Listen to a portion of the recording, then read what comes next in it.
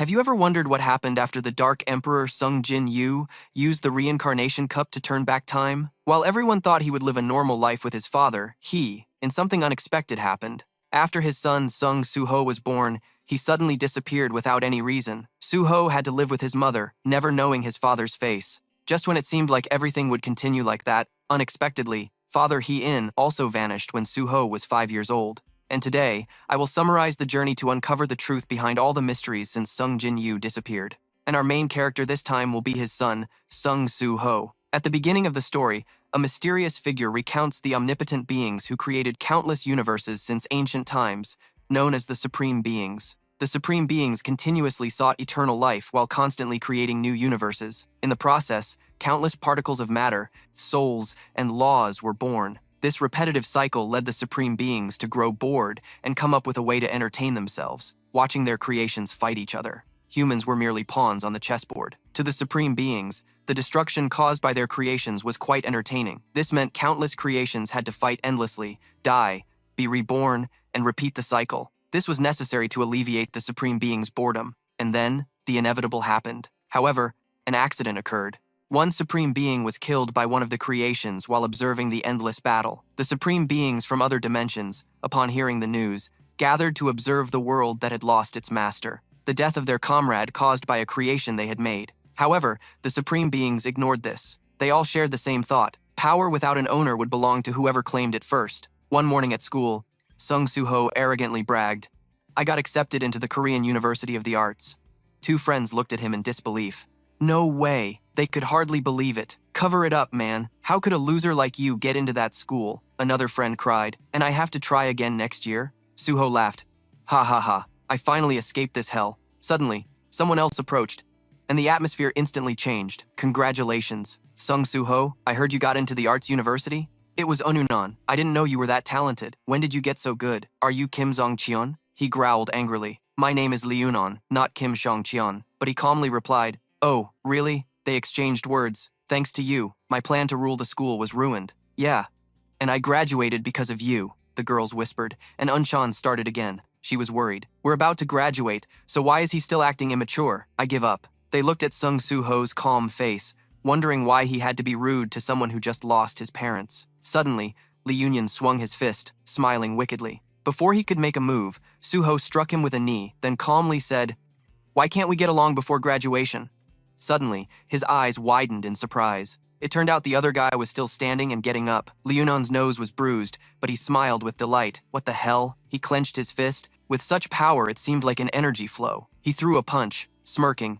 That didn't hurt at all. He struck in a way that made Suho flinch and dodge, and the locker became the victim of the punch. He was terrified by that overwhelming power. The girls jumped up in shock. The locker was destroyed by Leonon, dust and smoke billowing out, leaving a big hole. Even he couldn't understand it. Suho sat on the ground stunned, not knowing what was happening. 2 years had passed. A young man stood dazed, feeling the gentle breeze. That was none other than Sung Soo-ho, now walking down the street. He was a sophomore in college. Suddenly, he noticed something by the roadside. It was a small evacuation. "All classes in the main building. Please move to the annex building. Move now." Curious, he approached. Hunters were raiding a dungeon. "Everyone, stay back." A man in a black suit asked how long the hunters had been inside. The guard replied, "About 8 hours. Since this gate is only black rank, they should be out soon." Sung Soo-ho stood amid the crowd and noise. "Come on. It's dangerous. Everyone, please step back." Maybe he was overthinking. What if they couldn't clear the dungeon? Surely the hunters would manage. His face showed sadness as he slowly looked up. Another gate. In the past, a shocking event occurred. The whole world changed 3 years ago with the appearance of these gates. Monsters flooded out. The gates led to dungeons. Monsters inside would emerge after some time, and some people stood up to protect humanity's survival. Yet humans began to change, as if we were born to confront them. Superhumans with mana control abilities began to appear, called Awakened Ones. An organization was formed. The chaos everyone believed would last long, along with a constantly changing world, was quickly subdued when an Awakened One named Yuin Chun created the Hunters Association to unite all other Awakened Ones, called Hunters. The pen tip was placed on the paper. Now the world was divided into awakened hunters and ordinary people who had not awakened yet. Sung Suo sat in the drawing class studying. Each pencil stroke was deeply imprinted, forming beautiful shapes on the paper. While some people had to work hard like ants to become wealthy, others were handed everything on a silver platter. He had endured a very miserable time. This difference made those ants realize their limits, and the strong one, Luncheon, appeared once again in his memory. No matter how hard the unawakened tried, they could never close the gap between themselves and a fake awakened. His face was expressionless, his eyes soulless. The world would end if hunters could not close the gates. In other words, while the unawakened could live without fake awakened, the fake awakened could live normally without them. He continuously moved the pen tip quickly, so everyone was very grateful to the hunters. After all, weren't they the reason the unawakened like him could live peacefully? The pencil strokes were evenly spaced, but a worry began to grow in his heart. Sung Swa seemed lost in thought. Was he gradually getting used to having nothing? He thought of the images behind the pencil strokes, parents missing, lives dependent on others. He also recalled precious times with friends, even the moments when he thought he could do anything after losing them, the feeling of helplessness slowly rising in his heart. The image now was just dense, overlapping pencil strokes and the silhouette of a man appearing. His mother often said he was becoming more like his father as he grew up, so what would his father do to escape this helpless feeling? Suddenly, a voice startled Swo. It was Lindogun, saying, "Today you're focused." He replied, "Yes, sir." Lindogun asked again, "How can you enjoy drawing so much?" Swa shyly answered, "Ah, I'm just drawing what appears in my head. Am I drawing ants? That looks creative." He put his hands on his hips and added, "Well, maybe calling it an ant person would be more accurate, right?" Swa thought helplessly, "Why am I drawing this?" It was a monster with a pitch-black body from the pencil shading, sharp claws, and looked fierce. Meanwhile, in the dungeon, the guards were still on constant watch. Everyone shouted when they saw someone step out. The hunters were coming out.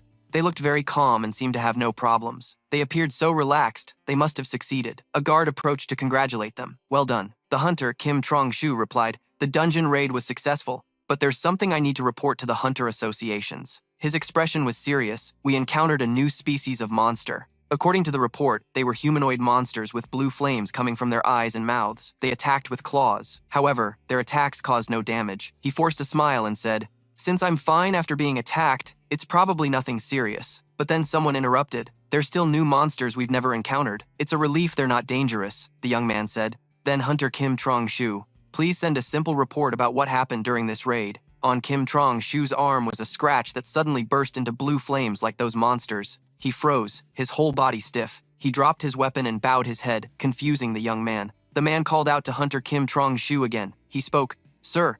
But before he could finish, Kim Trong-shu suddenly opened his mouth as if to bite him. Blue sparks appeared. In a flash, the guard was devoured before everyone's stunned eyes, unable to understand what was happening. Everyone witnessing this scene froze. A female hunter muttered, "The blue flames are just like the monsters in the dungeon." Kim Trong-shu opened his mouth again. The girl couldn't react in time and met the same fate as the guard. Everyone was terrified and began to flee. Some hunters with open wounds also started to ignite blue flames. Screams of fear echoed everywhere. Seung Swa, still in the classroom, could hear those desperate screams. People started to pay attention and move toward the glass window. "What's going on? What is that?" But after seeing the scene outside, they all instinctively grimaced. Down below, everyone was in chaos. Everyone held their heads in pain, and the blue flames kept burning. Were they attacking each other? A trembling young man said, "Their eyes are glowing blue. They're monsters." A female friend spoke up, "Don't tell me it's a dungeon breach." Panic started to spread. "What do we do now?" "Run away now." "No, we have to wait for the hunters." The classroom became noisy. "Teacher Lim, you're a fake awakened.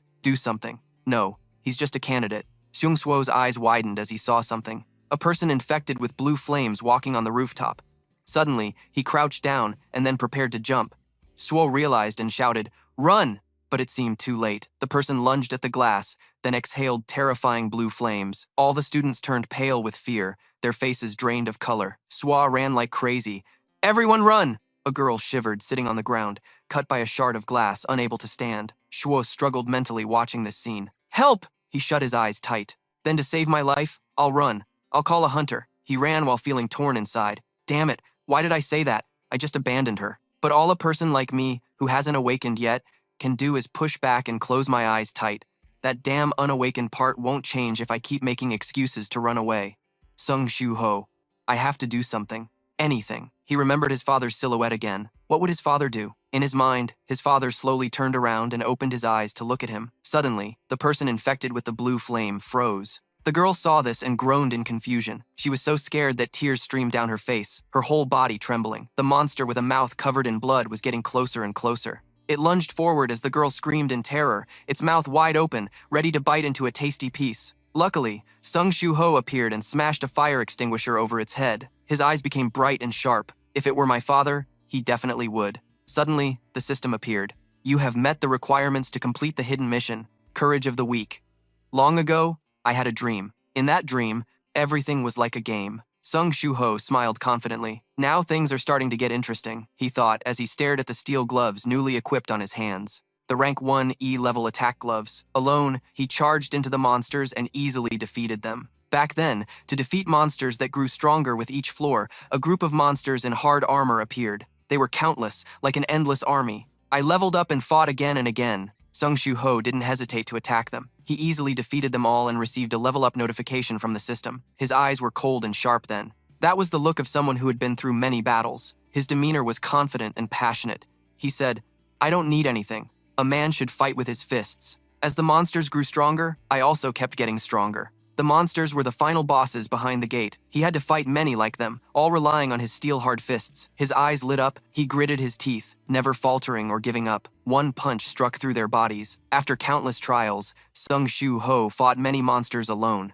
Not only monsters moving on the ground, but also those capable of attacking from the air. He leapt high, aiming straight at a monster that looked like a giant ancient dinosaur. Facing such a terrifying monster, he showed no fear and landed a punch, then followed with continuous kicks. He ended that battle with a spectacular kick. The monster was completely defeated. I finally climbed to the highest floor. There, he had a fierce battle. Everything around the fight was almost leveled and shattered into pieces. The final boss I encountered was incredibly powerful. The boss looked exactly like a human, with a hood covering its facial expression. Its whole body radiated an aura that made others tremble in fear. It held a long blade, standing firmly with a strong posture. Although he was my enemy, I couldn't help but feel envy and even respect for its power. And somehow, the true identity of the final boss was that very boss. It placed its hand on his head and gently stroked it. It asked him in a gentle voice, "Was the game fun?" He was stunned, only question marks in his mind. Sung Shu-ho instinctively looked up at it. His face was still covered in a lot of blood. He didn't know if it was his own or from other monsters.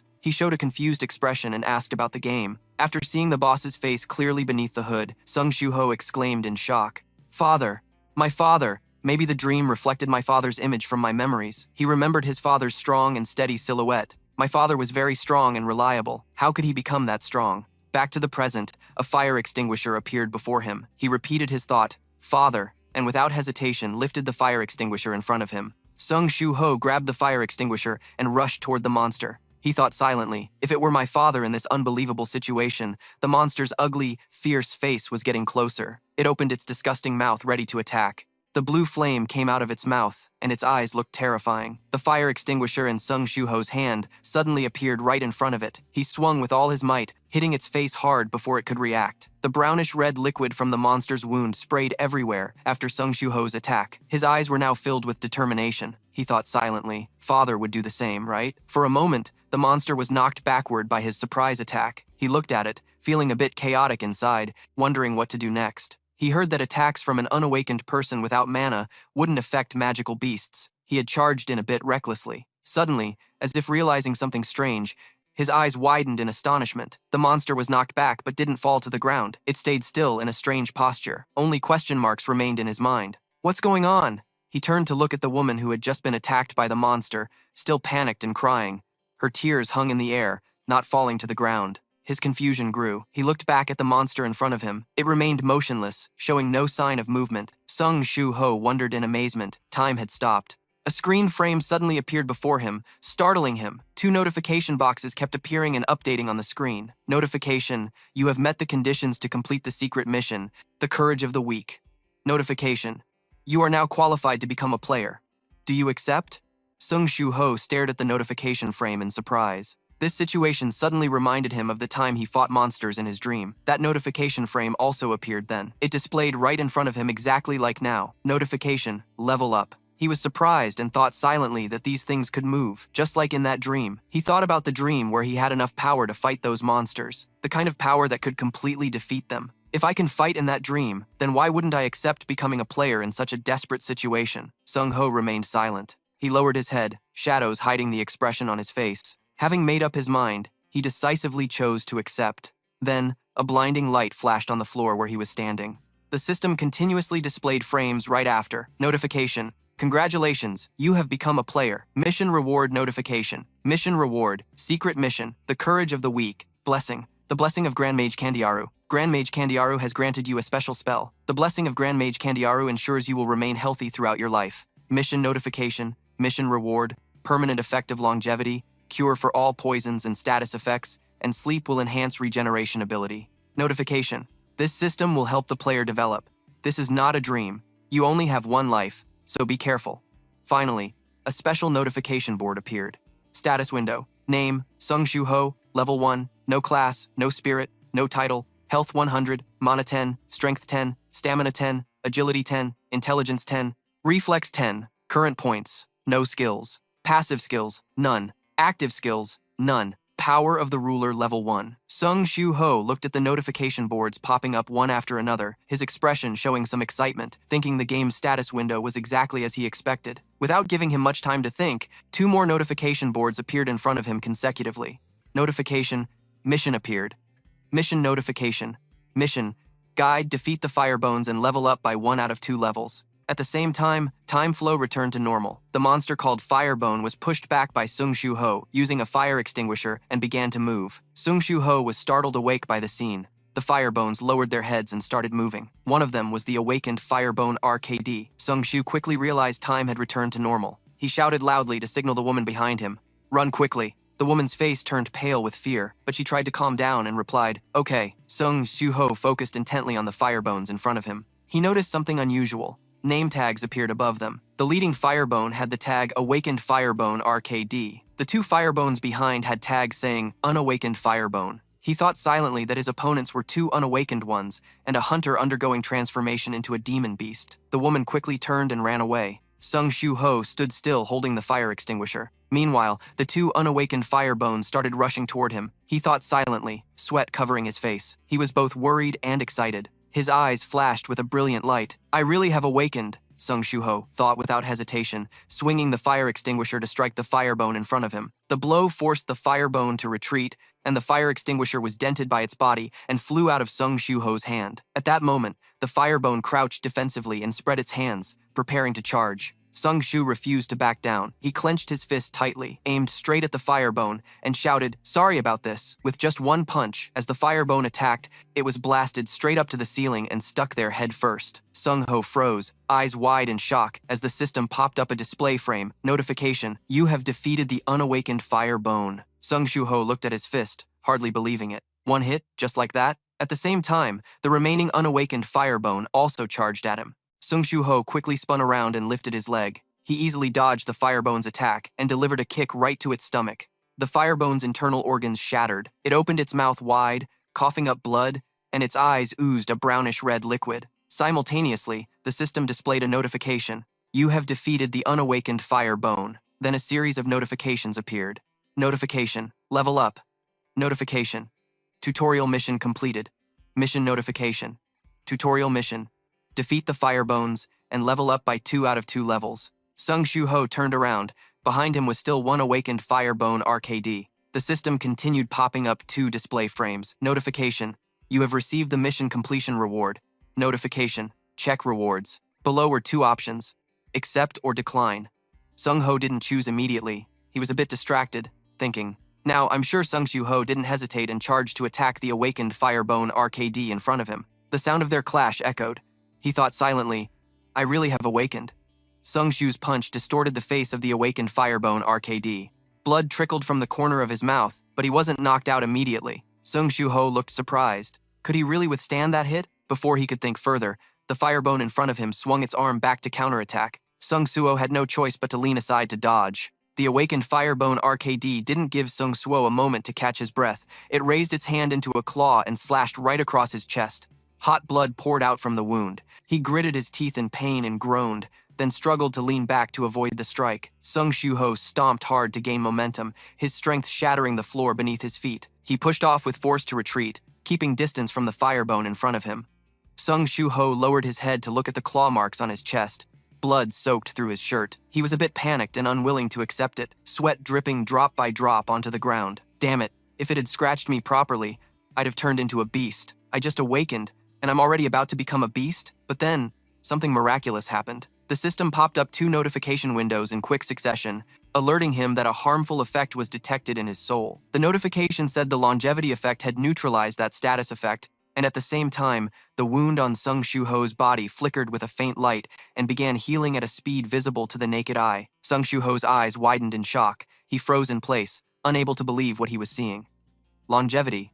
Now that he thought about it, he remembered seeing that effect in the status window at the start. Before he could think further, the firebone lunged at him. It pounced on Sung Shu-ho like a wild beast and pinned him to the ground. Its attack was so strong that the ground beneath him cracked and crumbled. Sung Soo-ho struggled to fend off the firebone's assault with both hands. He was sweating profusely, barely holding on, thinking to himself, if I'm weaker than a rank D who's already become a beast, that means I'm RE. I just became a false awakened, and I'm already worried about RK. In this critical moment, the firebone pinned on top of Sung Soo-ho opened its saliva-filled mouth wide, looking disgusting as if it wanted to bite him. He gritted his teeth and fought back with all his might. There had to be something. Sung Shu-ho suddenly remembered something. His eyes lit up. Ah! Sung Soo-ho chose to accept the reward, and right after, a notification window popped up. Mission Reward Notification. You will receive the following rewards.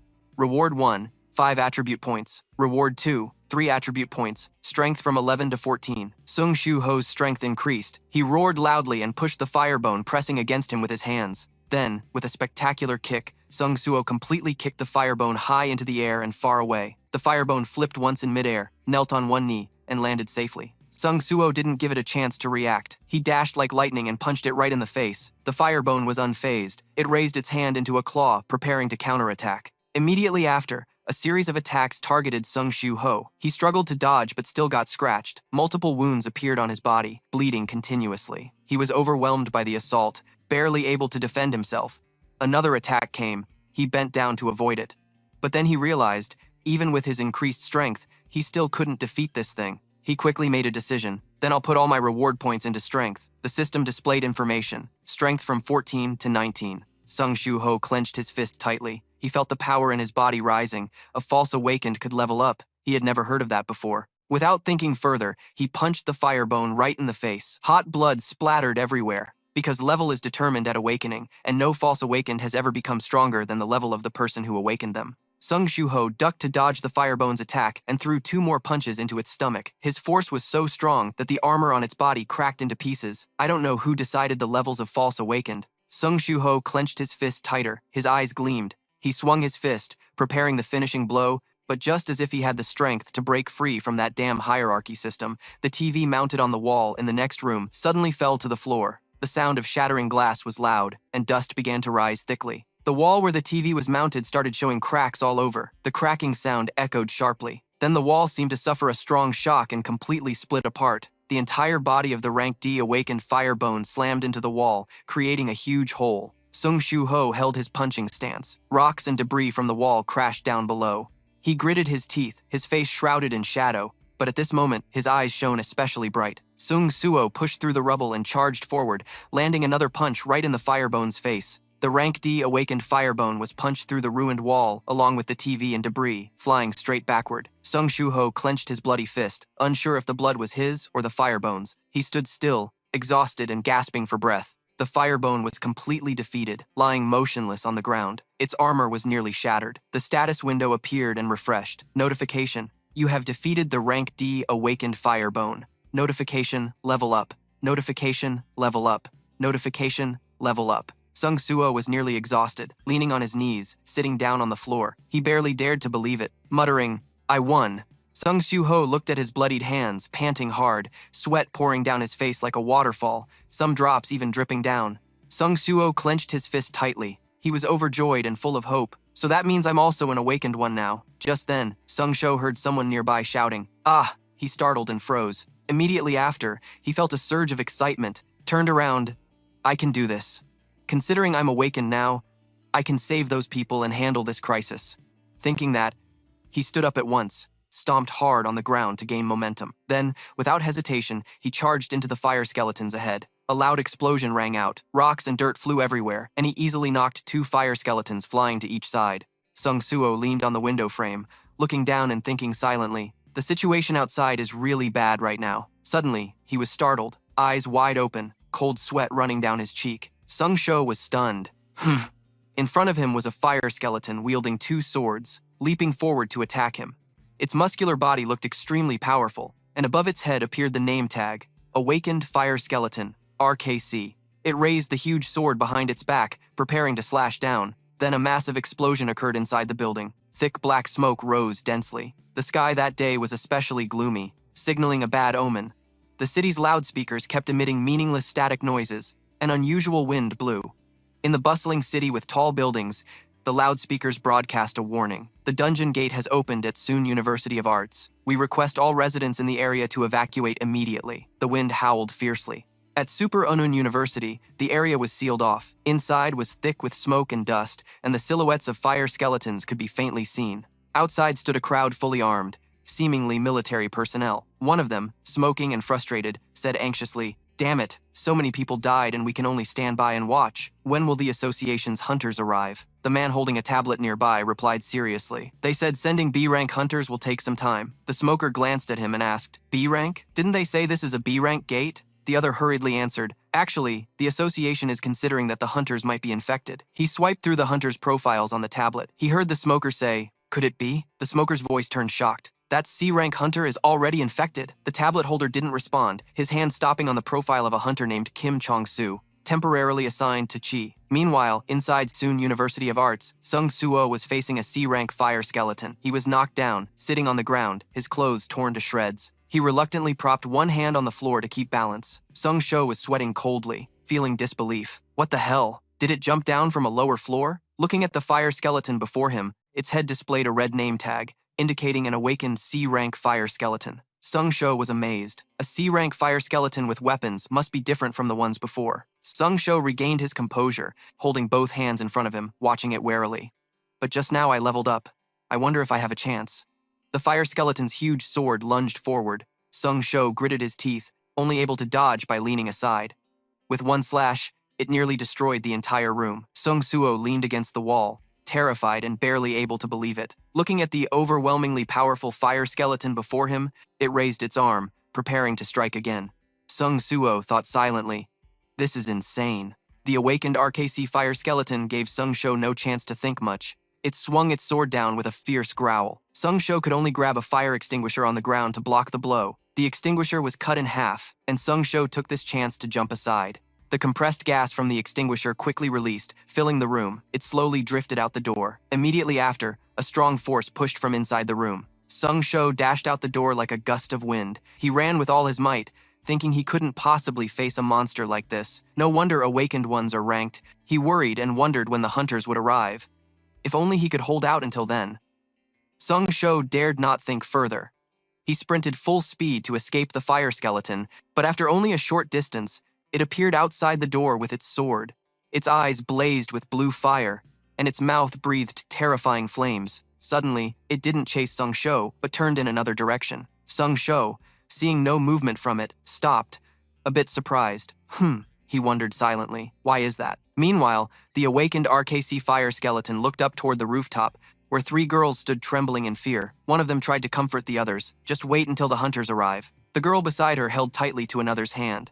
"They're coming soon, right?" The last girl looked down the stairs, her eyes wide as if she had seen something terrifying. The awakened RKC fire skeleton, sword in hand, jumped from the lower floor window to the rooftop. It raised its sword, aiming straight at the three girls. The loud noise there caught Sung Sho's attention. He froze, unable to believe it. The awakened RKC fire skeleton was now standing on the rooftop. It had destroyed a corner of the place. The wind howled mournfully. Sung Suo clenched his teeth in anger, staring at it with a look of hatred. Sung Sho couldn't help but curse silently. Damn it! Without hesitation, he jumped after it onto the rooftop. No time to wait for the hunters anymore. Sung Sho furiously delivered a kick right to its head. The dust around still hadn't settled. Although he knew he wasn't a match for it, he silently decided he had to stop it. A full-force kick, combined with an outburst of rage, didn't even scratch the firebone. It spun around, swinging its sword to attack Seung. So, he quickly jumped up, stepped back, and dodged the strike. Seeing the ground cracked and shattered beneath his feet from its slash, his expression turned serious. Just one hit would mean death. He glanced at the girl's body sinking in a pool of blood beside him,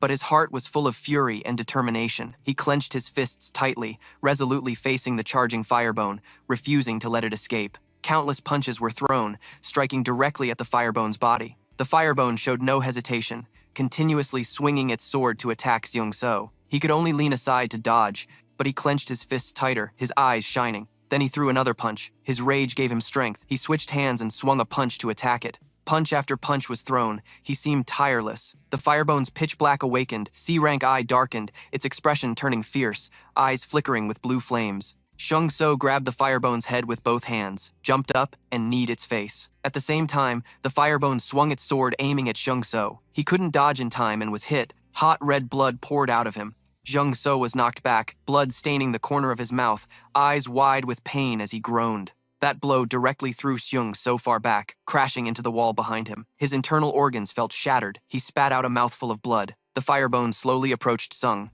So, who was slumped against the wall, blood dripping from its head. Shung So's vision blurred. He gradually closed his eyes. The system displayed his HP at 140. Shung So knelt on one knee on the floor, one hand clutching his chest, the other supporting his knee. He bowed his head, trembling and muttering, "Lucky, the system probably doesn't want me to die yet." His vision became hazy and unclear. The Firebone in front of him seemed excited. It moved closer and closer. Shung So saw a streak of light spreading like a crack. He stood up, trembling, trying to hold on. Blood dripping drop by drop from the corner of his mouth. The streak of light became clearer, accompanied by the crack and the sound of breaking getting louder. Before he could figure out what it was, the awakened C-rank Firebone lunged at him with full speed to attack. The system popped up a stun status window, 99. At the same time, Shung So's drowsy eyes slowly closed. "Damn it," Shung So cursed silently as the Firebone's sword swung close to his body. At that moment, the crack and the light he saw while dizzy grew brighter. Suddenly, the space before him looked like glass. It flashed a dazzling light and shattered into pieces. A shadow shot out from the crack. It dove down from above and let out a strange cry, more monster than human. At the same time, the Firebone's sword was about to strike the fallen Shung So.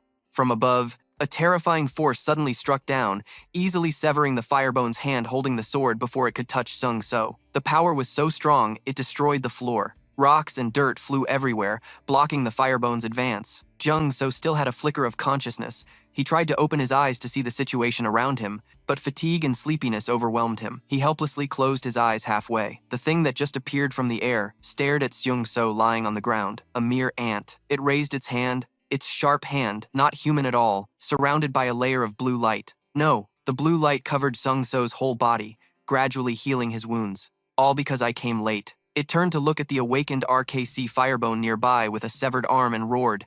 "Yeah." Its whole body radiated terrifying energy. "Surely you are." Its eyes lit up, looking like a monster with immense power. But it made human sounds. Lowly insects dared to harm him. As soon as the words ended, the overpowering awakened RKC Firebone easily got pierced by it. Its body exploded in the middle, leaving only its arms and legs. Elsewhere, another Firebone's eyes glowed blue flames. It charged at the person holding a mop, letting out a beast-like roar. "Yeah."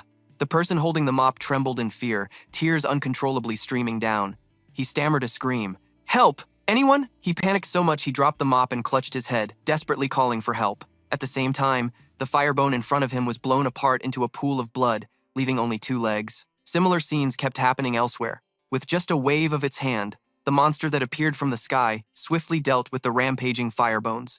It raised its hand, turning every place it passed into pools of blood from the Firebones. It seemed tireless, moving from one floor to another in Soon University of Arts, effortlessly wiping out the Firebones. Facing absolute power, the Firebones could only accept being slaughtered, their heads taken one by one. The Soon University of Arts building endured a fierce battle. Thick smoke rose densely. A fierce storm blew through, and the glass windows of the building shattered into countless fragments. Something seemed to sweep across the sky, shaking the entire area, startling those surrounding the university. Centered on Soon University of the Arts, that power swept through and spread across the city. The military personnel widened their eyes at the scene, their minds filled with questions. A monster descended from the sky to the ground. It knelt on one knee before Shuho, who lay unconscious on the ground, showing utmost respect. Amid the ruined setting, its voice echoed with indescribable reverence. "Long time no see," the prince returned. When Shuho was young, he was happily drawing a cute little ant. Surrounding him were paintings of ants, strangely, all standing like humans. While drawing enthusiastically, Shuho suddenly stopped,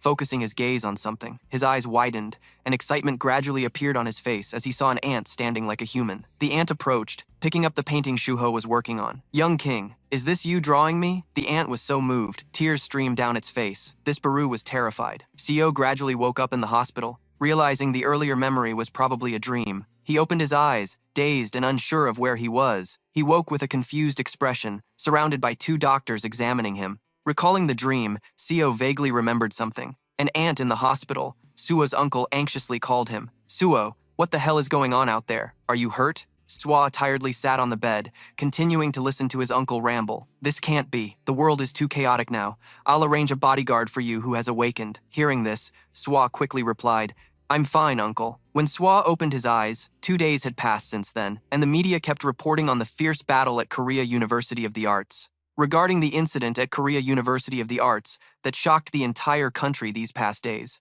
Due to many casualties, the event became sensational in many ways. First was the appearance of the firebones. From discovering the firebones, the monsters could actually infect hunters, turning them into creatures like themselves. Second, despite the incident happening right in the city, the Hunters Association's slow response was undeniable. Finally, when the hunters arrived, they were faced with a field of scattered corpses. A mystery remains unresolved. The firebones inside the university were all destroyed by an unknown cause. A young man being interviewed kept pointing. Those who turned into monsters suddenly exploded right before my eyes. That's why Suo sat in the hospital watching the news report on TV. He recalled the earlier memory. His face suddenly brightened with joy, as expected. Awakening was not a dream. Moreover, he was an awakened person growing stronger by leaps and bounds. Suo's status window appeared. The status window showed Suo at level 5, class untiring, no title, 140 HP, 14 hearing, 22 strength, 14 health, 14 agility, 14 intelligence, 14 senses, 14 available points. Suddenly remembering something, Shuho's face grew tense.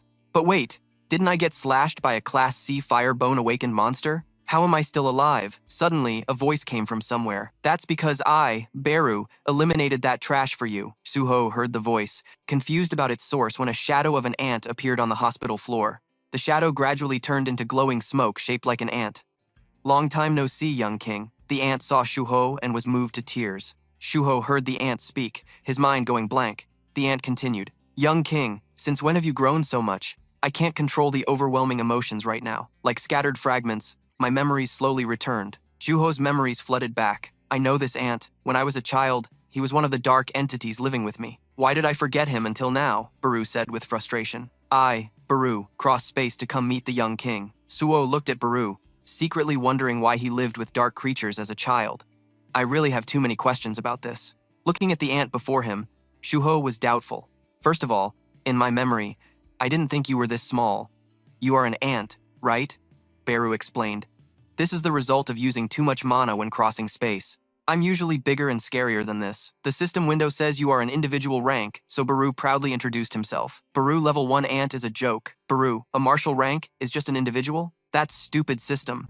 Swa sat up, got off the bed. Swa happily said, Anyway, I recovered thanks to you, right? Heh. I may not look like it, but I really am a healer. My goal here was to break your seal, but I didn't expect you to exceed my expectations. I, Beru, am extremely impressed. Suo wondered. Seal? Fragments of Suo's memories appeared. Is it the seal inside my dream? Baru comforted him. You can consider it a dream, but all those things are what you truly experienced. You were much stronger when you fought alongside me. Even when the great Dark King Shung Jinu sealed your power in your memories, to give you a normal life. Suho became agitated as soon as Beru mentioned his father. My father! Just as I thought, you're involved in my father leaving home. He didn't leave home. He's in the outer world. Suho doubted. The outer world? What do you mean? Simply put, inside the room, black ant shadows gathered. The great Dark King Shung Jingu is in a place called the outer world, fighting against those trying to invade this world. The black ants revealed the image of the outer world before his eyes. His father's silhouette appeared. Is my father protecting the world? A black hand seemed to manipulate everything. That's right. That's Itarim, the gods of the outer world. Chaotic monsters are tearing each other apart. Itarim is sending their apostles and trying to invade our world. Before coming here to meet the young king, I, Beru, have already torn apart countless enemies. The truth is, the gates and monsters appearing on Earth are the effects of this war. Suho didn't know what to say and just sighed. Suho asked Beru, Did my mother go with him? No. She disappeared the same day as my father, so I thought they went together. Suddenly, the black ants began to fade. They cried out, Hain's clone has disappeared. Itarim's apostles on Earth have made a sinister plot. Is it because of those bastards called Itarim? Suho sadly lowered his head. So that's why my parents couldn't return. The black ants curiously asked, Does the young king want to see them again? Suho clenched his hands trembling. Of course. I've been alone for so many years. Then there is a way. Soho's heart raced, hearing there was still a way. The black ants continued. The Lord cannot return to Earth while the war is escalating like this, but if the young king becomes stronger, he can search for and rescue the lady himself. Hain. The black ants looked at Suho with determined eyes. Level up. Report. A mission has appeared. The mission info board appeared. Mission details. The Dark Trial Mission. You are the son of the great Dark King. However, your innate power has been sealed. To regain that great power, you must prove yourself worthy. Enter the Dark Dungeon and prove your value. A strange key appeared in Suho's hand. Item. Dark Dungeon Key. Rarity unknown. Usage. This key opens the door to the Dark Dungeon. It can be used in the shadow of Xyoung Suho. Insert the key and enter the shadow. Suho, suspicious, slowly inserted the key into his own shadow. The key was inserted straight into the shadow. When the key was inserted, black energy swirled around it. The key was fully embedded in his shadow, then massive black energy engulfed the two of them. The dungeon door opened, and the black ants urged Suho to hurry through. Let's go. Enter and reclaim all the power that belongs to you, young king. Suho coldly looked at the door before him, still unable to believe it. He unbuttoned his shirt. The outer world, the gods' war, or the Dark King's war. It's all really absurd. So determinedly stepped toward the dungeon door, but if in his memories he could recall his friends, if he could meet them again by becoming stronger. Suho's eyes began to glow. I will level up no matter what. The black ants beside him looked at him with admiration.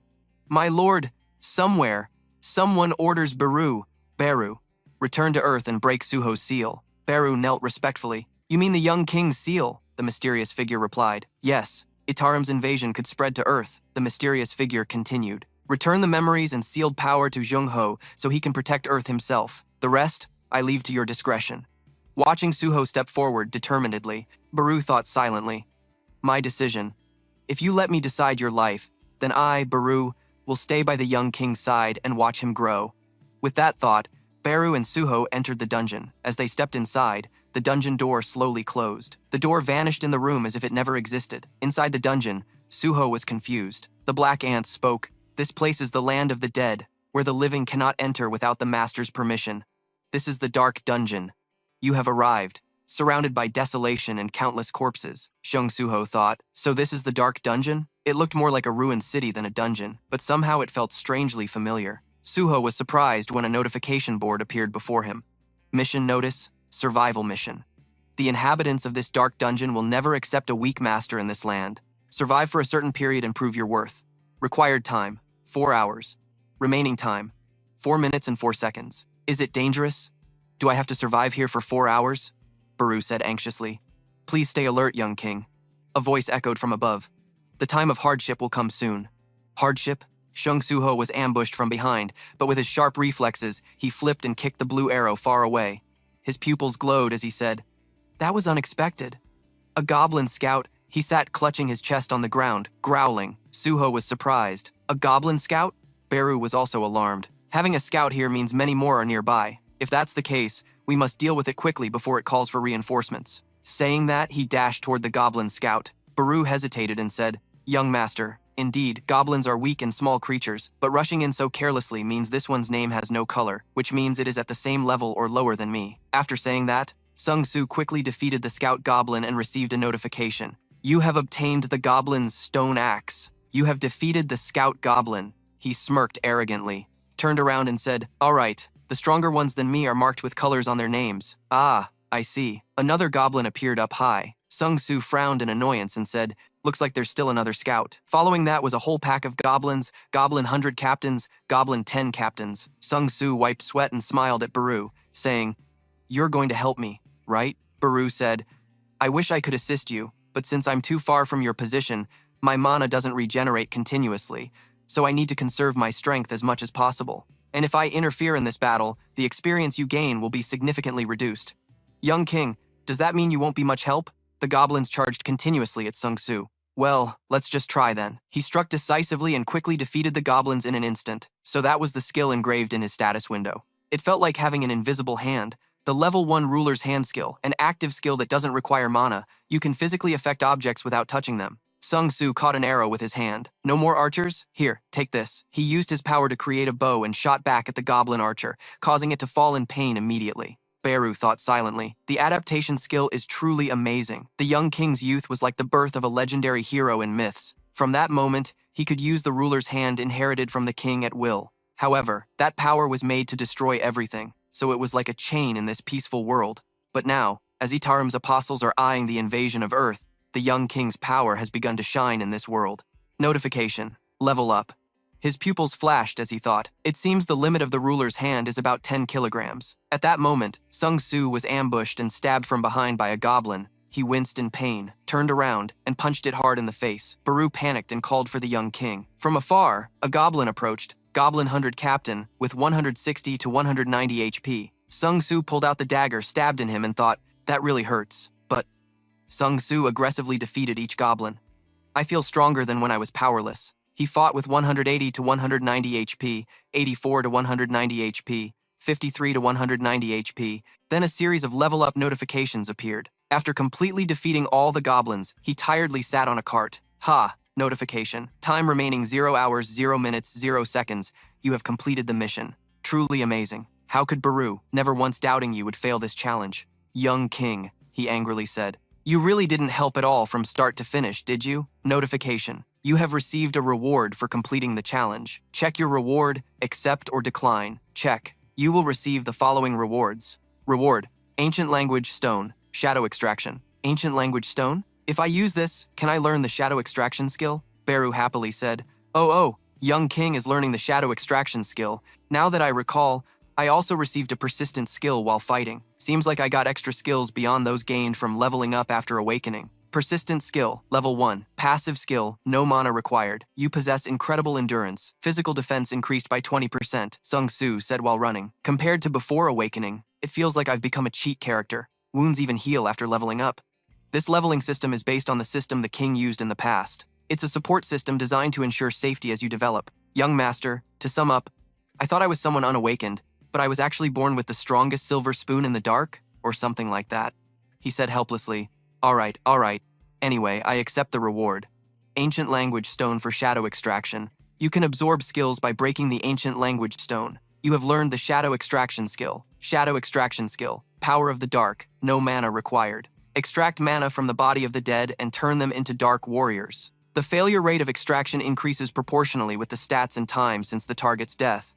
The number of times you can extract shadows is unlimited. I can create dark warriors. It's a skill that can turn corpses into warriors like me. Shadow extraction is truly the essence of the power that created the current Dark King. Lord Sung Jinu is like a kind of necromancy, but if I want to command my soldiers, I need to hunt them first, so I can only control those weaker than me, right? I heard summoning skills aren't very popular among hunters. Shadow extraction can be used on this target. Shadow extraction. Please set a command for the shadow extraction skill, he thought. Do I need to come up with a specific command for the skill? If it's a command, it needs to be direct. His pupils flashed brightly, and an incredible power surged around him. At Sung Shu Ho's command, a black smoke rose from the ground, suddenly forming into a pale green hand. A group of level 1 Dark Elite appeared, their normal level showing. Sung Shu Ho looked at them with some surprise. So this is the Dark Tribe. He scoffed in disappointment, not as impressive as he had thought. Baru quietly explained. Usually dark warriors are weaker than in real life. Sung Shu Ho asked further, are they smaller too? It hesitated but admitted yes. This only made him more curious. How much weaker are they? Baru answered uncertainly. Probably just a little. Sung Shu Ho gritted his teeth in frustration. Moreover, he was told they would disappear after just one day. Baru broke out in a sweat at the thought. No way, don't you have the dark storage skill? He immediately crushed its hope. No, Baru said dejectedly. I think it's because of the intelligence stat and the level of influence of dark power. It sighed sadly. But that skill is really good. Truly, it's an excellent skill. Sung Shu Ho comforted it. I understand. Don't be sad, Baru. Suddenly, his stomach growled loudly. He rubbed his belly and groaned softly. Now that I think about it, I haven't eaten anything for 2 days. Sung Shu Ho asked, Baru, how do we get out of here? Baru quickly replied, you can leave anytime using the dark dungeon key. He thought for a moment and decided, then let's find some food first. It agreed immediately. Yes, the system notification appeared. Do you want to exit the dark dungeon? Later, Sung Shu Ho satisfied his hunger, holding his cheek and praising. He kept scooping food into his mouth, enjoying it and nodding in approval. I didn't expect hospital food to be this good. Baru peeked nearby, clenching its fists and said, Your Majesty, now I will explain what you need to do from now on. You have a total of 3 missions. It began listing. The first is to protect Earth from alien monsters. Sung Shu Ho immediately wondered. So I should go to dungeons and hunt monsters, right? Baru did not deny it. Yes, when you hunt monsters, you level up, and the stronger you get, the safer Earth becomes, just like your father did. It continued explaining the missions. The second is to find Lady Hain at all costs. Sung Shu-ho asked, "Is there a way to find Mother?" Baru suggested, "When you hunt alien monsters, you will find clues, right?" He sighed, "So I still have to enter dungeons." Suddenly, Baru's tone grew serious. "And the third mission? This one is very important." It held its cheeks, tears welling up as it revealed, "That is to restore my power. Unbelievably, I'm only at an individual level. I want to show you my true strength." Sung Shu-ho grew interested and asked, "How can you restore your power?" Baru answered, "I can absorb magic and knowledge from targets by drinking them. This is an inefficient method from before I became a dark warrior, but I have no other choice because I cannot absorb power from you." It concluded that basically, it just needs to consume some magic. He bit his spoon and pointed out a fact. That means he still has to enter dungeons. After eating, Sung Shu-ho neatly arranged the dishes on the tray. He stood and told Baru, "Then get ready to go." It suddenly reminded him, "You need a hunter's license to enter dungeons. First, we must go to the Hunters Guild for a magic assessment." Upon hearing this, Sung Shu-ho's expression darkened as he thought about the magic assessment. He was an awakened being who had leveled up. Outside, dusk was falling over the bustling city, but his mind was stuck on a few questions. What level will I reach? What if it's S rank? After the test, the Hunters Guild staff handed him a report and announced his level was 46. Sung Shu-ho couldn't help but feel disappointed. He was an awakened E rank. Outside on the busy street, he walked alone with his hands in his pockets, leaving the guild. Baru stuck its head out to comfort him, saying, "I heard hunter ranks are determined by play V magic. Since you only focused on increasing strength stats, naturally, your rank is low." Sung Shu-ho stopped it, feeling discouraged. "You don't need to comfort me.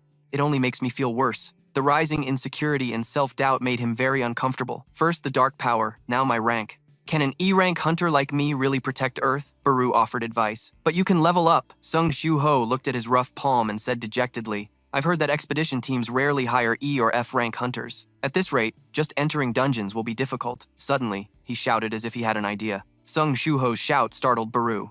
"Maybe there's still a way. From what I know, in dungeon expeditions, work is divided strictly. The attack team raids the dungeon, the transport team follows to collect minerals, and the extraction team harvests resources from the dungeon. Except for the attack team, the transport and extraction teams can accept E-rank hunters. In other words, even an E-rank hunter like him can enter dungeons." Thinking this, Sung Shu-ho immediately joined an extraction team. After a tiring session, he wiped sweat from his hand and sighed deeply. "Phew." Then Sung Shu-ho turned to the person next to him and said, "Thanks for introducing me here. I just awakened, and you're the only person I know." He spoke softly. "Assistant Instructor Lim. He is an assistant instructor at the Korean University of Arts, Department of Fine Arts, and awakened at rank E." Sung Shu-ho turned back to continue working and added, "Luckily, I know a senior awakened. Thanks to him, I can work here now." Suddenly, Lim Do-gyun called out, "Suho." He turned around, puzzled. "Yes." He seriously bowed 90 degrees to apologize to Sung Shu-ho. "Sorry about what happened at the university." Lim Do-gyun mustered all his courage to admit, "I was the only awakened there, but I was scared and ran away." Recalling the moment when the monster appeared, many people urged him all at once, "Assistant Instructor Lim, you're an awakened. Do something." But Lim Do-gyun just waved his hand to refuse. "I'm only a rank E." Then he ran away in fear. Currently, Lim Do-gyun is still bowing before him, apologizing for not being able to do anything. Sung Shu-ho was so startled his face went blank. He raised his head and said, "I'm just a rank E awakened like you." He continued to reassure him. "The Hunters Association advises rank E like us to run away immediately when we see a magical beast. I was just following instructions," Lim Do-gyun asked in surprise. "You're a rank E?" Sung Shu-ho calmly replied. "Yes, my mana level is 46. For a rank E, that's still very low." He couldn't believe his ears. "Your mana level is lower than mine?" Lim Do-gyun recalled the earlier chaos. "No way." He thought he saw him fighting a magical beast on the rooftop while running away. Lim Do-gyun looked at Sung Shu-ho, who was focused on extracting mana crystals, doubting himself. Did I see it wrong? He adjusted his glasses slightly and sighed. "A rank E awakened fighting magical beasts and surviving. That's truly amazing." Baru suddenly flew out and added, "That's right, the young king is extraordinary." Lim Do-gyun was startled and looked at it. He screamed loudly and collapsed to the ground. Sung Shu-ho's magical beast immediately scolded Baru. "Why did you suddenly pop out like that?" It briefly explained. "Young king, you are as weak as an ant larva now, so I have to stay by your side to protect you to feel at ease." Lim Do-gyun stood up, dusted off his pants, and stammered in question. "What's this? You awakened and became a summoner?" He mumbled in response. "Ah yes, I think so." He was very surprised. "Many rank E hunters don't even have skills. You're really lucky," he humorously boasted to him. I even have the skill to run away. Sung Soo-ho awkwardly joined in. So that's why you ran away so fast. That comment hurt Lim Do-gyun deeply. He curled up in frustration. He awkwardly corrected, I was just joking. Baru flew over to Lim Do-gyun and scolded him without courtesy. That's typical of the young king. You made him collapse like that. Sung Soo-ho ignored them. He turned to look into the deep dungeon, thinking this was the first time he entered a dungeon other than the dark dungeon. He wondered if the attack team was hunting monsters ahead. Indeed, inside, some hunters had succeeded in killing a magical beast. One person sighed, drawing his sword and complaining, this dungeon has nothing at all. Li Yang-ho also felt impatient. So far, only one wolf has appeared. The hunters gathered to discuss. Wolf skins aren't worth much. Sometimes their corpses have mana crystals, so we just have to keep working hard. Don't be too disappointed. We have to clear the whole dungeon to know. At that moment, someone pointed to a narrow cave and shouted, Captain, there's something on this shortcut, Kim Dong-shu said excitedly. See, I told you. The whole team entered and found ancient ruins. Everyone was extremely cautious, looking around. What is this? What are these ruins? Shouldn't we go outside first and request backup? They checked for a while and concluded, my detection skill didn't find any magical beasts. There's none here. What is this place for? We have to investigate. Some were worried and said, who knows? Maybe there's treasure here instead of a boss. Just then, they saw a treasured sword stuck in the center of a circle. Kim Dong-shu exclaimed in surprise, damn, who would have thought there's really treasure here? The whole team rushed in to observe, cheering happily. What is this? This weapon is like hitting the jackpot. Li Yang-ho bent down to touch the blade. We have to appraise it to be sure, but it looks amazing. Someone stepped forward to remind him. Treasures like this usually come with traps, so we have to be careful. But Li Yang-ho stubbornly insisted on doing it his way. Step back, I'll pull it out, Kim Shu hurriedly shouted. Wait, Li Yang-ho, I told you treasures usually have traps around. Li Yang-ho arrogantly held the sword's hilt and said, even if there's a trap, I'm a rank C warrior. I can handle it. Just as he pulled a little, he felt a terrifying aura rising. Li Yang-ho was horrified to see himself standing in a pool of bright red blood with sharp teeth protruding. What is this? Immediately, he was swallowed by a monster, which revealed scary yellow eyes, and at the same time, the sword was fully pulled out. Kim Dong-shu saw this and breathed a sigh of relief. It seemed there was no trap. He sternly warned, hey Li Yang-ho, but he seemed like a different person, gritting his teeth and growling. How dare you? Be careful next time. Kim Dong-shu hadn't finished speaking when a sharp sword slash cut through his head. Li Yang-ho's eyes glowed yellow slightly. The scene terrified the other hunters. Li Yang-ho's whole body twisted, radiating a demonic red killing intent, questioning, who dares to covet the Fang King's sword? The mysterious voice in Li Yang-ho's head kept urging, kill the invaders of the Frost King's territory. He steadily moved closer to his panicked teammates. Li Yang-ho swung his heavy sword. Kill! He had completely lost his mind now, decisively slashing at the other hunters. Kill! All Li Yang-ho saw was blood and his comrades falling one by one. Kill! He roared like a wild beast, killing as he stepped over their bodies in the rain of blood. In his mind, there was only one command, kill. On the other side, the mining group was still diligently digging for spirit stones. The hunters nearby looked at Sung Soo-ho with astonishment.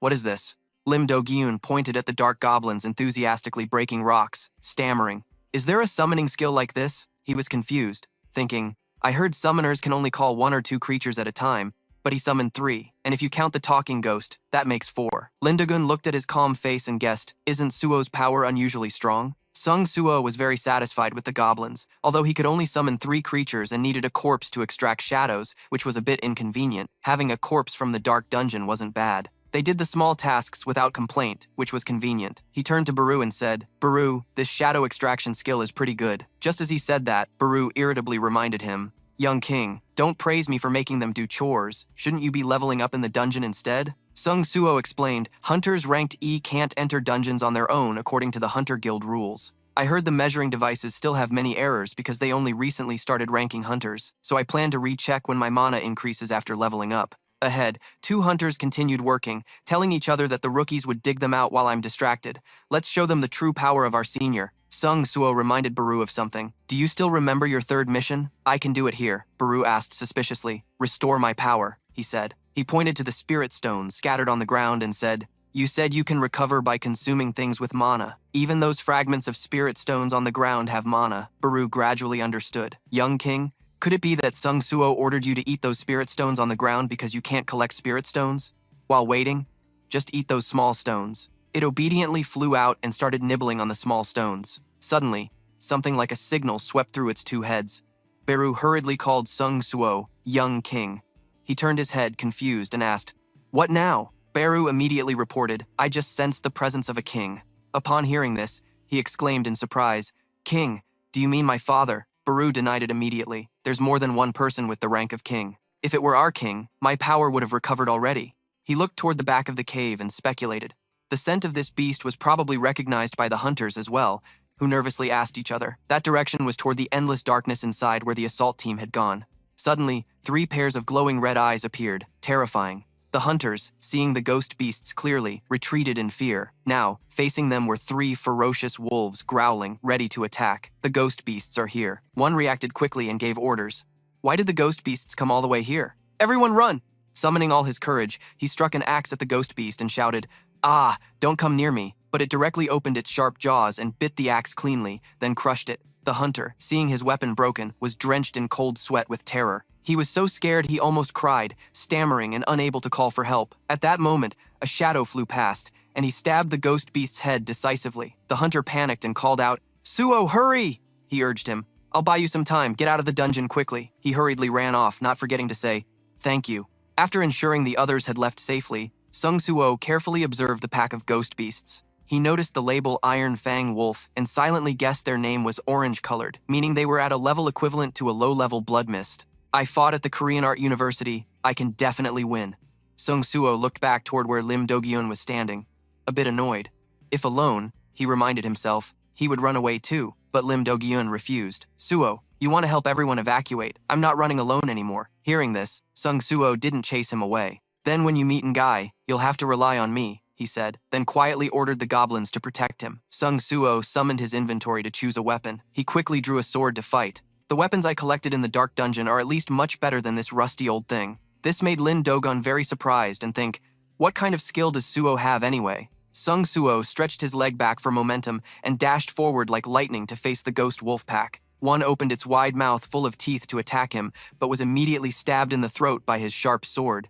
With a single strike, he cut its large body in half. The system immediately notified, "You have defeated the Iron Fang Wolf." Everyone witnessing this was very excited. Sung Suo quietly muttered the awakening spell. Following that, thick black smoke rose. He raised his hand toward the dead ghost beast's body and absorbed its soul. At the same time, a shadow goblin dissolved into black smoke before everyone's astonished eyes. Sung Suo raised his sword to block a bite from another ghost beast. The black smoke transformed into a wolf and bit back at the remaining one. A shadow goblin simultaneously dissolved into black smoke before everyone's astonished eyes. Sung Ho raised his sword to block the bite of the demon beast on the other side. The black mist transformed into a wolf that bit back at the other one. Beru was very excited, exclaiming, "Oh, young king, he's already used to fighting with dark power. As for me, I'm quite satisfied with my method. Tracking and summoning don't cost any mana at all. Once I have more mana and the tracking count increases, I'll be able to create an army." Thinking of something, Thukiem was preparing to counterattack again. "Then add one more." No sooner said than done. Shung Shu Ho quickly pierced through the snout of the demonic beast, ending its life. The system continued to notify, "You have defeated the Iron Fang Wolf." He shouted to rise up, and instantly, the second shadow goblin dissolved into smoke. The remaining goblin looked confused as its companion disappeared. It groaned in frustration, then teared up because it hadn't evolved. While it was crying, a mechanical sound rang out, signaling a level up. As a result, 3 more Iron Fang wolves appeared beside Sung Soo Ho. Lin Do-gyun couldn't take it anymore and urgently called out, "Soo Ho, you," he loudly interrogated. "Your physical ability isn't level E, and on top of that, you even tamed a dead demonic beast." "Yeah," Sung Soo Ho stammered in response. He thought hard. "I'm too excited. How do I explain this?" In the end, he chose to play dumb, stubbornly insisting, "I really am level E." Yet Lin Do-gyun kept doubting, "Don't tell me Ho is a fake level trying to hide his rank." Suddenly, he paused, staring at the board in front of him. The system coldly announced, "New mission, urgent mission, defeat the enemy. Creatures around here want to kill people. Eliminate them and protect your safety. Number of enemies to defeat, 1. Number of enemies defeated, 0. Sung Shu Ho looked confused into the deep cave, wondering about the mission. "Only 1 enemy, but I already handled all the Iron Fang wolves. Does that mean there's another enemy?" Suddenly, footsteps echoed from inside. Both looked at him suspiciously. Lin Do-gyun realized he was from the assault team. He immediately rushed forward to ask for help. "You saved us. The demonic beast suddenly appeared here, almost causing a disaster." "That's right." Sung Shu Ho seemed to sense something unusual and hurriedly called him back. "Wait," he shouted loudly. "Danger." At the same time, Li Yang-ho's glaring yellow pupil appeared. Lin Do-gyun was terrified by that frightening gaze. Li Yang-do fiercely slashed a sword toward him. Luckily, Shung Shu-ho was quick and pulled him back just in time to avoid death. The heavy sword struck down, shattering chunks of earth and rock. Shung Shu-ho caught the unconscious Lim Do-gyun and shouted, "Wolf team."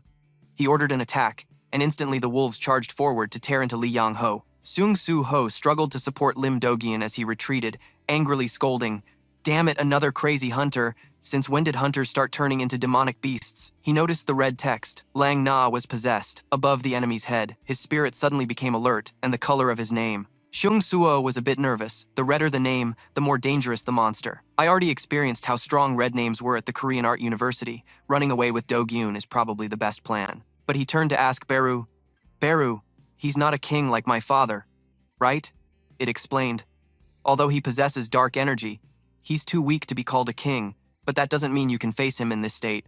Sung Shu-ho fumbled through his bag again. That's it. His action made Baru panic. "Young king, don't tell me." He swung out a bunch of weapons stuck into the stone floor and said, "You said the system will support me to ensure stable growth, right? Since it gave me this mission, it means I have the ability to win. More importantly, to meet my parents, I have to get stronger as fast as possible."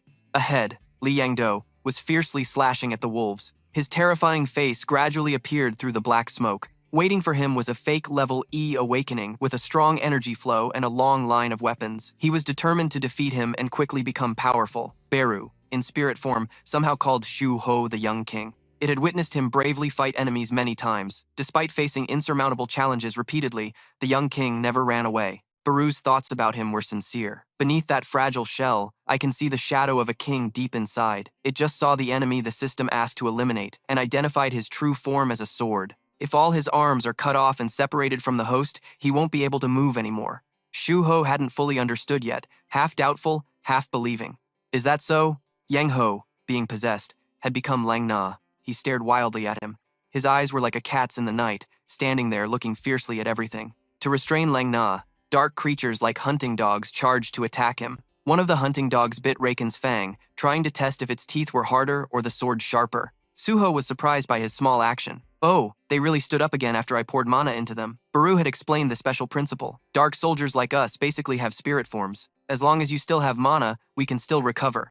Who would have thought that right after boasting, a hunting dog was split in two by a sword strike? How do you see the power of dark soldiers? Not much different from other dark soldiers who also got hit by a sword and died while charging. Another one just raised its claw and was immediately slashed into holes. Shuho turned to ask it, losing faith. "The power of that dark soldier, huh?" Baru was embarrassed, sweating, and blamed him back, saying this was because the young king's mana was still too weak. He was still stunned by Yo's swordsmanship. How was that possible? The sword he held not only radiated deadly intent, but was also incredibly sharp. Yang Ho was still arrogant about his own sword skills, boldly criticizing. "So, a common nuisance like you, using the power of the Dark King?" Suho was angry but more curious. "What? It can speak?" Meanwhile, Beru tensed up, quickly stepping in to assert his identity. "How dare you call the bloodline of the king a common nuisance?" All of Yo's teeth were sharp as daggers, and he grew more and more furious. "The bloodline of the king, I never thought we'd meet here." Before he could finish, something was launched at him. Enemy of the Wolf King. Yang Ho fell into a rage, flustered by the sudden attack from the axe. It turned out to be a move from Suo's position. Now that he held the axe, he thought it was time to test his strength a bit, right? He swung a blow toward him. At the same time, Lang Na also counterattacked and barely dodged Suho's power. As Suho expected, the red demon was just as anticipated, able to easily take the hit. He hesitated because there were many weapons stuck in the ground ahead, while Yang Ho screamed wildly, having lost consciousness. Suho finally made a decisive choice. "I have to win by numbers." He seemed surrounded by the moves he unleashed, aiming to counter the attacks coming from all directions that Suho delivered. Beru, watching from behind, admired Yo's back. This is the talent of one born to wield power, the authority of a ruler from birth. But each of Yo's moves was sharp enough to cut weapons in half, which worried him. Still, Yo continuously shattered the weapons Suo threw into pieces mid-air. Yang Ho, wielding Rakan's fang, charged fiercely forward with eyes shining like stage lights. Suho was not discouraged, still gripping the axe, determined to fight to the end. But he had to admit one thing. Yo's power was overwhelming. One strike shattered his axe. Suo was lost in thought as he watched. With just one attack, the goblin's weapon was gone, leaving him unarmed and only able to dodge attacks. If this keeps up, isn't that the same as having no way to fight back? His mind flooded with thoughts, and Suho saw clearly that if he recklessly charged, a single hit would end him. If the battle dragged on, he would lose any chance of winning. Yang Ho was clearly provoking him, planning to keep running away like a coward forever. The Dark King is probably just someone who hides behind his soldiers. Baru didn't wait for his master to speak and immediately insulted him back. That bastard. Suho dropped the broken axe. He was officially fed up. Talking trash about someone's mother is just rude. Yo swung Rakan's fang straight at him. Suho could only jump aside to dodge. Though provoked, he didn't have the confidence to defeat him. Damn it, if only I were stronger. Suho wondered deeply as he realized nothing had changed. Baru, you know, if the seal has been broken, why hasn't my power returned since I climbed the tower? Baru gave a reasonable explanation for his justified suspicion. The power of the young king has been sealed since birth. It's better to think of it as regaining that power now. If you had that strength, you could easily fight Itaram. Ultimately, Baru concluded, leaving Suho somewhat disappointed. But that power lies between reality and illusion. It's simply a test to see if you can unlock your talent. Whether you pass or fail, your physical strength will vanish after the test. Baru suddenly grew a hand, reminding him, in short, it's just a game. Your experience in the tower was not wasted. Try to recall your feelings and fighting spirit. Yang Ho kept launching moves at Suho. I still vividly remember the feeling back then in the tower, fighting with just my fists. If only I still had those old gloves. He recalled Baru's words, which calmed him. We Dark Warriors are basically soul forms. As long as you have mana, we can recover. Suho thought carefully to make the right decision. Thinking back, I can change Baru's form at will. It always supports me from behind. The young king helped Suho gain confidence. With that, the Dark Warriors rose immediately, giant hunting dogs appearing.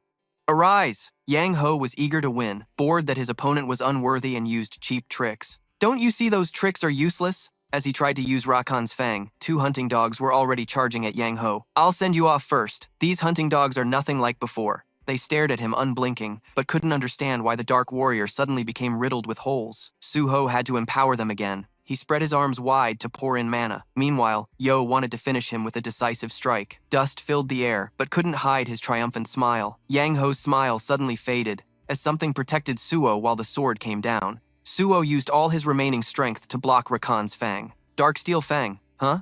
You really live up to your name. The system notified the skill he was using. Dark Steel Fang Level 1 transformed into steel gloves. The system sent a notice that the Shadow Glove skill had been upgraded. It also informed him that the Level 2 Shadow Summoning skill transformation requires dark power without mana, allowing the Dark Warrior's form to be changed at will. Suho regained his usual confident demeanor and flicked Yo's sword away from his head. With this, I can duel you one-on-one now. Neither he nor Yo was willing to back down. Their attacks clashed against each other. Baru could only stand there, eyes wide in bewilderment. He trembled before finally daring to exclaim, "Oh my god," transforming the Dark Warrior into a weapon. The image of a person wielding dark power appeared in Baru's mind. He always used the kindest words to praise him. The Dark King, one who has surpassed countless levels, standing freely controlling the shadows. Yet, this young king had just learned dark power, comparable only to a newly hatched ant, and had upgraded his dark power on his own without any guidance. Baru thought about his quick reflexes against Yan Ho's attack, his fighting spirit radiating until now. An axe suddenly appeared in midair behind him. And just as Baru said, he possessed the talent of a ruler's power. From a simple weapon, the axe was sharp enough to wound him. The angry expression on Yanho's face was the clearest proof. He was extremely surprised by the power he had. Baru was also quite shocked by Suho's abilities, especially now using dark power. He could only scream silently in his mind. Exo's eyes still shone brightly despite exhaustion. "Oh, my king."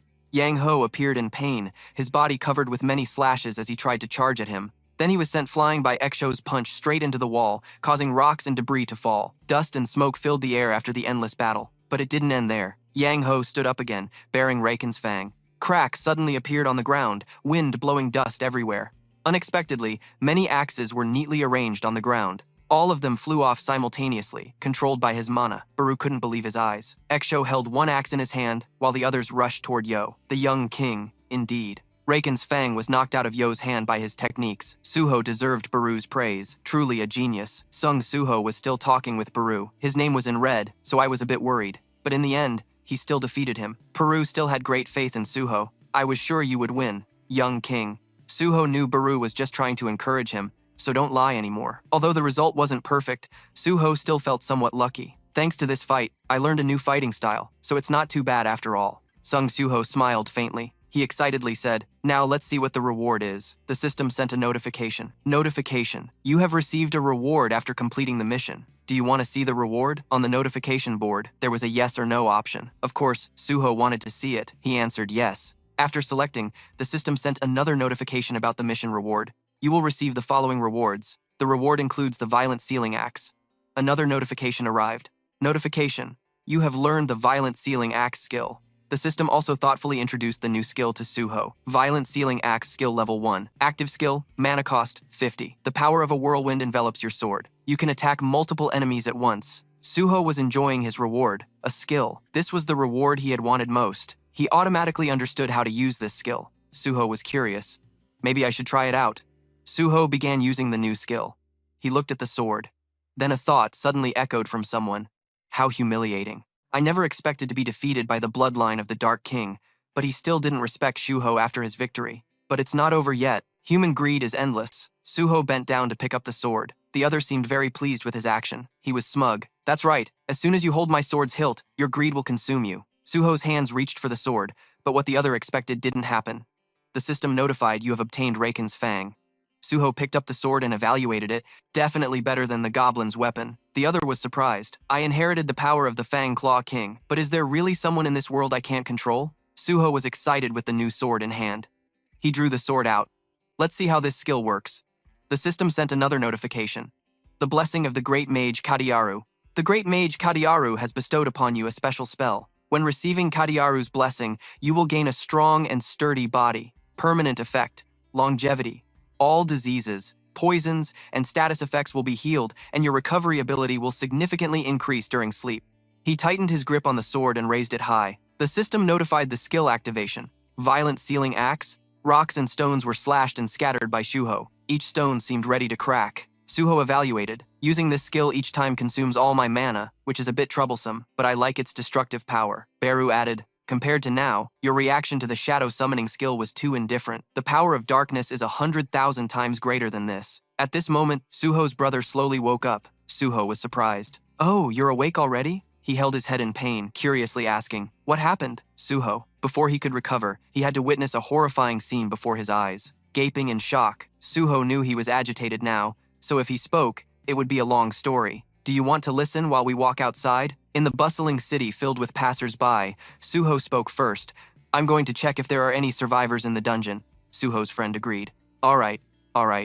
Watching Suho's figure gradually disappear into the distance, he silently assessed Shu from afar, a renowned hunter with summoning skills. Even among minor threats, he didn't stand out much. How could Shu be this strong? His eyes looked at Shu with full suspicion, but he quickly dismissed those thoughts. Well, thinking about this now won't change anything. People streamed past on the street, reassuring each other. Don't worry. I'm not hurt. Why did this happen? Now you realize the important thing. Suho saved everyone today. The fierce dogs growled viciously. They charged at Suho to attack. Shu calmly dealt with them one by one. The system kept sending multiple notifications. You have defeated the Iron Fang Wolf. You have defeated the Iron Fang Wolf. Level up alerts kept coming in. After finishing, Suho told Baru, there are still many wolf-type beasts inside. Baru reminded him, it's all experience, so don't waste it. Shu frowned in surprise and questioned Raken's Fang. Why has your attack power suddenly dropped? Raken's Fang replied, do you think I'd cooperate with someone bearing the bloodline of the Dark King? The info panel appeared.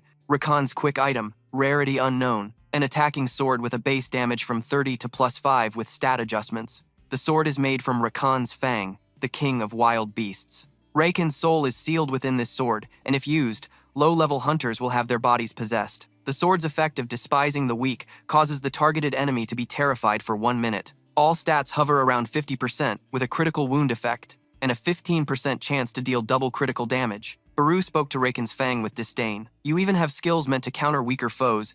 Truly shameful. Raken's Fang retorted scornfully. Shameful? What hunter aims for prey stronger than themselves? Baru replied sarcastically. You're a bit stronger than the young king, but he still beats you, he stammered, vaguely offering a gift. Ah, Shu is speechless with them. First, a talking insect, now a talking shadow. It's all chaos. Shu sighed. He silently observed. Shu's steps gradually approached a place emitting a sinister red light. Countless fallen had sacrificed themselves here, strewn across the ground. Suho silently watched. Suddenly, Baru reminded Suho, who had been standing still. They're all dead. Raken's Fang responded. I only kill those who dare enter this place. My mission is to guard the Dark King's territory. Suho suddenly grabbed Raken's Fang, surprising it. Shu, furious, slammed it into the ground and ordered, be quiet for a moment. The system notified that shadow tracing could be used on this target. Suho was surprised. Shadow tracing works on humans too? Beru politely answered, Young king, you can turn all corpses into your soldiers regardless of race. Shu extended his hands and grabbed the body lying flat on the ground. He quickly dealt with the pile of corpses scattered there. Beru asked in surprise, Aren't you going to prepare to use shadow tracing? Suho casually confirmed. Yeah, Suho spoke with compassion. They're already dead, but forcing them to fight is just another form of punishment. It seems Suho really isn't ruthless enough to do that. Beru was speechless. Young king, and Reiken's Fang was also silent, unable to say anything. Everything was settled by Suho. Suddenly, he spoke. Hey, you said this is a sanctuary of a king? Beru confirmed. That's right, Suho asked further. My father is also a king, but he killed other kings before, right? So what exactly are they? What's their connection to Itarim? Suho was curious. Beru answered according to its knowledge. You can consider Itarim the current enemy of the king, while the kings are his old enemies. There are 9 kings in total, including the king himself. Beru proudly introduced the kings. First is your great father, Sung Jingu, the king of the dead, the dark prince. Then there's the beast king, the ferocious Fang Lord, the Insect Queen, the Plague Lord, the Humanoid Monster King, the Iron Body King, the Demon King, the White Flame King, the Giant King, the Primordial King, the Snow Tribe King, the Ice King, the Dark Spirit King, the Shape-Shifting King, and finally the Furious Dragon King, the King of Destruction. 9 kings introduced until breathless. Beru spoke enthusiastically without any sign of fatigue. Although all 9 kings possess power unimaginable to ordinary people. When the other 8 kings invaded Earth, they all died at the hands of the king. Shu suddenly felt a twinge of sadness. Father did that? Rakan's Fang suddenly spoke.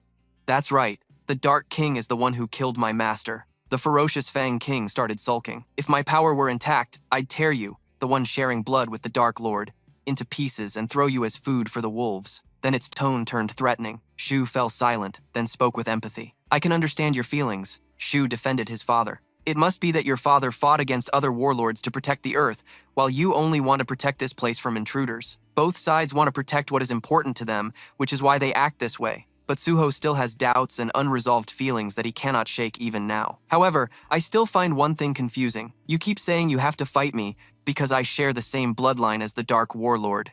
He continued. If your mission is to protect this place, then acting hostile toward my father is a very foolish thing to do, isn't it? Hit right in the heart, Rakan's Fang was startled. What did you say? Suho said. I want to meet my parents, but because of intruders from outside this realm, I can't see them. As long as I can achieve my goal, I can use any kind of power. He kept asking, if Itarim starts invading, this place will fall into chaos, won't it? If you help me, I will also help you protect this place. He made a deal with Rakan's Fang. Rakan's Fang was confused, cooperating with someone who shares the bloodline of the Dark Warlord? It looked straight into Suho's eyes. Suho grabbed Rakan's Fang tightly. How about that? He knelt down, and the dark and the fierce fangs became allies. Elsewhere, on a beautiful day, inside a cafe, many people were there to enjoy the wonderful atmosphere. Now, in a corner, reporters were swarming to interview Lim Do-gun. Can you tell us in detail about the total annihilation incident that happened in the D-Dan dungeon yesterday? They continued. Mr. Lim Do-gun, the survivor of yesterday's event. Do-gun agreed. I will tell you everything. Do-gun thought silently. Although he was only an E rank, if recognized, Suho's treatment would definitely improve. This was a good opportunity to repay his debt to Suho. That night, an article appeared online. It detailed how an E rank hunter from Dan saved other hunters alone in a dungeon. The article included eyewitness accounts of the E rank hunter bravely charging at the ghost beast to save everyone, along with countless people he rescued. At the office, Kim Yong nervously poked his head with a pen. It's time we hired some porters, right? At the Gai Huyen Vu of the second management team, Yong Jun's subordinate agreed upon receiving the order. Yes, the collection team was noisily demanding more staff. I think we need to recruit more E-rank hunters. Yong Jun nodded in agreement. He proposed, I'll send you some candidates now. What do you think of this one? The subordinate received the information Yong Jun sent. Let me see. An E-rank hunter evacuated and changed extraction while fighting ghost beasts in the D-Dan dungeon and helped the raid team hunters escape. The subordinate was stunned. An E-rank hunter? Yong Jun replied, if a big guy like us gets him, won't we be front-page news? They reviewed Suho's profile, a hero rising from the E-rank. Yong Jun decided, I'll contact him immediately. The next day, after checking work, Yong Jun slammed his phone on the table. Yong nervously asked his subordinate, has Hunter Suho responded yet? He was invited to the Huyen Vu Guild as an E-rank hunter. He should like it. According to his judgment, Yong Jun's subordinate saw his boss seemed a bit hesitant. Just then, the assistant's reply came through, and Yong Jun raised his voice. What? He already declined? Yong Jun seemed unable to believe his ears, and asked again to confirm. He refused the invitation from the Huyen Vu Guild? Isn't it unreasonable for a rookie E-rank hunter to refuse an offer from a big guild like ours? The subordinate reread the message Suho sent back to the guild, saying he had no plans to join any guild. Young's voice suddenly rose an octave. A hunter who doesn't join any guild? Does he think he's an S rank or something? Youngjun's tone grew impatient. The assistant, knowing Youngjun was angry, tried to calm him down. Well, maybe sooner or later, he'll call us back. He'll soon realize how unreasonable it is not to join a guild. Meanwhile, Suho was at home, replying to messages on his phone. He sighed wearily. Suho scrolled through his phone tiredly. I've received countless invitations from guilds since returning from the dungeon. Baru praised. Many people envy the talent you showed that day, Your Majesty. Suho wearily wiped his hair after washing it. But they're all trying to recruit me like some kind of tool. Why do they keep contacting me so much? What's the reason? Suho collapsed onto the sofa complaining. If I join any guild, it will only hinder my growth through the leveling system, so joining a guild is unnecessary, Suho asserted. He turned to confide in Baru. That's how it is, and also Rakan's Fang. Let's continue our conversation, shall we? Rakan's Fang. Flashback. After holding Rakan's Fang in his hand, Rakan's Fang spoke to Suho. How do you feel? Its voice continued to question. The dark and fierce fangs became allies. Rakan's Fang was surprised.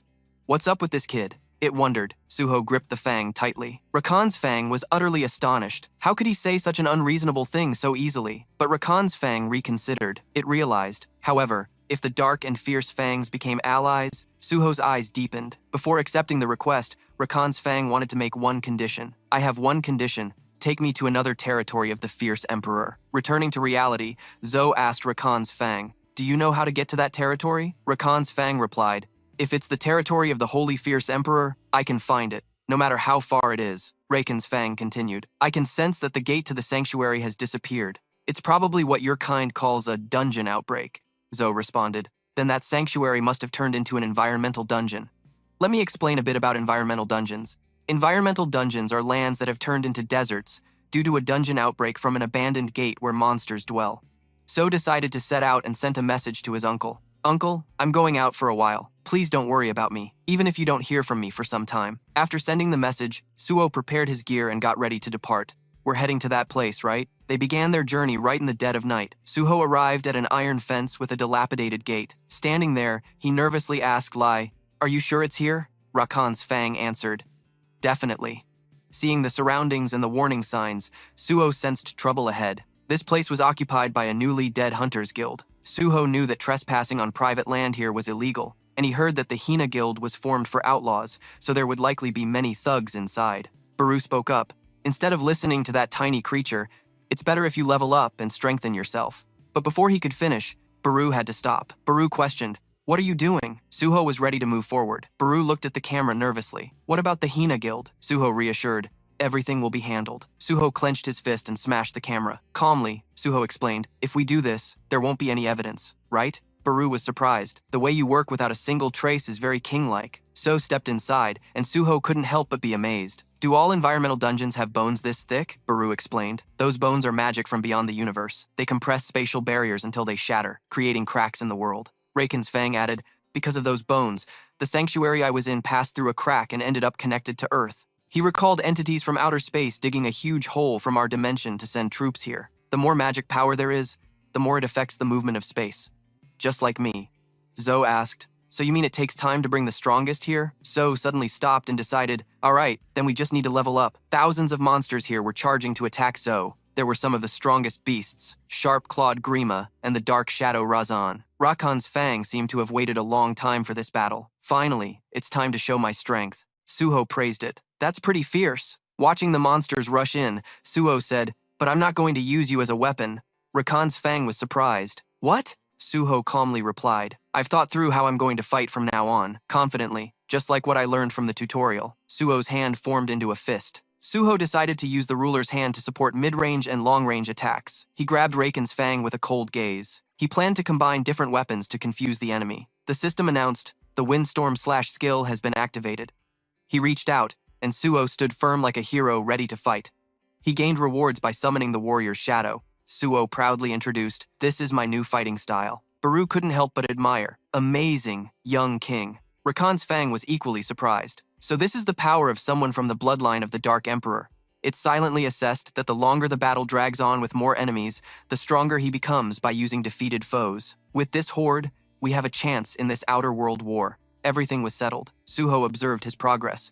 Now he could handle 5 shadow soldiers after boosting his critical points. Suddenly, Baru jumped in, saying, "That's nothing compared to your millions of troops, my king." Before finishing, So snapped sharply. Silence. Now only the quiet forest remained, with leaves rustling in the wind. Rakan's Fang led Suo and Baru to find the gate. Upon arrival, it exclaimed, "Here it is." Rakan's Fang said, "This is the gate to the territory." But unlucky for them, someone was still in the forest. Aso sighed, "Damn it.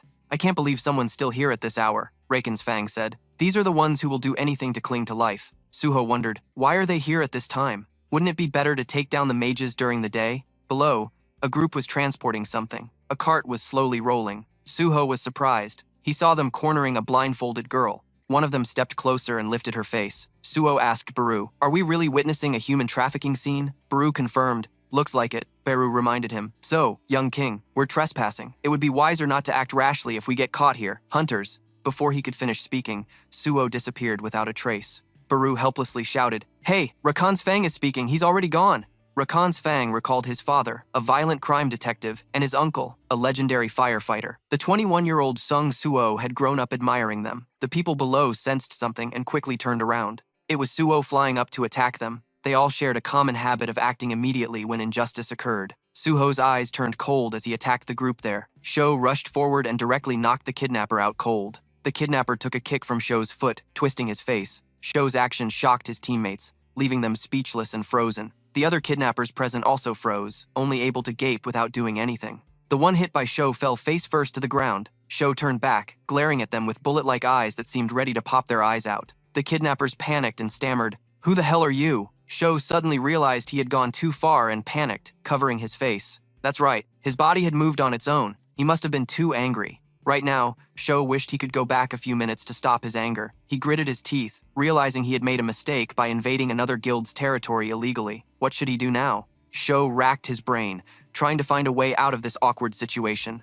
Suddenly, he remembered something. Baru the Great ran out to Sho. It flew past Sho. Sho seemed to regain the upper hand and threatened. "So, you kidnapped others and threatened them? What are you? Damn Hina Guild scum." Sho's voice grew more dangerous. The Hina Guild members finally realized a bit and shouted, "Who the hell are you? Not only did you invade our territory, but you also attacked us. Do you want to die?" Their leader ordered his subordinates to tear Sho apart. The subordinates obeyed their captain and quickly advanced to attack enthusiastically. It seemed they still hadn't realized their mistake. One by one, they approached, aiming straight at Suo's face. Fortunately, Suo quickly escaped from these crazies. Silently, Suo recalled that, according to his research, the average rank of Hina Guild members was D rank. To be cautious, he shouldn't use all his power.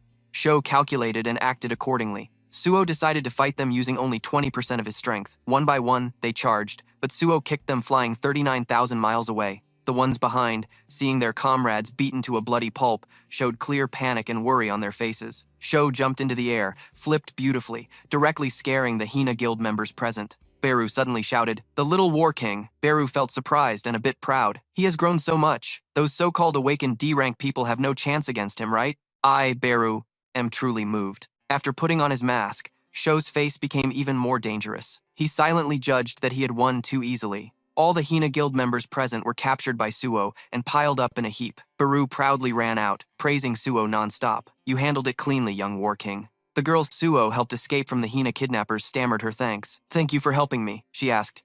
"Are you a hunter from the Hunter Association?" Sho, seeing this, could only choose his words carefully. Something like that, just tell them that. In this situation, that's all he could say. There was no other way. The people rescued by Sho were deeply moved, tears streaming down their faces. Sho reassured them, "I will handle everything here, so please evacuate to a safe place." After the group left, Sho asked Baru curiously, "But why would the Hina Guild kidnap people?" Suddenly, Rakan's Fang called out, "Sung Suo," and said, "I can sense it." Suo immediately asked, "Sense what?" Rakan's Fang explained, "That's why I said we should come here, over there." Rakan's Fang was referring to the old warehouse. Suo, Rakan's Fang, and Baru approached it. He used his hand to pull up the rolling door. The scene before Suo surprised him. Sho stammered, This is." Before them were dozens of cells with iron bars. Sho looked around. Was this where they imprisoned people? There were many discarded items like medicine wrappers and syringes scattered around. Baru also sensed an energy source here. This vague energy might belong to Suo. Baru and Rakan's Fang looked toward a small cell nearby. Suho saw a puppy trembling in the dark corner. He couldn't understand or guess what the Hina Guild wanted to do. Did they even imprison puppies? What exactly did the Hina Guild want? Rakan's Fang corrected him. That's not a puppy. It's a wolf cub. Rakan's Fang said. It's a descendant of the Beast King. The ferocious War King, Sho suddenly exclaimed. What? Rakan's Fang recounted. Right after losing the battle with the Dark War King, the ferocious War King left a descendant to his rear guard and sent the descendant to evacuate to the sanctuary. He believed that as long as his aura remained, another ferocious War King would be born. The sound of chains hitting the ground echoed. He truly wanted another ferocious War King to be born. The atmosphere here gradually grew heavy, as if Rakan's Fang deeply understood the ferocious War King's feelings. He wanted his bloodline to continue unbroken and survive into the future. The ferocious king! Shu Ho suddenly shouted. What? Rakan's Fang recounted that right after losing the battle to the Dark King, the ferocious king left behind an heir for his guards and sent the heir to evacuate to the sanctuary. He believed that as long as his aura remained, another ferocious king would be born. The sound of chains hitting the ground echoed. He truly wanted another ferocious king to be born. The atmosphere here gradually grew heavy. It seemed Rakan's Fang deeply understood the ferocious king's feelings. He wanted his bloodline to remain unbroken and survive into the future. Beru also said, I can sense a faint energy belonging to the fierce king in that wolf, because it's very weak and has traveled so much. If we leave it like this, it will die. Beru asked, what will you do now? The young king Suho didn't know how to respond properly. He kept hesitating. Suddenly, Ron's brother shouted, what is this? This statement made Suho and Beru turn around simultaneously. The voice of the attacker came from the Hina Guild. That group was in chaos. All the guys outside had been taken down, so there must still be a few inside.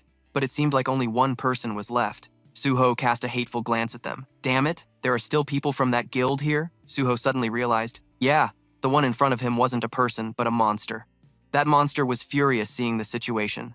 Hina Guild, those useless bastards. Just as I thought, humans can't be trusted. Rakan's Fang was surprised. Roki, you're still alive? Suho was curious. Do you know him? It answered, I do. He is the guard assigned to the heir I mentioned earlier. Roki saw Rakan's Fang and spoke up. Han, it's been a while, hasn't it? Rakan's Fang, you're still alive? Rakan's Fang angrily questioned Broki. Broki, you haven't forgotten you were sent to protect the heir of the fierce king, right? What the hell have you done for things to turn out like this? It questioned Broki. Suho's hand began to clench into a fist. Roki looked straight at Suho. What the hell? It sneered close to Suho's face. Human. Roki challenged. How dare you lay a hand on my possession? Suho remained silent, only marveling at its speed. It's too fast. Roki bared its teeth, then unleashed a massive power, smashing the nearby rocks into pieces. Its speed was truly incredible, and it was too strong, sending Suho flying back. Beru saw the dangerous situation and shouted, running quickly towards Suho. Young king. The entire ground was covered by thick smoke, dust swirling everywhere. Beru reached Suho, who had been hit, and sat down, worriedly asking, Are you okay? Suho evaluated with a half-joking tone. Of all the hits I've taken recently, this one hurts the most. Beru shouted anxiously. Your head is bleeding. Suho showed slight annoyance, but calmly replied, My head is buzzing. Stop yelling. Beru, the system suddenly notified that the defense skill has leveled up. Physical defense strength increased from 20% to 40%. Beru still couldn't hide her worry. Young king, when we arrived here, I sensed a faint energy. Now I know what it is. Beru continued. Itarim, I can sense Itarim's energy on that guy. Rakan's Fang stepped forward and said to Broki, Broki, do you realize what you're doing to the heir of the fierce king? Broki replied. Do you think I, after losing the territory, can maintain the sanctuary and sustain this power? Rakan's Fang was surprised. Roki continued. For the survival of the strongest nations there, only the strong can survive. The weak can only depend on the stronger. Also, this is nature's law. The weak become nourishment for the strong, Roki said. Although this guy is too weak, his origin shares the same bloodline as the fierce king, so he can be considered optimal nourishment. Roki revealed his true nature. That's why I've always wanted to absorb him. Roki was delighted. I've wanted to drink his blood. The blood of the fierce king's Fang called out Roki's name in disappointment. Roki asserted, and I will definitely kill you all. Haha, you can't even do anything on your own. A human like you. What can you do to stop me? The fierce king's death proves he was weak. Suho stretched out his hand. Roki kept boasting. But your survival is what truly defines strength. Suho still raised his hand. Broki was delighted. You deserve the title of king. He turned to look at everyone. Beru went to the wolf, calling Hylas. Suddenly something brushed past. It was Suho. He called Rakan's Fang back to his hand. Beru was startled. The sound of Rakan's Fang echoed. Suho replied, Just in time. Seems like you're pretty pissed at this bastard, huh? I have some business to settle with him too, Suho said. This is the first time the alliance between Darkness and Fierce King shows its power. Suho thought silently, Itarim, I finally found a clue connected to my father. Brokey was angry. What a nuisance. Some cowardly bastard. Brokey threatened Suho. I will kill you. The system suddenly notified a new mission. Mission alert. Emergency mission. Defeat the Hina Guild. Eliminate Brokey and keep yourself safe. Eliminate Brokey first. The system sent the new mission to Suho. Can he overcome them? Bezdu was holding the dog, who was crying and whining. Sigh. I can't do anything but stand and watch. The dog lowered its head, looking sad as if deep in thought. Scene shifts to Suho. At this moment, holding Gan's fang, he was fighting Bojoki. He thought, Hina Bojoki? He continued thinking, I think I know where they got their guild name from. How can a monster both found a guild and capture human corners? Could it be related to the Itarim group? Itarim is the main villain of the story. Suddenly, the people behind said, Lord Bojoki, please release us. This surprised both him and the other. They continued, that guy, he's no ordinary person. We will lend you a hand. With this offer from them, Bojoki also pondered for a moment. At that moment, Sung Shu drew the Qing sword and shouted loudly, I will not just stand by and watch this happen. As soon as he finished speaking, the monster opened its mouth wide, full of sharp teeth, and lunged toward the group. They cried out in fear, ah, then a very light slap bit off all their heads, splattering blood everywhere. Sung Shu was shocked and terrified. What? Bojoki said, thinking that I need help to deal with a guy like this? Those who don't know their place are just fat prey. He felt extremely angry, then swung his sword toward him and shouted loudly, Bojoki! The sword slashed quickly at him, but he easily blocked it with his hand. Facing him, his eyes showed intense anger. He questioned him, You kill people just for that reason? The monster replied, Deciding whether Liu Yaodui lives or dies is the privilege of the strong. Then it threw him far away, saying, Do you think the strong need reasons for everything they do? Immediately, he came back and jumped down from above. His eyes shone brightly, filled with hatred as he stared at it. Then he gritted his teeth and charged forward with his sword. The monster punched at him, but luckily he dodged in time. The wall there instantly crumbled. The battle continued like this. The monster struck once, he struck once. They exchanged blows relentlessly, neither giving in. Suddenly, a monster stomped heavily on the ground, causing the earth to shatter. Then its eyes lit up, and its mouth formed a very eerie smile. Then it tensed up, creating a powerful shockwave that spread all around. Suddenly, it noticed something. From above, a very familiar figure appeared, surprising it greatly. Sung Shu swung a slash at it. Feng Baojan. The monster raised its hand and blocked the strike. It laughed loudly, showing contempt. Ha ha ha. That's all you've got? I thought the descendant of the Dark Lord would be something else? As soon as it finished speaking, the sword pierced through its chest, silencing it immediately. He said, It's not over yet. He activated a whirlwind. Instantly, the sword generated a powerful force that pierced through the monster. He said, Why did you become like this? Suddenly, the fang emitted a sound. You, who were loyal and respectful to Lord Jia Kan, why did you betray him? This made him feel confused and uncomfortable. He stood silently thinking, respect for Jia Kan? He spoke while recalling Jia Kan's image. That image kept appearing in his mind. Immediately, he grabbed the fang and said, No, no. He violently threw the fang to the ground, shattering it. He screamed in anger, I never respected him. I only submitted to Jia Kan's power. He continued speaking to the broken fang. Do you think I will live forever as a weakling? Sung Shu shouted loudly at the scene.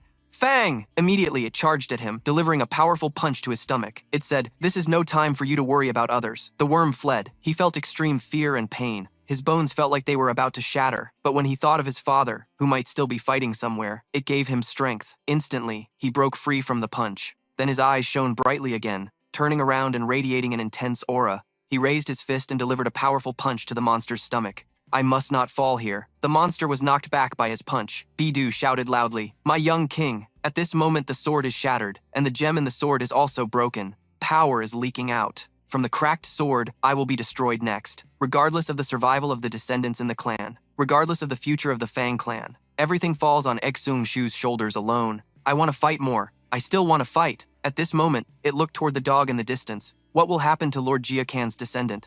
Min understands now. Sung Shu is still fiercely battling the monster. The Fang thought further. So he was inspired in spirit and combat by noble deeds, not tolerating evil. I understand now. The last thing I can do here. It began to glow brightly. Then those beams of light started moving toward the dog. I can transfer all the remaining power in me to the descendant of the Dark Lord. Saying that, the power was transferred directly into the dog, healing all its wounds completely. Meanwhile, at Sung Shu's side, he was being relentlessly beaten by the monster. He was punched and thrown far away, then slammed into a nearby wall. The wall crumbled, and his wife was unconscious. He looked pitiful, his hair hanging down. sitting motionless right there. His blood was down to 21 out of 2,350. Yet at that moment, he regained consciousness with a face full of murderous intent and anger, seeming a bit stronger. The monster said, "Just a bug, but you lasted quite long." Then it began approaching him. He thought silently, "Can I defeat him?" Then it lunged at him with an attack. "Go die." Its sharp claws were about to touch him. He gritted his teeth in anger. Damn it! A huge explosion sent dirt and rocks flying everywhere. The dog had bitten its hand in time to save him. He was surprised by this. It turned to look at him. He looked back and said, "You are." Seeing the bleeding bite on the monster's hand, he began to realize something. The dog radiated anger and growled. Suddenly, the system voice rang out. "Attention! The Fang tribe descendant greatly admires the player's fighting spirit. Would you like to recruit the Fang tribe descendant as a teammate?" He was stunned, unable to believe his eyes. The Fang tribe descendant? Does that mean the little wolf from before is going to be his teammate? The monster looked at the wolf dog and said, "You are a descendant of Jia Kan. Have you absorbed the magic power of Jia Kan's Fang?" Sung Shu Ho was stunned. It absorbed magic power from Jia Kan's Fang? Does that mean Jia Kan sacrificed himself to save the king's descendant? The system voice continued again. "Would you like to recruit the Fang clan descendant as a teammate?" He thought silently that since he wanted to ally with the Fang clan from the start, there was no reason to refuse. He extended his finger and pressed the control panel. The system voice sounded once more. "You have recruited the Fang clan descendant as a teammate." At that moment, both his and the wolf dog's eyes widened to their fullest. Something had penetrated his mind. He saw images of the dog and the monster. The monster said, "Descendant of Jia, can I have lost to the Dark Lord?" He continued, "This world follows the law of the big fish eating the small fish. Since I lost, I will lose many things. Become strong to gather the prosperity fang." Then he patted the dog's head. The two dogs were stunned. They cried silently. Before their eyes, the monster knelt before a group of people with plus symbols above their heads to protect it. He said, "What are you? Why don't you finish me off?" The child in the woman's arms replied, "This seems to be a useful monster. Exactly what I need. I choose this one, no doubt." He slowly brought a crystal close to the monster's face. Because the crystal touched his eyes, a wail sounded so tragic that even the dog outside was terrified. "Hyena Bozoki, from now on your mission is to capture humans alive and bring them to us. The thing I transferred into the body will give the person power. Of course, it depends on who uses it." At this moment, the monster transformed into a cruel being. The dog behind howled in despair. Then something terrible frightened the dog. Before it stood Bojoki. He bowed before the long tongue, hearing the sharp teeth laugh loudly, as if their aspirations had been twisted. Sung Shu Ho was stunned at this moment. The memories of the Fang clan descendant, these people had attached something to Bojoki's eyes. They were the direct culprits related to Yazim. The Fang clan descendant didn't want revenge on Bojoki, but wanted to stop Bozoki's tyranny. If this thing was related to their plan, I have to defeat Bojoki first, but I don't have the strength to beat him. Suddenly, the system displayed a notification. "You have received a quest upon recruiting a teammate," which surprised him. Quest notification. Descendant of the King quest. Track down the descendants of the kings and recruit them as teammates. The descendant of the king has become one of 8 teammates. The reward is a question mark. The connection skill has been formed due to the bond with the Fang clan descendant. This surprised both him and the wolf dog. Suddenly, a blinding light appeared, forcing Bojoki to quickly cover his eyes. Bidu on this side was also surprised. "Huh? The young king is undergoing a transformation different from the king." At this moment, Bojoki said, "I don't know what's going on, but do you think I'll sit still and wait for you to transform?" Saying that, he raised his fist and charged at him. The punch created an incredibly strong shockwave. He punched once, shattering rocks that flew everywhere and were blown away. At this moment, the dust gradually cleared, and the system sounded again. A new skill has been created through the bond with the Fang clan descendant. Suddenly, a hand blocked his punch. This surprised him greatly. A man with platinum hair and a cross symbol on his forehead. No one else but Sung Shu Ho, who had combined with the wolf dog. He looked extremely cool with this new appearance. He even leaned back. This is the system notification that the possession connection skill with a monster, level 1, consumes 1 mana per second. When the Fang clan descendant possesses your physical body, your body is enhanced, and your senses become as sharp as a beast's. Bojoki was very surprised. What is he thinking? This time he combined with the Fang clan descendant, then he threw a punch at him. But surprisingly, he dodged it all easily. He felt his body was very light, his senses sharper. He could feel every movement and avoid danger. Then he kicked straight into Bojoki's mouth. At this moment, Bojoki spat blood and screamed in pain, not knowing if he still had teeth left to eat porridge after this. Suddenly, he realized something. Huh? That was the cry from earlier. Now, a cross symbol began to glow on Bojoki's body. He looked at him and thought he couldn't lose, or he would lose everything. Then Bojoki charged and punched him, but he blocked it. Bidu thought, The young king's magic power has increased. Bojoki said to him, I don't know what you did, but I will never lose to a human like you. After all, the difference in power comes from the difference in species. It's all because you're human, a lowly race. At this moment, their fists collided, releasing a massive force that destroyed everything around them. After that blow, his arm was thrown back, surprising him. Blood splattered everywhere. The system announced again. Notification. You have learned a new skill. One-on-one combat level 1. One-on-one combat, skill level 1. Passive skill, consumes no mana. You become proficient in one-on-one combat, dealing an additional 33% damage to opponents when attacking. Bidu angrily said, How dare you mention racial differences in front of the young king? There is no race superior to the Dark King's race. At this moment, he began to suspect something. Wait, so this kid is a descendant? At that moment, he flew straight up into the sky and prepared to attack with a kick. A direct kick hit him. The kick sent him flying to the ground, shattering the earth beneath. By now, both of them had caused the place to fall into ruins. After a while, his hair returned to its normal black color. He breathed heavily, and the wolf dog also left his body. Joki was lying motionless at this time, but his mouth kept mumbling continuously. Stronger, I must become stronger. The wolf dog approached and licked his face, tears streaming down. Ah, I remember now. The reason why I must become stronger. His eyes slowly closed. A past image appeared. My lord Jia Kan went mad because he couldn't protect you. The wolf dog howled in pain. Suho also lowered his head in sorrow. The system announced, You have defeated Hyena Boki. Level up, level up. The gray wolf opened its golden pupils wide, staring at the huge body it had defeated. The scene around was thick with smoke and dust. Everything reduced to rubble. On the ground, the giant red beast was attacked until unconscious, while the wolf itself was exhausted, ears drooping.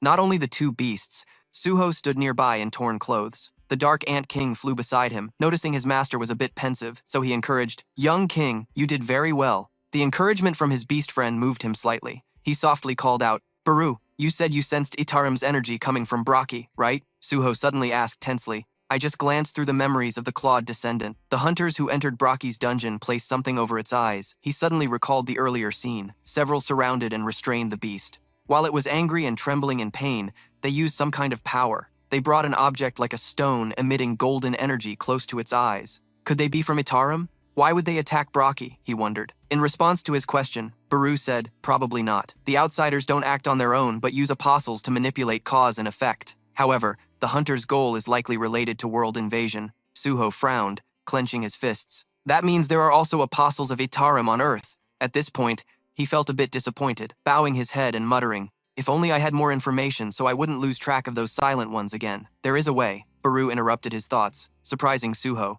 Really? The Ant King flying beside him had a bright idea. Rocky has memories. If I eat his corpse, I can see those memories. That way, I can also restore mana, killing two birds with one stone. Hearing his excited suggestion, Suho was speechless, looking very doubtful. You have such power, but even if I don't believe it, right now that's the only way to uncover the truth. Helpless, he turned to stare at the monster's corpse before him. The wolf sensed his gaze, looking over with its yellow tea-colored pupil. The man and the beast locked eyes. Then Suho knelt on one knee, smiling sincerely at it, asking, Do you want to come with us? I have a place I want to show you.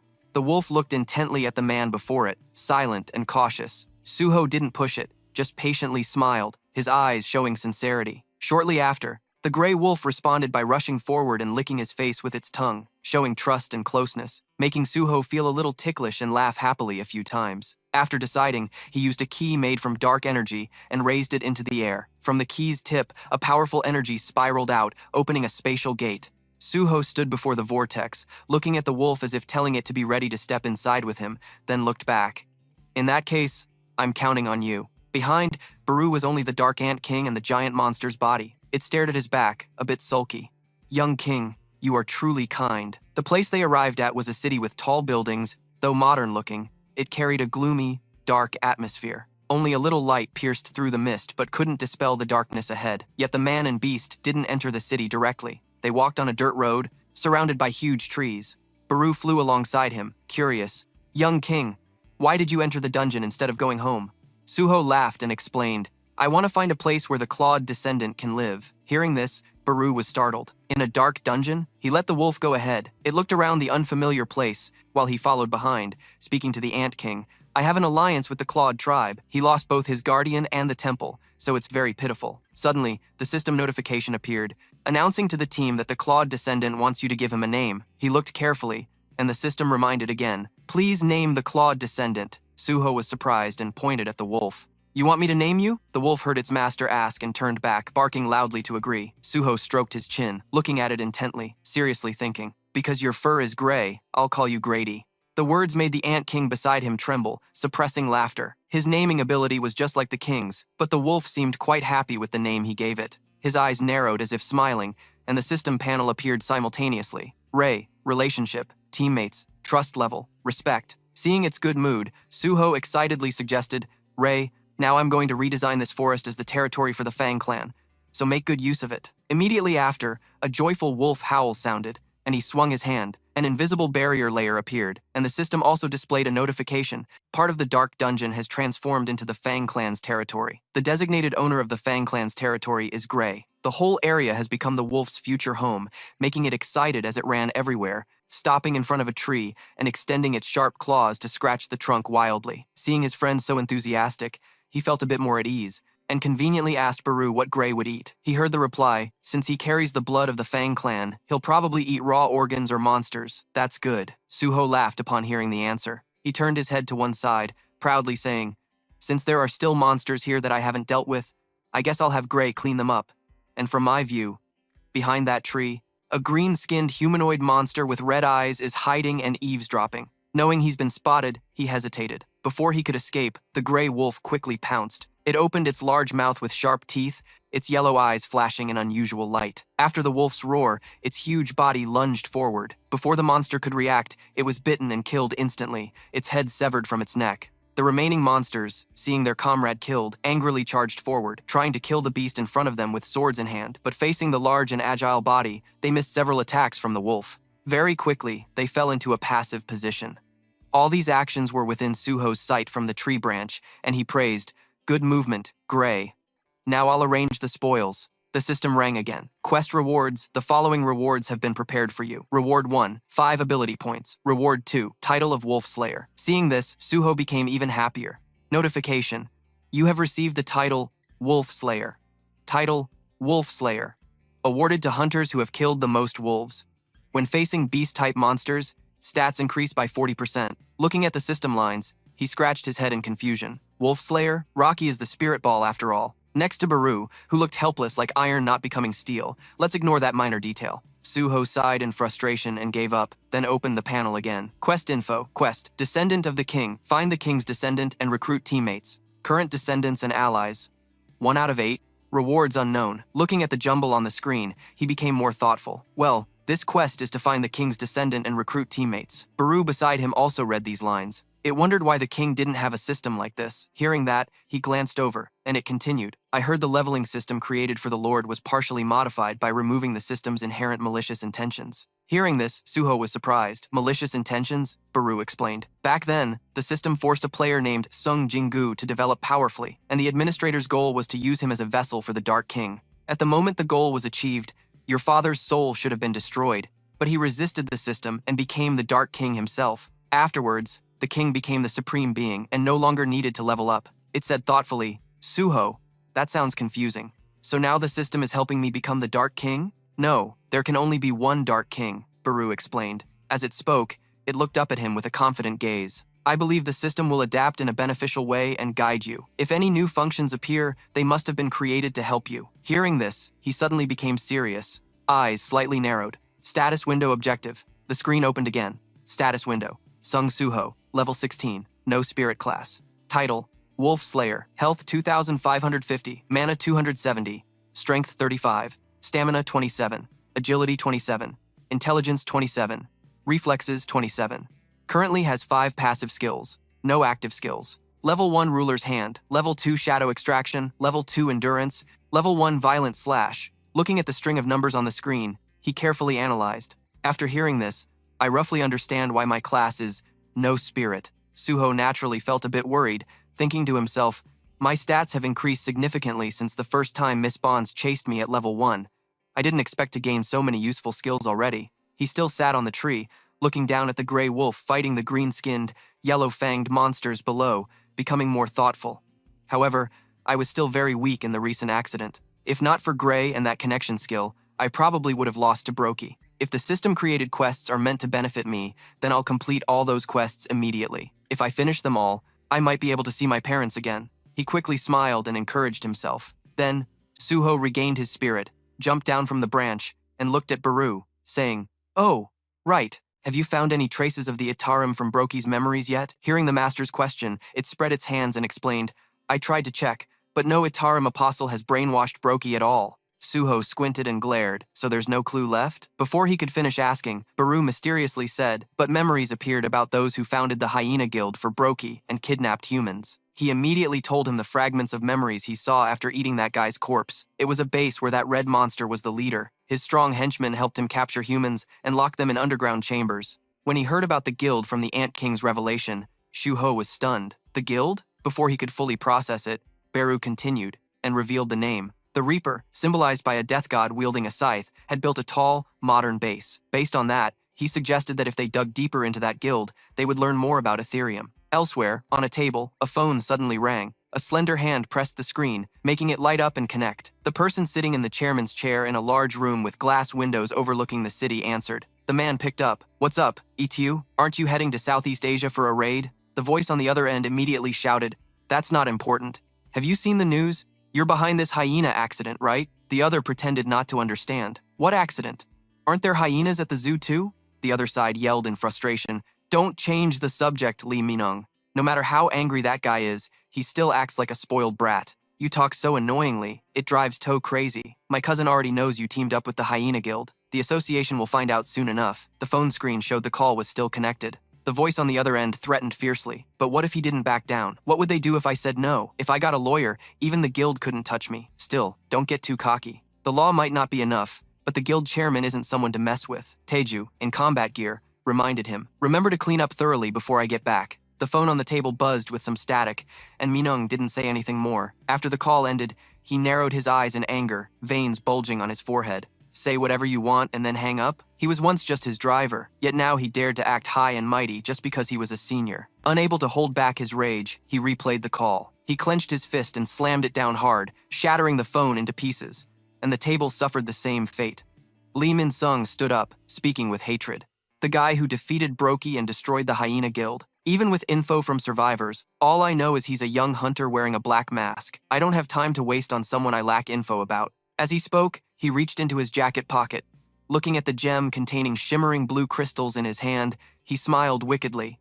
"This is more important than Min-sung, the Reaper Guild's deputy executive hunter rank." Gazing at the gem reflecting his hand's shadow, the stimulant awakened the Stardust hunter. "If this business succeeds, no one will underestimate me anymore." Gray stomped hard on the ghost beast, killing it instantly. Seeing Gray's fierce hunting, Shuho praised him. "You're getting better at hunting. Keep it up for the young king." Gray growled. Shuho continued. "Now don't leave anything behind. Eat it all for me." Immediately, Gray bit and tore continuously, devouring without pause. Shuho wondered why Gray had turned into a growl. At least it adapted faster than he thought. A notification showed Gray's companion experience from hunting ghost beasts had reached the limit and would transfer to the player with a 50% experience loss. Hearing the notification, Suo was surprised, pointing at the screen and asking, "Baru, my experience just increased a lot from Gray's hunting trips. Is this part of the system too?" Baru asked curiously. "Maybe," Baru replied.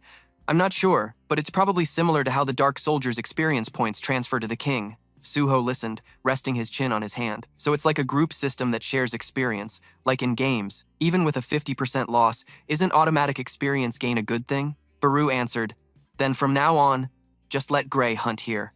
Hearing that, Gray looked confused and scared. Suho noticed something else, a status window.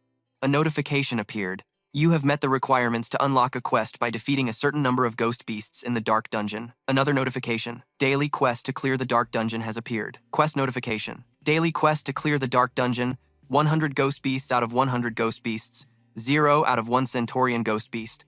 Seeing this, Suo exclaimed in surprise, "A daily quest? It wants me to kill ghost beasts?" He stood there thinking, if a quest appears, there must be a reward. Since it's daily, do I get a reward every day? Baru replied, "It seems the system wants this area to fully belong to your territory." Suho looked doubtful. "It wants me to find 100 ghost beasts in such a huge area?" Suddenly, he remembered his item and shouted, "The horn." The item was rare, a musical instrument. The horn was used by Centaurian ghost beasts to summon subordinates. Suo held the horn and said, "I got this item by defeating a ghost beast." Immediately, He raised the horn and blew into it. The system notified, "You have used the horn to summon nearby ghost beasts." The space around began to stir. Footsteps pounded on the ground. A horde of ghost beasts appeared, rushing towards Shuho. He remained unusually calm and spoke. "Just as I thought."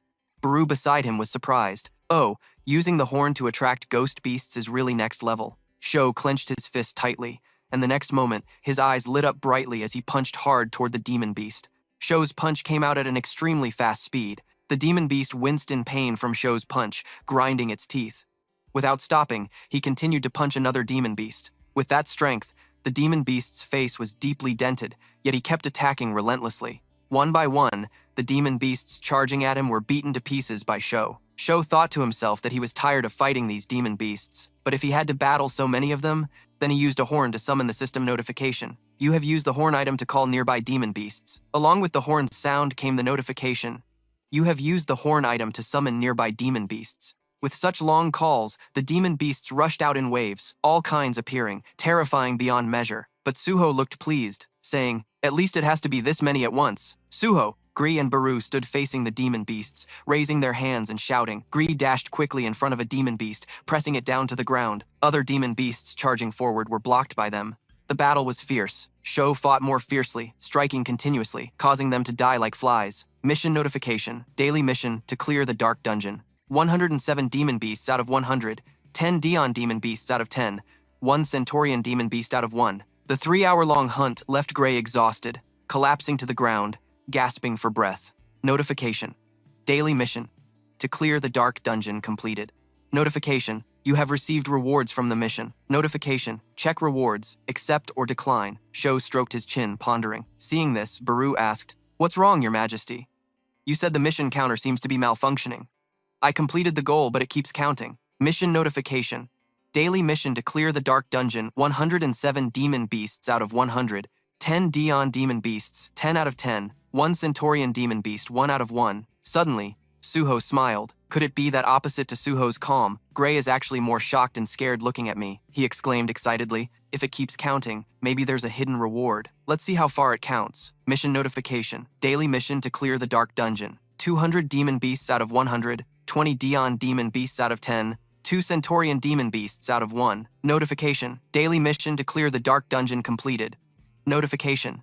You have received rewards from the mission. Notification. Check rewards, accept or decline. Gray lay motionless on the ground like a statue, legs raised in the air, while Suho grew more excited and shouted, "There really is a hidden reward," he said without hesitation.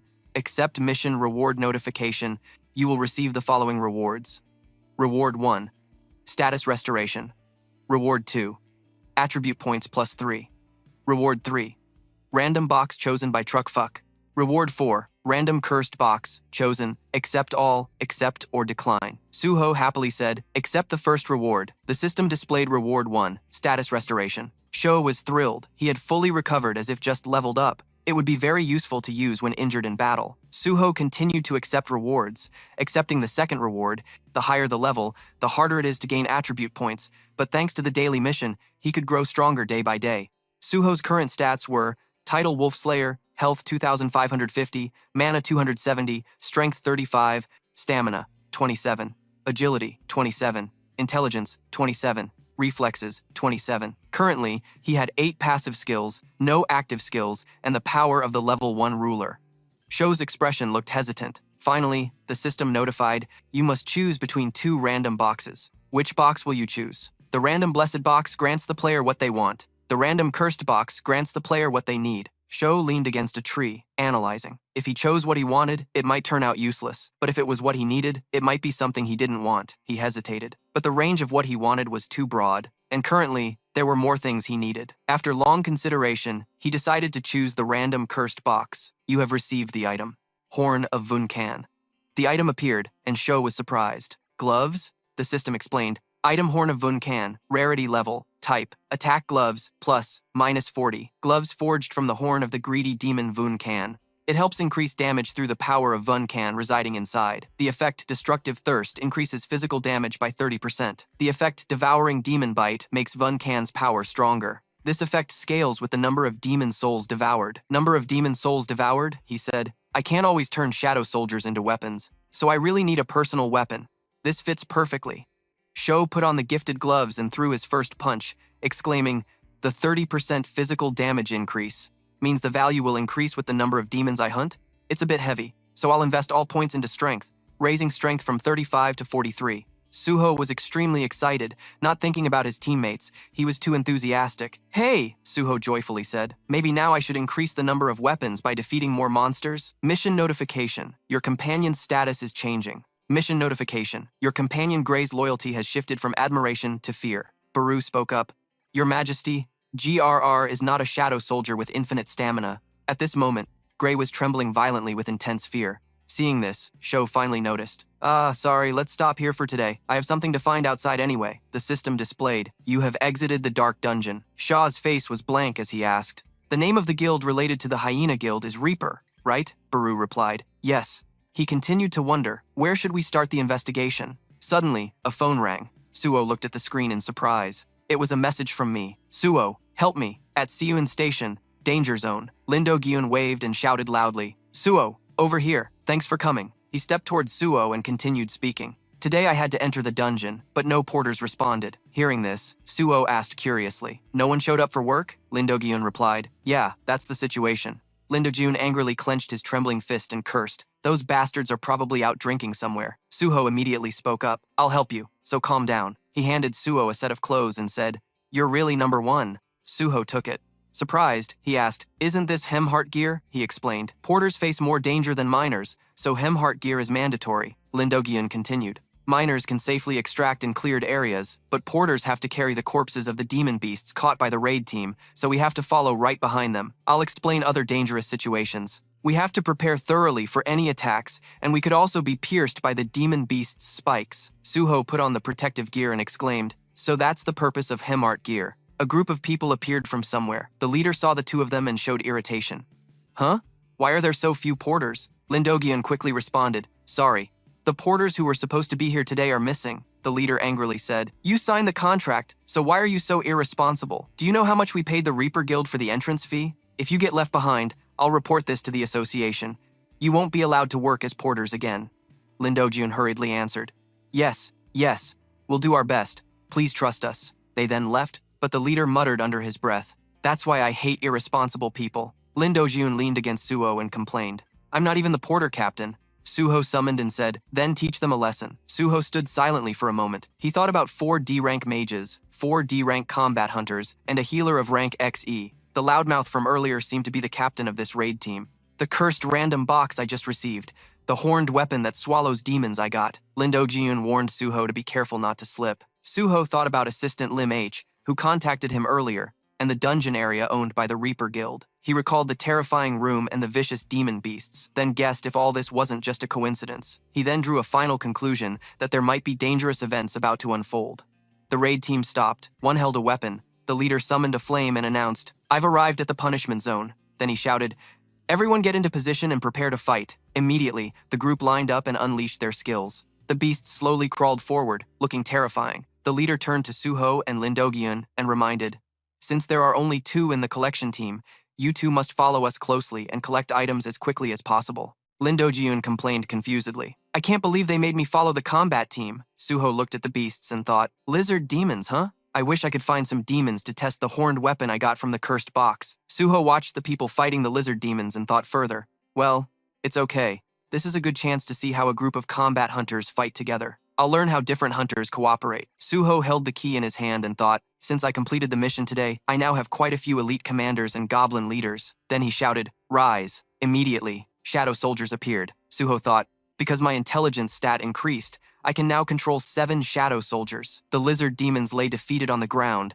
The hunters stood observing the situation. One spoke, I think we're done here. Let's take a break, everyone. The leader glanced and replied, Already taking a break? I only have 2 people in the collection team. If I want to hunt more, those 2 might get in the way. Suddenly, the leader's gaze changed. He looked at Suho's group in surprise. What are those? Have they finished collecting already? The shadow soldiers were busily cleaning up the lizard demon corpses and putting them into containers. While cleaning, they said, With Suho around, everything is so easy. The attack team is slower than I thought. Seeing the shadow soldiers, the leader shouted in surprise, Is this your summoned creature? Suho replied, Yeah. Why do you ask? Lindogian stood worried nearby. Is he about to cause trouble again? But suddenly, the leader grabbed Suho's hand, joyfully shouting, "Please become the exclusive collection team for our group." Suho quietly replied, "I don't intend to be a collector forever." Hearing this, he panicked and shouted, "We'll pay you the highest price on the market." Suddenly, someone behind shouted loudly, "Captain, I've got big trouble." He continued, "We found a dead body." The captain asked in surprise, "A dead body? A corpse without a shirt, only tattered pants left, the whole body burned." The captain approached the body and said, "This is it." The subordinate replied, "Judging by the equipment and clothes, this might be an ordinary person." He continued, "I've never heard of any fire-using monsters in gun." Lin Do-gyun hesitated and said, "Suho, could it be Suo answering?" "Yeah, I think it's one of them. He looked dangerous." "This is a bonefire." The team captain was surprised. "Bonefire? You mean those new monsters that use blue flames?" Lin Do-gyun replied, "I'm pretty sure about that. There was an accident involving a bonefire at our university." The hunters shouted loudly, "There's another one over in this corner." From another corner came a report. "There's one here too." They spoke up. "Should our captain stop the hunt and report this to the guild?" The captain stood there, hesitating. "This is really strange. But judging by the clothes on those corpses, they were ordinary people, not hunters. Our team is all low-rank awakened, D and C class. We can probably handle this ourselves, right?" After thinking, he ordered, "Keep attacking." They responded, "Right, that's how it should be." Meanwhile, Shuho thought to himself, "Attacking in this situation?" Shuho spoke up to warn, "Those bonefires are scarier than you think." The captain angrily shouted, "I'm the one who makes the decisions here. The collection team, grab your gear and follow us quickly." Lin Do-gyun anxiously said, "Do we have to face bonefires again?" Suo asked, "You have escape skills, right?" Hearing that, Lin Do-gyun asked, "Why are you suddenly asking that?" Shuho replied, "If something happens, just run. Who knows what dangers lie ahead?" Saying that, he went inside with the hunters. Inside, the bonefires were screaming loudly. A pile of them was trapped on a pillar, and there were also some strange demonic people there. Mut spoke up, "Still not enough fire. Why does the supply keep having problems?" Momu angrily replied, "I told you there's been some issues with the supplier, so the supply isn't stable. Maybe I'll have to ask them for a new source." The demon with a wolf-like face, his head wrapped in cloth covering his entire face, added, "Urgent reinforcement." Momu stood nearby, annoyed by the shortage, saying it's unbelievable that the Hina Guild supplier got wiped out like this. At this rate, the Stardust powder output will be lower than other factories. Suddenly, Ammut sensed a disturbance and noticed something strange. He said, "I feel a presence above. Hunters, wonderful. Just when I need more firewood." The beast with an ice band across its head spoke immediately. "I'll go. You prepare as if summoning allies. Those who stay, remember to capture them alive." He clenched his sword tightly and said, "Of course." The hunters pushed deeper inside, slaughtering lizard monsters. The captain happily said, "Looks like I'm going to make a lot today." A subordinate replied, no doubt continuing the hunt was the right call. He continued excitedly, "Now I even have a great collection team. I've been saving this for now. Should I use it?" Then he took out a gem and said, "This is Stardust. Do you guys know it?" They wondered, "Isn't that the mana amplification item that's been selling like crazy among hunters?" The one next to him added, "This is really hard to get. Didn't expect you to have one." The captain replied, "It only lasts a week, but it can upgrade a low rank awakened by 1 level." He stared at the gem and continued, "If I use it, I'll have the mana of a C rank or even higher." At that moment, the demon with the bandage slowly appeared from the shadows. He dashed behind the captain, sending chills down his spine. The demon shouted fearfully, "Ha!" He also swung his sharp sword, stabbing straight into the captain's back, making him wide-eyed, shocked, and terrified, spewing blood. The bandaged demon sneered indifferently, "Don't die on me." The gem he was holding earlier fell to the ground and shattered. Seeing this, the subordinate panicked, falling to the ground and shouting, "Captain, that demon!" The reply came, "Not dead yet." The hunters were terrified and immediately shouted, "Did the monster just talk?" Quickly, they tried to calm each other down, shouting loudly, "It's still the enemy. Everyone be careful." As soon as they finished speaking, the demon launched a fierce attack. He fought while counting under his breath. 1, 2. Then he finished with a phrase, "Tough opponent count." The fierce demon grabbed the stardust in his hand and shouted, "Don't need you, strong hunters. I'll kill." The gem glowed brightly in the hand of the monstrous beast. The hunters screamed in panic. "Stardust? The monster can use stardust too?" He replied with a joking tone, "Exactly." Seeing this, they shouted urgently, "We need to kill it before stardust takes effect." Everyone charged forward. As they did, the fierce demon was ready, gripping his sword tightly and swinging decisively. The hunters were relentlessly struck down one by one. A flame appeared. A hunter panicked seeing the scene before him as the flames gradually died out until the last one was extinguished completely. They screamed in terror, "What the hell? It's too dark. I can't see anything. Help! There's a monster!" The screams echoed in the darkness. Fresh blood stained the space red, leaving only the fierce demon. He was covered in fresh blood, holding a sword in one hand and dragging a human body with the other, proudly shouting. Firewood collected. The notification appeared. Mission initiated. Suho stood silently watching the notification. The mission from the notification. Rescue the survivors. Some have been taken by a demon. Rescue them. Rewards depend on how many you save. 7 people remain alive. How many can you rescue? Hearing this, Suho took off his hood, surprised and curious. A demon? The notification appeared. A mission has appeared. Suho stood silently watching the notification. The mission. Rescue the survivors. Some have been taken by a demon. Rescue them. Rewards depend on how many you save.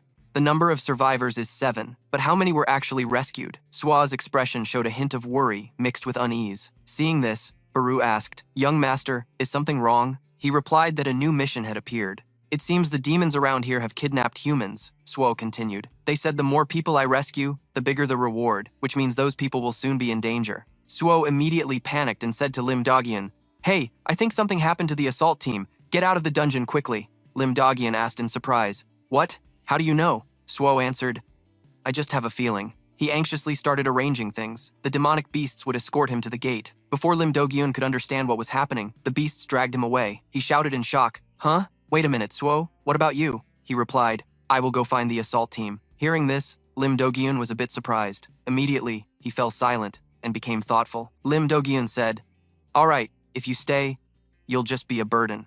After we get out, I'll ask the Hunter Association for help." Suo responded, "Thank you." At that moment, Suo shouted, "Dom!" Ray responded with a bark.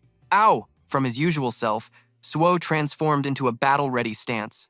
Putting on gloves he received as a reward, then said, "We have to hurry." As soon as he finished speaking, Suo dashed forward in an instant. The tunnel was covered with spiderweb-like railway tracks everywhere, looking extremely gloomy. The surrounding walls were full of scratches and blood. The deeper they went, the stronger the metallic smell of blood became. Corpses and barely breathing victims lay scattered on the floor. The fierce demon had returned to its lair, proudly boasting about its conquest. Having gathered the firewood, Mo Mu responded, "You returned quickly." Then he added, "The gate will soon open, and the demons will be summoned." The bandaged demon hesitated with each word. "I won quickly." Hearing this, Mo Mu told him, "All right, to celebrate your swift victory, go stack the firewood." Then he turned and walked away, gripping the head of the hunting team tightly, feeling annoyed and unfair. Mo Mu was excited. "I'm glad we could add more firewood. This way, producing the stardust will be as easy as pie," he continued. "The poison we were taught to make uses demon secret techniques and an awakening stimulant derived from the madness poison, the stardust."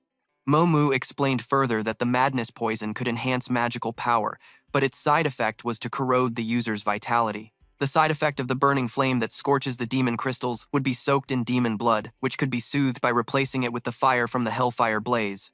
Moot added, "All this is thanks to the apostle who taught us." He added, "Even the monsters created by destroying the souls of living beings, causing them to lose reason, were brought into this world by the apostle. Thanks to that, the low-level demons now have a chance to become stronger." The bandaged demon from earlier also responded, "That's right." Suddenly, Moot seemed to notice a strange sound. He said there was a presence rapidly approaching. Meimu was a bit surprised. "Are there still hunters?" The bandaged demon replied hesitantly. "Most likely, it's the new hunter team." The door was silent. Suo used all his strength to kick it far away, shocking the 3 demons greatly. One of them was thrown far off. He asked, "Is this the place?"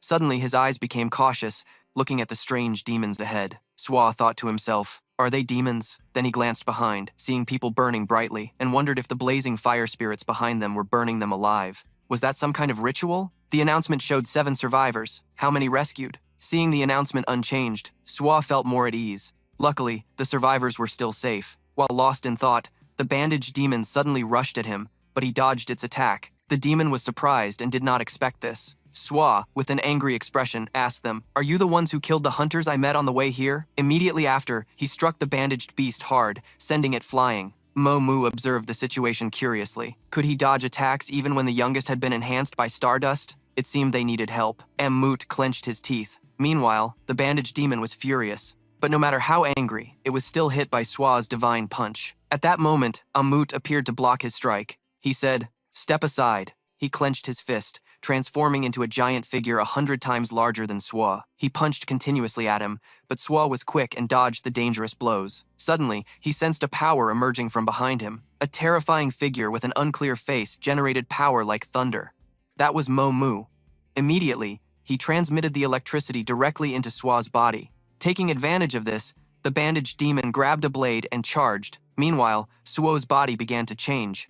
He shouted and rose up. As soon as he finished, he unleashed a huge, terrifying power. The shadow soldiers gradually appeared to block the bandaged demon. Mo-Mu was surprised. How is this possible? Sua immediately counterattacked, throwing Mo-Mu far away. Mo-Mu hurriedly said, "Big brother, that's not the whole story," Ammut replied. "That's right." He recalled the past and said, "That was what we saw on the day the demon tribe was annihilated. It was exactly the power of the Dark Lord." Then he said, "However, Ammut criticized that compared to the Dark Lord, it was still far inferior." At this moment, the bandaged demon was fiercely slashing at the shadow soldiers. Sua stood motionless, looking terrifying. Mo-Mu responded, "If he wasn't the Dark Lord, there would be no reason to be scared." Mo-Mu approached the bandaged demon. Su thought to himself, "If I fight them one by one, they're weaker than Braki, but together like this, it's going to be tough for me." He racked his brain for a strategy. Even if he kept reviving the magical beasts, it would just waste mana. "Do I have to use that method?" Baru appeared and spoke. "Dark Lord, but as you know, I only consume corpses to the extent that I can read their memories. The rest I have to discard. The longer a shadow soldier has been dead, the weaker they become. Is there a reason you chose to keep this body?" Suho thought and replied, "I was just reflecting on something when I saw Braki's final moments. He was recalling a previous battle. If his last fight was filled with regret because he was controlled by Itag,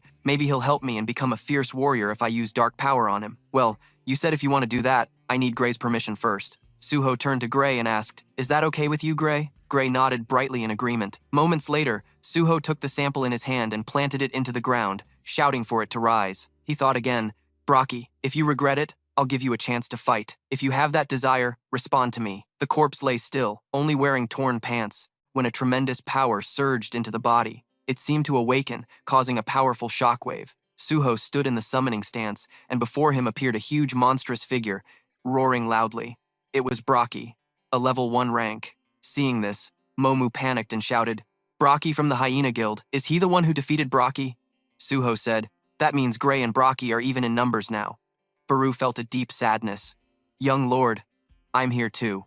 Su's eyes burned with determination as he shouted, "Let's fight now!" The group charged fiercely toward the demons. Suddenly, a beam of light appeared, shifting from blue to red, growing even deeper red, and a foot slowly materialized. Among the wreckage, a long-haired girl with 2 pointed ears appeared. Seeing this, Su shouted. That girl appeared from the debris. She wondered, "Who summoned me? Is this some demon trick to kill me?" Suddenly, her eyes widened in shock. Before her was a fierce battle between the vicious demons and Braki, whom Su had summoned earlier. She was surprised. Why are there shadow soldiers here? The bandaged demon charged at Su again. He blocked its blade, grabbed it tightly, and struck the demon hard. It screamed in pain. He kicked it again, thinking this hit should be enough to take it down. Su's eyes sharpened as another attack came flying at him, but he dodged it. It was Mo-Mu launching an attack. Su was angry, thinking, "Another troublemaker? If they gang up on me, it's going to be tough." Mo-Mu went into battle and told the bandaged demon, "Be careful, little brother." The demon replied, "Thanks." Su calculated again. "If this drags on too long,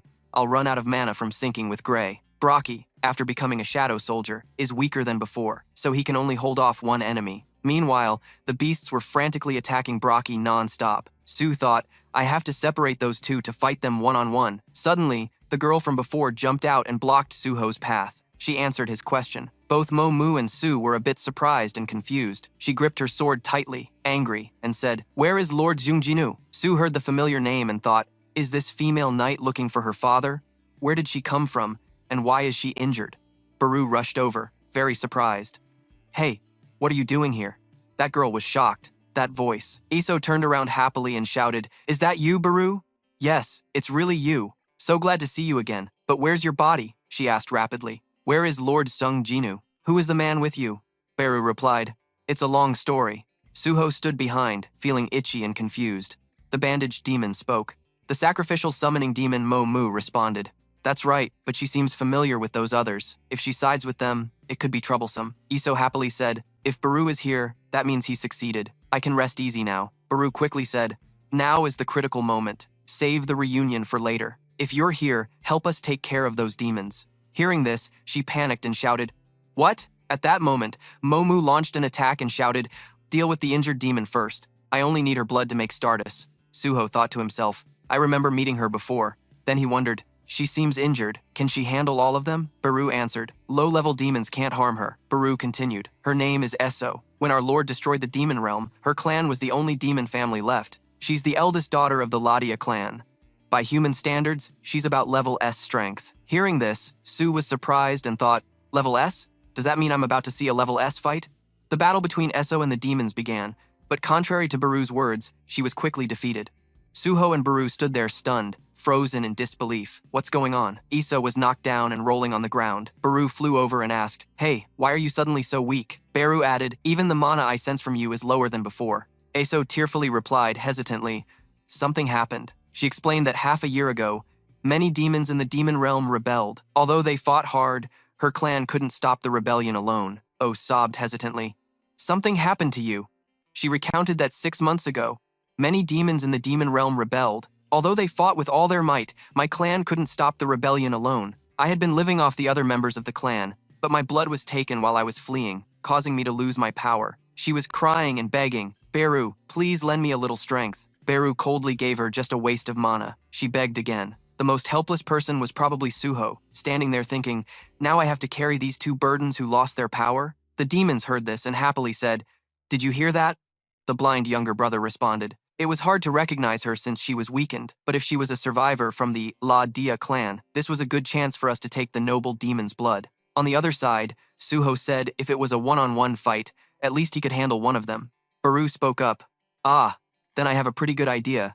Then he manifested a red power and said, This is a good time to use that ability I regained after recovering some mana. Immediately, Baru transferred that energy into Eso. Announcement. Baru has used the Ruthless Command skill. Announcement. Ruthless Command increases stats by 50%. Announcement. Eso has been cursed with madness as a side effect.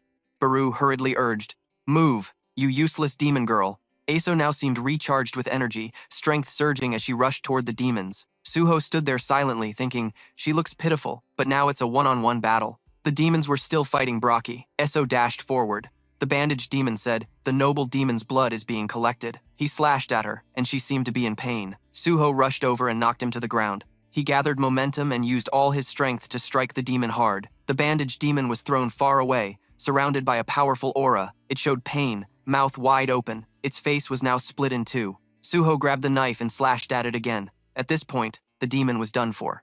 Announcement. You have defeated a low-level demon. Announcement. You have leveled up. Suho proudly said, claiming my first victory. Announcement appeared. Vunan's horn has absorbed the demon's soul.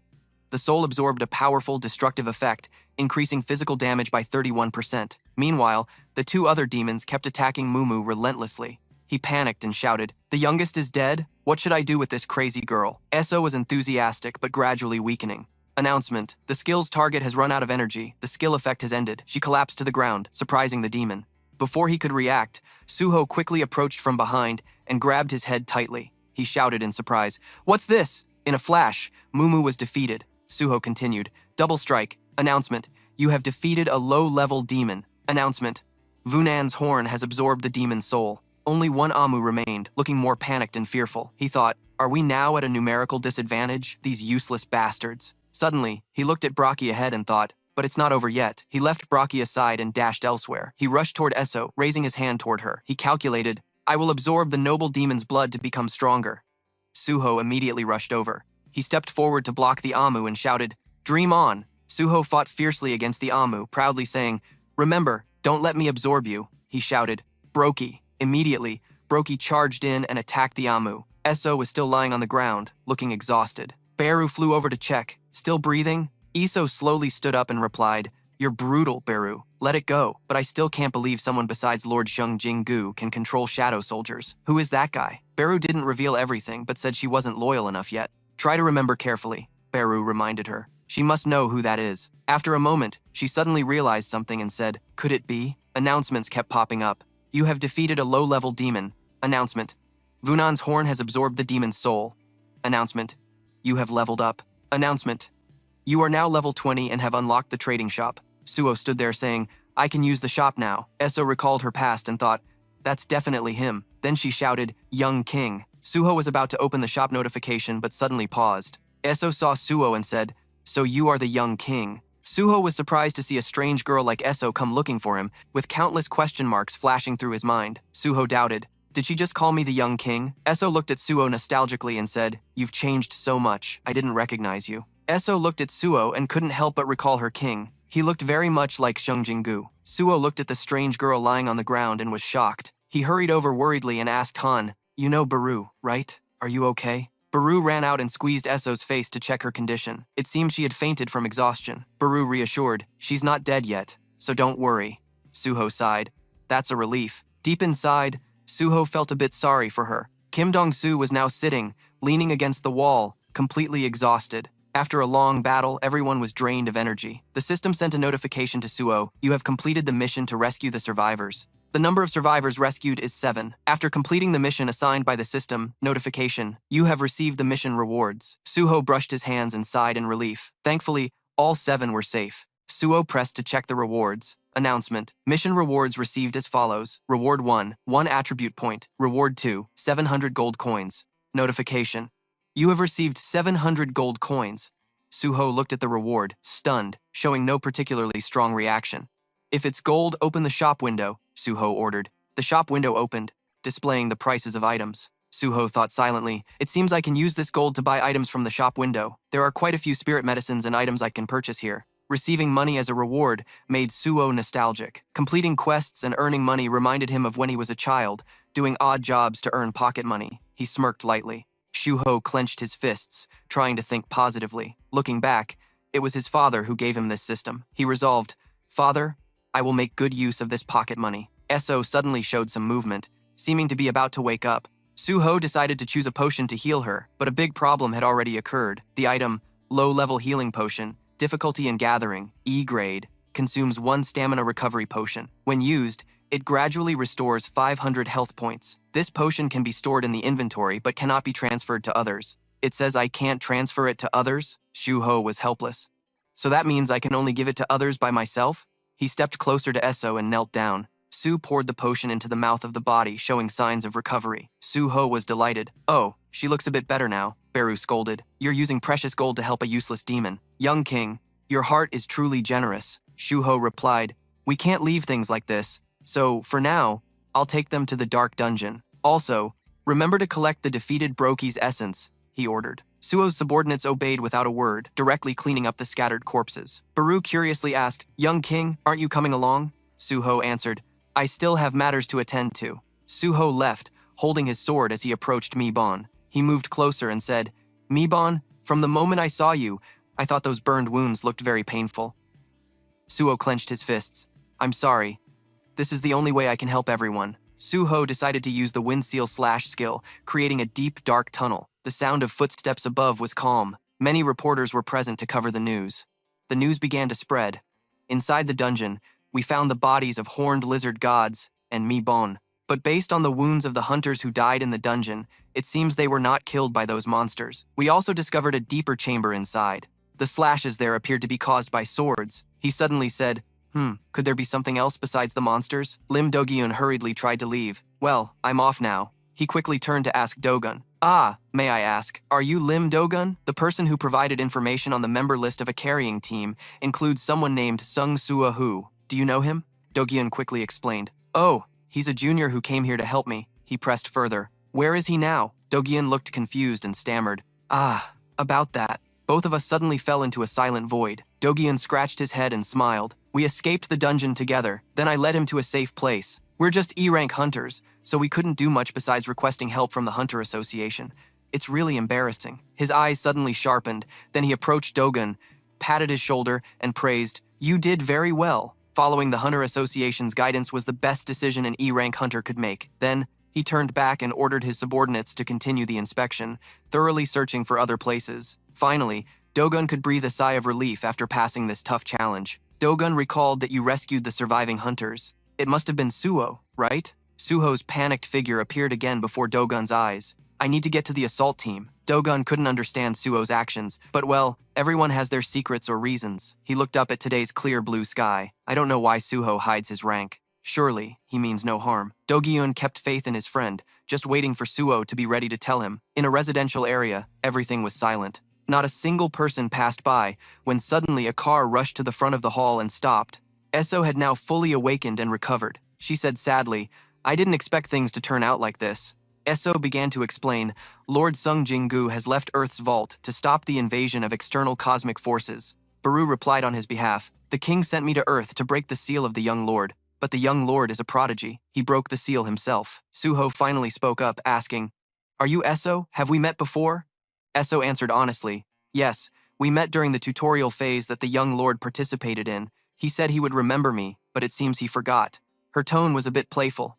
Suho rubbed his chin, pondering deeply. He wasn't sure why his memories of that time were somewhat vague. Suho racked his brain for a while but got no response. Suddenly, Suho recalled a bit from a training session where he was grouped with a guy who had dragged a girl into a fight without any hesitation. We're wasting too much time. Let's finish this fight. Eso was so surprised she could only stammer. Wait a moment. Now this is getting interesting. Suho has remembered. Suho asked again. You're the person who surrendered the moment we met, and only now do you remember your companion. Baru heard Suho say this and immediately spoke up to scold. That time was a trial for the young king, and she responded so casually, Eso felt embarrassed and blushed, remaining completely silent. Baru suddenly grew curious and asked, By the way, why have you weakened so much? Did something happen in the demon realm? Eso nodded in confirmation when Baru asked, Well, I guess I should explain everything. It's best to tell the young king. You heard Baru say that Lord Zung Jingu destroyed the king and other demon tribes, right? Since that day, our Ju clan, which is the leading tribe of demons living in the demon realm, specifically the demon castle, has been waiting for orders from Lord Zung Jingu. Eso continued. For decades, Lord Zung Jingu didn't summon our tribe, so we lived peacefully. But about half a year ago, trouble suddenly appeared. She recounted everything. A miraculous enhancement drug called Sadus started spreading among the demon tribes. Suho was surprised. Sadus? He recalled, and thought he had heard about it during the fight with the demon nobles. He remembered that battle. The attacker whispered to his teammate after Suho dodged, Can he really dodge attacks, even though the youngest used Sadus to enhance himself? Take out that wounded demon first.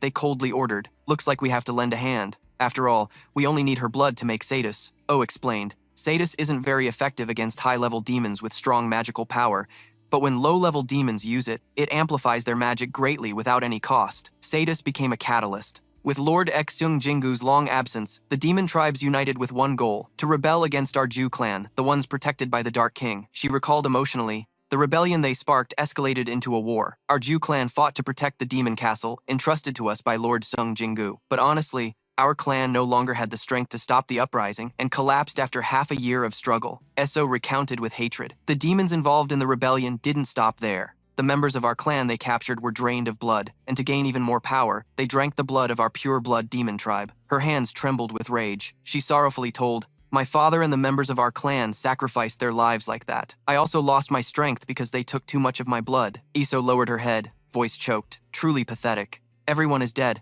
Only I survived. We lost the demon realm. I wonder what Lord Zheng Jingu will say to us. Suho glanced at them, feeling sympathy. She has been through so much hardship, he encouraged her, and was stunned, eyes wide open. Suho shyly scratched his head and looked down. I often wonder what my father would do in this situation. He spoke to encourage Eso. Although my father isn't here, you and the others have risked your lives to fight. That alone is enough. I believe he would say the same to you. He also felt deeply grateful. I'm also very thankful that you fought to the end for my father. Suho was determined to help her as much as possible. Let's restore the Ju clan together. Eso was surprised and could only move her lips. She remembered saying that demon tribes always fiercely compete for higher ranks. I will definitely make Ju the top clan. Eso remained silent. She was quiet for a while, hot tears falling, soaking her beautiful face. She called out to young King Suho, who looked a bit awkward seeing a girl crying. Suddenly, a notification appeared. The last survivor of the pure-blood noble Ju clan expressed gratitude to the player. Eso wiped her tears and smiled brightly. I belong to the Ju clan. The system chimed in, reminding, Do you want to recruit the White Flame heir as a companion? There are two options, no or yes. Which will Suho choose? On the table opposite them, Baru hovered in the air as the system notification appeared. Notification. The last survivor of the pure-blood demon noble clan has expressed thanks to you. Notification. Do you want to recruit the White Flame heir as a teammate? Suho's eyes gleamed mischievously, his gaze cold and unwavering. Could Eso be the second person with the status of royal heir? Eso looked dazed at him, one hand brushing a lock of hair. The new king system reappeared to confirm the information. The last survivor of the pure-blood demon noble clan expressed thanks to you. Suho suddenly hesitated, wondering if it was because she was the only surviving pure-blood demon noble. A voice filled with mystery barely whispered a word, and the system displayed a series of notifications. The White Flame heir has become your teammate. Notification. Due to a bond existing between you and the White Flame heir, a link skill has been established. The Demon Link skill charges up to 100%, gaining power from the White Flame heir and unleashing a powerful explosive attack. Eso was startled, mouth agape, eyes wide with astonishment. What is this? Why did a status window suddenly appear? Suho turned to Baru, his face calculating. Because Gray couldn't speak, I didn't know, but I guessed that anyone who became my teammate could see the status window. The young king is missing. Could that be? Baru hesitated and asked again. That's right. Like a flash, those words slipped into her ears. Eso had become my teammate as the descendant of White Flame. She was shocked, unable to believe what she had just learned. Am I really a descendant of White Flame? So Suho, Gray, and Hina Brookie stood before a cracked and ruined building. He was ready to fight, looked down at her politely, and asked, Now, let's try out the new link skill right away. Eso, are you ready? Eso was flustered by the sudden request, but hurriedly replied, Yes, Your Majesty. The surging spiritual energy began to rise. The system immediately displayed a notification. You have used the link skill, demon puppet transformation into a statue, fake white eyes, both palms rotating a sphere of energy surrounded by fiercely clashing aura. Suho looked curiously at the fist covered in red energy and black lightning. Oh! He focused on the clenched fist radiating strong energy, but then suddenly she collapsed. This was the link skill. Her face suddenly became hollow, cheeks sunken and withered, eyes dull and exhausted. Seeing this, Suho shouted loudly, trying to say a few words. Please forgive me, I'm exhausted. After just one use of this skill, he could only comfort her with a few words. Don't worry, rest well first. He looked painfully at the lingering magic on his hand. It was still strong. Could one strike really drain all her strength? How powerful is this skill? Eso lay weakly on the ground, but when she looked at his fist, she felt bitter, thinking about having a skill to transfer power to the young king. Suho punched forward with hopeful thoughts. Surely it would be a very strong blow. The result was a deep crater, with small rocks scattered and dust spreading. Suho and Baru looked at it confused, speechless. Baru evaluated the mark on the wall. I don't think it's any different from normal, he argued. I think it's different from Gray's link skill. Eso worriedly told herself to get up and look toward the two, thinking, That's all the damage caused after all my strength was drained? Yeah. Suho looked at the notification board, puzzled. Could it be because the energy charged was 0%? There's no way for me to charge energy, so I don't even know how to use it. The system displayed information, link skill, demon puppet, charge level 0%, receiving power from the White Flame descendant and releasing a powerful explosion. Baru flew close to him and whispered, Young king, I have a request. He looked down at him, face unclear. The demons killed and lying scattered on the ground are actually Baru's favorite food. Can I eat the corpses of the demons you bring to the dark dungeon? Suho refused, as he already had a purpose for those corpses. No, I leave them here because I want to use the shadow extraction technique on them. Baru didn't ask further and understood his intention. Oh, you haven't tried the shadow extraction technique on demons yet. Can we try it now? He opened his hand, fingers long and beautiful. He stood tall before them, gently reciting the awakening incantation. The demon corpses showed no change. The system confirmed failure. Notification: corrupted mana, unable to use shadow extraction technique. Suho stood there and relayed the information to Baru. I was just notified that shadow extraction can't be used on them because their mana is corrupted. Baru analyzed nearby, calculating that even the Dark King couldn't extract the demons' shadows because their souls were all corrupted. That's why he used a contract to summon them, like someone from the Ladi family. Suho sighed in disappointment. Then there's nothing we can do with corrupted souls. Baru, you can eat them all, he replied upon hearing that. Thank you, sir. Meanwhile, she sat far away, thinking she couldn't believe they just said she was corrupted. How mean. He approached and handed her a magic water, saying, Here, drink this magic water and you'll feel better. She smiled happily and replied, Thank you. It feels like I'm standing on your feet. During the conversation, he kept a gentle tone and said, I guess you don't have anywhere else to go now, right? Feel free to use this city. Eso gratefully said, Young king, you've helped me this much? The system again displayed a notification that part of the dark dungeon was designated as the White Flame territory. Eso Ladia was appointed as the owner of the White Flame territory. Suho smiled happily and said to her, You're my teammate. Don't worry about the small stuff. He glanced toward the sound coming from Beru K. He suddenly shouted, Beru, what's going on? He quickly replied after realizing something. Young king, in the demon's memories. He was surprised by Baru's report. I found clues about Itarim's disciples. The gloomy building scene appeared, filled with dense, dark smoke. Suho, Eso, Brokey, and Ray listened seriously as Beru explained. He flew in front of everyone and thoroughly said, Now I will tell you what I saw in their memories. The surroundings were silent, except for Beru's voice. Before I start, there are some things you need to know. Stardust has spread across the world, and Miss Bond is a monster from outer space. Upon hearing that news, she angrily shouted, Are you saying that hell isn't the only place where stardust is spreading? He was also surprised and said, Miss Bond is a monster from outer space. Seeing this, Brokey added more information. Whether by fate or coincidence, all the demons I've consumed are connected to Brokey and the Prairie Hyena Guild, one guy added. That demon group gets their human supply from the Hyena Guild. The humans who have decayed turn into Miss B, perfect as ingredients for alchemy. Stardust? Baru added that many other places are producing it too. Stardust? And they call those places Stardust factories? He added. In short, the Hyena Guild handles kidnapping humans. Baru continued. The Death Guild is responsible for transporting those kidnapped people to the factories, and the factories use humans to create Stardust. He confirmed, I'm certain Iterum is the mastermind behind these three places. After hearing this, he thought silently. So it's all connected to Itarum's invasion. Beru added, also, the one who created this Stardust production line is a human. Sung Suo repeated in surprise, a human. He added, I investigated and found a human collaborating with Itarim's apostles. Baru spoke slowly. That person is, he continued, the deputy director of the Death Guild, Lee Minung. If we investigate him, there's a chance we'll find Itarim's apostles. The scene shifts to a crowded place with people filming and taking photos. An angry reporter said, why is the crowd outside waiting and shouting loudly and welcome? He's out now. Lee Min-shung walked with 2 bodyguards behind him. From the crowd of photographers and cameramen came a loud shout, it's Lee Minu! A reporter asked him, Mr. Lee, may I have an interview? What are the results of the Hunter Association's investigation? He stopped and answered the question. The investigation concluded that I am completely innocent. But that's no surprise. Suddenly, a reporter angrily shouted, you really don't know anything about the Hyena Guild's human kidnappings, even though the Death Guild sponsors them? Also, many hunters died on the Soon battlefield, which is under the Death Guild's control. What do you say about that?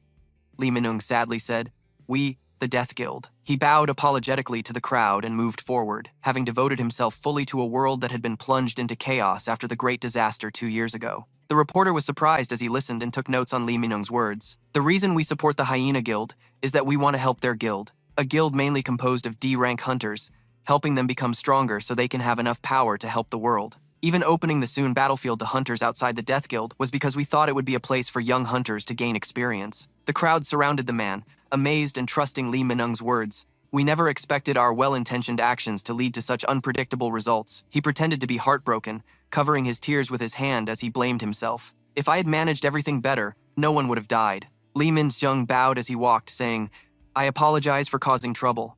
The crowd outside murmured. Some said, if what he says is true, then the Death Guild is just a victim too, right? Others agreed. I think so too. Even the Hunter Association said they're innocent. Another added, the Death Guild has always aimed for good intentions. His eyes gleamed wickedly as he heard the praise. So, aren't they the heroes then? His eyes glanced back arrogantly, wearing that expression as easily as eating porridge. Once a top star in Asia, my acting skills are still as sharp as ever. Lee Minung came to perform in front of Yuan Chan, thinking silently. Meanwhile, the Hunter Association. He was worried when the Hunter Association president said, you can leave now. Lee Min-sung thought to himself, I didn't expect that sly old fox to release me without much interrogation. He smirked and thought, well, no matter. It seems the Hunter Association still doesn't know I'm the one behind the so-called Stardust floating on the market. Suddenly, Suo's figure appeared, watching Lee Minung. He followed him with his eyes and said, so that guy is Lee Minung, huh? Sung Suoho asked Baru. Baru, what do you think? Can you sense any Itarim energy radiating from him? Baru replied, not a bit. He continued, that means he's not controlled by Itarim, right? Baru answered, exactly. He firmly added, all right. From now on, we'll go verify that. Nehru reminded him, young king, you must not do that. He added, I know you've defeated some very strong enemies, but this time I'll risk my life to stop you. What I sensed from Lin Dung. He began to sense signs of someone nearby, his eyes filled with fierce malice. Lee Min-shung turned to look toward the wall. His subordinate asked, is something wrong, sir? Lee Min-shung said, no, nothing. Baru reminded him about that person. You're not skilled enough to defeat him yet. Lee Minung, a D-rank hunter, in a pristine white room with a glowing chandelier. On the table there was a plate of peeled fruit and a chilled bottle of wine. Lee Min-dung sat hugging a woman, scrolling his phone with the other hand, his face sinister as he said, everything is as easy as flipping a hand. Then he continued, just a little acting and the public's attitude has turned 180 degrees. At this moment, the news started spreading strongly online.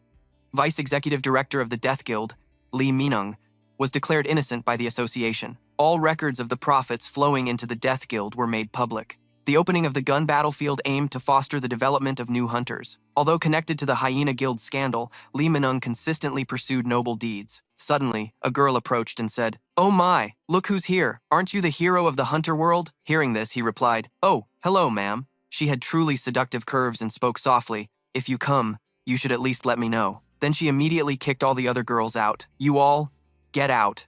Hearing this, he calmly said, Do I have to report everything I do to you? She awkwardly responded, No, you know I didn't mean it like that. In her mind, she thought, what a difficult personality. She watched him scroll through his phone and silently judged him. He was born with a silver spoon, became a Korean star early in his youth. No wonder his pride was naturally very high. Then she poured him some wine and kept thinking. However, that pride of his was completely crushed after the great disaster. She continued thinking, after the great disaster, a celebrity like him reaching hunter rank A caused a sensation. But Lee Min-eung's driver also awakened and became one of Korea's rare S-rank hunters. The story was published in the media, and the public gradually focused their attention on his driver. That moment was the first time people saw the status system, with Lee Min-eung always at the top being overturned. But somehow, that driver joined the Death Guild, founded by Interjew. Right then, she capped the wine bottle and said, Now, shall we talk business? He asked, What business? She leaned close to his ear and whispered, Don't play dumb, I'm talking about Stardust. Then she asked him, This time, I want to buy in bulk. Is that possible? Immediately, Lee Min-eung slammed his wine glass on the table and said, Haven't you heard the rumors? The distribution system and one of the factories have been destroyed. How can they supply that much? Hearing this, she smiled at him and said, I'm sure the great Lee Min-eung has his own plan, right? He replied, Well, I'll try talking to the business partner and see. Hearing this, she happily said, That's the vice director for you. He thought to himself, Do I really have to find that guy? Lately, he's been refusing my orders. Scene change. At this moment in the city, a hand pressed against the glass of a room. The young man's face darkened, which shocked the people behind him, who exclaimed, That kid. Scene change. Now a group of terrifying blue monsters charged forward. Immediately, Gray bit one of them fatally. On the other side, these monsters were executed with a single slash. At that moment, rushing forward with his sharp hand, the blue monster was cut with one strike. That single slash severed the blue monster's head. Another was cut in half. Then he continued attacking, killing many of the monsters. The power radiating from him was terrifying. He wiped the blood off his face and called Beru, saying, All right, now I will summon a new batch of spirits. Hearing this, Beru said, Young king, he must be feeling impatient about what we just discussed. Then Beru looked at the three people and continued, Our goal is to extract information about Itarim's apostle from Lee Min-eung, who currently leads the Stardust distribution chain. We must accept that a confrontation will definitely happen once we approach Lee Min-eung. Sung Swa looked confused and asked, So, how will we get information from him? Beru answered, If he refuses to talk, I'll just eat him to steal the information. The Dark King has allowed me to consume humans, as long as they are confirmed demons. Then Beru added, However, that's only if we can defeat Lee Min-eung, while we're touring the association. He thought about this and Beru continued, Within the same rank, power can still vary. Usually, 10 D ranks are needed to defeat 1 C rank. Our team's ability is still too weak to defeat the Death Guild and A rank hunter Lee Min-eung. Sung Swa then asked Beru, So what rank are you? Then he asked again, Aren't you a scripture user yourself? Sung Swa looked confused and asked, Does the secret reward only appear once? Opening the random box, the gift box immediately opened. A notification appeared. You have obtained the Ring of Ruin. The ring appeared in his hand. Ring of Ruin, usable at D rank. Consciousness jewelry, grade 5. The system continued with a notification. You have equipped the Ring of Ruin. Instantly, his consciousness increased by 29 plus 5. Seeing the ring appear in his hand, Sung Swa thought, a ring that adds 5 points to consciousness stats. His face became very worried as he thought, but it doesn't change my current situation. In the end, I can't level up by hunting spirits anymore. The blue monsters lay dead all over the ground. He put on his combat gloves and thought, hunting demons only increases Vunan's horn damage by 3%. The system just notified that the V-Can horn item has the effect of destructive desire, increasing physical damage by up to 33%. He clenched his fist and thought, I want to get stronger really fast, but there aren't many ways to make that happen. If I want to level up, I think I need to enter a dungeon and kill monsters. After a while, he stared at his profile. Then he sighed and said, All I got today were just some people contacting me, inviting me to excavation with the collection. I don't think anyone would dare to put a hunter of my level on the attack team. And according to the Hunter Association's rules, breaking in and entering the gate is illegal. Hearing this, Beru said, Then how about reassessing the Hunter Association's level? He replied, Information about the Awakened will be posted on the Hunter Association's homepage. I should avoid getting involved in that. Then he continued, Right now, I know whose disciple Tarim is on this earth. I don't want to be discovered by them and used as a weakness against my father. He propped his chin and pondered. I can't defeat Lee Min-eung if we still have to deal with those disciples. At this point, Baru said, I don't think you need to worry so much about Itaram's disciples. Baru hesitated and added, if Itaram's disciples arrived here before me, they might not be that strong because of the effects of spatial displacement. Hearing that, he asked, spatial displacement? Immediately, Baru explained, extraterrestrial races wanting to use spatial displacement must possess a spatial rift. The outer edge of the spatial rift is extremely narrow, making it very difficult for mana to leak out, which creates resistance inside it. Even if an individual uses all their strength to expand the outer edge, it recovers very quickly. So deploying spatial displacement consumes a lot of power and time depending on each person's mana. Then Baru continued, that's why Itaram's large army fights in outer space, and the Dark King can't reach this universe quickly. Hearing this, Sung Suo thought, in short, the disciple hasn't regained full strength after passing through spatial displacement. Considering he hasn't shown himself and only uses Brokey and the demons, this seems very reasonable.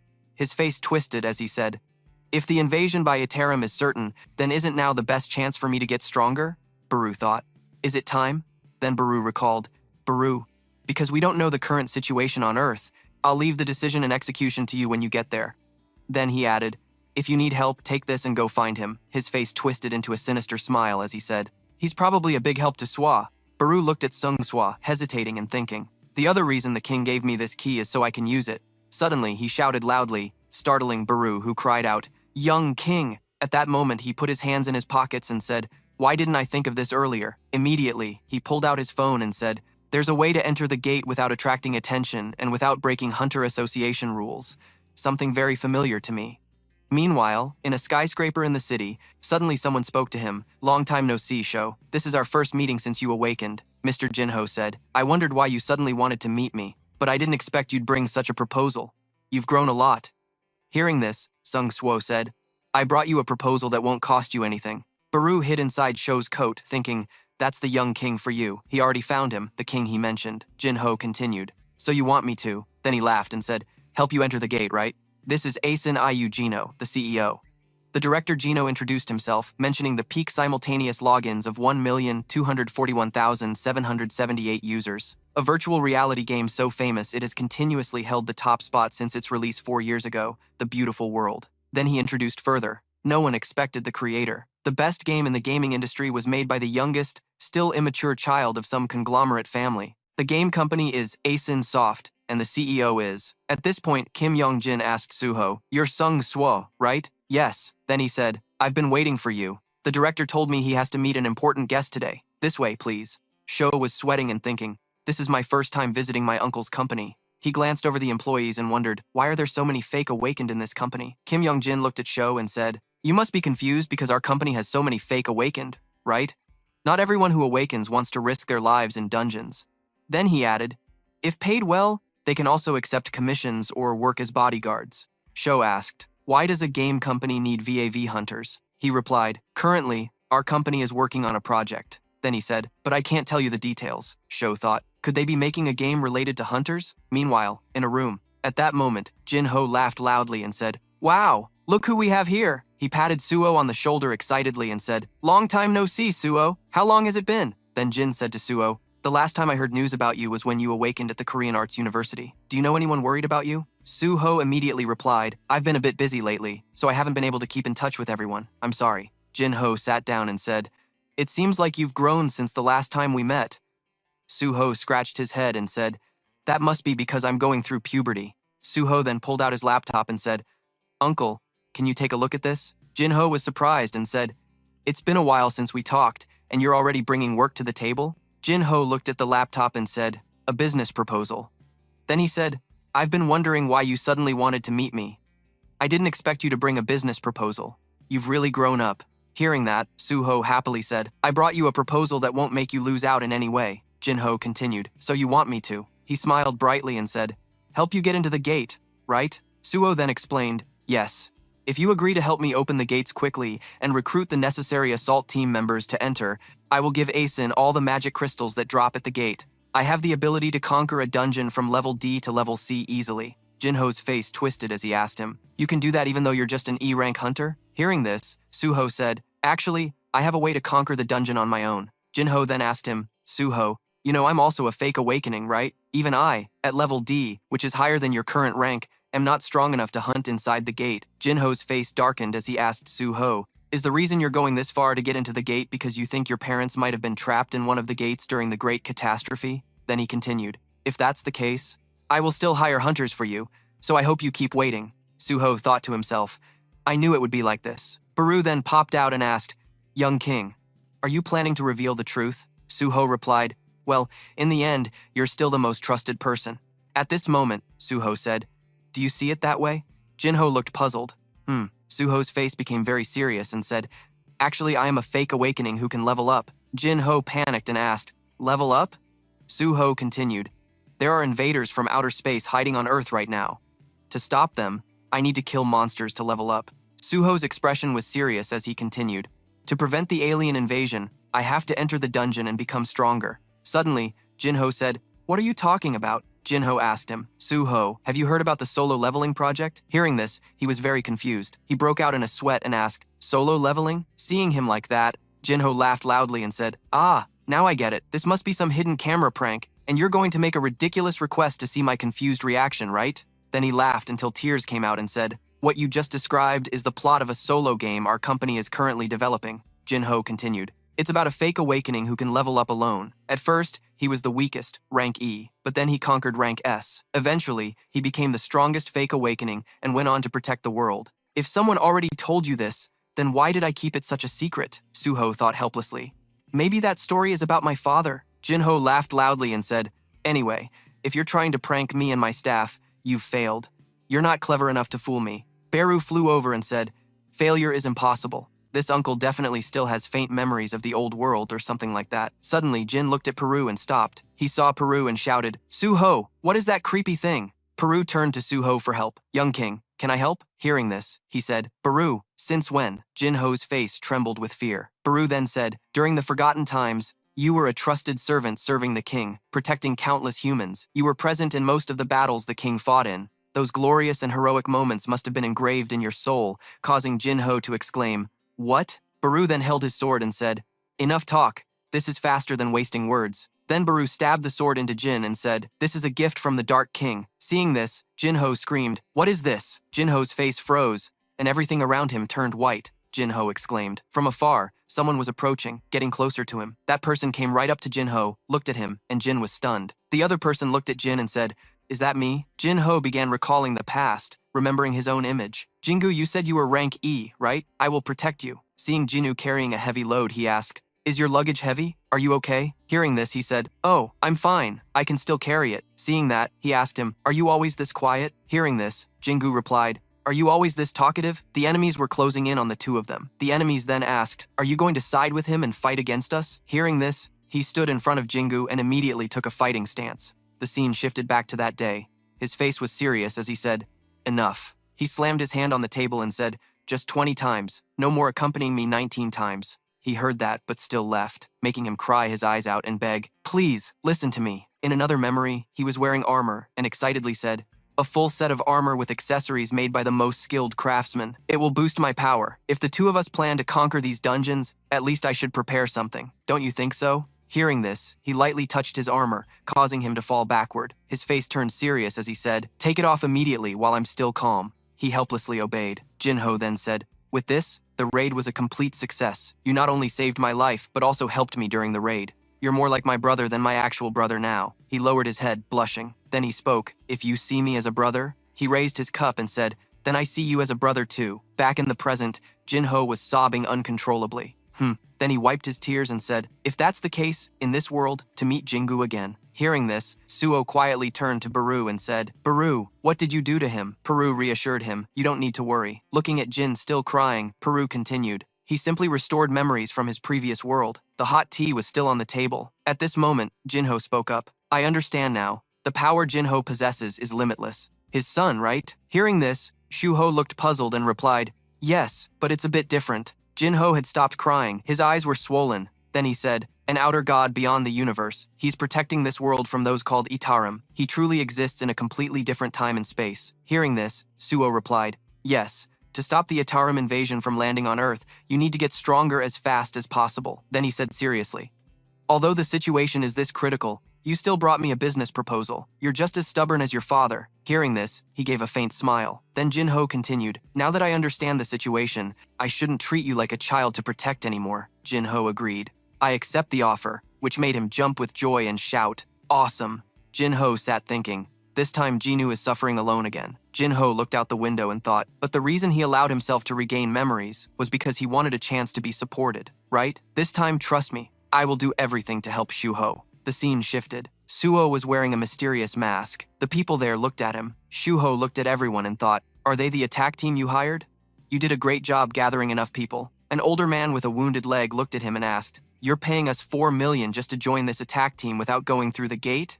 Really? Shuho replied, yes, exactly. Then the man asked, but you plan to go alone? Then he looked at him and said, I don't know how confident you are in your abilities, but underestimating the gate is extremely reckless. He continued, well, if you feel you can't handle it, feel free to ask us for help. He turned to look at the man and said, even though my body is in this state, maybe I can still support you a little. Hearing this, he replied, thanks. Then he went in alone and said, if I need help, I'll call you. In his mind, he thought, his father had taken on countless responsibilities and kept living until now. Suho had now arrived there. Beside him were 2 teammates, Iso Rei. That was why he got this teammate system. He put on gloves and said, I can feel my father's warmth through these hidden intentions. But the stone monsters were climbing and advancing toward them. Shuho took a fighting stance and said, I don't want my father to carry everything alone anymore. He said, let's start leveling up. Lee Minung's car stopped in front of a huge building. He stepped out and told his subordinates, stand guard around here. You stay in the car and follow orders. Boss, he thought. It's been 3 months since we last met, right? Lee Min-seung just entered, catching the attention of a guard who was sweeping leaves. Seeing him, the guard spoke up. Oh, I saw you on the news. You're Lee Minung, the deputy CEO of the Death Association, right? Hearing this, he thought, damn, a shining gem can't be hidden. Lee Min-seung thought further. Well, building an image is just as important. He pulled down his mask and smiled. Thank you for recognizing me. Then he added, have a good day. The man happily replied, hero of the hunters, I will always support you. Lee Minung thought, right, those envious looks, everyone should see me that way. The elite of elites, born from the deputy CEO of Yujin Construction, is me. He continued, recalling. The early deceased became a star and king of advertising. That was me too. I rose smoothly in the celebrity world and was called the Asian Prince. After the great disaster, I became a pseudo-awakened. He thought further. I originally thought I would continue to be one of the top hunters in the food chain like before. He continued to recall that the one who died early had become a star, and also the king of the advertising industry, that was himself. He advanced smoothly in the celebrity world and was known as the Asian Prince. After the great catastrophe, he became a pseudo-awakened. He thought further, believing he would continue to be one of the top hunters in the food chain as before. Lim Taeju sat in the front and said, oh, I've awakened to S rank. Then he thought further, until my driver, Lim Taeju, became an S rank, awakened. Exactly. The driver said, I'm old, so I'm planning to become a hunter as soon as possible. I think I'll quit being a driver. His face was full of fear. The driver continued, by the way, you're an A rank awakened, right? The Hunter Association suggested I form a guild. Do you want to join? He looked at him thoughtfully. I'm A rank, yet some lowly driver is S rank. His gaze toward the driver changed. From that day, I was sure this world was heading toward collapse. Then he pressed the accelerator and thought further. The pyramid structure was inverted after the great catastrophe. I have to restore it to its original state, even if I have to make a deal with a demon. He opened the door. His face was deeply troubled. A voice came from the dark room. Wipe that disgusting smile off your face before I tear each of your mouths apart. Lee Min-dung entered and said, where's your master? The landlord is back. But he didn't come to greet him? Someone called his name, Lim Myung. The person over there continued, hurry up and fix that damn hair and pupil. The platinum-haired boy looked at him and asked, you're from the alien tribe, right? Lee Min-seung looked at the platinum-haired boy and said, the last time I saw you, you were just a newborn. Now you're much bigger, huh? Even your mana has increased. You've grown according to the plan, right? He continued. I told you before, this isn't growth. I'm restoring my power. The platinum-haired boy then said, to solve the problem of time-space displacement between universes, I split my original body, dividing my power and personality into many fragments and sent them to this world. Among those fragments, the first one to arrive here was the weakest. My newborn state means the current me is a version merged with the second fragment. The boy continued. Although my memories haven't changed, my personality will be different from what you knew before. Lee Minung sat down and said, sounds complicated, the boy explained. Simply put, I'm telling you not to treat me too indulgently. Lee Min-seung looked at him and said, well, I don't care about your personalities. Still remember your promise to me, right? The platinum-haired boy said, fame and fortune. Lim Minung's face looked terrifying as he ordered to wipe out the slim 2-level hunters. Lee Minung praised him. Well, good that you remember. The platinum-haired boy then asked him, so why did you come here today? Hearing that, Lee Minung replied, am I not allowed into my own house? The boy said, I remember telling you not to come here without a special reason. Lee Minung then said, is there a problem with the Stardust production line? Recently, the Hyena Guild that supplies firewood and the factory in Soon have both been destroyed. So I came here to ask for more Stardust aid if possible. The boy asked, were they attacked? Have you found the mastermind? I heard the one who destroyed the Hyena Guild is a hunter. The Hyena Guild is a masked hunter who uses a sword. Then the boy called Min Sheng, Li Min Sheng. You're the one who uses our Stardust production method, and also the creator of the distribution system. Didn't you promise the system wouldn't have any problems? Li Min Sheng replied, kid, if you keep worrying from one problem to another, you won't get anything done. The platinum-haired boy's eyes turned yellow. Li Min Sheng put his hands in his pockets and said, pathetic. Was it a mistake for my previous personality to choose you as a pawn? He drew his sword from the ground and said, hey, alien, instantly pressing the blade to the platinum-haired boy's neck. Li Min Sheng leaned close to threaten him. I'm not an empty shell brainwashed like you. I'm an A-rank hunter who can kill you before you regain your power once I get angry. The pawn isn't me.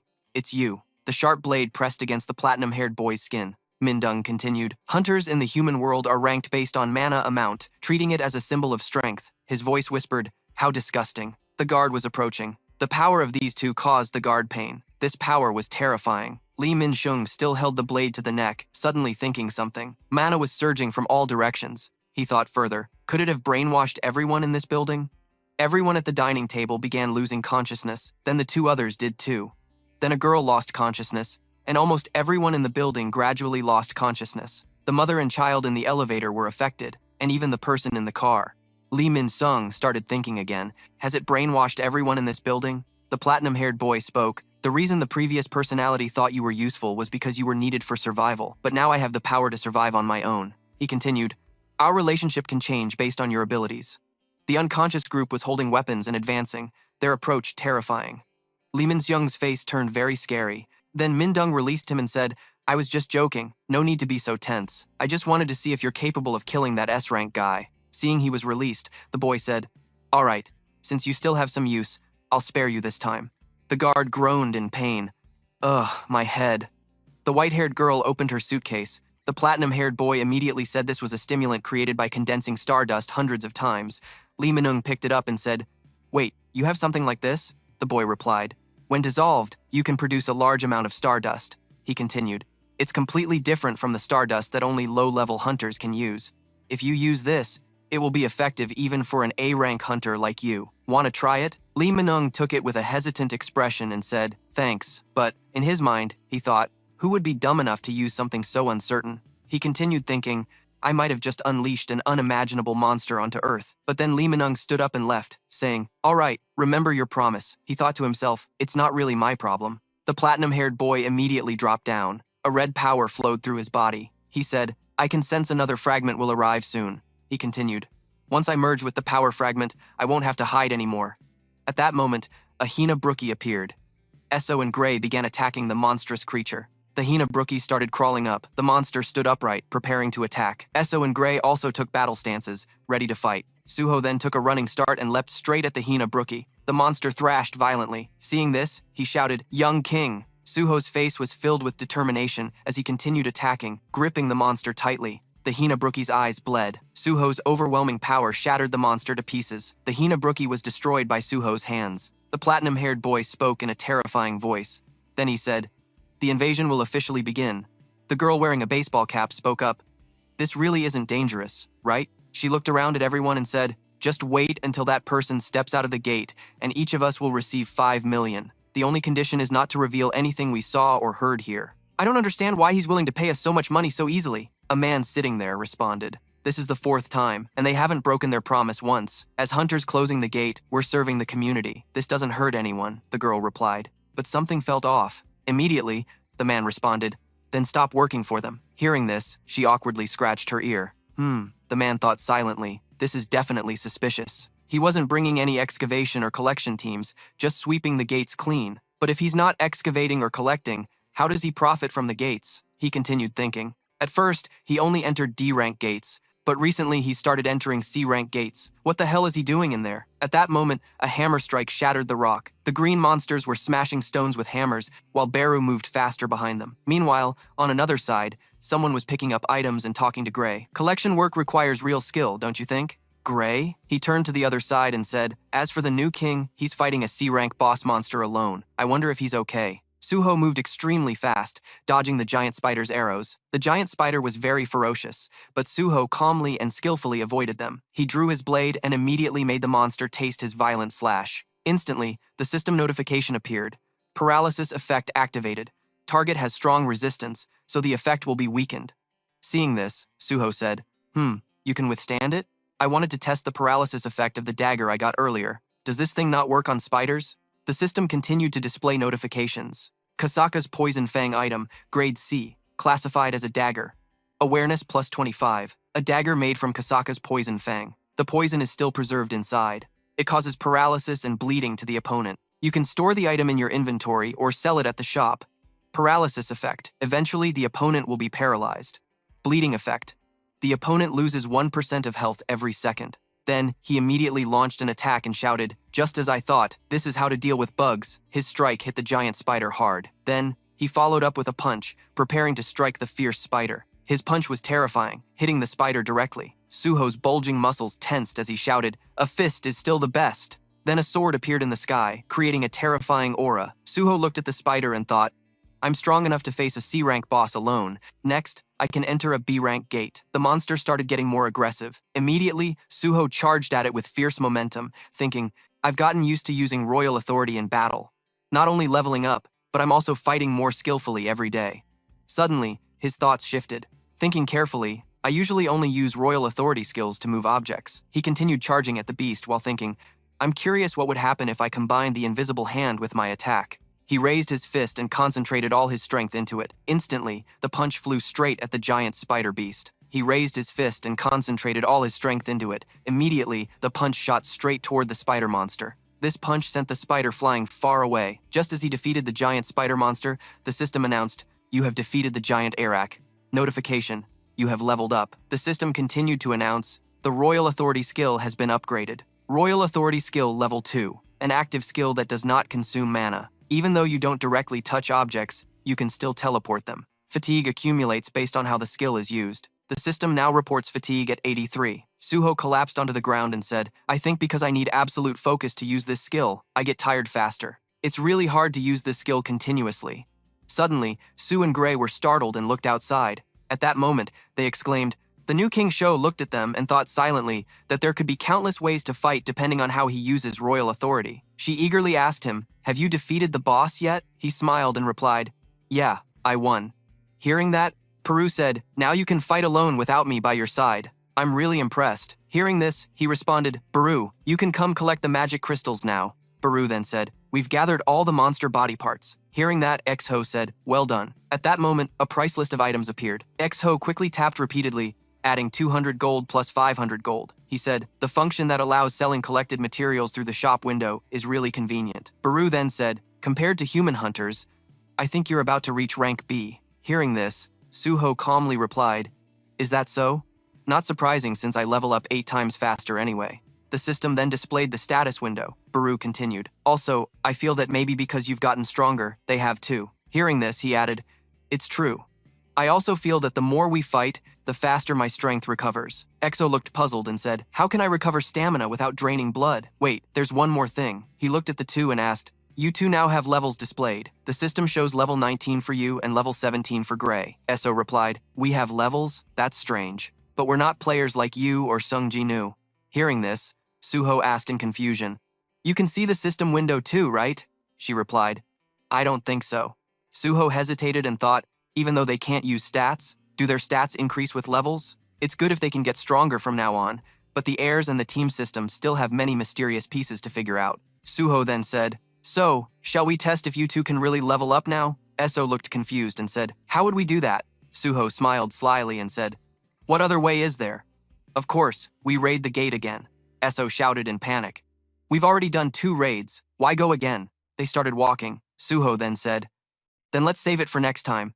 First, let's finish the daily quests. Baru turned and told him, young king, You should be careful not to get addicted to anything. The system then announced, "You have entered the dark dungeon." Suddenly, he stopped, widened his eyes, and shouted, "Huh?" A huge explosion appeared. Oh shouted, "There's a gate inside the dark dungeon?" Suho thought. The heat is intense. Is it coming from inside the gate? Then she asked Baru, "Baru, can a gate appear inside the dark dungeon?" Baru replied, "I'm not sure either." The system announced an emergency mission. A large red explosion appeared, and the system displayed the mission. Emergency mission, spatial rift. A spatial rift has just been discovered. Enter the connecting gate and eliminate the source causing the spatial rift. He thought silently, an emergency mission. Suddenly, he smirked and tossed it to Gray. "All right, Gray, take this." The system announced, item, heat-resistant cloak, usable unclassified mixed type. You can block heat to a certain degree if you equip this item worth 10 gold. X-Ho stepped forward and said to everyone, "Great, I've been wanting to raid again anyway. This comes just in time. Let's enter the gate." Scene changes to the desert. At the Egyptian pyramid dungeon, Lu Sin, a hunter from the Aula Guild with a tooth rank, pointed a knife at the other guy's face and shouted, "This is abuse of power. Who gave you the right to kick us out of the dungeon? Our Aula Guild came here first." Randon frowned and said, "Who cares who came first?" He threatened, "This is my final warning. From now on, this dungeon belongs to our guild. If you oppose us again, I will take it as a declaration of war." Lu Xin looked serious and thoughtful. "Damn, I never thought I'd run into the 10 Desolation Guild." The face of the 10 Desolation Guild's A-rank hunter looked, "With overwhelming power, everything else is just a puppet." Lu Xin shouted, "Everyone, get into battle positions," while Randon remained calm. Suddenly an arm raised, and a greeting voice was heard. "Hello." Lu Xin was very surprised, and Randon turned to look. Seeing them look back, he felt a bit embarrassed and said, "Wait, excuse me, can I ask where this is?" Rewinding 30 minutes earlier, just passing through, frowning, "I wonder why sand is flying out of the gate." Iso rubbed his eyes and said, "That's right, tell me more." The group moved closer as Swa began to continue. "So it turns out the dungeon is a desert," Beru added. "I sense a powerful magical energy coming from that pyramid." Watching the caravans pass by, X-Ho continued, "But why are there things that seem out of place in the dungeon?" The group slid down the sand, and Swa said, "There are cars and even barbed wire fences." He then turned and said, "I heard that machines don't work inside the dungeon. Then why are they here?" Eso said anxiously. "Don't tell me this place isn't a dungeon. You're saying it's a gate that has crossed into another world?" Baru replied, "That can't be." X-Ho looked uneasy and turned back to the others. "Still, as long as the front gate remains inside the dark dungeon, there won't be a problem. I'll go check everything out." Hearing this, they agreed. "Yes, I think that's a great idea." Immediately, Zoe stepped inside. After a while, he came out. Seeing him, she asked, "Young prince, how did it go?" Zoe's face was panicked, stammering, "The gate is no longer there." His expression was full of panic and worry. Seeing this, the group murmured, "The gate disappeared. Does that mean the demon boss was killed? But that person still hasn't returned. We need to contact the emergency liaison immediately." Back to reality. Inside the pyramid, everyone was staring at each other. At this moment, X-Ho thought, "We've entered the pyramid." He looked at the others and thought, "I'm glad there are people here.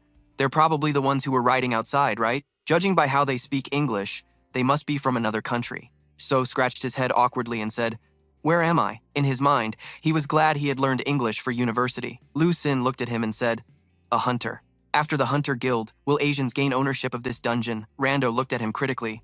"What a hassle. Didn't expect so many pests to gather here." His eyes widened. He continued, "It was mentioned in the old woman's prophecy." The purple monster appeared and said, "The creature born from death has broken the seal. The one with the power to raise the dead will appear in the tomb." The blonde man sitting in the chair said, "Right after the prophecy was given, a dungeon resembling a pyramid appeared in Egypt. The pyramid, tomb, Egypt, and death perfectly matched the prophecy." Macvest then spoke, "After our scheduled events conclude, grant me access to the dungeon so I can raid it. If other guilds interfere, do you want us to handle them like this?" Hearing this, he lowered his glasses and said, "Why do you bother asking?" In X-Ho's mind, he thought using the Wild Integration Guild's methods to deal with them would be fine. Back to reality. Randon said to him, "Listen, if you're a hunter chasing this dungeon, this is your final warning. If you agree, we'll let you leave." Hearing this, X-Ho thought, "So this is the dungeon?" He was quite worried and continued thinking, "They're really aggressive. If this is a dungeon, I have no choice but to clear it to complete the emergency mission." He cautiously asked, "What if I refuse?" Immediately, he replied, "Simple, we'll have to kill you." At once, he rushed toward him. Gray's face was extremely shocked, and Lu Sin's was no less panicked. He immediately landed a critical blow on Swa. Then he stopped to look, but Swa had dodged his attack and said he was the one who attacked first. Hearing this, he immediately gathered momentum and attacked X-Ho. X-Ho blocked him and thought, I don't know how much damage I'll cause after powering up. Since I attacked his armor, he probably won't die, right? Suddenly, his face changed color. Seeing this, X-Ho was very surprised and said, "What the?" Instantly, he was thrown far away. He gritted his teeth, angrily saying, "How dare you hold back on me? Kill them all, whether they're from the Aula Guild or some Asian kid. Kill them all." Seeing this, Gray immediately charged in. Iso shouted, "How dare you harm the young prince?" Lu Sin also gritted his teeth, holding a large sword, and said, "I guess a fight is inevitable." Swa was knocked far away, crying out in pain.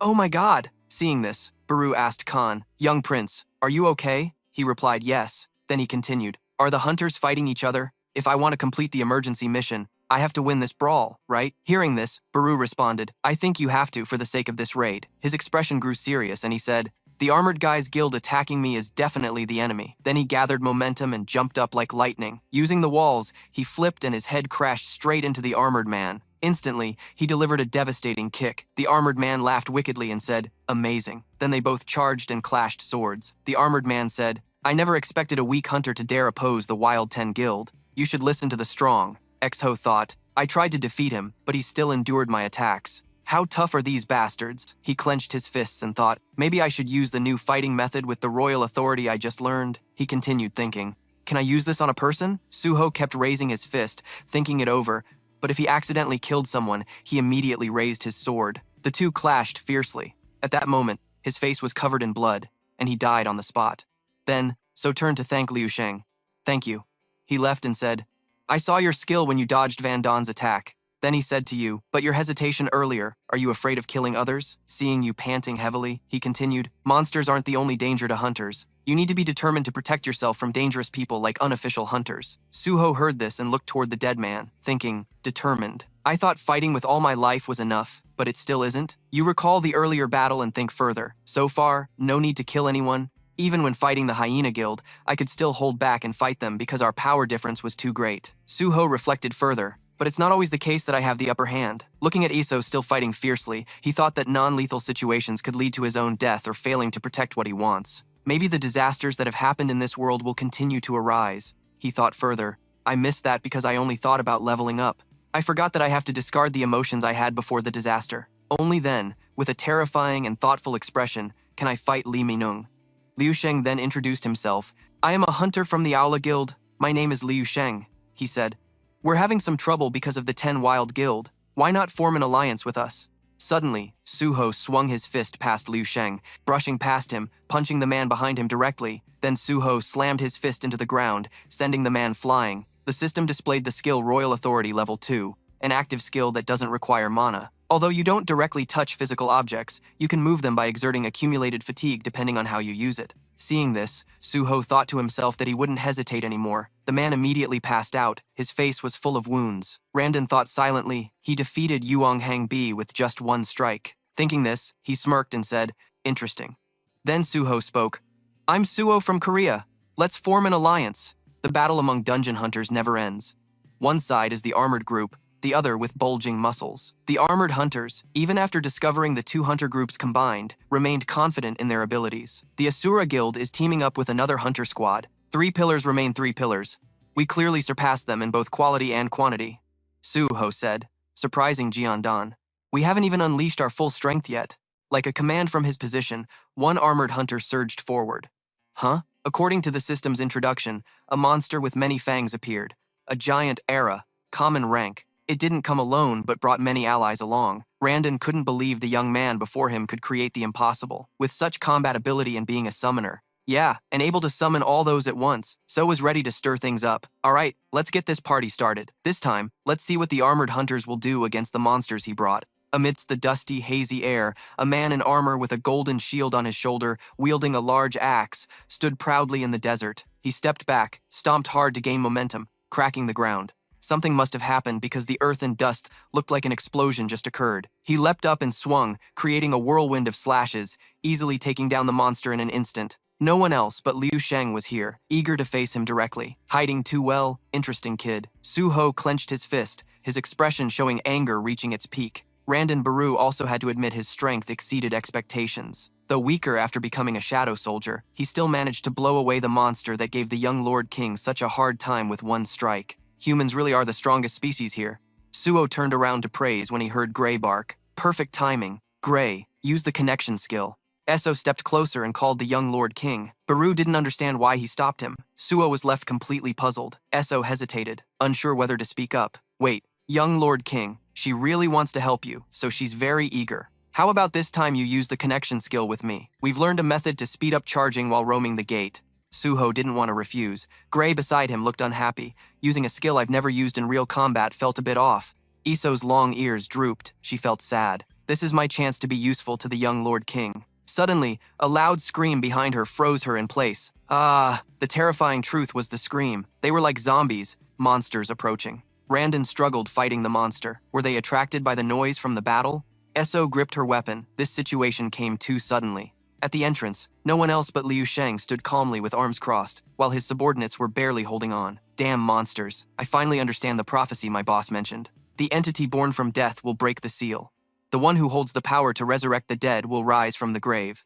Naturally, he doesn't want to waste energy. A little thought gives him the answer. If the dead refer to the mummies, then that person must be inside this dungeon. An entity born from death can break the seal. Liu Sheng glanced back. He had to consider which option would yield more benefits. The boss's order was to take control of the dungeon, but judging by the current guild battles, taking away the power to resurrect the dead would please the boss more. His eyes suddenly turned green, and his eyebrows almost stood on end.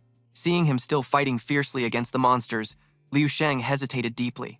However, retreating now, Shou's eyes were filled with his usual confidence. Even in dangerous situations, that never changed.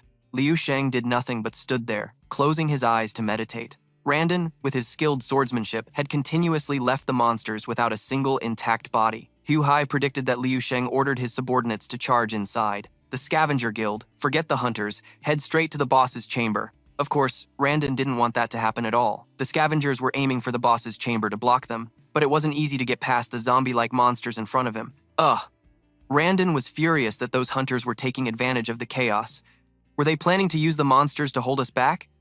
Why does the path always have to be that way? So behind wasn't doing any better. At this rate, the reward would be completely lost. He watched as So was surrounded by a golden ray of light, but for some reason, a giant monster appeared in front of Suo. It frantically tried to attack him with long claws, but Suo had already flown away to another spot without anyone noticing. The scene in the desert dungeon became extremely chaotic, and somehow the bodies of the monsters quickly fell to the ground. Suo stood in the middle of the area, handling all the monsters. Even Jiandan was stunned, his eyes wide open, not daring to blink. For Suo, this was just a normal performance. Quickly clean up here and then chase after them. He was still in shock. How could he believe it? Not only could he summon them, but he could also merge with them. O was still upset for not being able to help him. His chance to participate. Randon's mouth was wide open in shock. XO, who are you? Deep inside the dark path, guarded by soldiers on both sides. When the guard stepped forward to stop the guild's actions, a sword was already at his neck. Liu Sheng lightly flicked his nose and swiftly cut off his head in front of the subordinates.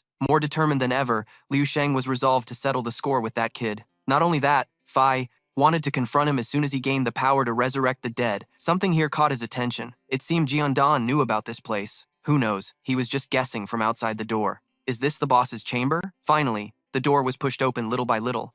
As the door gradually opened, dust rose up.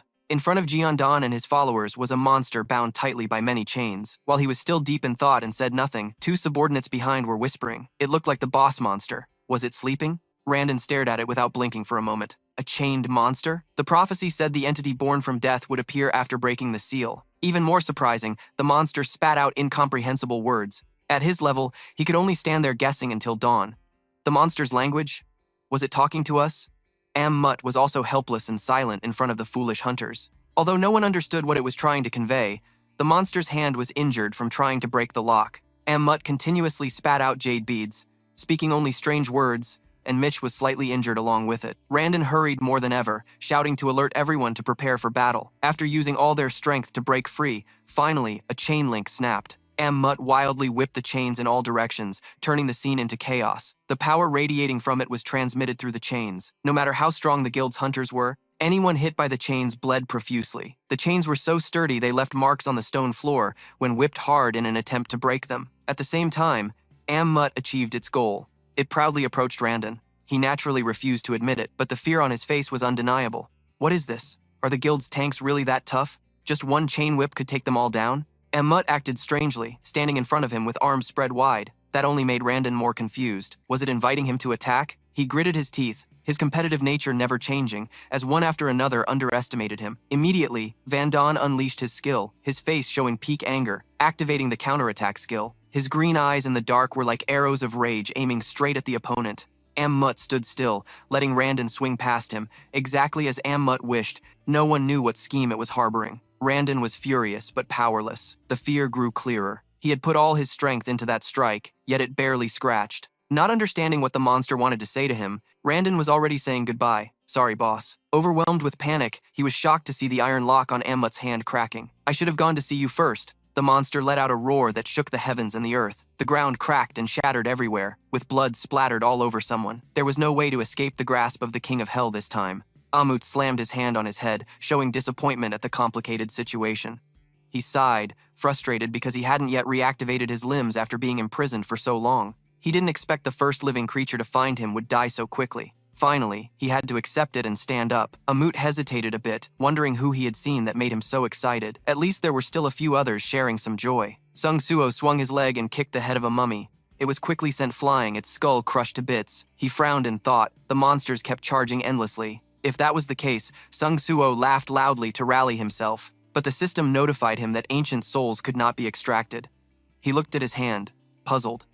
Couldn't extract ancient souls? That meant he couldn't use it on demons either, which was more limiting than he thought. Suddenly, something heavy fell right in front of him, kicking up a cloud of dust. Sung Suo lightly jumped up and saw a large crack forming in the ground. The fighters below were also affected. Layers of earth rose as if something terrifying was surfacing underneath. Indeed, a giant centipede, over 10 meters tall, stretched out from beneath the soil. Everyone was terrified by the sight. A damn monstrous centipede, just the mummies alone were exhausting enough. The centipede crawled on the ground, opening its huge mouth full of poisonous teeth, ready to attack. Everyone panicked and leapt high to avoid its massive legs. Iso threw her spear recklessly at it, but her weapon couldn't penetrate its tough shell. She gripped the spear tightly and stubbornly stabbed again. Iso turned to the others and said, "That thing's too tough. My attacks have no effect." Randon loudly warned Sung Suo. The monsters flooding in like this were very dangerous. I'm furious at the Scavenger Guild for stealing control of the field dungeon, but I think we should retreat. He agreed strongly.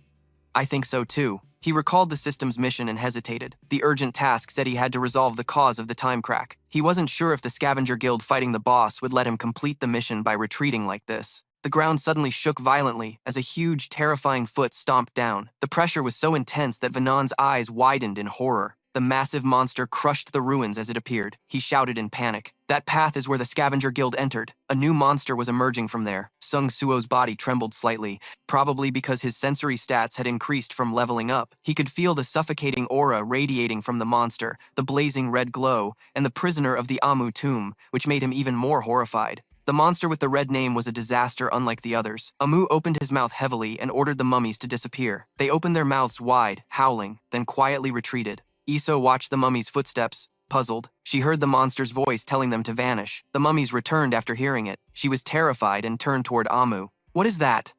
Sung Suo suddenly called her name. Eso asked with interest. That was the monster's language. Can you understand what it said? Eso cautiously replied, Yes, because I am of the demon race. He suddenly burst out laughing. The only things I see here every day are dumb dead bodies and bugs crawling all over the desert. It's been a long time since I met someone who can talk to me. Essa was a bit surprised and thought, he seems friendlier than he looks. Just then, the giant centipede suddenly turned to attack her, but Ammut swiftly waved his hand and shattered its bones and flesh. That made her eyes widen in shock. Did he kill the monster centipede with just one blow? Then he looked at the remaining centipedes and said, Before we talk, I guess I have to clear out the monsters that don't understand me first. Saying that, Ammut dashed off like the wind. He swept through and slaughtered the centipedes as easily as flipping his hand. Everyone was left open-mouthed in amazement. Sung Suo looked up, disbelief shining in his eyes. A monster killing monsters? Ammut didn't bother with them. He just focused on punching and kicking the monsters until their bones shattered. One reckless centipede attacked him with its head, but it was quickly countered. A streak of dazzling light appeared under its chin. Ammut powerfully spun and kicked the huge centipede's body. It was immediately defeated, purple blood spraying thickly in the air. Ammut performed a very impressive move, tearing his opponent apart. He tilted his head back, bathing in the centipede's blood, and spoke in a deep voice, I hate bugs. Everyone present witnessed this terrifying scene, their legs heavy as lead, frozen in place. Randon exclaimed in shock, What is that monster doing here that's strong enough to kill countless monsters in an instant? According to investigations, this field dungeon is only CB rank. Amut stepped heavily on the cracked stone floor and complained, "Seems like there are many I can't communicate with." Without another word, he charged up to attack. "Kill them!" Randon reacted quickly, raising his sword to respond. Iso gasped in shock. At that moment, Shuho rushed over and whistled to block Amut's path. He angrily questioned him, "Killing people just because we can't communicate with you? What's wrong with your values?" Amut looked at him with great interest. "Oh, a human who can talk to me?" Then he stomped the ground hard, and murderous intent flared up fiercely. "You said values?" Amut took a running start and punched him hard, arrogantly saying, "I never even thought about that." The force of that blow was so strong, it swept away huge rocks, forcing Jandon's group to struggle to defend themselves. X-Ho was caught off guard, and the blow to his side was so painful he coughed up blood. In agony, Io shouted, "Young lord, you still scold Amu? You bastard! How dare you treat the young lord like that?" He remained calm and said simply, "Is he your comrade?" Amu turned sincerely and said, "This isn't exactly an apology, but I won't kill you. If you're from the demon tribe, then you must know a lot. If you can answer my questions, that would be good." He continued, "Has the battle between the Dark Lord and the other lords ended? If so, who won?" U gripped his spear tightly, confused, wondering, what's wrong with this monster? He knows about the battle between the lords? Amu slowly spoke toward X-Ho and the others lying on the ground, enunciating each word carefully. "Aren't you going to answer?" He seemed to have lost all patience. If not, then so be it. At that moment, Baru hurried out calling X-Ho, "Young lord! Young lord!" Over there, Amu is still threatening them to tears. "Whether it's a monster that doesn't understand language or a demon refusing to answer me, if you can't communicate with me, you're all the same." He was no longer lenient, decisively raising his leg to stomp down on her. "Die." X-Ho sat up slowly in a corner, coughing a few times as blood dripped from his mouth. Weakly, he spoke, claiming his reward and restoring his stats. Amu was startled when a strange blue light shone. Behind him, Suho had stood up, rubbing his sore shoulder, mumbling, "Luckily, I didn't affect the daily mission rewards. If you're asking about the great battle between the lords, I know a little." He looked up, eyes sharp. "All the lords have died." X-Ho paused, then continued, "At the hands of the Dark Lord." Io was overjoyed to see he was okay. Young Lord Amu was shocked by the answer and asked again, "Really?" He couldn't believe it. "You mean while I was stuck here, the great battle between the lords ended?" Shuho replied thoughtfully, "Yes." In his mind, he guessed that if Amu asked about the great battle, he might be a servant of one of the lords. Shuho was cautious, thinking the crocodile monster's power was at least S rank. Just a little provocation and he'd be done for. Amu suddenly stepped forward, startling Esso. "Finally, the Dark Lord has won." His next words made him frown in thought. If that day all the lords were killed, Amu raised his fist high, meaning the Iron Lord Tanak must have also fallen to him. Amu asked again, "So that means Iron Lord Tanak also died at his hands?" Shuho silently glanced at the prisoner named Amu from the tomb. He guessed this monster was Amu, who seemed to be a subordinate of the Iron Lord. Shuho looked up in horror as he saw Amu's giant foot approaching him. If Amu knew who his father was, he might have attacked him immediately. Esso witnessed this, terrified, shouting loudly, "Lord!" Amu mercilessly stomped hard on the stone floor. Fortunately, Shuho quickly jumped back to dodge. Shuho questioned in shock, "What are you doing?" Amu defended himself. "You're answering so slowly like you're trying to trick me. If you don't answer quickly, I'll kill you." That made Shuho think. This monster was pretty smart. Amu spoke as if confirming, "I'm asking again, did the Iron Lord die at the hands of the Dark Lord?" Shuho cautiously replied, "Yes, he defeated all the lords." He observed and guessed, thinking that if he said it like that, Amu wouldn't lose his temper and attack. Suddenly, an invisible pressure weighed down on Shuho's body, shocking him. Amu said slowly, "I've been wondering why he hasn't come to see me anymore." Contrary to Shuho's expectations, Amu was excited and happy to hear this news. It turned out he had been defeated, so he should be thankful to the Dark Lord. Shuho couldn't believe it. Was he really happy? He couldn't help but wonder, "So you're not acquainted or related to the Iron Lord?" Amu immediately denied happily. "What relation do I have to him?" Amu clenched his fist, ready to strike, shouting, "If you say that, I don't like you at all. Die." Shuho quickly raised his hands to defend, but unexpectedly, as Amu swung his fist, countless chains suddenly appeared, binding his hands tightly. Shuho was amazed. Chains? Amu was extremely annoyed. His whole body was immobilized by the chains. "These chains have restrained me. It seems I can't reach him." The chains suddenly moved as if they had a will of their own. Amu could no longer stand firmly and was dragged backward by the iron chains. He struggled, even scratching the ground with his feet to slow down. But in the end, Amu couldn't resist the chains' overwhelming strength. He cursed bitterly. "Damn chains. Damn that bastard Tanak. Your spell has trapped me too much." Amu was pulled into the dungeon and disappeared, only his voice echoing curses. Bastard! Shuho was stunned, mouth agape, witnessing the whole scene. So Amu was dragged away by those chains. He breathed a sigh of relief, thinking this was very fortunate. Eso hurried over, anxiously asking, Han, young lord, are you okay? He quickly reassured her, I'm fine. Shuho looked toward Gray, who was crying and moaning, and said, now that I know those monsters are here, I need to be careful. For now, let's take the chance to treat the Asura Guild members. Suddenly, he seemed to see something terrifying, his eyes wide with disbelief. It turned out the system board displayed the previous mission. The emergency task about the time crack had detected a time rift. Enter the door connected to that place and eliminate the cause of the disappearing rift. He wondered what was going on with this mission. Seeing Sho like that, Eso asked with concern, young commander, what's going on? He nervously pointed at the board and said, the emergency mission has changed. On the screen, the system now shows the emergency task about the time crack has detected a time rift. Enter the door connected to that place and free the descendant of the Amu entity from the pyramid. Sho read it and guessed. It says that person is the descendant of the entity? On the ground, iron armor mixed with rocks scattered everywhere. The deeper they went, the more corpses they found lying around. Sho cautiously stepped forward, thinking they must be members of the scavenger guild. So they were wiped out by that monster here. Then he looked up, staring at the one opposite him. Amu no longer had the arrogant look from before, but was chained in a corner, looking pitiful. And he didn't hesitate to exclaim, unable to believe that someone dared come here, truly a brave human. Sho raised his hand to explain, I came to talk to you. He cleared his throat and said again, we already talked earlier. Sho snapped back angrily. How could I talk to you if you tried to kill me? Did he realize his own mistake? But Amu was bold. I learned that from Tanakh. If you have any complaints, go talk to him. Sho frowned, judging that this guy had the soul of a kid who liked violent, straightforward talk, and he didn't think it was worth teasing someone like this. Thinking that, he lowered his voice. You don't seem to like the entity, Commander, huh? Can you tell me why? Amu didn't avoid the question. You came here out of curiosity? I guess I'm too tired of being bound by these chains, so I'll tell you. He tensed up slightly and began to explain, I am Amu, created by the entity commander, Tak and a mage. Then they abandoned me here. Sho was extremely surprised. You mean those two created you? Amu didn't deny it, his words tinged with resentment. It was those two who transformed me from a normal person into this, then bound me with chains and left me here. Sho asked curiously, you can't break those chains? Amu quickly explained, these chains are made of magic. No matter how hard I try, I can't break them.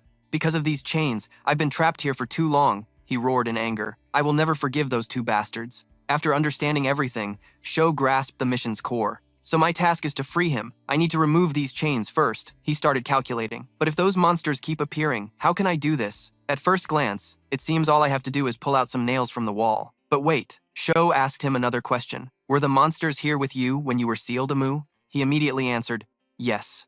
They kept talking like that, ignoring Eso standing confused nearby. He muttered quietly, so, you're just a prisoner, not the master of this place.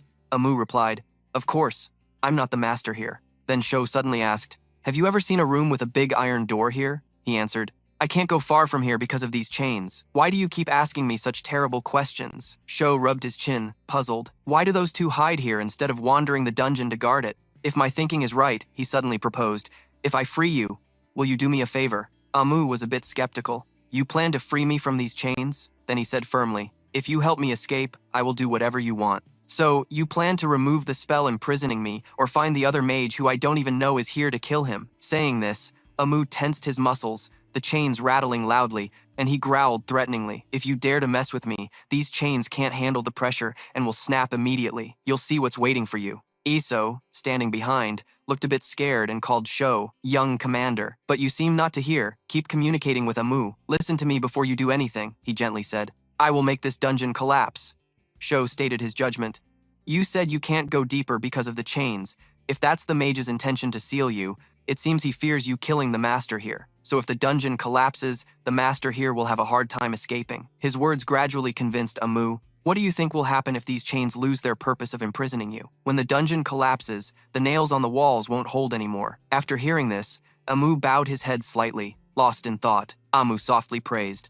That's a good idea. After the agreement, Sho and Iso went deeper into the dungeon. Peru was left behind, upset, calling out, young commander, unable to hold back tears. Why would someone choose to save that monster? You already have this loyal servant Peru by your side. Complaining, it flew around, making Amo wave his hand to scold. All right, stop circling over my head. Peru angrily shouted at him. What did you say? You must want to die. He no longer bothered with it and instead sighed.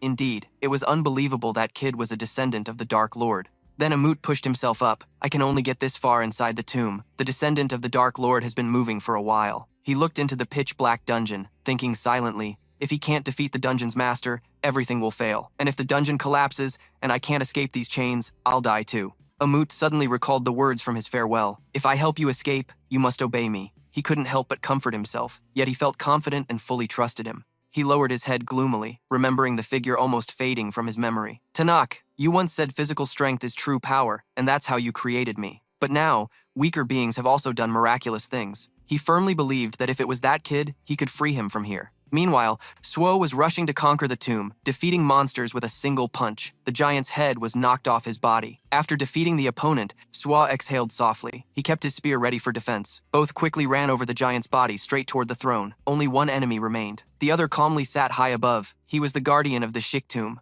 Amut moved his hand, and a huge chain appeared on his arm, pulling him back. He stopped before the swirling gate leading to the dark dungeon. Countless iron chains appeared, tightly wrapping Amut, preventing him from moving forward. Sung Suo and Eso stood nearby. Sung Shuho looked at Amut and said, as expected, even entering the dark dungeon, these chains keep appearing and blocking your way, huh? Amut gripped the chain in his hand, breaking it, and explained, as soon as I think about leaving, they appear and bind me again. Sung Suo looked at the chains and said, such a troublesome magic. Honestly, I didn't think this would work. I was just testing to confirm. Sung Shuho devised a plan in his mind and began explaining. There are 2 things we need to complete first. First, Eso and I will defeat the boss and cause the dungeon to collapse. Then, break the chains on Amut's body.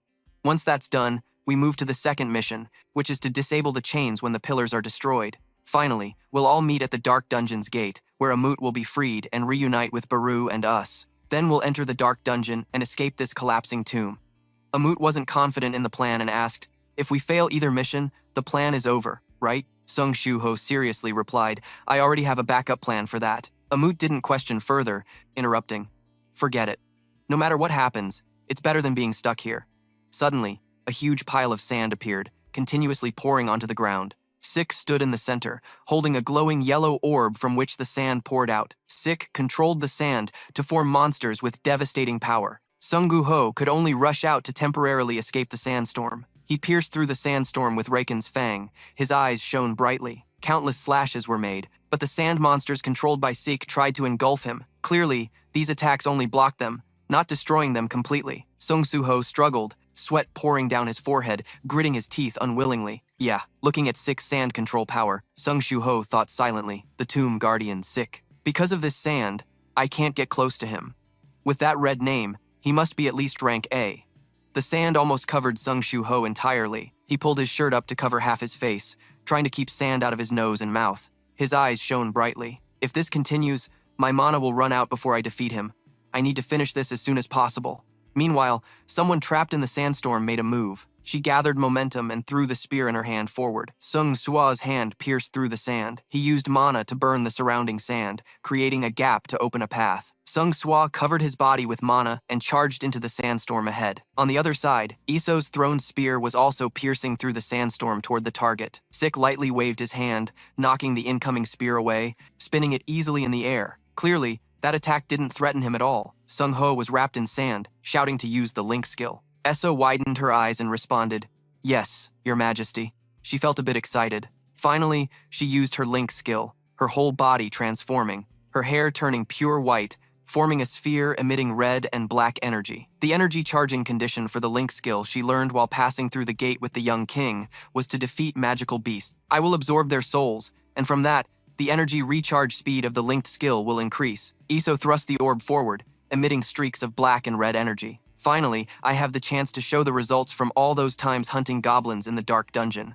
Sung Suo absorbed those black energy streams, which increased his power. Gritting his teeth, he charged forward. Sung Suo leapt high, carrying the newly linked power straight at Sik standing before him. Meanwhile, after using the linked skill, she was exhausted and collapsed face first onto the ground. Her silver-white hair gradually returned to normal. Iso temporarily lost combat ability and could only open her eyes to watch the battle unfold. Until now, I've only shown my worst side in front of the young lord. Seeing Sik raised his hand, preparing to use his power to block Sung Suoho's incoming attack, I silently prayed, hoping this linked skill between us could help him.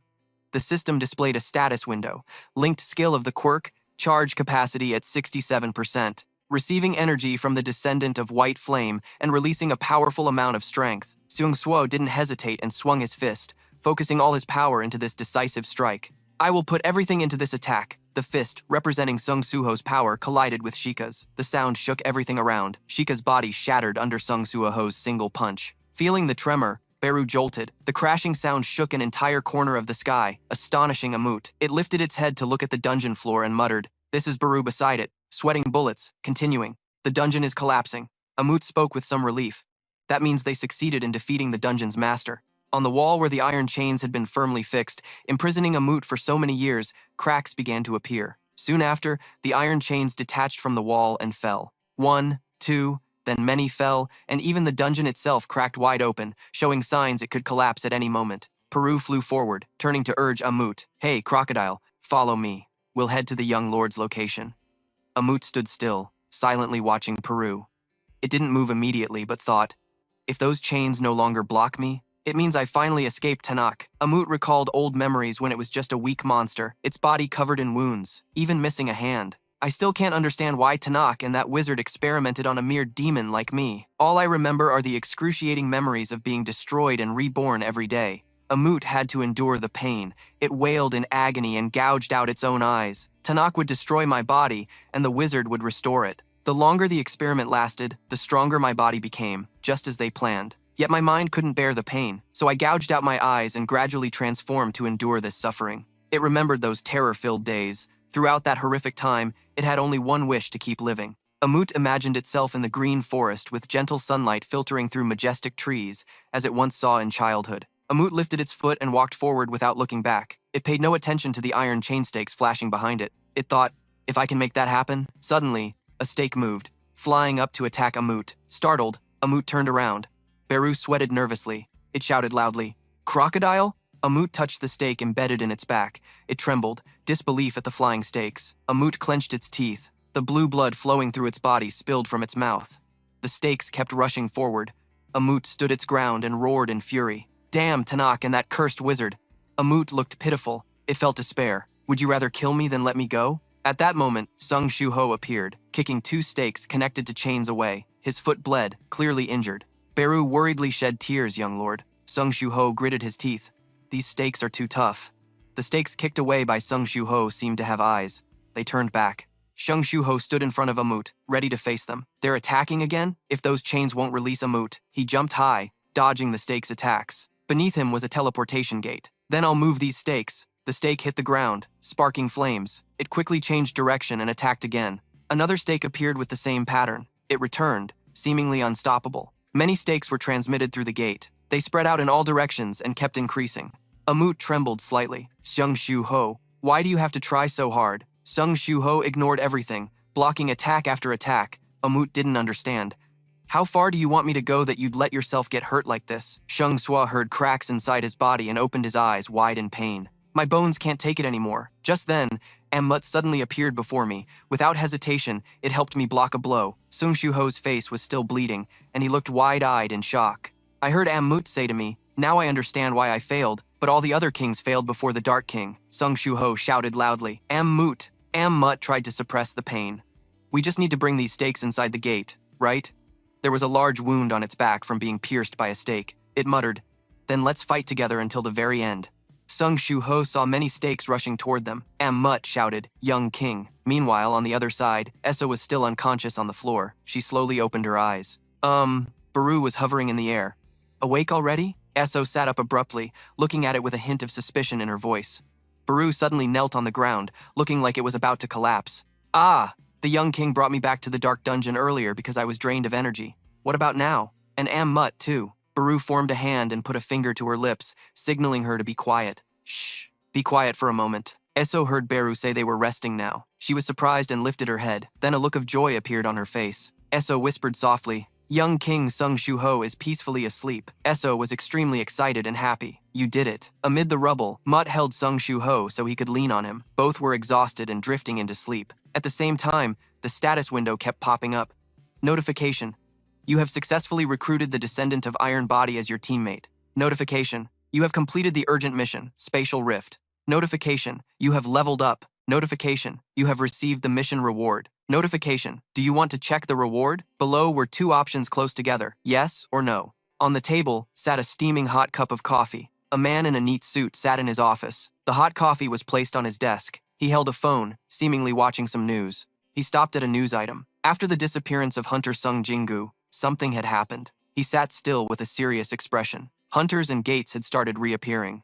Thanks to memories from the old world that Hunter Sung Jingu left behind, I was able to quickly build the Hunters Guild and calm the chaos of the great disaster. And then, stardust, something that didn't exist in the old world, now appeared. It was round and emitted a beautiful blue light, a stimulant never seen before in the old world. But it could enhance mana for low-level hunters without any side effects. All I know so far is that it's being distributed by Lee Minung, the vice president of the Death Guild. Because he did all this while Guildmaster Lim Taeju was on a business trip abroad, it's highly likely he acted alone. But I don't think one person could handle such a large-scale distribution in the old world. It feels like there's a mastermind behind this. Just then, his phone rang. He answered. It's been a long time since you called me. On the other end, the caller hurriedly spoke. Guild President, sorry for calling so suddenly. He replied, you can call me any time. After all, you've helped the Hunters Guild a lot during its early years. The caller sounded a bit embarrassed. Actually, I called because I need the Hunters Guild's help. He was a little surprised and asked, help from us? The caller replied, my grandson. At this, he cried and worried, urgently speaking over the phone. The boy has awakened as an A-rank hunter, and I think he's trapped inside a gate. The voice came through the phone. Please help the boy, Mr. Jin Cheon. Jin Cheon was surprised. Mr. Jin Ho, your grandson is? He paused, hardly believing it, asking, Shu Ho? The soft golden sunlight of dusk shone on the ground at the parking lot. A group of people sitting in cars were nodding off. Suddenly, someone kept calling the man in the driver's seat. Ryosh, Ryo Sin. Sung Shu Ho stuck his head into the car, resting his arms on the window, smiling. Wake up. Ryo Sin was still groggy from being disturbed. He was a bit surprised. Shu Ho Sung Suo smiled naturally and said, the dungeon is cleared. Also, can I borrow your phone for a bit? Ryo Sin scratched his head. That dungeon. That dungeon is a pile of rubble now. Ryo S was shocked and couldn't believe it. The dungeon is cleared? Above, a plane took off straight into the sky with golden evening clouds. Sung Suo stood at the airport entrance, facing a group of people who came to see him off. The leader spoke, Su Ho, I will never forget how you saved us at the pyramid. Keep in touch, even after you return to Korea. Sung Suo shyly scratched his head and replied, yes. Thank you so much for helping me get a flight back to Korea. Sung Suo remembered Uncle Jinho crying when he got his call. At that time, he excitedly asked loudly, what? You went to Egypt because of a gate? You're okay. I'm so relieved. I thought something bad had happened to you. Sung Shu Ho forced a smile and continued because he had helped his nephew contact his uncle. Sung Shu Ho recalled and thought silently, Uncle Bao reported this to an acquaintance in the Hunters Guild. I'll probably have to visit the Hunters Guild soon. The person standing opposite Sung Suo was none other than the beautiful Ryo, who raised a hand to her chin in a thoughtful pose and said, but this is strange. A monster that seems to be rank S or higher actually retreated and let the dungeon collapse? Sung Shu Ho was a bit startled but quickly replied, yes, it really is strange. He forced a nervous smile, baring his teeth reluctantly, then continued, at that time, I was really lucky. He clenched his backpack strap tightly, feeling a bit tense as he thought, I can't tell him what really happened to Amu. Amu moved its hand, dragging the heavy chains on its wrists with a clinking sound. It was sitting in a somewhat ruined place, facing Sung Shu Ho and Eso. Sung Shu Ho looked at it and said, in the end, you still couldn't break Amu's chains. You can't leave the dark dungeon because of those chains. Since I didn't lift the seal on you, do you intend to keep your promise to me or not? Amu replied, don't worry too much. You kept your original promise to take me out of the tomb. The shining iron stakes were driven into various spots. Amu continued, maybe because the stakes are everywhere, but here I can move more freely. This is much more comfortable than that tiny tomb like a nostril. Sung Shu Ho looked at Amu, thinking silently that Amu seemed to have changed a lot. Suddenly, Amu grabbed Sung Shuo's hood and lifted him up. Then, Amu flew upward, carrying Sung Shu Ho along. Sung Sua was amazed and impressed. Iso, standing below worriedly, shouted, hey, young lord! After a moment, Amu safely landed on some tall building. It let Sung Suo look down at the magnificent scene below and said, although just a little, I can feel the grandeur of nature that I missed here. Amu told Sung Suo, I will follow you as I promised, young lord. Sung Shu Ho turned to look at it and smiled, saying, Amu, come back to the present. Sung Ho thought to himself as a gate opened in the dark dungeon and an urgent mission appeared. That must be so. I can meet Amu as my teammate. He turned and waved goodbye to those seeing him off at the airport. See you later, Uncle Ryo. Ryo watched his retreating figure, unable to help but think, Sung Swa, he can summon monsters to fight and even transform, although he's only a rank B hunter. I have to contact my guild and tell them to spy on him. Sung Swa had no idea what Rio was thinking about him. He walked straight ahead. Baru flew closely beside him and said, "It's been a while since I last flew on a plane." Sung Shuho looked at him and said, "That's because the gate connecting to Korea is closed now." Sung Shuho muttered, "I can level up 7 times faster by defeating the boss monster and completing the urgent mission." The system notification frame appeared. Status window, name Sung Swa, level 34. Profession none, no fatigue.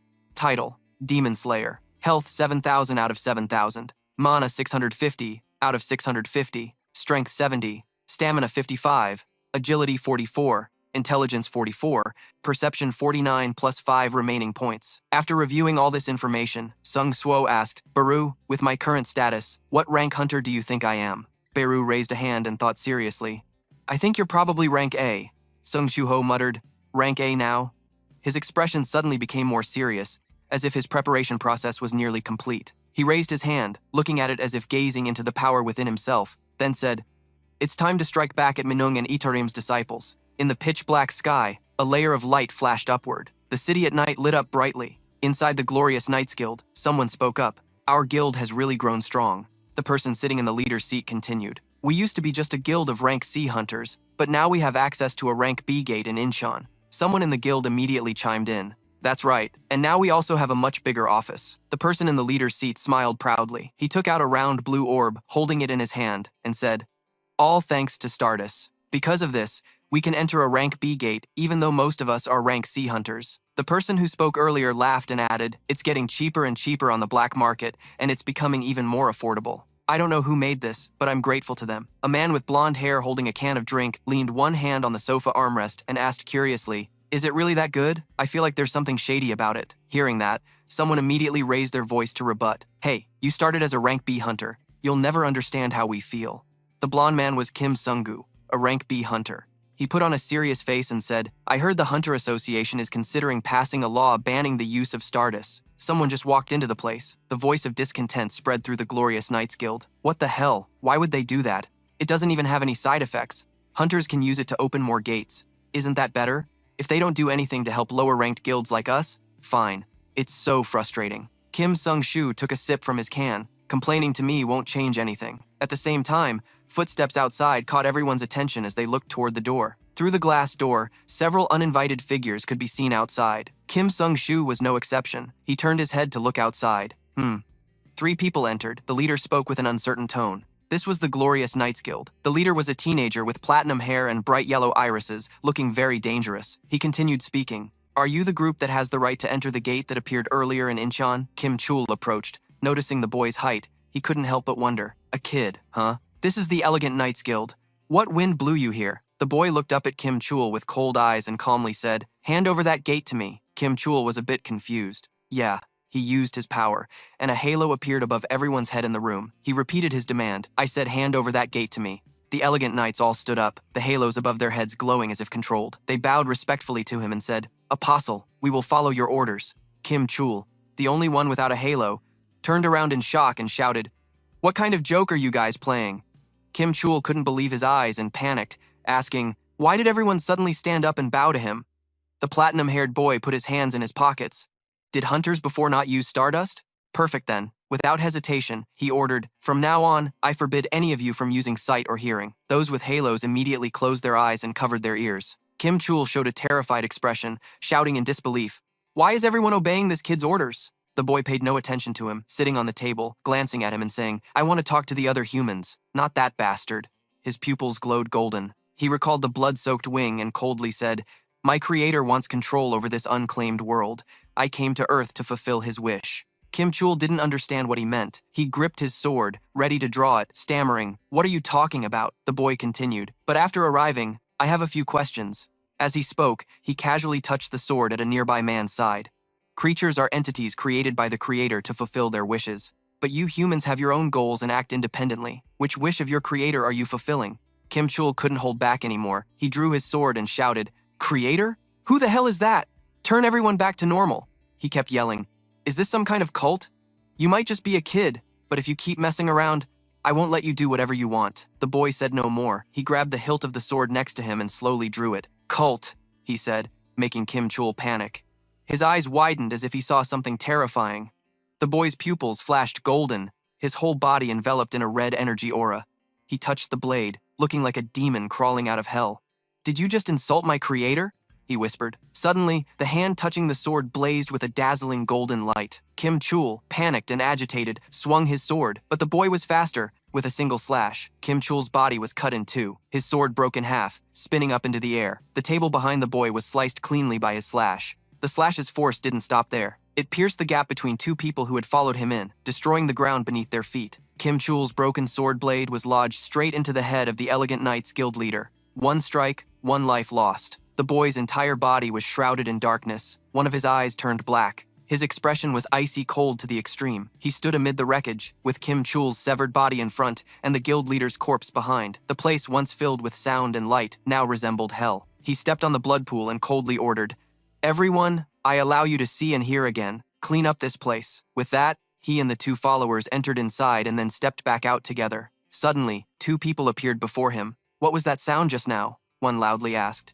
"Another hunter wrecking this place?" The platinum-haired boy walked between them. He lowered his head and ordered, "Forget everything you just saw." The two immediately froze. They stood upright, halos glowing golden above their heads, a sign they were controlled. The boy stared blankly, his face thoughtful, pondering, "What is free will? The Creator made all creatures solely to fulfill their wishes. He opened a gate, yet the universe's creatures could kill their own Creator at will." The boy led the controlled hunters through the gate to attack a massive monster. He stood calmly before it. The monster's eyes burned red. He said, "Don't call it a monster. It's more accurate to say it's a space refugee wandering through spatial cracks." A yellow stone appeared in his hand, radiating strange energy. "Living as a wanderer after losing your home must be painful. I'll give you a chance to vent your anger." With that, he drove the yellow stone straight into the monster's head. It screamed in agonizing pain. "Go out there and cause some chaos." The cold young man watched the scene. His yellow eyes gleamed.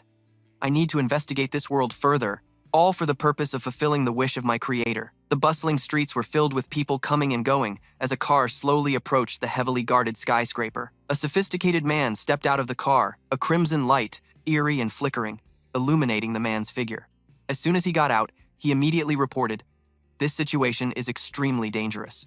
Based on the amount of magical energy emanating from the gate, if we don't eliminate the boss immediately, I believe a dungeon battle is inevitable. If that happens, I fear this airport will suffer severe damage." Pausing briefly, he glanced subtly at those beside him before continuing. "In that case, we will report to the Hunters Guild that everything is under control." The child apostle, known as the Sudden Apostle, suddenly unleashed a powerful red spiritual energy. The glowing light enveloped the child's entire body, combined with his unusually bright eyes, creating a truly eerie spectacle. As a massive, strange entity, molten and moving closer to them, appeared, a creature born to carry out the will of the Creator. "If you feel bored, we will launch conquests. If you desire something, we will stop at nothing to ignite wars. That is our reason for existence, us creations." But one day, the Creator, the deity, declared that one of our kind in another dimension had fallen. "Take this and seize control of that unclaimed world for me." We obeyed the god's command. Gathering countless rumors from our world, the god's army set out toward the unclaimed world. The unimaginable energy required was necessary to transport such a massive army. The passage through dimensions was not small enough to contain such enormous energy. Therefore, the god's army took a long time to pass through that space gate. But as long as the entrance remained in their great faith, they would never easily give up because the door leading to the god was right before them. No matter how difficult or how long it took, the army did not abandon their mission and finally set foot in the unclaimed world. There, we saw darkness, an immeasurable black veil rising. Contrary to the beautiful ideal world they lived in, countless demons and monstrous beasts with terrifying, ugly forms inhabited this place. They were like incarnations of evil, and now darkness covered the land, turning it into a hell. This place became their home turf, and naturally, the monsters' combat power far surpassed humans. One strike from them was enough to execute a resilient group. Darkness and its army possessed tremendous power. That was the only certainty at this time. A brutal power that forced humanity to submit. Countless battles raged between humans and monsters in the pitch-black space. Obviously, the advantage belonged to the Masters of Darkness. Darkness could be said to be terrifying in many ways. If the Outer God's soldiers fought and fell before the darkness, they would be possessed by the darkness and turn against us. As the war dragged on, more soldiers fell, and the darkness's power grew beyond imagination. The Outer God's army was overwhelmed by that assault, and the battle in the unclaimed world quickly spilled beyond the spatial boundary. The Outer God's army fell into despair, unable to pierce the darkness for a long time. At this moment, the Outer God's messenger T said, This is an opportunity, just like how we took a long time to leave that place. Those who escape the darkness in the unclaimed world will find it hard to return because of the enormous magical energy they possess. I do not sense magic from the inhabitants of the unclaimed world. So if we use the bonfire, I believe we can destroy their world from within. Those words awakened all of them. Perhaps since entering here, they had been dazed by the spreading darkness in the space. Bonfire. Those considered the lowest-ranked believers, burned by the flame of faith but still carrying out the God's will. Though weak, their ability to spread faith was extremely dangerous to those without magical power. The God's army believed that as faith spread in the unclaimed world and the number of believers increased, we could create sanctuaries and miracles. Therefore, everyone agreed with T's strategy, then used their power to split the source of strength into 5 fragments. He left the weakest fragment carrying the bonfire to enter the unclaimed world. As planned, the weakest fragment went unnoticed by the darkness and successfully entered the unclaimed world. It silently passed through the barrier, becoming a spy for humanity and also a ticking time bomb for the monsters. This was truly their perfect two-pronged strategy. However, the first fragment TI sent to that world encountered unexpected variables, because no matter how little spiritual energy it had, it still existed and became a useful supply for the lowly creatures in the covered world. Because this darkness would inadvertently pass by a group of wandering people at some street corner. Creatures without magic in the unclaimed world gained magic after awakening, which was an inevitable result. Then he discovered that magic appeared in this world along with the great catastrophe. The first fragment decided to wait for the others and successfully merged with the second fragment. It's unbelievable that they could turn the battle in their favor against me. There must be someone behind this plan. No more failures can be allowed in my strategy. Among those humans, it's crucial to fully understand the maximum potential of the entities called hunters, those who possess magical power, so I can fulfill my mission as a fragment of Tio. You think through the crowd, standing still, waiting for a storm, and then it comes. The lowly creatures panic and are knocked down. They stare in terror at the grotesque beings approaching. The monsters charge clumsily like demons rising from hell, ready to devour human lives. They fearfully wail. The monsters scatter like headless snakes. Though not unfamiliar with such scenes, it's a matter of perception. In reality, they either run or die because human strength is too weak to withstand the attacks of these bizarre monsters. Among the fleeing crowd, someone shouts that a dungeon breach has occurred and to contact the Hunters Association immediately. You silently observe the situation. You think that if these monsters with massive magical power start rampaging, high-level hunters will surely appear. If possible, you want to see how powerful an S-rank hunter really is. Amid the chaos, countless desperate screams and foolish questions arise. Why did the dungeon breach happen? Wasn't there a team assigned to guard this gate? You catch the key point in that person's words. The hunters were already at the gate. Then you take some time to watch the current developments as the rescue team is being summoned here. They are all users of star magic. Star magic is a stimulant created by melting the faith of bonfire. While the traces of faith faintly accumulate in their bodies, they usually have no significant effect. If we use TI's amplification power to boost their faith, you crave to see them glowing with clear faith. You immediately order preparations to test this hypothesis. The person blocking us, step back. Yes. The disciple obeys and steps back, while the monsters continue their brutal massacre. An unfortunate woman is stabbed from behind while fleeing, screaming in agony. Until her cries gradually fade, she is completely subdued by the monster, which keeps stabbing her until she falls silent. She reaches out, groaning and begging, "Please save me." You watch coldly as her life slowly fades away, thinking indifferently, creatures exist for the divine creator. So I once thought life's purpose was simply to fulfill the deity's will. But why do humans have desires? These creatures possess desires, something only the creator should have. Do these weak humans think they are superior to us? While watching, they are weak, only burying their heads and running, driven by a fierce desire to live at any cost. You follow the crowd with a heavy heart, a dungeon breach. Unbelievable that this happens just as I set foot in Korea. Another unfortunate man curses as he crawls backward to escape the savage monster. But fate is sealed.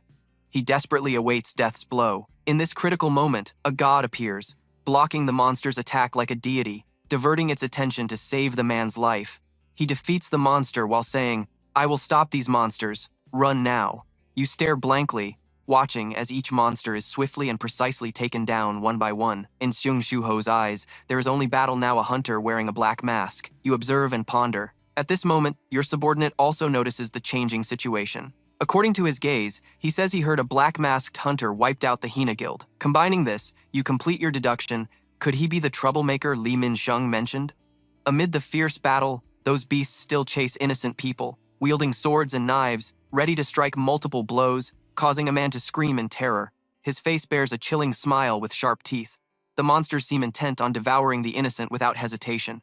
Suddenly, streaks of Exho's power glide lightly through them, causing devastating damage that tears their bodies apart. Glancing back, he reflects, there's no way the Hunters Association would approve a dungeon breach. Such an event at a gate would cause heavy casualties. What exactly happened? Standing before the bodies on the ground, Exho remains thoughtful, thinking first we must get everyone out of here. But he seems unaware that someone is watching him. It's Pogin, with a solemn face and sharp eyes, seemingly plotting something. He thinks that since the faith of Bonefire doesn't exist in his body, the black-masked man hasn't absorbed Stardust. Then he assesses his magic power as comparable to Lai Min Sheng's or slightly higher. Arise, a voice commands, unleashing some magic. Suddenly, huge monsters appear before Suho. He orders sternly, I want you to help those who cannot evacuate themselves. His words send chills down Dojin's spine behind him, sweat dripping down his cheek. Just looking at him, he recalls that image, the power commanding darkness. Dojin stares at the man before him, deep in thought, unable to believe there is a human who can wield the power of darkness. If that human is connected to darkness, so his attack on the Hyena Guild and the Stardust Factory to disrupt our plans makes sense. It seems Suho sensed something and glanced back toward where Dojin was standing, making him a bit cautious. Turning his head to avoid Suho's gaze,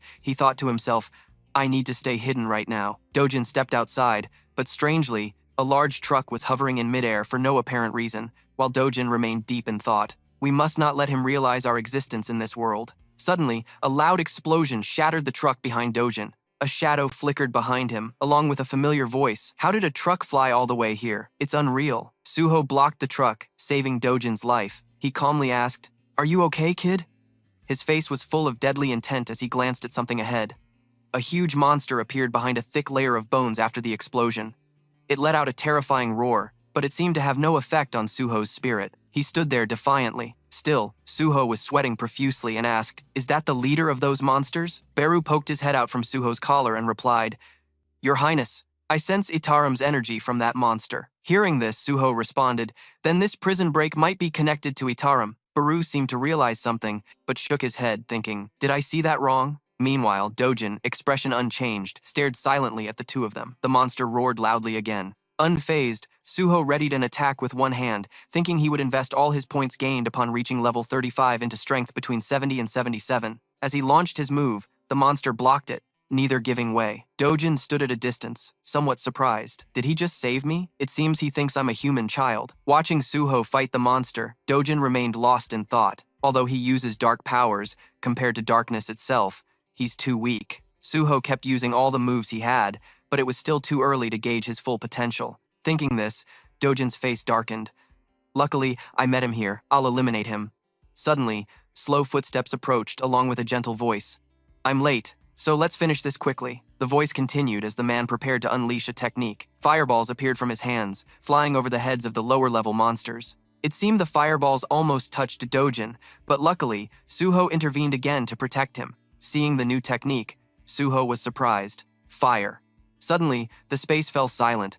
No one moved or spoke, but the fireballs hovered in midair. The man didn't hesitate and continued his technique, clenching his fists. The fireballs began to explode, burning the monsters. Suho was amazed to see the scene. Dozens of fireballs suddenly appeared and attacked the monsters. In just one move, almost all the monsters were burned to ashes. Suho's surprise doubled when he saw the explosion's result. It was hard to believe so many monsters were wiped out at once. He looked toward the explosion's source, thinking, could the fire-controlling hunter be Choi Jong-gin, the Sank hunter? Jong-gin's face also showed some surprise. Oh, the biggest monster didn't stand a chance against that attack, and Jong-jin even gave it a compliment. I didn't expect you to withstand that attack. You're tough, huh? Then, cutting off his words, Jong-jin prepared another move with his hands. Flames appeared in his hands, gradually forming into a fiery bow. The monster didn't seem afraid of this attack, just opening its mouth to receive the flaming arrow. But it didn't expect the arrow's power to launch it into the air. The flames kept burning, but the ground cracked under their power. However, those same flames restored the cracks in that area. The sturdy wall gradually repaired itself. The civilians cheered joyfully. Wow, Hunter Choi, one of humanity's best, really lives up to the reputation. He smiled lightly and waved. Thank you. After finishing, he glanced around as if searching for something, thinking he might have seen a child nearby. Jong-jin picked up a jacket from the ground, pondering, did the hunter fight until I appeared and then disappear without taking credit? Why would he do that? Suho sighed in relief after hiding. Luckily, that guy showed up. I can't reveal my identity. For now, I need to get out of here. His face suddenly darkened, ignoring that thought. Itaram always acts secretly, never letting anyone know. It's unbelievable they attacked civilians, especially in such a crowded place. What are they plotting? Evening turned to night, and a figure stood in a spacious room, looking toward the distant tall buildings. It was Dojin. His face remained expressionless, deep in thought without speaking, seemingly waiting for something. A spatial gate opened, drawing his attention as it glowed. Dojin spoke first. Fragment 3, you have arrived. A voice echoed from the gate. Long time no see. Fragment 2, Dojin continued. Before handing over this body, I will summarize for you. Then he began. Among humans, living beings in this world, there are entities possessing magical power called hunters. Among hunters, some are called Sank, those who possess immense magical power, and we must be cautious of them. Besides, there is another variable in this world that we need to eliminate. The voice from the gate echoed again. Stop. As for the details, I will review the memories after absorbing the body. You have completed your duty and will be absorbed by me as planned. That same emotionless face appeared. He said nothing, feeling calm.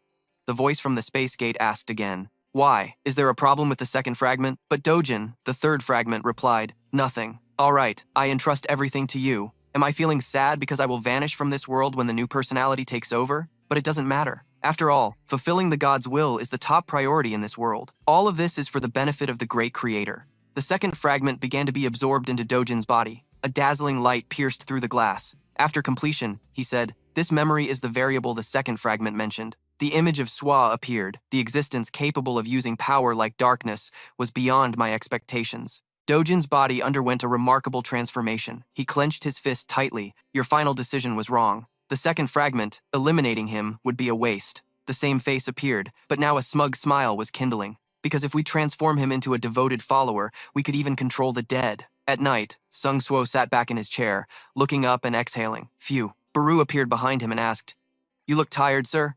Young king. Sua's expression was blank as he replied, Of course. Sua said, I just got scolded by my uncle, recalling being yelled at by him. Trying to protect Earth is good, but my own safety must come first. If something happens to me, how am I supposed to face my parents? Sua looked up at the ceiling and wondered, my parents must be worried about me too, right? Shortly after, Suo quickly stood up, tossed the towel on the chair, and said, Let's head to the dark dungeon. Seeing his master like that, Baru worriedly said, I think you should rest a bit. Suo replied calmly, Rest can wait. He glanced anxiously and said, I rushed back and couldn't complete the daily mission. I can't afford to miss any more daily rewards. Hearing this, Baru guessed inwardly. It seems he's become excessively addicted to getting stronger. In the dark dungeon, apart from the desolate and pitch-black scenery, there was nothing else. Suo was surprised and stammered, What? The daily mission is lost? The system notification appeared. You have eliminated all the outer world residents residing in the dark dungeon. The daily reward mission here is now complete. Swa didn't understand and said, What the hell happened here? Swa looked at the system before him. Amu, Ray barked loudly, and Eso nodded. When the scene of Amu wiping out the goblins appeared, Eso said, Amu already killed all the goblins in the dark dungeon last night. Amu crossed his arms and looked up at the sky, saying, I simply wiped out those disgusting servants of Tanakh I saw in the young king's territory. As promised, I didn't kill anyone else. Suo began to despair, holding his face and saying, Do you always contribute this much? Without daily missions, my growth rate will soon slow down, leaving the three of us, Eo, Amu, and Ray not knowing what to do. Amu said, If what you want is to become stronger, I can train you. Swa listened and showed a doubtful expression. He asked, You can? Amu replied, I wasn't strong at first either. I know exactly how to train properly. I will train you and make you stronger. Then the system notification appeared again. Daily mission, the process of training to become stronger has appeared. Do you accept? Swa's eyes widened in surprise. Another daily mission? Well, I have to accept, right? Swa clicked accept and said, All right, I'm counting on you. His face showed awkwardness as he looked at the system and said, Let's see, mission log, 100 push-ups, 100 sit-ups, 100 squats, and running 62 miles. Is this the path to becoming stronger? Amu said, That's not enough.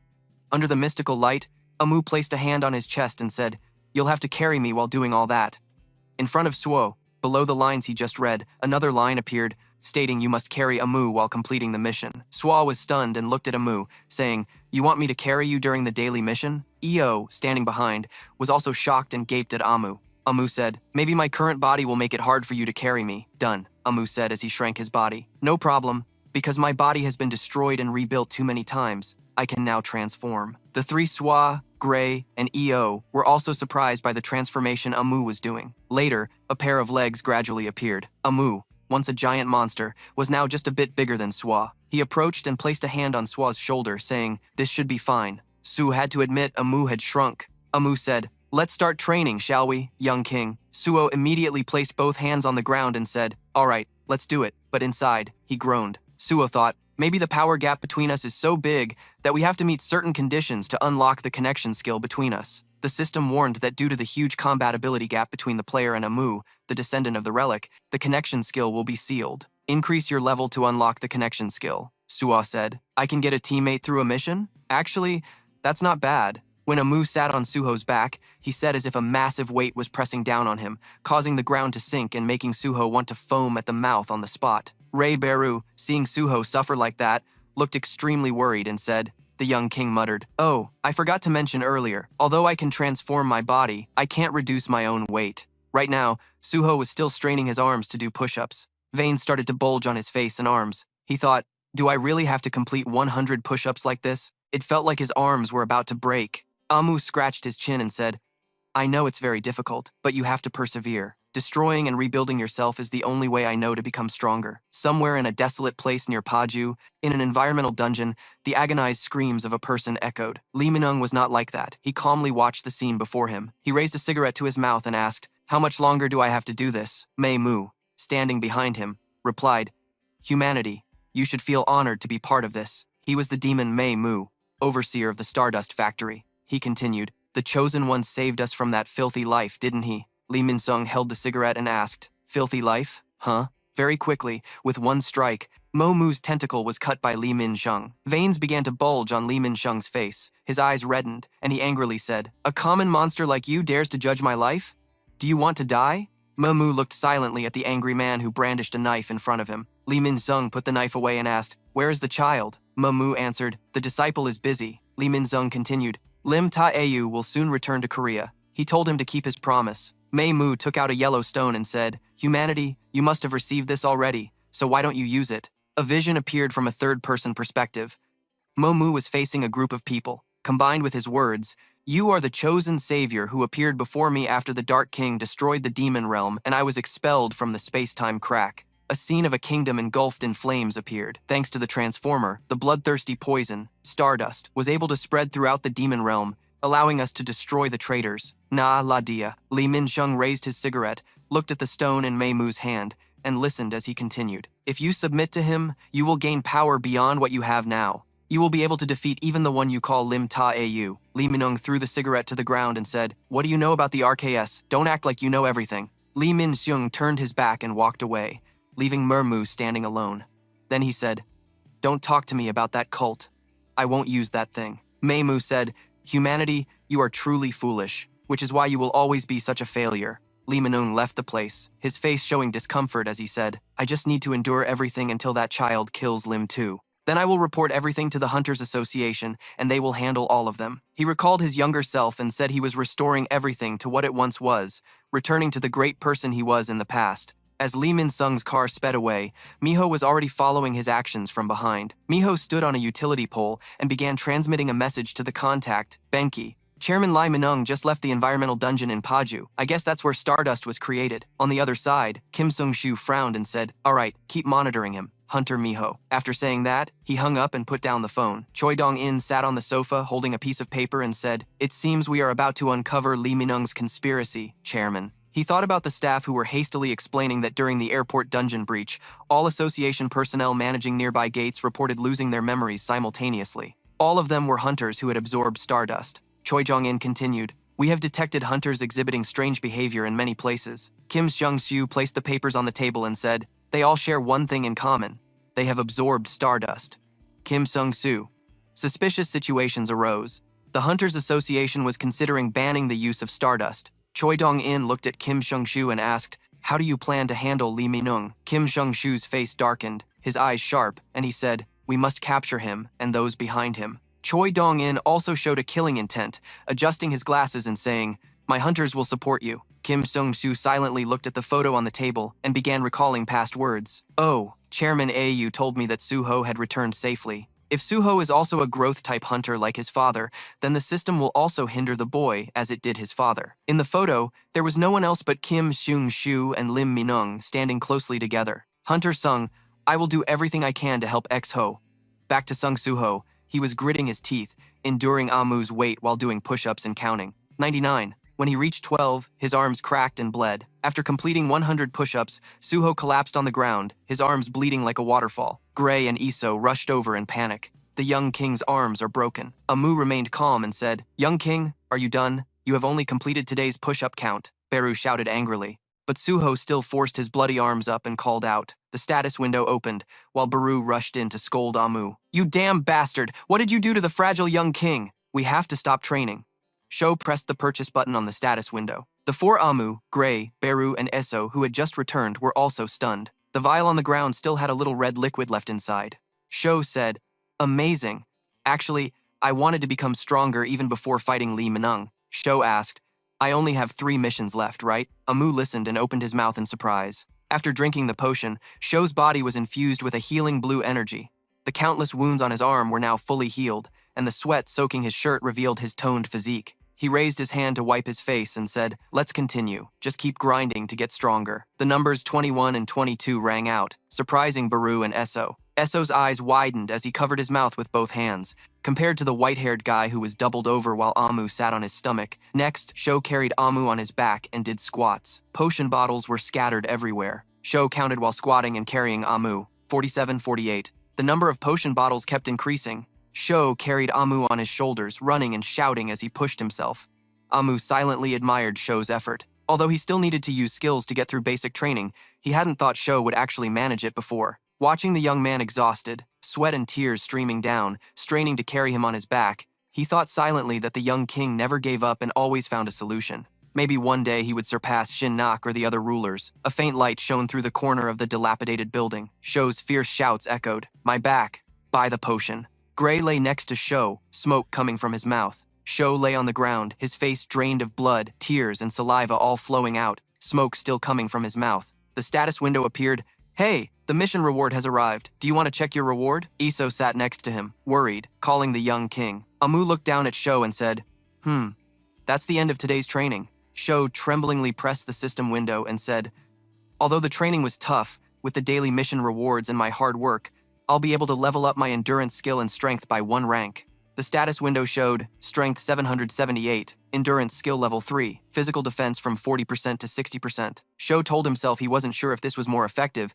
but if he could complete daily missions more easily, then he would definitely become stronger. Sho shakily gave a thumbs up and said, "Amu, I'll be counting on you again tomorrow." Amu crossed his arms and replied, "All right, young king."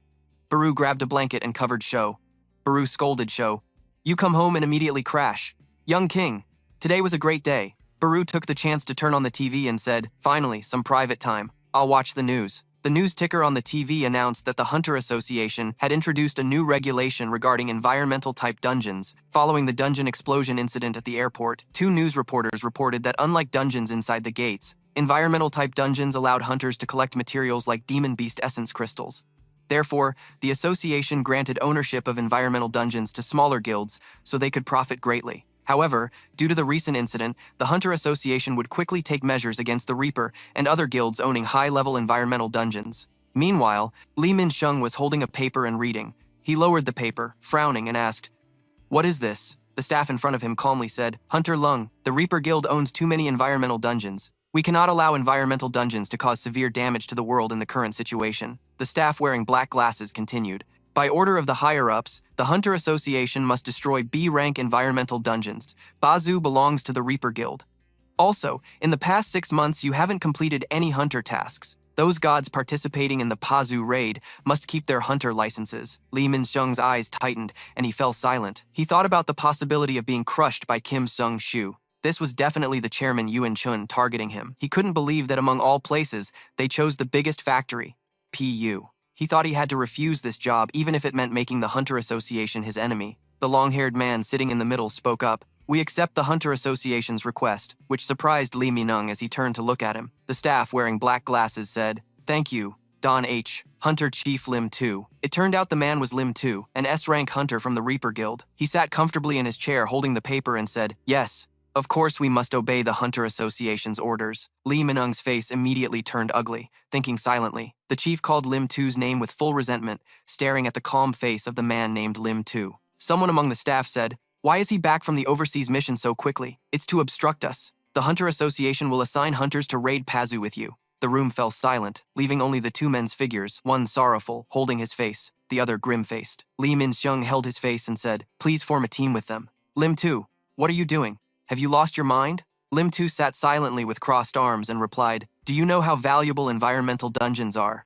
Lim Tu continued, "Do you think the Hunter Association's real goal is to destroy environmental dungeons?" Lee Min-ung began to feel something was off. Tu added, "Maybe they realized what you've been secretly doing. Didn't I tell you not to underestimate them? Not only did you ignore my warning, but you also dared to use the guild members at will while I was away." Lim Tae-ayu is starting to radiate a deadly aura. He glanced toward Lee Min-sung, gritting his teeth as he spoke. "Min-sung, do you still think I'm just some lowly driver serving you?" Facing that overwhelming deadly aura, Lee Min-sung could only remain silent, clearly intimidated. The tense atmosphere was suddenly interrupted by the ringing of Lim Tae-ayu's phone. He picked it up, glanced at the screen, then placed it on the table and pushed it toward Min-sung, saying, "A recruiter just called me earlier. He said a new S-rank hunter has appeared in Korea. I'm heading to the Hunter Association. I want you to prepare the contract and salary." He added, "Min-sung, you might still have a chance to turn back, so do your best to clean up that mess." After saying this, he left, leaving Min-sung alone, head bowed in the room. Min-sung's expression began to twist, revealing anger. He thought silently, another S-rank? Every one of them got lucky to reach S-rank, yet they always act so arrogant. When will that damn alien kid grow up? When will that fragment come again? As he recalled the image of a white-haired boy holding a book, eyes wide and bloodshot, he muttered, "Kill Lim Tae-ayu quickly. He must die for me to." Suddenly, his phone interrupted his thoughts. Min-dung stared blankly at the phone for a moment, then suddenly smirked. His face then turned even more sinister, baring his teeth. Min-dung looked at the boy on the phone and said, "That expression of his is so damn annoying. He's definitely planning something interesting." At a place like the square, a crowd gathered in a circle as if waiting for something. One of them said the person was the newest S-rank hunter in Korea. Their eyes turned toward the white-haired boy. "His name is..." The boy glanced sideways as a man stepped forward and said, "Congratulations on becoming Korea's newest S-rank hunter, Dojin." It turned out the man was Choi Jong-in. His appearance surprised the others. One of them said he was Choi Dong-in from the Hunter Association. Choi Jong-in paid no mind to the crowd's chatter and looked directly at Dojin. Standing opposite Dojin, he said, "Have we met before? I feel like I've seen you somewhere." Dojin bluntly replied, "We haven't met, but I know who you are." Dong-in apologized. "Sorry for mistaking you for someone else. Putting that aside, do you want to sign a contract with the Hunter Association?" Dojin replied, "Thanks for the offer." He pointed behind Dong-in. "But I already have a guild I want to join, so I won't be joining yours." Footsteps echoed from outside as someone said, "Am I just in time?" Lim Tae-ayu had just arrived, the very person Dojin had pointed at. All eyes turned to him. "I just got here and don't know what's going on," he wondered aloud. But Dojin's face clearly showed a sinister look as he pointed toward Taeyu. 1 week later at Pazu, Binyo, an A-rank hunter, approached with a friendly smile. "I'm here to join the Pazu raid at the Hunter Association's request. I'm Big Minyo from the White Tiger Guild." Min-dung cheerfully responded, "I'm Lee Min-sung. Thanks for coming." "Looks like the dungeon environment is forcing you to work overtime," Minho replied cheerfully. "No problem. Helping out is only natural." But in truth, she had started to judge him with a critical gaze. Damn. It's no wonder he's such a good actor. Minho watched Min-sung happily and kindly speak to others, warning them to be careful during the raid. In her mind, he's completely rotten inside, yet he acts overly kind on the outside. Anyway, everything happening inside Pazu will be exposed today. I will personally tear off that mask of yours. Minho glanced sideways. If an unexpected variable appears, it will be. She looked at Dojin, the newly joined S-rank hunter of the Death Guild. North Dojin was also participating in this raid. Dojin showed no expression, but Min-sung beside him couldn't hide a smug smile. At the Hunter Association, Minho's expression began to shift thoughtfully. "Well, if something unusual happens, I have that covered." With preparations complete, she began issuing orders. "All right, excavation team, each of you take a spear." Everyone obeyed and took a spear. Then they stood in a horizontal line holding their spears. The Pazu raid officially began. A few days earlier, Min-dung leaned back in his chair, arms crossed, saying, "I didn't expect you to grow so fast after such a short time apart," he continued. "I guess all aliens are like that?" Facing him, Dojin kept a neutral expression, holding a cup of tea as he said, "I simply chose a small, young body to survive the early stages. After gathering more fragments and regaining strength, I don't care about my body's appearance anymore." Min-dung's vile expression appeared as he said, "What about the name Dojin? And have you really decided to become a hunter? What are your intentions?" Dojin's golden eyes lit up. He said, "It's a name I use externally. If I become a hunter, I can do more things." Min-dung looked at Dojin and said, "Because of the incident you caused at the airport, the Hunter Association has started hunting me. blaming me for civilian casualties. If this keeps up, the factory at Pazu Dungeon will be discovered. Then we're done for. Dojin placed the glass of tea on the table, then looked at him with a vacant stare and said, I will turn all the hunters involved in the raid into heretics, and then they won't be able to find anything. After hearing Dojin's plan, Min Dung smirked and said, a bold move right from the start? But do you think you can handle the S-rank hunter Lim Ta Au yet? Dojin's golden eyes looked down, recalling Lim Ta Au's image, and said, are you referring to my promise to help eliminate him? Now I'm certain after meeting him. Min Dung paused, beads of sweat forming on his face, listening to Dojin say, if I fight an S-rank hunter now. Min Dung suddenly grinned wickedly. He spoke, I don't care who dies, just as long as you keep your promise. At the building, Kim Sung-soo sat at his desk and said, the raid on Pazu Dungeon has begun. He rested his hands on the table, thinking that Lee Minung and Dustar needed to gather more evidence during this raid. He recalled Minho, Choi Jong, In, and other shadows, then thought further. Thanks to the White Tiger Guild's help, AB rank hunter Minho participated in the raid, so he didn't need to worry about other hunters involved. In case something happens, we still have breath hunters. Choi Jong-in and other S-rank hunters are waiting for orders. Then Kim Sung-soo's mind shifted to images of Dojin and Min Sung talking. However, the new S-rank hunter from North Dogan, who suddenly appeared, could very well be an unexpected twist. Because he joined the Death Guild right as we started the Pazu Dungeon raid, I can't stop thinking that things might tip in Lee Minung's favor. While thinking, another concern weighed on him. His gaze dropped. It was Suho's file. Suho also joined as a member of the extraction team. Sung-soo's eyes fixed on Suho's image, wondering if it was coincidence or fate. Although I approved the kid joining the extraction team, I'm not sure if that was the right decision. Kim Sung-soo folded his arms and sat in deep thought, hoping everything was part of Suho's plan. If so, he would fully support it. At Pazu, a monster was preparing to breathe fire and attack. The monster started spewing flames toward the group, but the shields blocked all of it. One person among them urgently said, I'm about to lose it with this attack team. Min Ho stepped forward. The guy holding the shield was surprised to see her advance. The monster still didn't realize its end was near and kept breathing fire. Min Ho quickly rushed in and punched the monster's face with a single fist. Bang! A loud shock echoed. The monster was struck perfectly by Min Ho's punch and spat blood from its mouth. Min Ho's eyes flashed sharply. She quickly dodged the monster's sharp claws with ease. Minho easily jumped onto the monster's back, catching it off guard. Then she leapt away, landing lightly on the ground. Minho used her momentum to launch herself forward. Reflected in the monster's eyes was Minho's figure with red eyes and a fist ready to strike. Minho punched the monster's head directly, leaving it defenseless. The huge monster was knocked to the ground by a girl's punch, sending dirt and rocks flying. Two monsters quickly lay on their backs, tongues sticking out. Minho calmly stood watching them. She glanced back toward Minung standing at the end of the line, thinking, is Lee Minung not fighting? It's embarrassing that he awakened as an A-rank hunter. She kept looking back, thinking maybe he saw hunting as a joke, unaware that another monster was sneaking up behind her, claws raised. When Minho panicked and turned around, she lost her footing. Suddenly, Dojin appeared and struck the monster, slamming its face into the ground, surprising Minho greatly. Dojin's expression remained unchanged, coldly staring down at the monster. Dojin's sharp eyes glanced sideways and said, Hunter Minho, please be more careful. Minho felt intimidated facing Dojin. Her eyes widened in disbelief, thinking, can he really defeat a salamander with just one strike? Hunter Park Dogan. Since he wore casual clothes during the raid, I thought he was just a kid, even if he's an S-rank hunter. Dojin slowly pulled his shirt up to cover his mouth, but his golden eyes remained cold and indifferent. In a flash, the salamanders were swiftly defeated by Dojin's speed, some even lost their heads. Witnessing Dojin's overwhelming power as he effortlessly took down the salamanders, Minho realized that S-rank hunters truly operate on a whole different level. Purple blood splattered across the ground. Minho assessed the situation and said, looks like everything's wrapped up, faster than expected. She lowered her head and said, but I didn't expect Pazu Dungeon to have so few monsters. Min Dung stood nearby, holding a cigarette, and said, Hunter Minho, you noticed, huh? Minung smiled coldly beside Dojin and said, our guild regularly cleans out monsters from the dungeons we own. That's why this place isn't a threat to the outside world. Minho glanced at the salamanders lying on the ground, thinking, regularly cleaning monsters?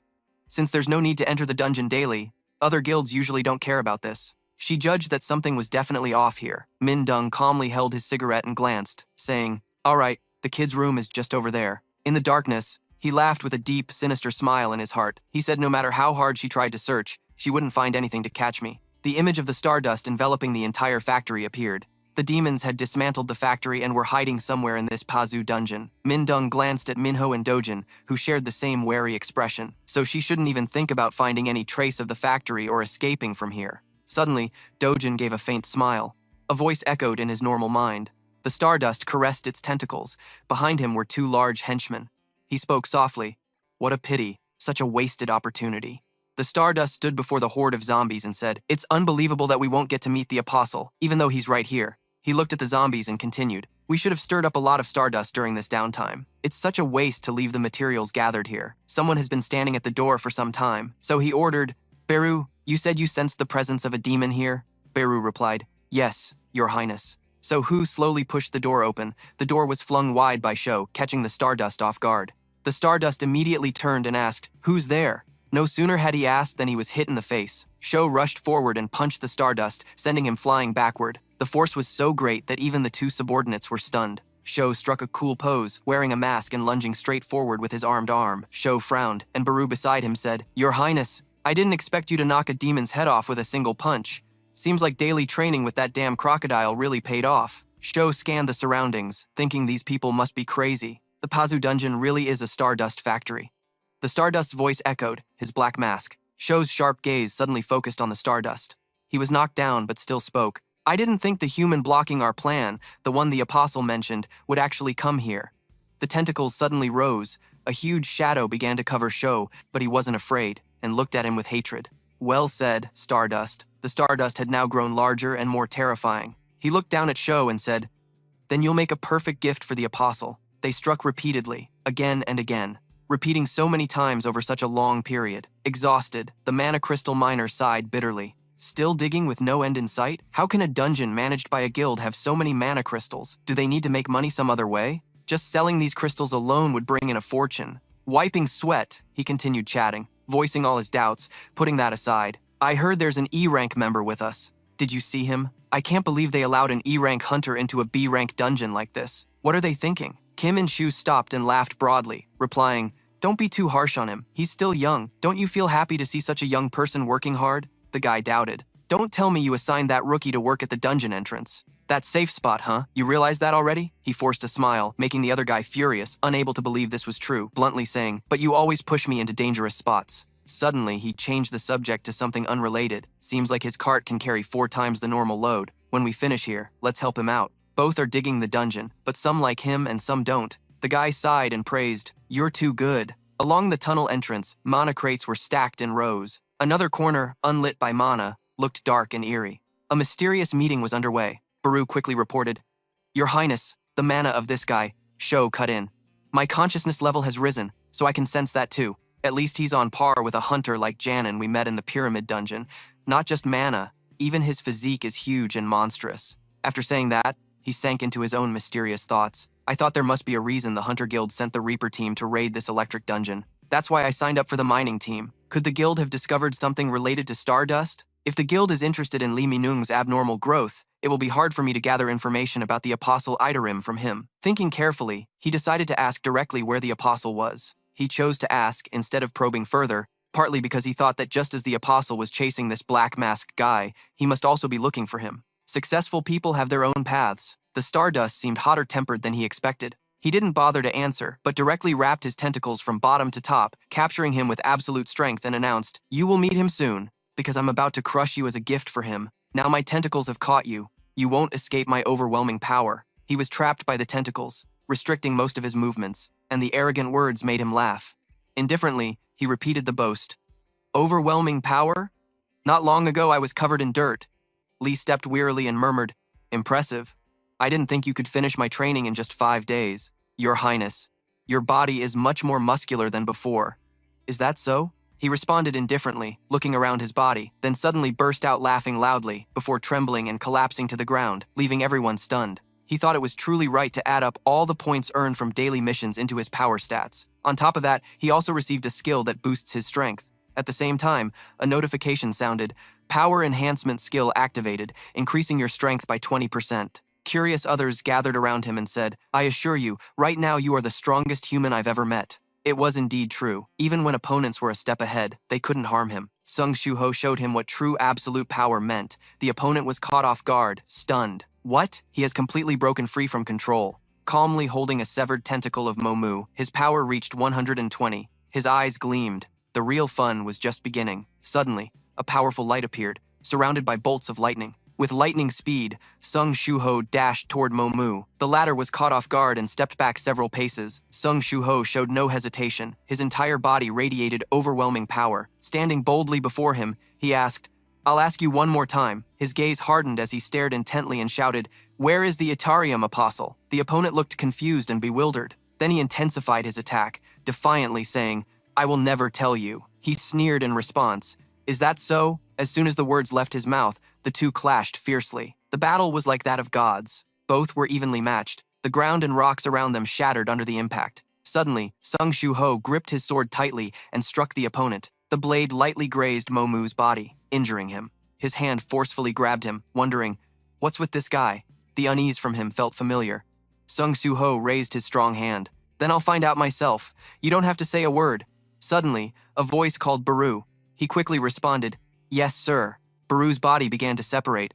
"Oh, Apostle, it's a pity I won't get to see the painting you're creating." Baru gradually faded, but before disappearing said, "Thanks to your help, we were able to destroy the Ladia clan, the disgusting traitors of the demon race. That's enough for me." With that, he vanished into thin air. After an unknown time, she woke up, clutching her head, eyes darting around confused, wondering, "What happened? My body suddenly feels lighter." Baru, blushing, spoke, "That octopus was pretty tough." Sung Shuho asked, "Baru, did you find any information about the Itarium Apostle?" He stammered in reply, "About that." Baru sighed and reported that he regarded the Itarium Apostle as a shining light. However, he couldn't find much information about him. He walked around the factory and suddenly stopped, complaining, "Another dead end. Could it be that my only option is to get information from Lee Minung? Are you in charge of the entire Stardust factory?" Sung Ho thought to himself that he needed to start evacuating people here first. His friend in the group looked around nervously and then stood there deep in thought. The demon's presence had disappeared. This wasn't the work of the Hunter Association, right? Everyone was ready. This was the boss monster room in the Pazu environment, Big Minho wondered. "On the way here, I couldn't find anything. Isn't the Pazu environment where Stardust is produced?" Sung Shuho smirked. It seemed she was confused about why nothing was found. He glanced at the person beside him and instructed, "We'll cancel the plan to brainwash the hunters. It's better if everything ends without problems." North Dojin kept a cold expression and said nothing. Unable to hold back, he spoke up. "That doesn't suit me at all." Big Minho looked suspiciously around, wondering if it might be different on the mainland. "With no other choice, I'll have to check again after clearing the boss monster." Suddenly, she stopped and announced, "Let's go in." He must have seen something ahead because his face turned pale. He glanced back, sweating nervously, and asked, "What are you doing?" The other replied, "Simply put," he continued, "all hunters in this group will become my followers." As he spoke, he implanted a yellow spirit stone into the back of his neck. He added that those we choose to side with us must have certain value. Cooperating with an A-rank hunter like you to kill a rank 5 hunter like Lim Tiu was already an offer. Suddenly, his body stiffened. He stood frozen in place. The opponent leaned close to his ear, ready to whisper something. His voice was full of challenge. "To catch Lim Tiu, I have to use you." Sung Shuho felt like he was struck by lightning on a clear day. His eyes widened, teeth clenched in anger, recalling the S-rank issue. His face veins bulged as he shouted back, "You expect me to be brainwashed by someone like you?" Sung Shuho clenched his fists and stood straight, showing determination. He slowly turned his face upward, eyes wide as if sensing danger. Suddenly, a brilliant light shone down. The opponent shouted, acting on the will of the Supreme Being. Sung Shuho's face darkened, eyes vacant. He just stood there, staring into the distance. North Dojin approached and placed a hand on his shoulder. He gave a rare smile. "Now, everyone quickly go inside. Let's move on to the next target." Right outside the school grounds, a luxury sports car was parked there. Inside the car, a flame shaped like a bird appeared in Zhang Yin's hand. He broke the silence. "If this summon disappears, it means the team is in trouble." Zhang Yin squinted and continued, "A summon's summon will inform us of the situation. It's surprising that this can solve the problem of unusable devices in the dungeon. This is truly a brilliant idea." He looked anxiously at the bird-shaped flame, hoping the S-rank hunters wouldn't interfere. Zhang Wei glanced at the man who was just as worried about his close friend, softly saying, "Hopefully Li Minung won't cause any more trouble." Hunter Lim too. "You're worried, aren't you?" Tegu asked Zhang Yin directly. "You trying to annoy me?" Zhang Yin replied, "Of course not." Till sneered, his tone laced with irritation. "I guess you're jealous because the Spogan rank hunter joined the Grim Reaper Guild, right?"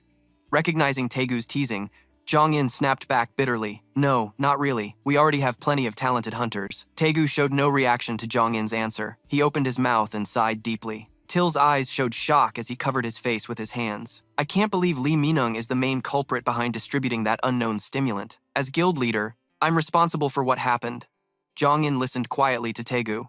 If anything happens, I trust you'll keep your promise not to intervene if I can control the situation.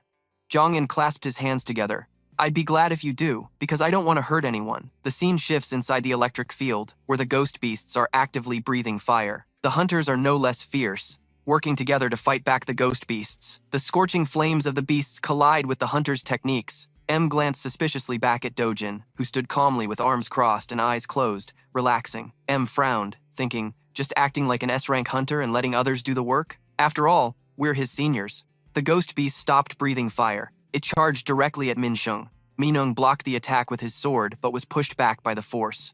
Dojin observed all of Minung's actions from behind, silently evaluating. It's tough for an A-rank hunter to fight at an S-rank level with only the awakening effect from a star shard. Dojin's fingers touched, creating a strange glow. He thought, if that's the case, one of the 5 powers of T, one of the main body shards, has a blessing that enhances and compensates for the user's unique traits. The trust of the firebone stored in Stardust and the unique characteristics of the weapon will all be amplified. Li Minung's special trait is magic amplification. The weapon's special trait that Lin Zheng possesses is combat enhancement. Dojin smirked. Li Minung, show me if you can reach the level you desire after receiving the blessing. Watching the ghost beast swing its claws at Min Sheng, Dojin thought with interest, the S-rank hunter level you've always dreamed of. Min Sheng coldly looked at the ghost beast, raising his sword high. Strange sigils appeared in his eyes. As the ghost beast approached, Minung thrust his sword straight at it. A golden power pierced through the beast's body. That power shattered the ceiling. The explosion was so big that Jong-in and Tu,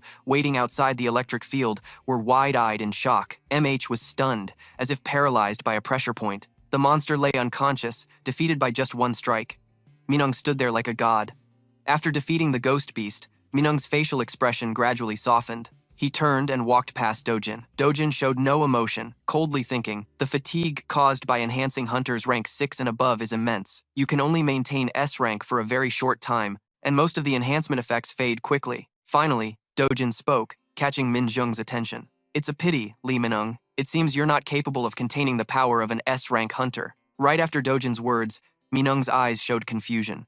M looked up at the hole in the ceiling, bewildered, thinking, that attack wasn't something an A-rank hunter could perform. Regaining her composure, MH glanced back. Isn't Stardust supposed to be ineffective against high-rank hunters, or is there another stimulant besides Stardust? Just as MH turned around, she saw Dojin's situation, his chest pierced by a sword flash before her eyes. Dojin's face turned pale, his voice trembling. Li Minung gripped the sword hilt tighter and stabbed harder. I told you, didn't I? Minung's pupils changed strangely. He sneered with contempt, saying he would never be brainwashed by someone like Dojin. Minung growled. I will use the cursed power you gave me in vain. Dojin's body fell backward to the ground right in front of the other hunters. M, furious, shouted at Min Zheng. Li Minsheng, why did you attack your fellow hunter? Are you on drugs? Min Sheng didn't care what MH said or thought. He slammed his sword into the ground, clutching his head, muttering, damn it, is this how it ends? Minung gritted his teeth, sweat pouring down. I hear endless voices. Since S-rank hunters are waiting outside under the guild's orders, if I don't get out quickly, I won't be able to leave. His gaze swept over each hunter's face, thinking, I have to run fast. M seemed to realize that Min Sheng wanted to escape, then shouted loudly to warn everyone, don't let him get away. Min Sheng gritted his teeth in anger, radiating a terrifying, murderous aura. Min Dung shouted threateningly, if you don't want to die, get out of the way. In the blink of an eye, Min Dung had passed through all the hunters to escape outside. MH held her arm in pain, her voice full of anger. Damn it! MH turned to look at her teammates. S-rank hunter Cheon Sung sent a signal to the other S-rank hunters outside. Cheon Sung quickly replied, yes. Just as the situation reached a boiling point, the person who should have been taken down by a critical strike slowly stood up before MH's astonished eyes. Dojin smirked faintly, clutching the wound on his chest with his hand. As long as someone has a strong enough mind, they can resist the power of the flame bones regardless of how much mana they have, right? Good. M looked at Dojin's wound with wide eyes in wonder. Hunter Park, you're still alive? That attack pierced your heart. Dojin didn't answer M's question, silently running his bloody hand through his hair. His pupils glowed strangely bright, and a sinister smile spread across his lips. Meanwhile, Min Sheng ran for his life. Damn it. While running, Min Dung muttered, I gained the power of an S-rank hunter but still have to keep running. How ridiculous. Filled with rage, Min Dung thought, that hateful alien. The Grim Reaper Hunter Association. There's no one I can trust. Now I have to flee to the nearest city. From somewhere, a sword imbued with power flew toward Min Dung. Luckily, Min Dung reacted quickly and dodged the attack. Otherwise, he would have been badly hurt. Min Dong made a puzzled face. What was that? From the shadows of the forest, a cold voice echoed. I was wondering what caused that sudden explosion. I didn't expect you to come out on your own. The mysterious figure gradually stepped out of the darkness. I need you to tell me everything you know about Stardust and the IRM disciples. Suho's face gradually appeared, his sharp gaze fixed on him. Min Dong Suho emerged from the shadows, hands in his pockets, and said, I need you to tell me everything you know about Stardust and Itaram's disciples. Min Dong frowned at Suho's words. He thought silently that Suho not only knew about Stardust, but also about the existence of the outer god disciples. Staring at Suho's appearance, Min Dong suddenly realized he hadn't noticed before that the person who defeated Brocky and disrupted the Stardust material supply wore a black mask. Could he be that person? Confused by his own thoughts, Min Dong clenched his teeth in anger. Forget it. If he slows me down here, those hunters will catch up to me. He drew the sword at his side. Judging by the mana he sensed from him, he wasn't a match. After deciding quickly, Min rushed toward Min Sheng. Die. Suho calmly exhaled, gently blocking Min Sheng's sword attack with his hand. This surprised Min Sheng, thinking, he blocked my attack? I can't even draw my sword. Exactly how strong is he? Suho blocked the attack, then smoothly spun around, kicking Min Sheng several meters away. Min Dong was kicked into the air, blood spurting from his nose and mouth. Looking at Suho, he couldn't help but wonder, he has less mana than me, so how could he do that? Baru hid inside Suho's coat, watching Min Zheng's expression and feeling smug. It's normal for him to be surprised. After all, a hunter's rank is determined by the mana they carry, and it's clear Min Sheng struggled to defend against Suho's attack. A thought flashed through Baru's mind. I, the one who can truly sense, know immediately. Although the little lord was growing stronger and increasing his power stats, thanks to training with Amu before, his strength had already reached its maximum. Suho's sharp gaze faced Min Sheng. Baru confidently thought, an A-rank hunter can't possibly match his physical strength. Back at the scene, below the ground was a large crater from the explosion. M held her injured arm and approached Dojin, asking curiously, Hunter, how are you still alive? That attack pierced your heart. Dojin's bangs hung down, covering half his face. Dojin remained silent. From inside his sleeve, a yellow crystal slid into his palm. Only then did Dojin speak. That matter. Before he could finish, he was stunned by what was in front of him. A familiar voice came from behind MH. Hunter MHO. What happened there just now? She happily looked toward the newcomer. Oh, he's here already, M called out loudly. Hunters Choi Jong-in and Lim Tagil. Seeing the two appear, Dojin hid the yellow crystal. Two S-rank hunters. Jong-in jumped down from the crater's edge, approaching the group of hunters. While walking, he asked, we came right after hearing the explosion. What's going on here? M asked. The answer came, this was caused by Lee Min Dong. Hearing this, Dojin was curious. A-rank hunter, Lee Min Dong has such skills? MH calmly replied. He radiates an enormous amount of mana, as if he's on some kind of stimulant. Also, it seems the drug made him attack PK hunter Dojin. After hearing MH, Jong-in looked at Dojin's condition and was surprised. Although injured, PK hunter Dojin looked quite fine. Dojin smirked and replied, I have healing skills. Jong-in stroked his chin thoughtfully, saying, interesting. You have quite advanced healing skills. M impatiently spoke up. Dojin smirked and replied, I have healing skills. Jong-in stroked his chin thoughtfully and said, interesting, you have quite an advanced healing skill. M, impatient, spoke up. Put that aside. We need to quickly chase after Lee Minung. If we let things go like this, he might reach the city and hide there. Jong-in turned his face to look back. Yeah, that's right. Hunter Lim, you heard that, right? Then he looked up at the hole on the upper floor caused by Min Sung. It seems like Hunter Lee Min Sung is causing trouble. According to the promise, he suddenly got spotted just moments ago, and moments later, the guy had already flown away in several forms. Zhong Huayin once told me that, on Dojin's side, he's just as uneasy. This isn't good. I still haven't severed my connection with Lung. I didn't expect him to resist the human desire belief. It's truly fascinating. In Dojin's mind, the thought appeared that it's highly likely no one will believe what Lee Minung says. But if I do nothing, they'll have reason to doubt me. I glanced back to remind, Hunter, if you're still not okay, you should rest here. Go close your eyes. Well, then. He silently decided he would abandon Lee Min Sung. I have to take over Lee Min Sung's body and force him to commit suicide, even though it will cost a lot of divine energy. Because he's only an A-rank hunter, I just need to find another A-rank hunter. Suddenly, a battle scene flashed in Dojin's mind, surprising him. What is this? Is he fighting right now? A familiar face appeared in Dojin's mind, leaving him stunned. Don't tell me Lee Minung has already clashed with an S-rank hunter. Dojin stood frozen there. What is that black-masked guy doing here? Could it be that the black-masked guy is also chasing Lee Minung like the Hunter Association? Dojin's heart grew unusually restless. I never thought I'd run into that black-masked guy this soon. S-rank existences in this world. Lee Minung, you can resist the bonefire belief. Since we set foot in this world, nothing has gone according to plan. Dojin pulled his collar up to cover the lower half of his face. Everything was different from the times when everything was completed according to the holy word. A sinister smile appeared on his face beneath the cloak. But why am I smiling? Back to the tense battle at the forest edge, Suho charged at Minseung relentlessly. Suho's moves left Minseung no choice but to endure. I can't let him hold me here any longer, Minseung suddenly shouted, drilling into Suho's stiffened glue in midair. He clutched his stomach in pain. Minseung cautiously asked, "Can you let me go if I tell you the answer to your question?" Suho froze in surprise. "What are you suddenly talking about? Are you colluding with Itarim's disciples?" "Mentioning that makes me bitter," Minseung said angrily. "That bastard stabbed me in the back." He swung his sword fiercely, his voice tinged with bitterness. "That's because he said he would kill the one I want dead for me. I was surprised. Are you working with Itarim to kill someone?" Minseung gritted his teeth angrily. "After the great disaster, everything I built in my life changed." He sneered and asked Suho, "Aren't you also hunting that foreign god?" Suho's eyes showed panic. He immediately shouted back, "No, I have no intention of killing him if we talk." Minseung cut off Suho's words with a cunning smile. "You don't intend to kill him? Letting that foreign god stay here to invade this world? You have the personality of someone who disgusted me when I was an actor." His eyes were full of contempt, as if emotions were exploding intensely. A character who only hopes but has no personality, kindness, or morality. Just social choices and what others give you. You don't even know what you want.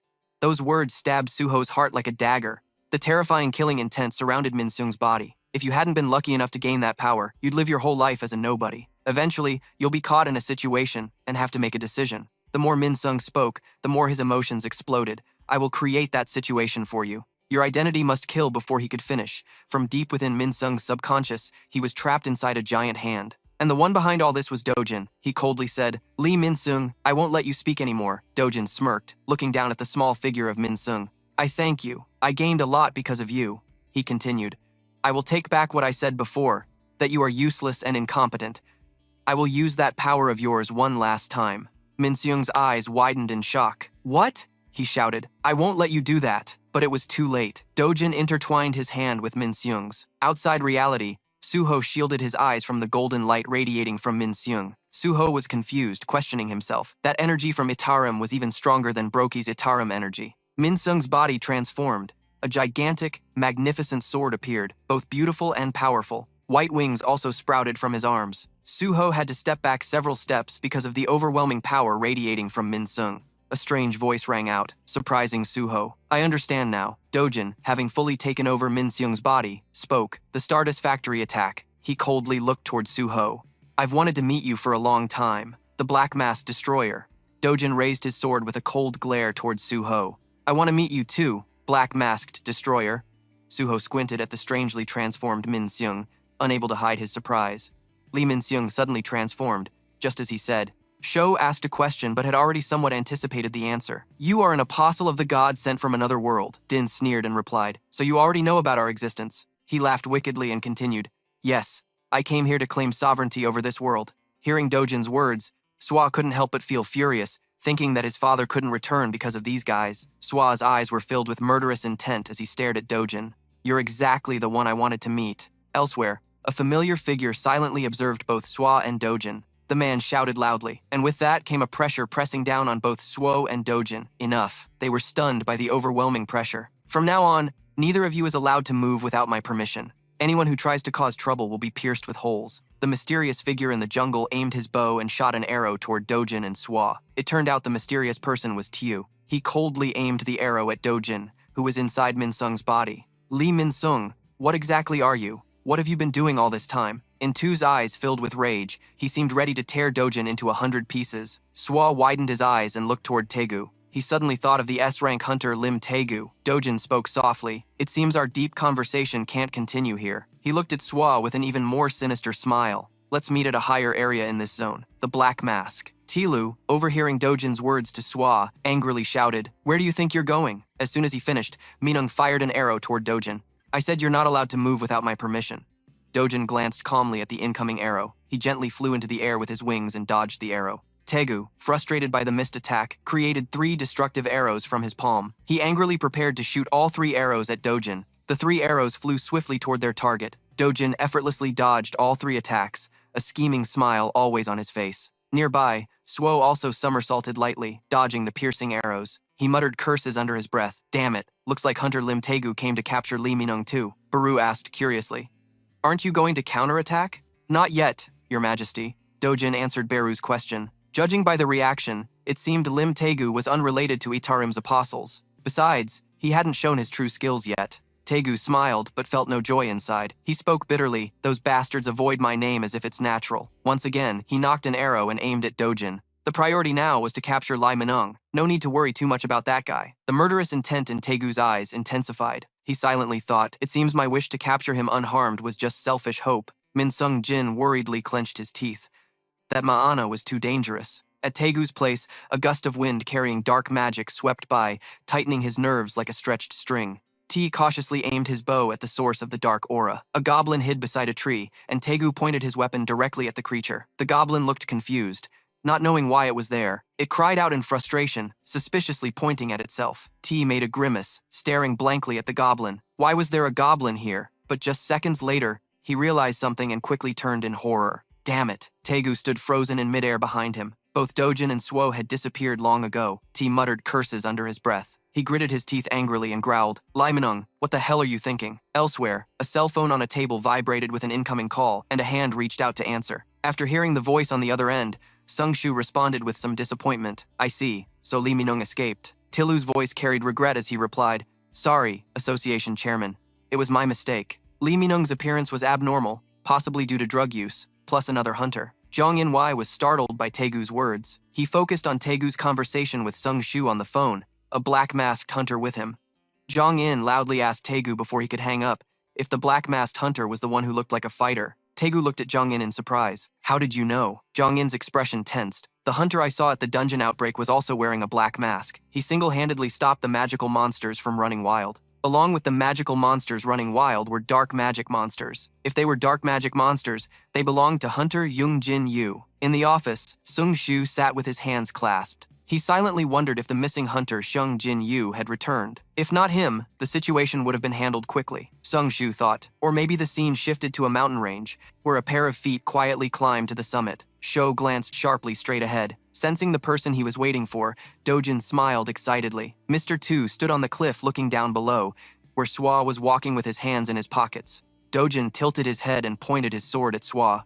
Unexpectedly, Why are you helping me? Shou showed no expression, walking and replying, Obviously, wouldn't you abandon Lai Minung's body and disappear if it became too dangerous? Dojin smirked slightly and softly continued, I heard from the demons that darkness is known as the Dark King in this world. He coldly asked, What is your relationship with the Dark King? Shou narrowed his eyes, his gaze revealing terrifying, murderous intent.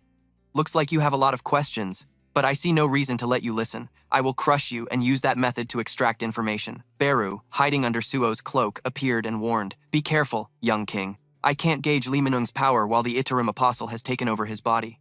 Suo reassured, Don't worry, Beru. I've prepared something for this moment.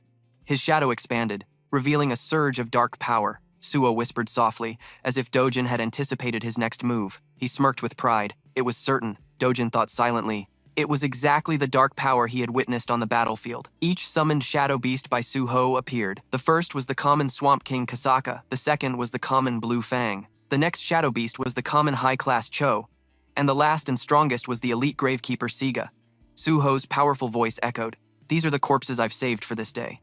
2 more shadows appeared beside Suo, the 5th shadow beast and Io. Suho clenched his fist, teasing gently, Let's fight with everything we've got. The summoned shadow beasts were fully assembled. Dojin watched the dark beasts with fascination, smirking. Suddenly, the system displayed an urgent mission notification. Emergency mission. Defeat Li Misung, the Itarim Apostle. Defeat Li Minung, who is possessed by the Itarim Apostle, and reclaim his memories. Defeat Li Minung, the Itarim Apostle, one-on-one. Hearing this, Suo's mood suddenly darkened. He frowned, thinking, The mission is to defeat Li Minung? Has the moment finally come? The moment I have to kill someone else? Dojin pointed his sword provocatively at Suho. Deep in his subconscious, Dojin clasped his hands together, closed his eyes, and bowed his head. After understanding what emotions were, changes happened inside him, feeling very strange. The memories of the original body trapped in a fragment made me think I understood what it felt like to face darkness. A curious feeling toward a powerful being, one from another dimension, possessing strength capable of stopping an entire legion from the outer world. I was curious about that shadow, a lonely figure standing amidst his army. Dojin slowly opened his eyes, glowing with golden light. I wondered if I could get answers from him. Outside reality, the Kasaka beast launched the first attack on Dojin. He calmly watched Kasaka charge. Then Dojin took only a few seconds to swing his sword and cleave Kasaka in two. But immediately another beast attacked him from behind. Dojin's eyes showed surprise. He stepped back in panic. Suho chased after Dojin as fast as the wind. Suho threw a thunderous punch, but Dojin blocked it with his sword. Dojin finally realized Suho's trick. He used his soldiers to distract me,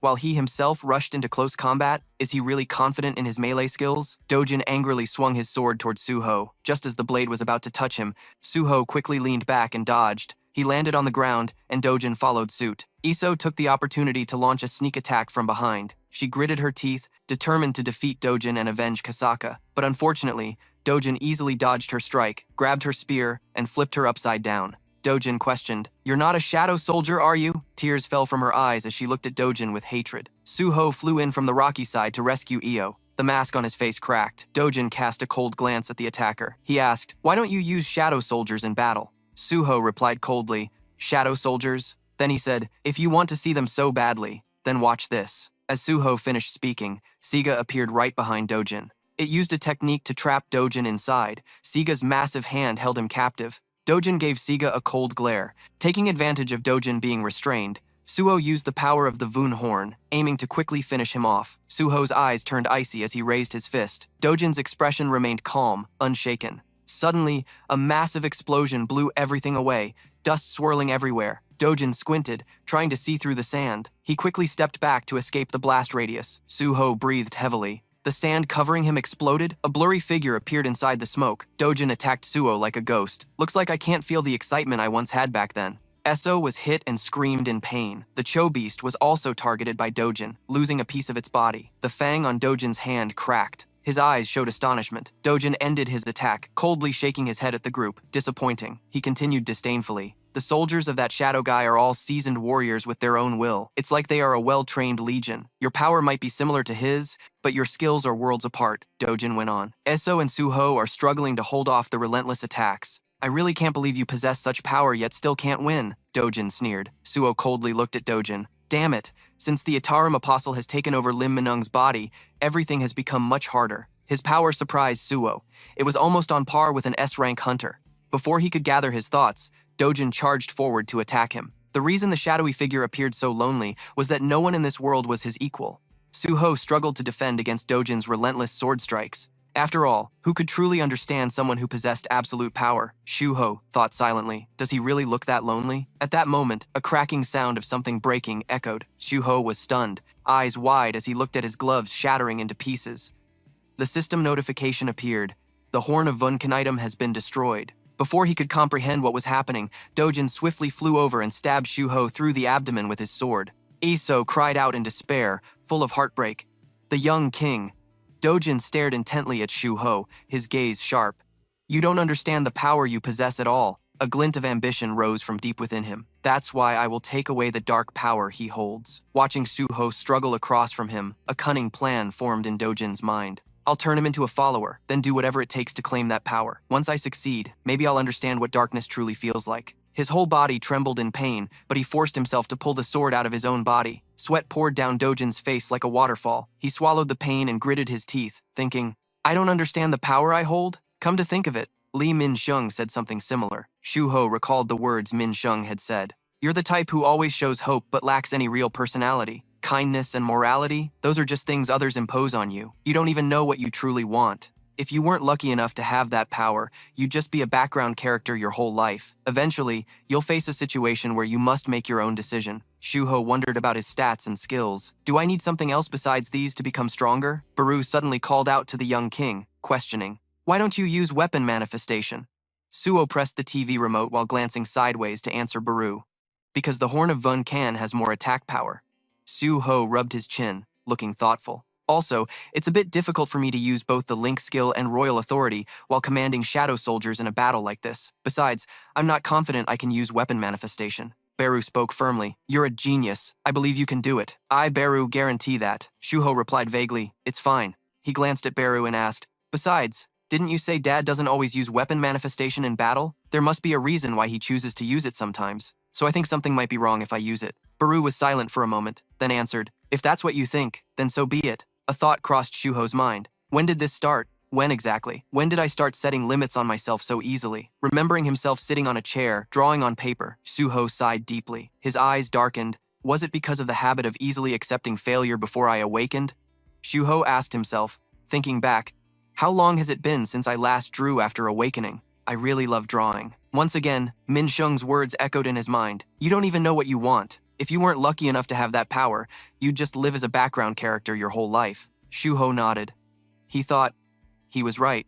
Shuho silently decided he had entrusted the system with the task of reuniting with his father, and that finding his mother was something he wanted to do once he became stronger. The reason I want to be strong is because I can't find strength within myself. Negative thoughts kept pouring out, gradually poisoning his mind. Why am I trying so hard to follow in my father's footsteps? But what Dad needs isn't a copy of him. Shuho resolved silently to find something only he could do. Back in reality, though blood poured like water, Suo swallowed the pain inside, his trembling hand raised high, pointing at Dojin. Suo mustered all his strength and shouted loudly, rising up. Dojin was very confused by Suo's action. Then he realized, wait, aren't shadow soldiers immortal creatures? They can revive even after death. He glanced behind at the shadow beasts of Shuho that had been defeated, disdainfully mocking Shuho's group. He smirked and said, no matter how much your soldiers attack me, they'll never stand a chance. Deep inside, Dojin wondered, are they merging? I've never seen this happen in battles against shadows before. Watching the Kasaka, Fang, Green Venom, and Siga beasts fuse into one, Dojin questioned Mimera. Yeah. Esso looked at a shadow beast suddenly appearing from the third dimension and exclaimed in surprise, Ray. A dark, shadowy aura surrounded Shuho's body, revealing only a pair of emotionless eyes. Childhood memories flooded Shuho's mind. Like a rewind of a film, Shuho's voice grew determined. I want to become a police officer like Dad. His father looked at Shuho thoughtfully. Shuho cheerfully asked back, is that okay? Because Dad looks so cool. Then he happily looked over at his mother. Or I could become an athlete like Mom. Can I become as strong as Mom? Suho asked excitedly. Is that okay, Mom? The mother remained silent, not answering. The mother placed her hand on his head and replied, Suho, your father and I agreed the moment you were born. She gently stroked her son's hair. We won't stop you from chasing your dreams. Just do what you love, Suho replied. But I want to be as cool as Dad and as strong as Mom. The mother looked into Suho's eyes and smiled softly. If that's the case, then try your best to be like us. As long as you're sure that's what you want. Suho gave a faint smile, wondering why he suddenly remembered what Mom said before. He recalled everything from another time. Teacher Dogun commented on Suho's drawing of the demon beast. Usually, drawing something repeatedly traps you in a loop, but it feels like I'm actually getting better. Dogun pointed at the drawing, and Suho followed the teacher's gesture, like this one here. The teacher asked a question Suho couldn't answer. Is this still an ant? Suho bowed his head, his hand still resting on the blade. The reason I learned to transform faster than Dad is because the system adapted to my body. I won't underestimate it anymore. The fighting style using the king's transformation with unlimited shadow withdrawal. The power flow of cat combined with small lightning sparks. Dojin stood still, staring at Suho warily. Baru looked suspiciously at Dojin. Have the dark warriors been drawn to the young master lately? It's getting harder to maintain their forms. Suddenly, O appeared to rescue Baru from Dojin, unless it got sucked in too. She asked curiously, Baru, what's going on with the young master? Baru sighed deeply, thoughtful. I don't really know the answer to that. Baru replied, then added, but the young master is probably shedding his old self. Dojin squinted deep in thought. Is he awakening his potential? An alarm bell rang in Dojin's mind. Trouble's coming. I need to quickly finish him off and force the star fragment into his body. A dark energy burst from Suho, knocking Dojin back a few steps. His face grew pale. Dojin used his wings to fly into the air. What's going on? As far as I know, a hunter's power can't change. Is this a reawakening? Darkness surrounded Suho, his body gradually transforming. The dark power faded, revealing Suho's silhouette behind the black smoke. Suho's body transformed strangely, his eyes like a bloodthirsty predator's. Sharp claws grew on his hands, and his wings turned into powerful demon beast arms. Suho wondered, is this shadow form a way to weaponize dark power? Kasaka was revived and charged at Dojin again. Suho thought silently, remembering the flexible nature of darkness, I can shape it in many ways. With just one move, he split Kasaka's demon beast body into 2 equal parts. But if Kasaka falls, there's still Siga. The demon beast attacked Dojin from behind with a mace. Siga slammed the mace where Dojin stood, aiming a critical blow, but then clenched his teeth in extreme pain. Dojin blocked Siga's attack with his blade. He sneered, I told you, you weaklings can't do anything to me. Then he raised his sword and unleashed a flurry of slashes at Siga, shattering him into 100 pieces. Suddenly, A dark energy, 100 times stronger than before, radiated from Dojin's direction, startling him to look up. Suho slowly approached Dojin with dark energy. Then I have this too. The system displayed a notification. Connection skill, Demon Strike activated. Suho's hair grew longer and turned white. Suho leapt up, shattering the ground beneath him. He moved as fast as the wind toward Dojin. Dojin squinted, seriously saying, "That mana flow is dangerous, like a piece of cake." Dojin easily dodged Suho's attack. He laughed mockingly, "But I won't fall for such an obvious opening." Then he turned and slashed Suho's shoulder. Suho fell backward, blood spurting from the wound. He closed his eyes and smiled softly. "Don't worry, you're not losing your power, just one leg." Suho remained strangely calm, his gaze growing colder. A voice of surprise echoed. Kwao Suho exclaimed in amazement. "So the king form has this ability too." Suddenly, dark power and demon beasts appeared right behind Dojin. The darkness unleashed a devastating punch to Dojin's face. The impact caused a massive explosion. The ground shook, rocks shattered and flew into the air. Dojin was blasted against a cliff, shattering it. Debris fell, dust clouding the air. Dojin lay still. Suho and the demon beasts stared at him. Deep inside, Dojin was affected too. Fresh blood streaming from his eyes as he transferred skills to his subordinates. He said with some reluctance, "A new power for me." Watching Dojin gape silently, Suho thought silently, "He can't make a sound anymore. Maybe his jaw is broken." Dojin struggled to stand. Suho thought, "But his body can still move. I can hold out a bit longer if I sacrifice him. From now on, I can't be careless." Dojin's face was distorted from the dark punch. He screamed inside, "What the hell is this? That bastard did this to me." Dojin's subconscious eyes widened, stunned, wondering Lee Minung. Did the previous blow awaken him? Dojin grabbed his sword again, thinking to himself, did the impact from the previous hit awaken him? A powerful S-rank hunter was being beaten down by a subordinate. Dojin and Minjung fought for control of the body, with Dojin issuing a threat. "Lee Minung, if you don't shut up." Minjung sneered, responding to Dojin with disdain. "So what? I can get even worse. You think I'm scared to die?" Mindung looked down at his trembling hand. "What I hate most is being underestimated, and I hate being ignored." He bit into his own flesh, thinking if he could make those bastards taste pain, that would be perfect. Suddenly Min Seung stopped his actions, his eyes wide open.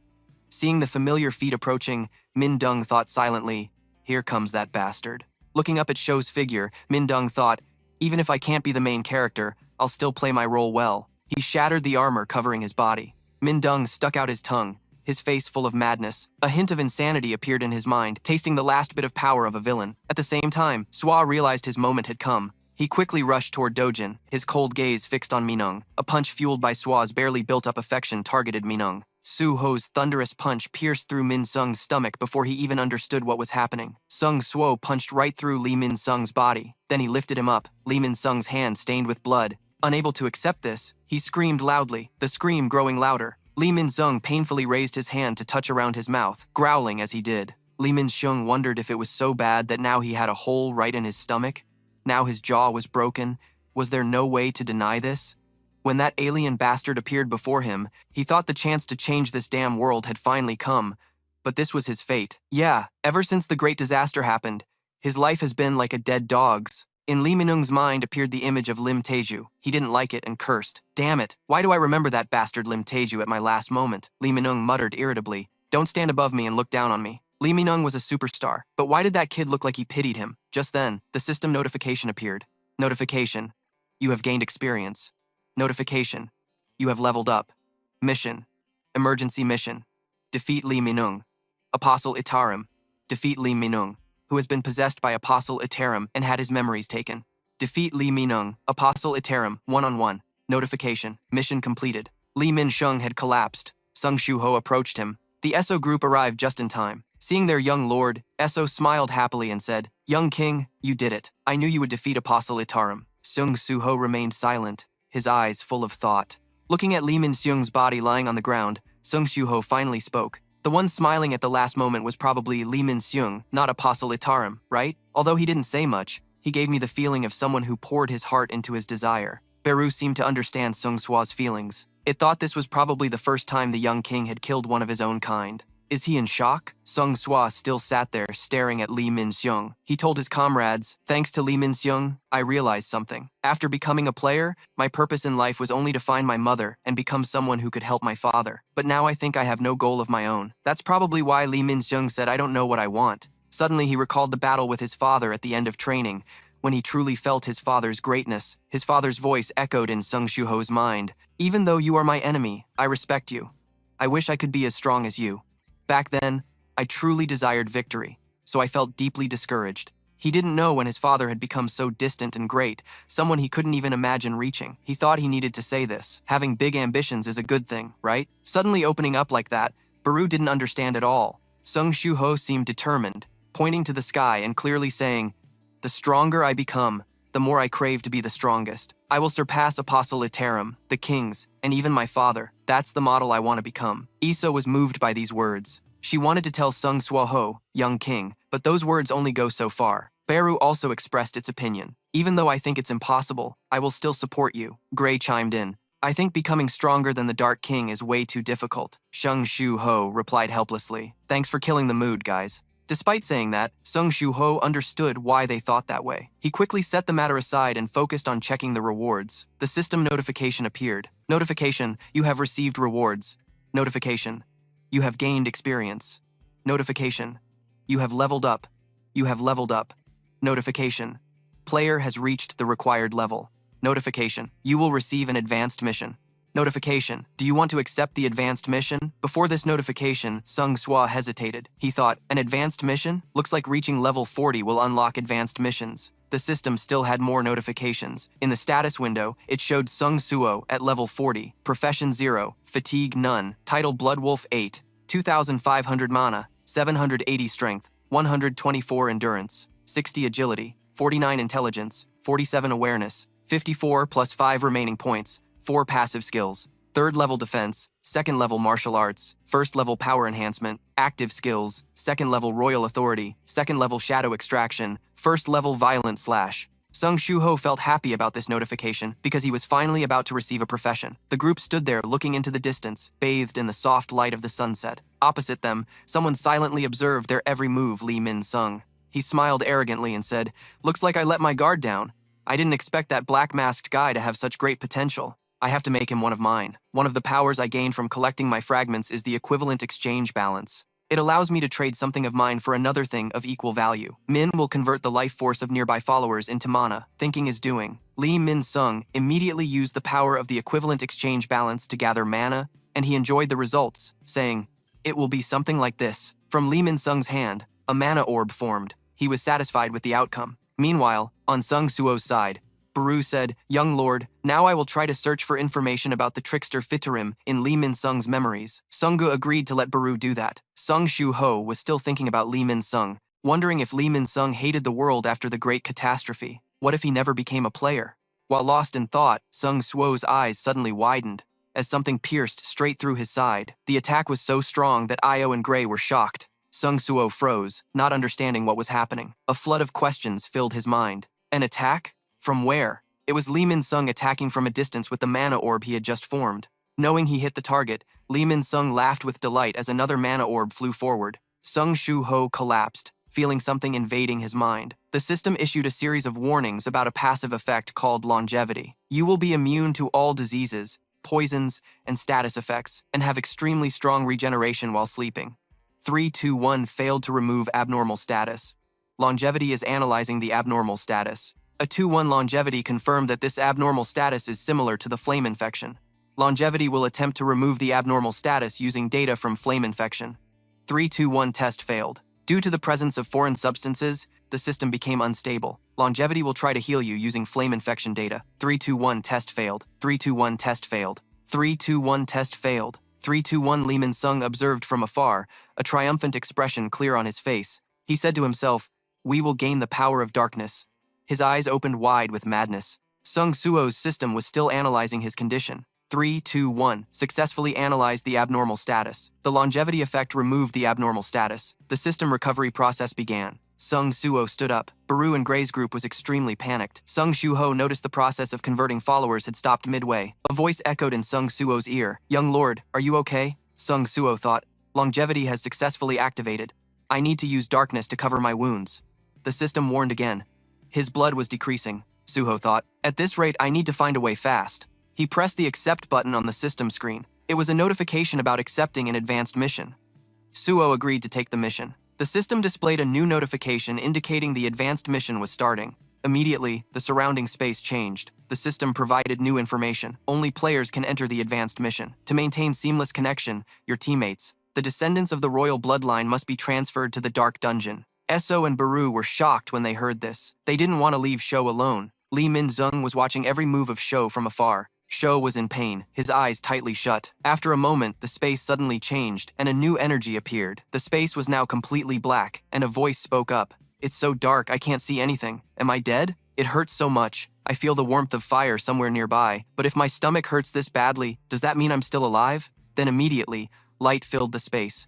It was Sho. He carefully observed the surroundings. Suddenly, he sensed something. Sho was sitting in a long corridor, wondering where this place was. At the battlefield where Sho and Lee Minung had just fought, a foot stepped down. It was Lee Minung's true form. He looked at his body lying below. Lee Minung stared at himself and said, "There's no magic left around me." Suddenly, the gate opened and took the black-masked man and his soldiers away. But it didn't take Lee Min-shung, meaning only he and his allies could use the gate.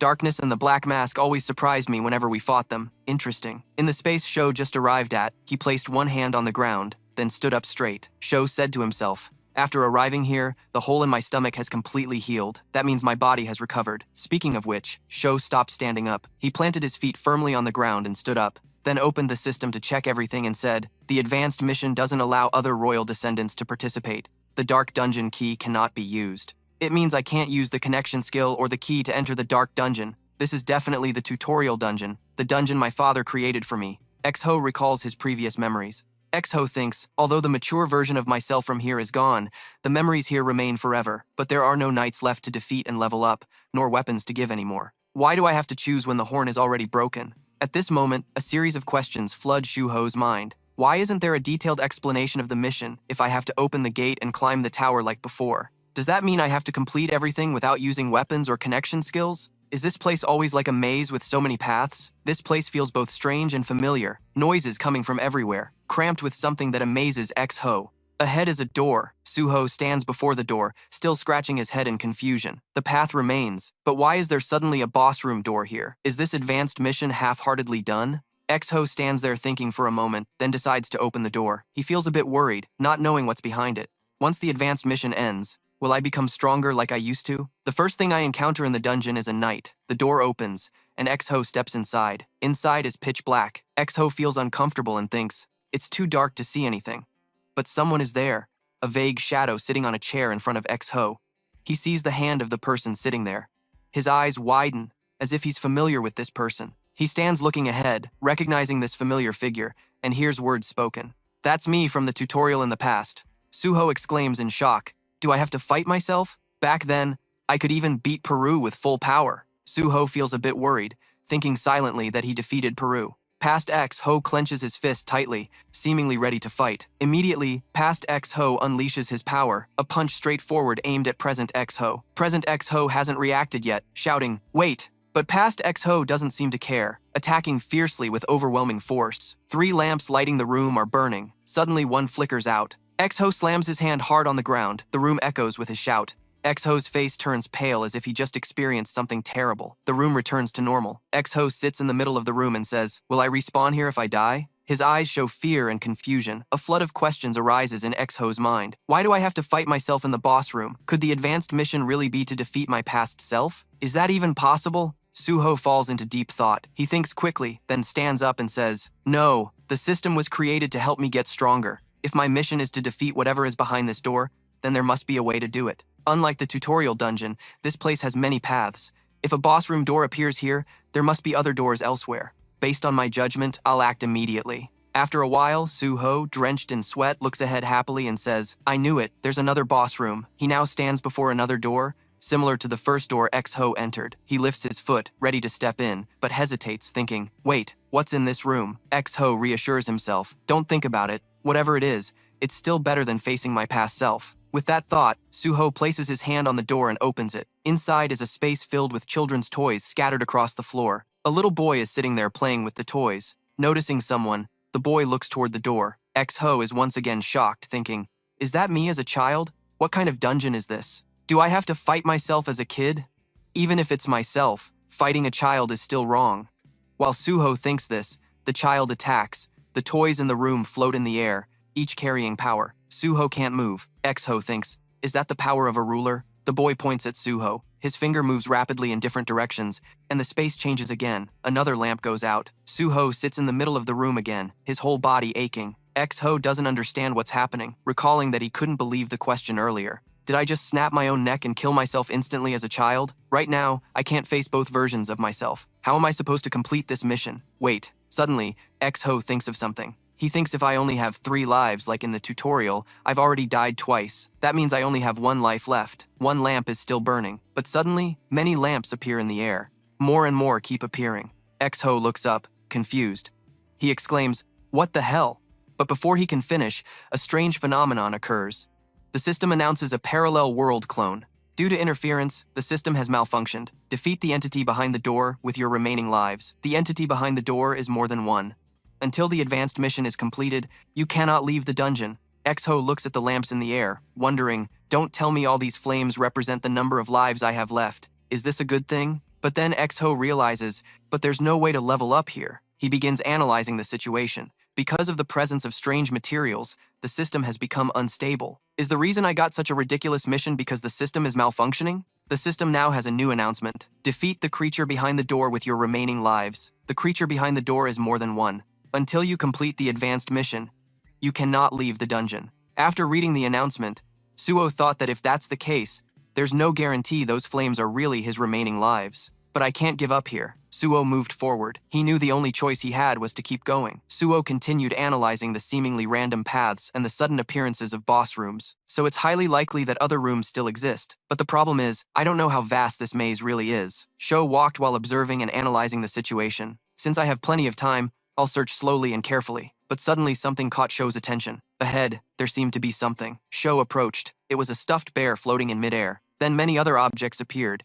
including Sho as a child. Sho looked closely and exclaimed, "Huh? Why am I here as a kid? Could it have come out into the hallway through the door that just opened? I have to run." Without thinking twice, Sho immediately ran, but the boy reacted faster, launching an attack aimed at Sho's leg. Sho was injured. His calf was sliced off from his leg. Sho collapsed onto the floor. He couldn't believe it, wondering how a mere toy could explode his leg like that. Wow, can royal authority really create such terrifying speed? What am I supposed to do to complete the mission in this condition? At that moment, someone appeared. It was Sho from the past. Present-day Sho couldn't understand the situation and clenched his jaw, saying, "This is absurd." Past Sho immediately attacked present Sho, delivering a kick straight to his face. Time passed again, and Sho's hand clenched into a fist, pounding the wall hard. He said helplessly, "It's cheating that the creatures can roam the hallways like this. Why is it so difficult? Did Dad go through an advanced mission like this too?" However, the fact that I'm still alive proves those flames are indeed my remaining lives. If the mission's condition is to defeat the creatures in the room, then I don't need to communicate with them. I just need to keep challenging and find another room. Past Sho appeared again, continuously attacking present Sho. Facing this, Sho thought, even if I die, it's fine. After all, I have nearly unlimited lives. As long as I keep trying, I'll definitely find another door to a creature's room. Sho kept that spirit and fought himself relentlessly. But then he thought, what if due to a system error, no other rooms exist here? Sho realized that's not a solution. He sat down, thinking about infinite lives but facing enemies he couldn't defeat and no way to level up. Isn't this hell on earth? Sho recalled the words he said before entering the dungeon, growing stronger. The more I crave to become the strongest. Thinking of that, Sho suddenly smiled. He wiped the blood from his mouth and said, "Those words became chains that forced me to move forward. Damn it. Fine, then I'll redraw the maze map every time I die." As he spoke, Sho wiped his bloody finger on the ground. I have to do everything I can. He began redrawing the maze from memory. Outside the world, news was spreading. The Hunter Association just announced a ban on using Stardust stimulants. Stardust used to be a popular anesthetic among hunters because it was believed to have no side effects, but most users have shown symptoms of memory loss. Hunters who used Stardust are currently undergoing medical examinations. Another piece of news, the vice president of the Death Guild, the main distributor of Stardust, was found dead at the foot of a mountain by a group of climbers this morning. A former star once hailed as a hero among hunters now shocked the world as his crimes were exposed. The Death Guild will face an investigation from the Hunter Association. Linju heard the news, his face full of guilt, blaming himself, saying it was all his fault. If I hadn't let Lee Minung escape back then, none of this would have happened. Another person comforted Lim Taeju. Hunter Taeju, don't blame yourself like that. Lim Taeju, deep in thought, shared his concerns. But there are still some things that bother me. When I found Min Sung, he didn't look normal. He never had the skill to change his appearance like that. Could that be a skill created by Stardust? Choi Dong-in asked. Lin Tae-ju responded suspiciously. I'm not sure, but it's possible that such a skill exists. Also, a hunter wearing a black mask fought Lee Min-sung. Could that person be the one who killed Lee Min-sung? This character piqued the curiosity of everyone in the room. Choi Dong-in reached into his inner jacket pocket and said, speaking of which, a minor in the group was reported missing. His name is Sung Suo. He's registered as a D-rank hunter, but given the current situation, it's possible he's an imposter. Then he pulled out a photo of Suo and threw it on the table. Lin Tae-ji asked, can I see that person's photo? Choi Dong-in didn't refuse. Of course, after all, he's connected to this case. Hunter PD. Badogin took the photo of Sho. Kim Sung-soo looked at the photo in his hand and thought it was highly likely that Sho was the hunter wearing the black mask. But the kid is missing again? Hunter Sung Jinu, what exactly is happening to Suo? I hope the kid is safe. Bad DJ examined the photo closely and suddenly smirked. In the dungeon where Sho was, a maze map was drawn on the ground,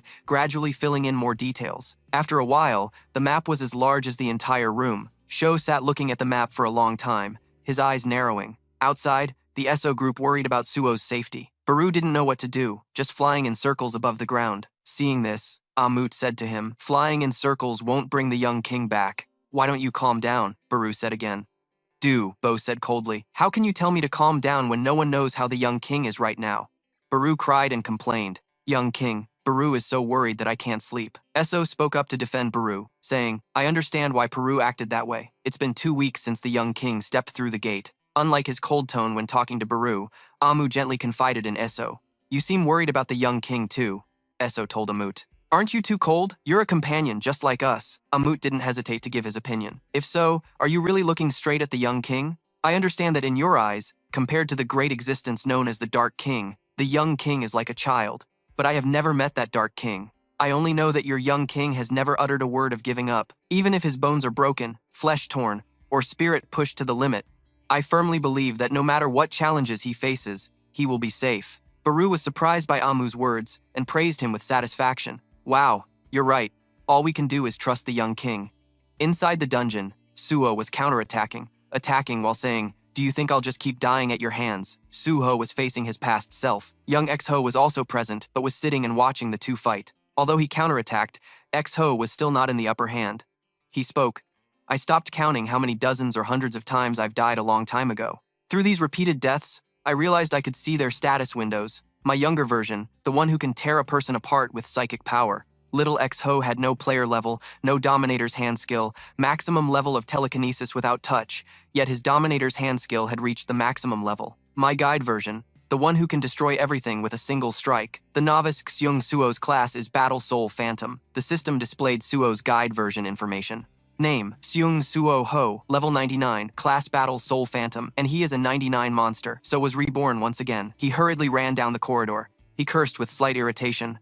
Damn it. Even though I haven't gone far enough to mark it on the map. Through continuous deaths, I gradually got used to the fear. X-Ho recalled what he had just experienced in this room. He continued, this time I got closer to you. Hear that? But this feeling should only be here. I know I shouldn't take death lightly, so I must always try to survive at all costs. Countless deaths, through countless trials. Amid all that, I feel myself becoming stronger. X-Ho looked at the map he redrew. There was still a blank space ahead. X-Ho calculated in his mind, it seems that place is the only one I haven't set foot in, meaning there's no way to complete the class change mission except by defeating those two. Thinking back, it's strange. I encountered those two much faster than before. As soon as the thought ended, Suho's opponent appeared immediately as he predicted. Suho looked at his younger self, feeling as if he was trying to stop him from going that way. Thinking so, X-Ho sped toward the boy. He reasoned, the Dominator's hand uses an invisible hand. If so, if I also wrap myself in it, X-Ho was about to clash with the boy's power when something enveloped his entire body. Then he fell into free fall. Young X-Ho also seemed to lose control. Young Suho noticed something unusual. Suho's jacket flew in midair. Suho used the time to quickly observe the surrounding space. He looked at a corner and immediately guessed, that's right.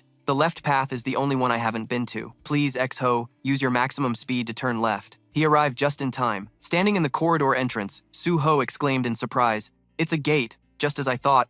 There's someone else besides those two. While speaking, X-Ho rushed toward the gate, but suddenly his eyes widened. X-Ho looked deep down the corridor, cursing silently. Damn it, he's coming. Just as Suho predicted, past So and young So were attacking. Suho was standing in front of the door, trying to open it. X-Ho thought he had to quickly enter the gate, if they were really trying to block him from reaching it. Once the Battle Soul Phantom arrives here, everything is hopeless. Past Shu-Ho quickly found Shu-Ho. The two were now very close. Past X-Ho was stepping toward X-Ho. He quickly targeted him and launched a powerful attack. But luckily, X-Ho managed to enter inside the gate in time. X-Ho's body tensed, breathing heavily. He gradually calmed down, looking at the closed door in front of him. X-Ho wondered, he can't pass through this gate, right? He leaned both hands on the door, using it as support. He sighed and said, finally, I escaped those bastards. Although he escaped immediate danger, X-Ho did not let his guard down. He began calculating, but knew it was not over yet. The important thing is the one inside this room. Considering the previous two, it's very likely the entity here is a past version of myself. The only ones I can think of are my version from when I started the guide. Or maybe at that moment, if it wasn't one of the two, then who would appear this time?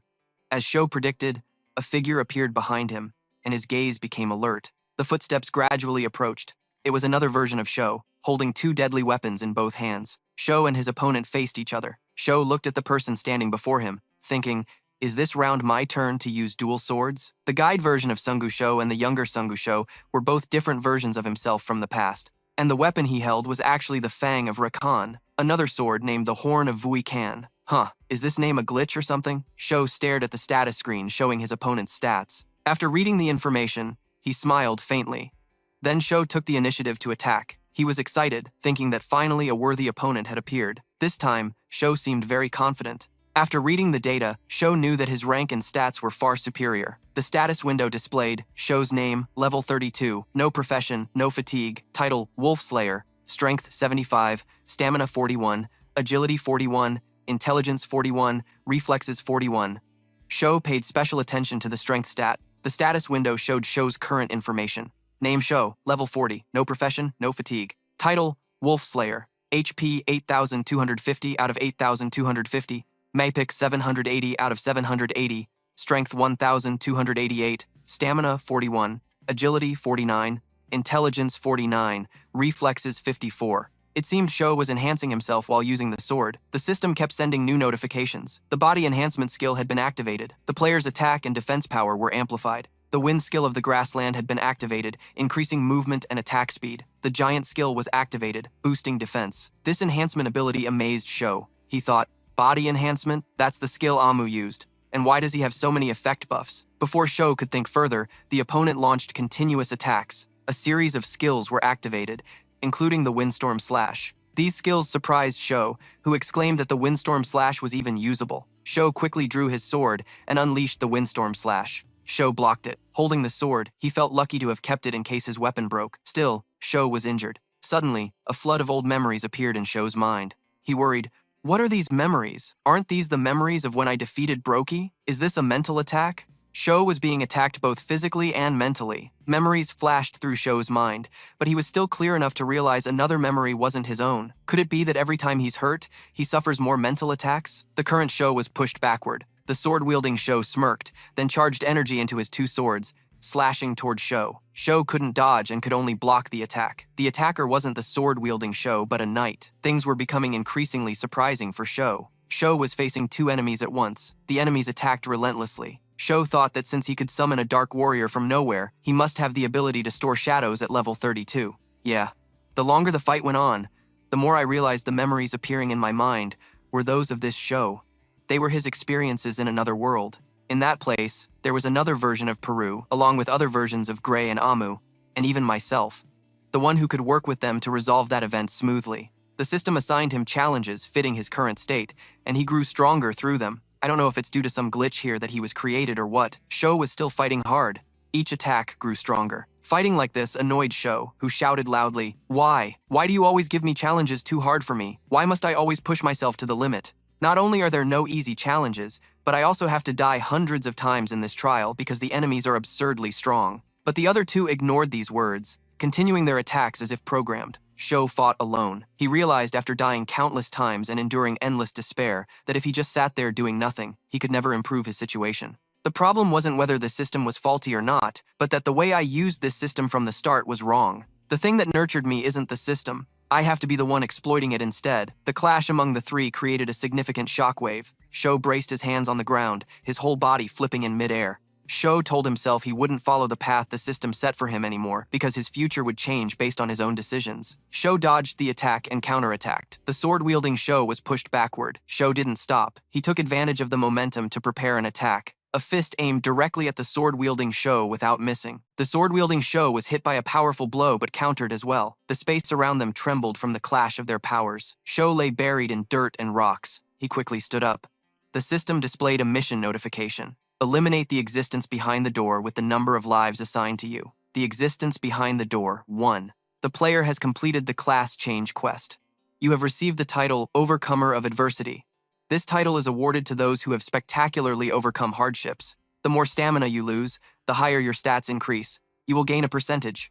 Your stats decrease by 1% each time your stamina drops by 1%. So, the sword-wielding So was defeated. So stood before him, exhausted, and exclaimed, "It's finally over." The system is still notifying you that it is analyzing your movements to determine the appropriate class. You chose the path of struggle instead of bowing to a much stronger opponent. Your will did not collapse despite dying hundreds of times. You have developed both physically and mentally, even when faced with circumstances that should have prevented you from becoming stronger. Your creativity will always find a positive solution in moments of crisis, and your unwavering determination will inspire those around you, ensuring that everyone achieves their goals together. You can choose one of 3 classes. 3 classes? So wondered. The system then presented each class. The first class is the Shadow Heir. If you choose this class, the system will guide you to become the Shadow Heir. The second class is the Soul Fighter. After reviewing past data, you have been offered the choice of the Soul Fighter class. Your previous stats will not be restored, and your shadow skills will disappear. The third class is a hidden class, recommended based on your player characteristics. This hidden class depends on the achievements you earned during the class change quest.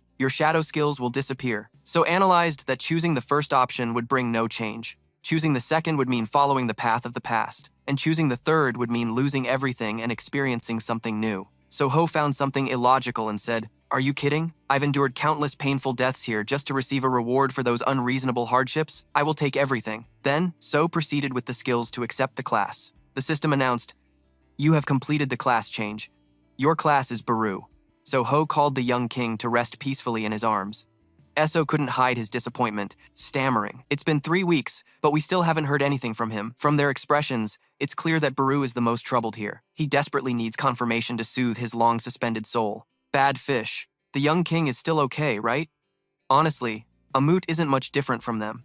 He pondered, "I didn't expect to lose contact with him for so long. Maybe something happened to him." Meanwhile, Gray silently appeared behind Amut without a sound. Hearing the strange noise, Gray immediately raised his head, alert and scanning the surroundings. After all, his hearing here is top-notch, making him very sensitive to sounds, especially at this moment. The other person casually walked over and asked Han, "Is everyone still okay?" "Long time no see." It was Soho. He was walking out of the teleport gate, healthy and waving comfortably at them. The whole group was so shocked they stuttered, fumbling over their words. The king finally managed to say, "Young king." Meanwhile, in a skyscraper, inside a room on a high floor, the atmosphere was dark and terrifying. Jin Ho looked momentarily stunned, a drop of worried sweat rolling down his cheek. He hesitated a bit before asking, "Still no news of Soho?" Sitting opposite him, Kim Seung-soo, though reluctant to waste time answering, said, "I'm sorry, but the Hunters Association has no information on anyone like that. The current atmosphere in the Hunters Association is tense. Many believe that Soho killed Lee Mizung." As soon as Kim Seung-soo provided the only valuable information related to the person named Soho, whom this man requested, he suddenly stood up angrily to confront him. "There's no way Soho would kill someone." Kim Seung-soo first calmed Jin Ho down and added related information. "I also don't believe it's possible. Maybe So is connected to Itarim, whom you mentioned." "Calm down," he said firmly. "In the previous world, I couldn't help Sanju, who always had to fight alone. I won't let So fight alone." The man silently listened. Suddenly, his phone vibrated repeatedly with a red alert. "Wait for me a moment." Then he picked up the phone, thinking quietly, "How many times has this been? The Hunters Association must control this situation, right? It's unbelievable that another dungeon collapse has appeared." Immediately, the scene shifted to a deadly dungeon filled with countless hungry monsters wandering in search of prey. They destroyed everything in their path up to where they stood and launched an attack. With their large bodies and overwhelming strength, they could easily crush a struggling person to death with one hand. Jin Ho and his team stood close together, forming a formation easy to defend and attack. He angrily cursed, "Damn it, how could such a huge dungeon appear right in the city? What the hell is the guild in charge of this area doing?" At the same time, in another nearby area, leaning against a dilapidated wall and looking at his hands, he muttered in boredom, So boring. Gazing at the sky, he pondered deeply. To join the core of the Hunters Association, I need to achieve real accomplishments. The bigger the damage, the more the event is talked about, the easier it is to link some achievements. That's what I've learned. Humans are truly strange creatures. They only remember the ones everyone talks about and ignore the names of hunters who rushed to save people early but unfortunately died. Clearly, the truth has proven it, and now it's no different from a monster easily overpowering most of the hunters. With unwavering determination to protect the people, they charged at the monster, but were quickly dealt with. I shouted a command to the squad behind me. Everyone quickly took cover behind me. We're saved! That's a B-rank hunter, Hoang Dung. Eavesdropping here, Bak Dogan calmly clasped his hands, creating a faint golden light between them. He muttered to himself, B-rank, huh? That's not good. I have to get rid of this obstacle. The main character of this carefully prepared stage has to be me. And somehow, right after the golden light flashed, the monster was provoked and fiercely charged forward, attacking with such force that there was no chance to resist. The sudden impact was so strong that its aftershock still lingers now. Dust and magical talismans swirled thickly around it, then were blasted several meters away, slamming against the nearby jagged rock wall. I wondered, what's going on? The monster's magic power suddenly surged. The aftershock roared loudly. The monster seemed to have inhaled a stimulant. One attack after another came relentlessly. Gino and the squad were frozen in place. As the dust settled, the image of the monster slumped beside a large bloodstain appeared. Witnessing this, Jinho trembled uncontrollably, horrified, thinking, damn it, lately I've only been lucky, earning a big sum to heal my leg, even bought new weapons. I thought I could make money again as a hunter, but as a D-rank hunter, trying to save people is basically a death wish. He stood frozen, watching the entire scene, only moving when attacked. Obviously, if he had the strength to fight back, he wouldn't let himself die in vain and immediately counterattacked. However, something suddenly happened that left him unable to hide his shock, eyes wide open in the dense forest. When the mech appeared, it was also when he showed up wearing his familiar mask. And yes, that was the root cause of his terror. He easily recognized the arrival. That mask was linked to his legendary fierce spirit, the motivation that drove him to continue this life-or-death profession. It was the young man who had entered the dungeon alone before. Rumor had it he was a D-rank, but he easily defeated that monster. At that moment, he only thought this was a good chance to try out the skills he gained after leveling up. And so, rising up, the cold corpse of the monster suddenly transformed into a miraculous lace of bones, forming a shell around him. Watching them swirl near him, he panicked and hugged his body tightly. What's going on? A brand new set of equipment suddenly appeared and equipped itself on them. Looking over their entire body in confusion, he blurted out, "What is this?" Luckily, he had some knowledge. Several black-colored gear pieces suddenly appeared. Beru quickly understood. Young King, that means you can now use shadow images on others. He didn't want to hide this fact. This skill isn't a shadow image, it's actually classified as an item. Specifically, this is the Naga Warrior Shadow Sword, a common creation class spear type item with 40 attack power and 3 strength. And those who possess the gear naturally gain corresponding effects. For example, he felt his body was lighter. This was the Naga Warrior Shadow Gauntlet, a common creation class gauntlet with 15 defense and 2 stamina. And the Naga Warrior Shadow Sword, a rare creation class sword, with 55 attack power and 5 agility, skill effect enhancing piercing attacks that ignore 10% of the opponent's defense. Hearing part of this and seeing his unique seal, he was amazed and impressed inwardly. He uses shadow soldiers to create items. Even the Dark King never had this ability. So this is the power of the young king after leveling up. This is the ability of the abnormal white shadow. Meanwhile, feeling relaxed, he didn't need to think too much. Now looking back, he didn't need to hide his face anymore. Suddenly, he spoke. "If you guys can still fight, would you lend me a hand?" On the high castle, Bak Din sighed. Finally, he appeared. This is a new ability. He's completely different from before. Sung Shu Ho, do you differ from the darkness that always fights alone, carrying everything by yourself? As for him, the one facing the monsters that Bogan casually empowered to increase their difficulty, his eyes flashed with killing intent. He was ready to be unleashed into battle. Currently, his status after leveling up was clearly shown on the status window as Shung Shu Ho, level 42. Abnormal white shadow profession. Spirit. Untitled. Survivor of adversity. Blood. 8,525 out of 8,525. Magic power. 820 out of 820. Strength. 130. Agility. 51. Counterattack. 51. Stamina. 62. Intelligence. 61. Current points. None. Passive skill, resistance level 4, martial arts level 2, strength enhancement level 1, active skill, ruler's power level 2, shadow extraction level 2, storm slash level 1, with exclusive skill, this time being shadow creation level 1. a unique profession skill that requires no mana, transforming shadows into physical objects based on the player's imagination. The object can create a shadow soldier, which cannot revert back to a shadow soldier. I am from the Asura Guild. After the battle, a large section of the wall was deformed from the impact. Randon lay collapsed on the ground, using his last strength to send his thoughts afar. Shuho apologized deeply for repaying his kindness in this way. After dealing with the Thong Dong group and leaving, they received news about a new incident. You guys mean the killer of our people is a Korean.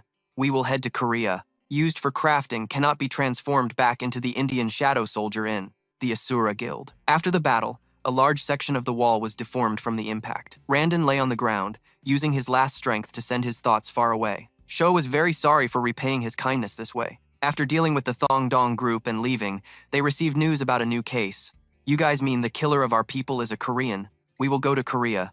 I won't forgive anyone who dares to touch my stuff, he swore on the clear blue sky. Suddenly, that clear weather was shattered by a swirl of black. She stepped out from the clouds. She walked under the snowy wind. Her figure gradually blurred, so no one knew exactly where she was or who she was meeting at that moment. Both figures were hazy, indistinguishable between reality and illusion. After the city sky battle, chaos erupted below. A prison explosion was underway, and disorder was everywhere. A giant monster appeared but was defeated in the blink of an eye. Then another was taken down with a precise shot. On this side, Shuho was in the midst of life and death chaos, delivering a powerful kick to a monster. The kick hit its mark, sending the huge beast flying far away. After defeating all the enemies, Shuho stopped and silently thought, all fell with just one strike.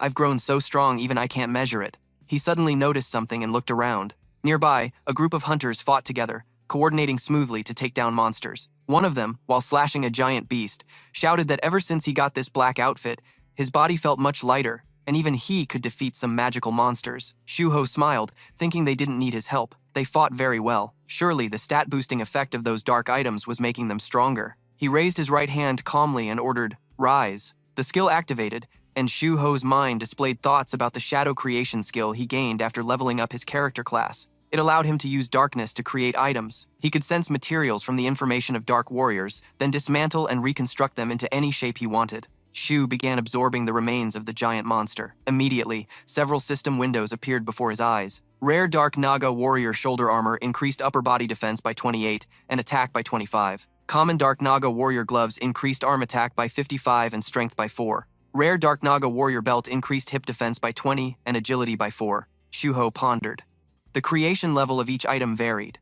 The ones he clearly envisioned in his mind became rare, while the gloves, forced into shape, were only common. Maybe he needed to create items suited to the material's characteristics to achieve higher quality. A new status window appeared. Sung Suo, level 42. Abnormal White Shadow class. Title: The One Who Overcomes Adversity. HP 8,525 out of 8,525. 5 megapixels. 820 out of 820 strength. 130 stamina.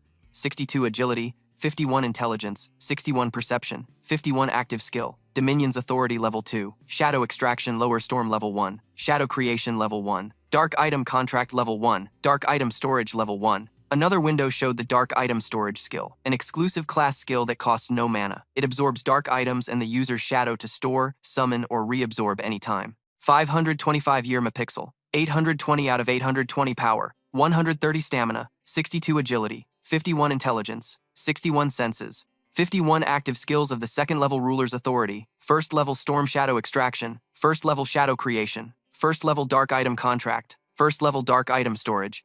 Another window appeared showing the Dark Item Storage skill, an exclusive class skill that doesn't consume mana. It absorbs dark items and the user's shadow to store them, allowing summoning or reabsorption at any time. Maximum stored dark items, 40. Shuho thought silently. Finally, I have the shadow storage skill. Although it only applies to items, it's incredibly convenient. Another window appeared. Dark Item Contract Skill Level 1. An exclusive skill that costs no mana. The user can assign a unique name to a dark item, turning it into an upgradable item, but only applies to dark items of hero level or higher. In return, the user cannot equip any item other than dark items, but gains a 30% stat boost from items. Shuho reflected. The contract skill requires dark items of hero level or above. He still wondered about the abnormal White Shadow class name. Could it be that his shadow really turned white? Lost in thought, suddenly a group of monsters charged at Shuho. He immediately prepared to counterattack, but at that moment, footsteps echoed. A figure leapt into the air and instantly landed, crushing a giant monster with a powerful landing.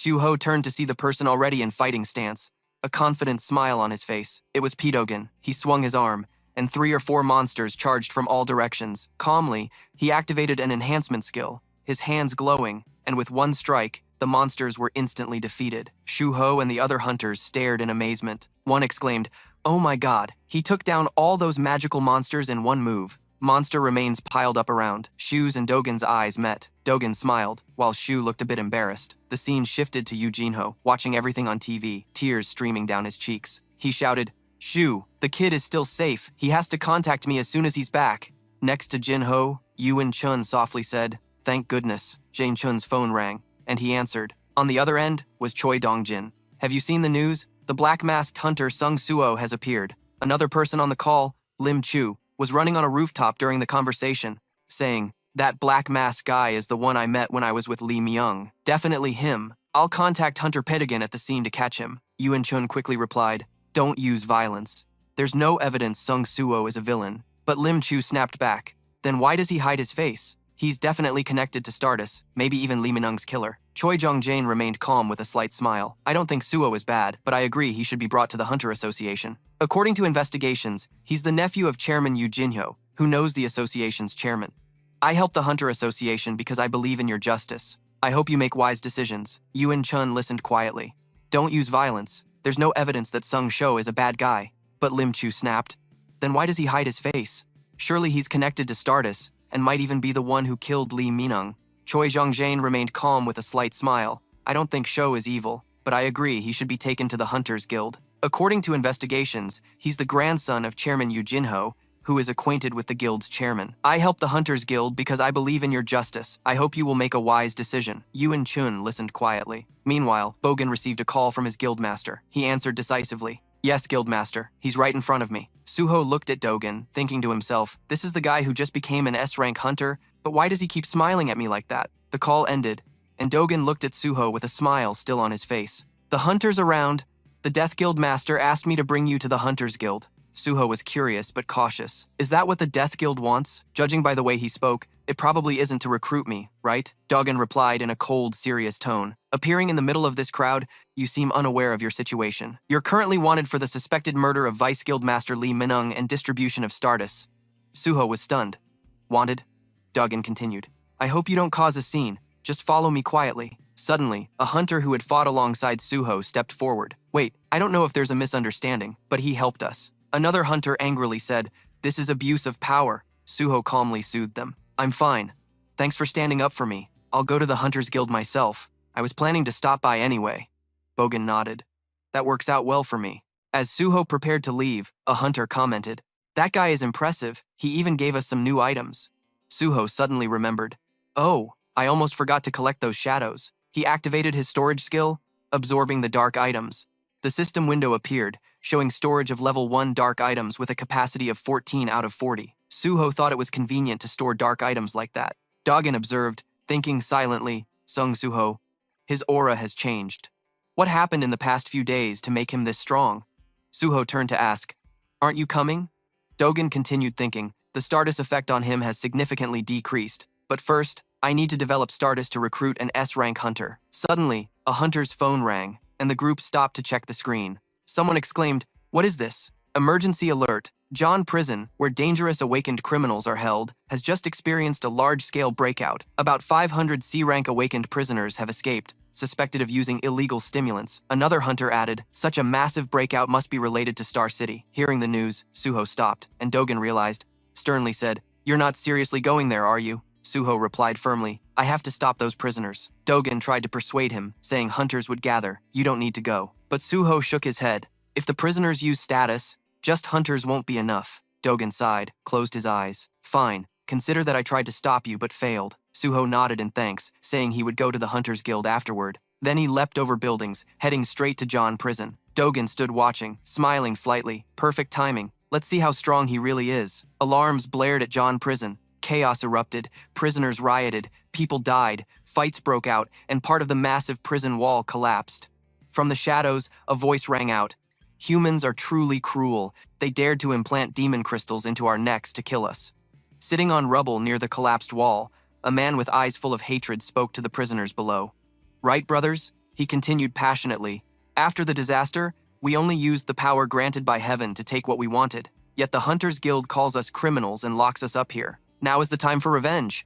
The prisoners looked up, and he declared, hundreds of awakened from ranks D to B are gathering here. The anger long suppressed is about to explode. Let's show them our wrath. He raised his hand, activating the prison explosion. That man was Hoang Dong, a prisoner at John Prison. The loudspeaker began announcing a large-scale prison break at Duisan Prison. Civilians near the area were urged to evacuate quickly following the hunter's instructions. At this moment, inside a very quiet house with no one around, suddenly, a flame appeared from outside through the door, and a muscular arm silently reached in to unlock it. Dish spoke up. Is there no one here? DM added. They must have fled for their lives after hearing the warning. The clothes in the house were all worn. Lucas said coldly, but can we really fight the Hunters Guild? There are even A and S rank hunters there, DM added. Didn't you hear the plan? If we take over the city and capture hostages, what can S rank hunters do?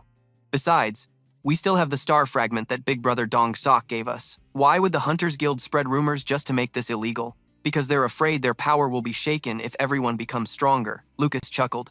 I guess, according to Big Brother Dong Sok, with Dong Sok's fierce face, we also have an S rank on our side. Suddenly Ditch called out, hey, come here, this place is a gold mine for fine wine. DM was surprised. Really? We have to finish quickly and leave, he continued. But that's Ma Can Len Man wine, 30 years old. DM turned and left. Damn, isn't that wine worth thousands? How could I pass it up? A scared boy hiding behind the door thought, I have to report them quickly. His small, trembling finger moved over the glowing screen. Suddenly, the boy's gaze froze, sensing danger approaching. A dark, gloomy face with red eyes whispered, let's have some fun, kid. Meanwhile, Dong Sok remained calm as explosions erupted across the city. The people below lost control and attacked everywhere. They didn't hesitate to kill each other brutally. Dong Sok smiled.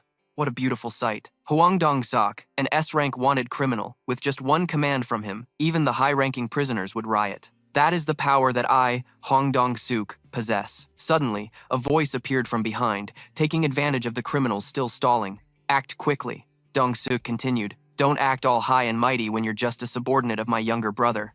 Taeshich replied, I'm not my brother's subordinate. I'm entrusted with this mission. A mission to escort you, a fake awakener of rank C, abroad, while I, Sheesh, am an awakener of rank B. Suddenly, Dong Suk's face darkened as he glanced back. He quickly grabbed Taeshich by the collar. You're rank B, right? You look down on me because my rank is lower, don't you? He thought to himself, acting tough but actually just a coward who won't swallow the star fragment? Should I kill this guy because I'm afraid of the side effects? Suddenly, a chilling voice echoed in Taeshich's mind, challenging the Soviet Hunters Association. I don't care. That's just an excuse for the prisoners to cause chaos. As long as you get my brother out of that mess and to me, your mission is complete. You know the consequences if you fail, right? Dong-suk's face darkened seriously as he said, answer me. Taeshich said nothing, only sighed deeply at the question. He raised his hand.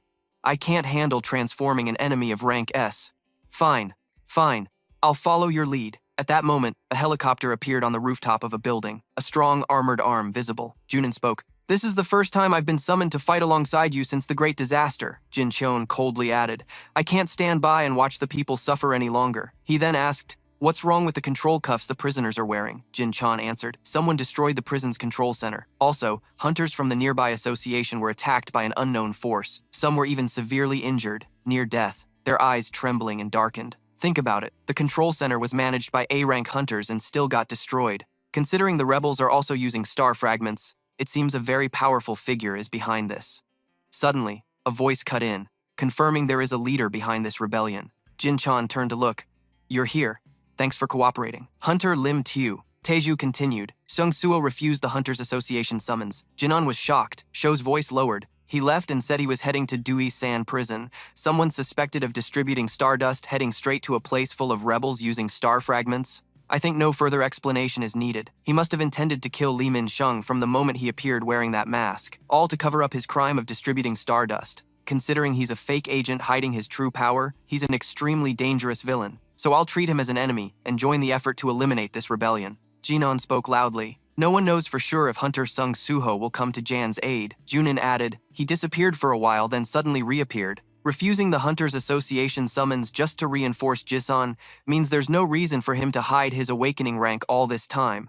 Since we can't predict his actions, it's best to treat him as a traitor and act accordingly. Jin Qian was surprised.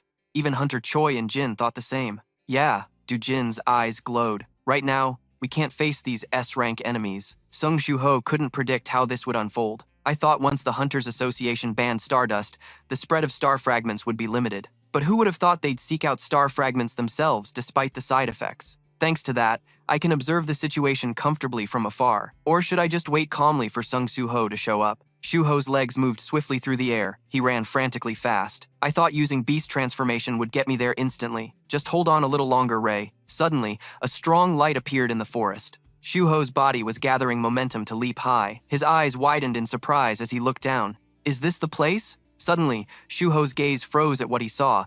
Continuous screams echoed in his ears. Help, please. I'll do anything. He gritted his teeth angrily. Are these the cries of those about to die? Am I hearing them because my senses are amplified by the Starlink skill? The damage will worsen over time. I can't hesitate anymore. Shu-ho quickly arrived in the city, panting heavily from exhausting too much energy. Before him were people staring at him. What the hell? A dog and a kid falling from the sky? Shu-ho lowered his head and whispered, "Good job, Gray. From now on, I'll handle it myself." Those people slowly approached. What? You're a hunter too? You're about to pass out. What can you do? Suddenly, a light streaked by at incredible speed. They stared in shock to the side. Huh? In a blink, Shu-ho quickly took down one of them. He panted and said, "If you escape prison, you should be running away. Why harm innocent people? I don't have much time, so I'll say this once. You have two choices. Surrender and let me knock you out, or resist and die miserably." A flashback of young Shu-ho sitting by the riverside under the blazing sun. His face was pure as he looked up and said, "Grandpa, why do you have so many wounds on your body?" Wai-han replied, "Ah, these are your medals. This scar is from when you rushed into a burning building to save a 7-year-old child. This one is from when you tried to stop a raging drunk. And this scar is from when your 2 feet kept swinging under the blue water. You wonder why you try so hard to save others?" A large hand rested on Shu-ho's hair. "Although you're not fearless of pain, this body always acts before you can think. A purple aura enveloped your body. You guys only have 2 choices. Either obey and calm down, or fight back and die." They glared fiercely. "Did you all just see his kick? Could he be a high-rank hunter?" Someone cut in. "What's there to worry about? We have the star shard." Suddenly, he bit the gold piece with his strong teeth. They were all blinded by the intense light. Excitedly, they shouted, "I feel power surging through me. Now I feel like I can fight an A-rank hunter, or even an S-rank." Shu-ho's face darkened. "So you're not going to calm down, huh?" Suddenly, a voice cut in from behind. "Why ask? If they've eaten the star shard, it means they intend to fight back, right? While you hesitate. Innocent people are being killed by escaped convicts out there. That's right. Your weak character couldn't kill anyone anyway. Even if you've been promoted, inside you're still a rookie. Come on, try stabbing a clean hole through my stomach, like last time when you stabbed me to death." Min Sung's eyes glowed bright red as he charged. "Show me." Shu-ho quickly and easily defeated him, showing no mercy. Everyone was wide-eyed in surprise. At that moment, a dark aura surrounded Shu-ho's body. What was this?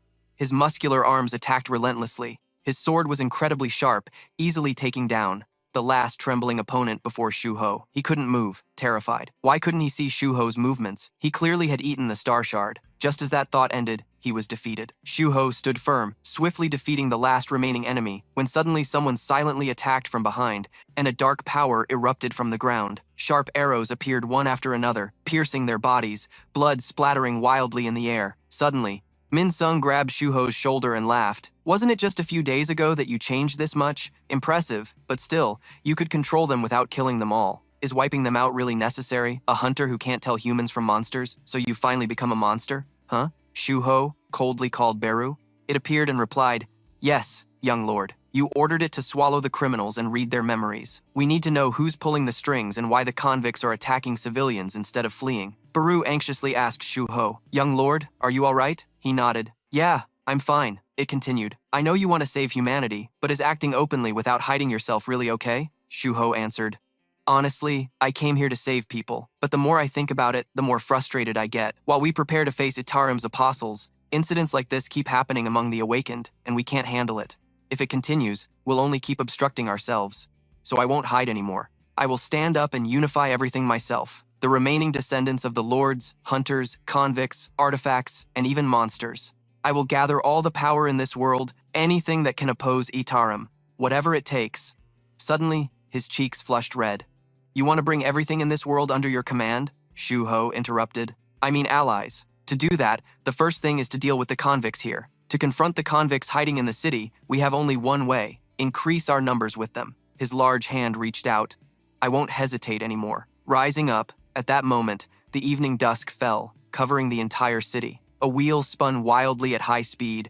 A vehicle with an expensive exterior raced down an empty street. Suddenly, a blazing fire shot toward it at high speed, and in an instant, the vehicle exploded in flames. DM and his gang looked down from above. Unlucky. Why did you have to run now? You probably don't even know what's happening in this city. Yunho's voice was slightly worried. Daughter, are you okay? Miho replied calmly. It's nothing. Her strong arm quickly grabbed hold. We can't demand compensation from those guys anyway. Suddenly, an iron bar flew up from below. Diem and his gang were startled and dodged. His eyes glanced in surprise. Was that the sound of a car door? Yunho slowly stepped out from the burning flames. Truly unbelievable for a family trip. Miho's face darkened, but luckily it happened near us. Bish Miho, vice president of the White Tiger Guild. Yunho cleared his throat. Right. If we were late, your mom would have scolded us again. He laughed confidently, handled it quickly. Let's go. Bish Yanho, president of the White Tiger Guild, a 5th rank fake anger. Now all had been defeated. How many convicts were there? Miho said. About 500. Yunho added. If we'd been late, your mom would have yelled at us for missing the family event. She continued. The chairman of the Hunters Association will personally come to assist, along with 3 S-rank hunters. They will arrive within 10 minutes. I heard that Sheng Shu Ho, the suspect distributing the nebula, might be here. Yunho thought silently. Sung Su Ho. That name sounds familiar. But whatever. The safety of the people comes first. Let's start the rescue. Miho smiled and said, This reminds me of when I was still a firefighter. Suddenly, his dark eyes froze as he glanced at Yunho and asked, Miho, have you heard anything about a recent prison break? She replied, I don't think there's been anything like that. A figure was staring at the two of them intently. Then what was that inhuman creature? At that moment, in a small corner outside the city center, Hina's face was trembling with fear uncontrollably. Yang Hyun shook and turned to look at her. Run. Quickly. Fierce people appeared before them. Save Phi, someone shouted loudly. Are you just trying to hold on to protect that one girl? Are those two dating? And they're even on the same team? Lucky them. Hina's trembling hand rested on Yun's hair. Mr. Yun. Tears streamed down her cheeks. Stop crying. After all, you'll be reunited with him soon. Suddenly, a dark life force surged up, and Phi's sword directly struck Yang Hyun's soul. The sharp tip of the sword appeared right before Hina's eyes. She widened her eyes in shock and stammered, Brother Yang Hyun. Phi was surprised and froze. What the hell? Where did you come back from after dying? Suddenly, Shu Ho interrupted, seeing his reaction to the summoning. He must want to protect that girl, right? I'll give you power. Protect the one important to you in these final moments. System notification? Item orb? Naga warrior belt. Rare, defensive armor adding 20 defense. Agility +5. Naga warrior shoulder armor orb. Rare divine armor. Defense +28. HP +5. Naga warrior sword orb. Rare quality, attack sword, adding 55 attack, agility +5, skill effect, piercing enhancement, ignores 10% of enemy defense when attacking. The pupil suddenly glowed, radiating powerful energy. Yoon's soul frantically charged forward to attack. The scene was filled with agonized screams, and the ground was stained with blood everywhere. Suho's hand slowly summoned life energy. Suddenly, the life energy enveloped the corpses, and shadows appeared one after another. From now on, you will hunt down the remaining criminals, Peru said. Just as you predicted, the shadow soldiers are increasing, Shuho continued. At this rate, we will soon wipe out all the criminals in the city. Peru became excited and said, Look, this is the greatness of the shadow ruler's authority that the master possesses. He nodded. Right. I never thought it would be useful, but now I see it's truly amazing. He laughed. Oh, so you finally admit it? The young lord suddenly relaxed and smiled warmly. Hina hugged Yang Hyun, sobbing uncontrollably. It really is an incredible power, Baru continued. Will you leave that shadow behind? Shuho nodded. Yes, because he will disappear after one day. I want them to have a proper farewell. He added, You look completely different from when facing the criminals. Shuho replied in surprise. Really? Am I that different? Suddenly, he paused, sensing a dark life force nearby. Suho turned around and saw a large number of shadow soldiers had just been eliminated. Baru continued. Hopefully this time you will find him. At that moment, Teach was attacking the dark shadows, the one behind all this chaos. Tishich's face darkened with sharp eyes. Dongshuk spoke. What is this? Why are there so many black shadow beasts? I've never heard of this kind of monster before. Hey, problem solver, hurry up and handle this. Tich coldly turned his head. If we had left earlier, this wouldn't have happened. Stop complaining. After eating the star shard, I'm stronger than an A-rank hunter now. There's no way I'll lose to those C and D-rank shadow beasts. Suddenly, his face froze as he looked ahead. The dark shadows were acting strangely. They suddenly knelt down. Shuho suddenly interrupted. Young lord, it seems you've hit the jackpot. That bastard is the leader of the escaped criminals. He emphasized the name Hoang Dong-suk. The man turned around and said, "A kid like you being so rude, so you're the one who summoned all these." Shu Ho cut in. "I have a question. Do you know anything about the disciples of Itarim, like Lee Minung?" Dong-suk stopped him. Hey, calm down. If you want to talk, keep some distance. If you're talking about Itarim's disciples, I know them well. You know, summoner hunters are usually physically weak, so if they separate from their summons, they lose their defense. Taejish recognized Dong-suk's signal and charged forward. They're like a cult or something. But now Shu Ho was one step faster, approaching Dong-shuk's. Taekwang's body was a bit surprised by the current situation. Shu Ho placed his hand on his shoulder and said sternly, "So you're not connected to Itarim? Then where did you get the star shard?" His sharp gaze looked up. "And why attack the city?" Dong-suk thought to himself, "This kid isn't an ordinary summoner." Shu Ho's hand clenched tightly. "If you dare touch me, my brother won't let you off." Dong-suk's body was being pressed down by one of his hands. Shu Ho continued, "I don't care if your brother is S rank or not. Answer the question." Dong-suk said in pain, "My brother gave it to me. I don't know anything else. I have no reason to attack the city. I just enjoy seeing those people follow my orders." Shu Ho gritted his teeth. "So you killed all those people just for that?" The man shouted. "I will convince the remaining criminals." "Hey, this guy, the problem solver. What are you planning to do?" Tashish thought fearfully. "He's too dangerous. I have to run now." Even though he had to leave Huang Dong-shuk behind, suddenly golden eyes appeared, staring at him. Hard to escape. Tashish slowly turned his head to look back. "What is this?" Dojin sat on the plane, thinking to himself, "Before the S-rank group arrives, I want to observe Sang Shu Ho's skills carefully. Just follow your instincts." Suddenly, his pupils glowed a golden color. At that moment, a strong, tingling light appeared above Tashish's head, and all around was a veil of darkness, a camouflage skill. Suddenly, electricity surged across Shu Ho's face. Beams of light continuously struck Dong-suk directly. His face was covered with cracks, and blood was pouring out. Shu Ho still stood firm, watching Dong-suk fall painfully. Baru spoke up. "Young lord, I just sensed the aura of the Itarim apostle," Shu Ho said in a low voice. "They're controlling another fragment-eating creature again. Good. I have something to discuss with them anyway." The dark shadows knelt one after another before Shu Ho. Taeshich's face was fierce as he charged forward with his sword, quickly cutting through the wild grass. The dark shadows were attacked fiercely one by one, but Shu Ho stood calmly without moving, his eyes fixed on the wound on his cheek, the camouflage skill of an assassin-type hunter. Although his sensory stats allowed him to faintly hear footsteps, he could only dodge, not pinpoint the source. Dojin sat cross-armed on the plane under the sunset glow. He thought silently. Right now, Kang Taeshich is at a high A-rank level, meaning Shu Ho still isn't strong enough to defeat an opponent at this level. Then Suo spoke. "Apostle of Itarim, are you listening?" Dojin looked at him puzzled. Shu Ho continued, "I wanted to talk to you again when I had the chance. Until now, I've always acted without revealing my identity. For one reason, I thought it would be dangerous if you discovered me.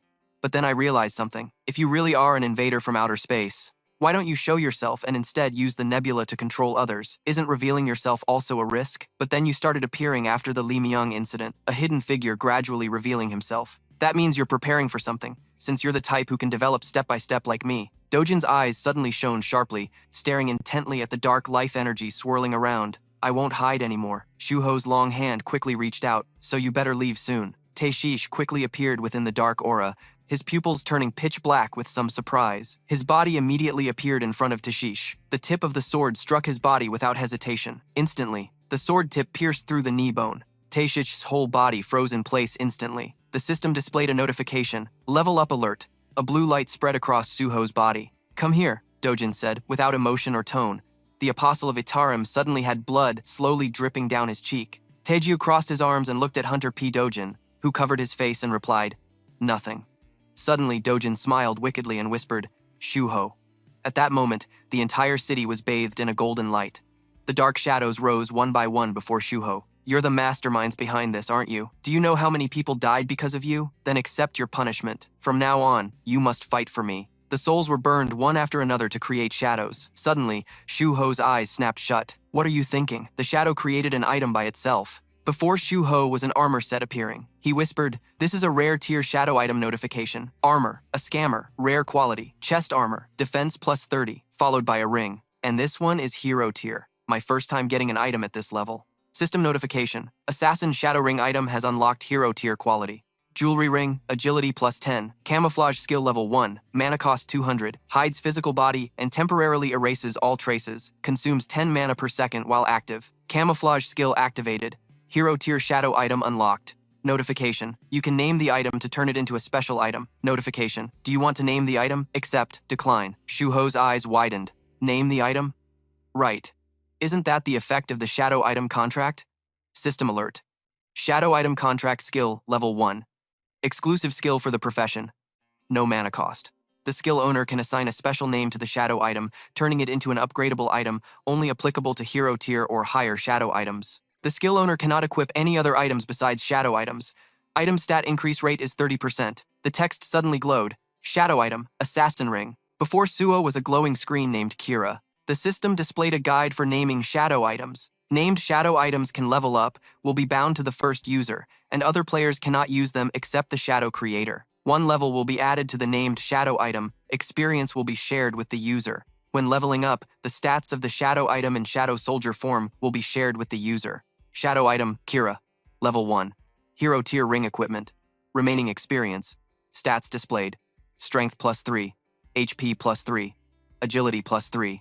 Intelligence +3. Perception +3. The level 1 camouflage skill effect consumes 200 mana, concealing the physical body and temporarily erasing all traces. It drains 10 mana every second while active. The ring quickly settled on his finger. Exho excitedly looked at his item. It even had levels and stats. The Shadow Soldier status would also be shared with him. If I can get more hero level items or higher, I'll become much stronger in a short time. Exho's expression was extremely confident with this ability. His palm clenched tightly. I can get one step closer. At that moment, a huge solid hand appeared, quickly attacking the shadow figures. All the shadows were defeated midair. Baru panicked and shouted, "What's going on, young lord?" Exho replied, "Something is destroying all the shadow soldiers and approaching me." His face twisted in a grimace, gritting his teeth. "It's coming." Suddenly, a huge explosion erupted from the building in front of Exho, debris flying everywhere. A massive foot swiftly landed on the ground. Yunho appeared in his monster form, holding a shadow in his hand. He said, "I rushed here as soon as I saw the black pillar of light." Yunho looked at Exho in surprise.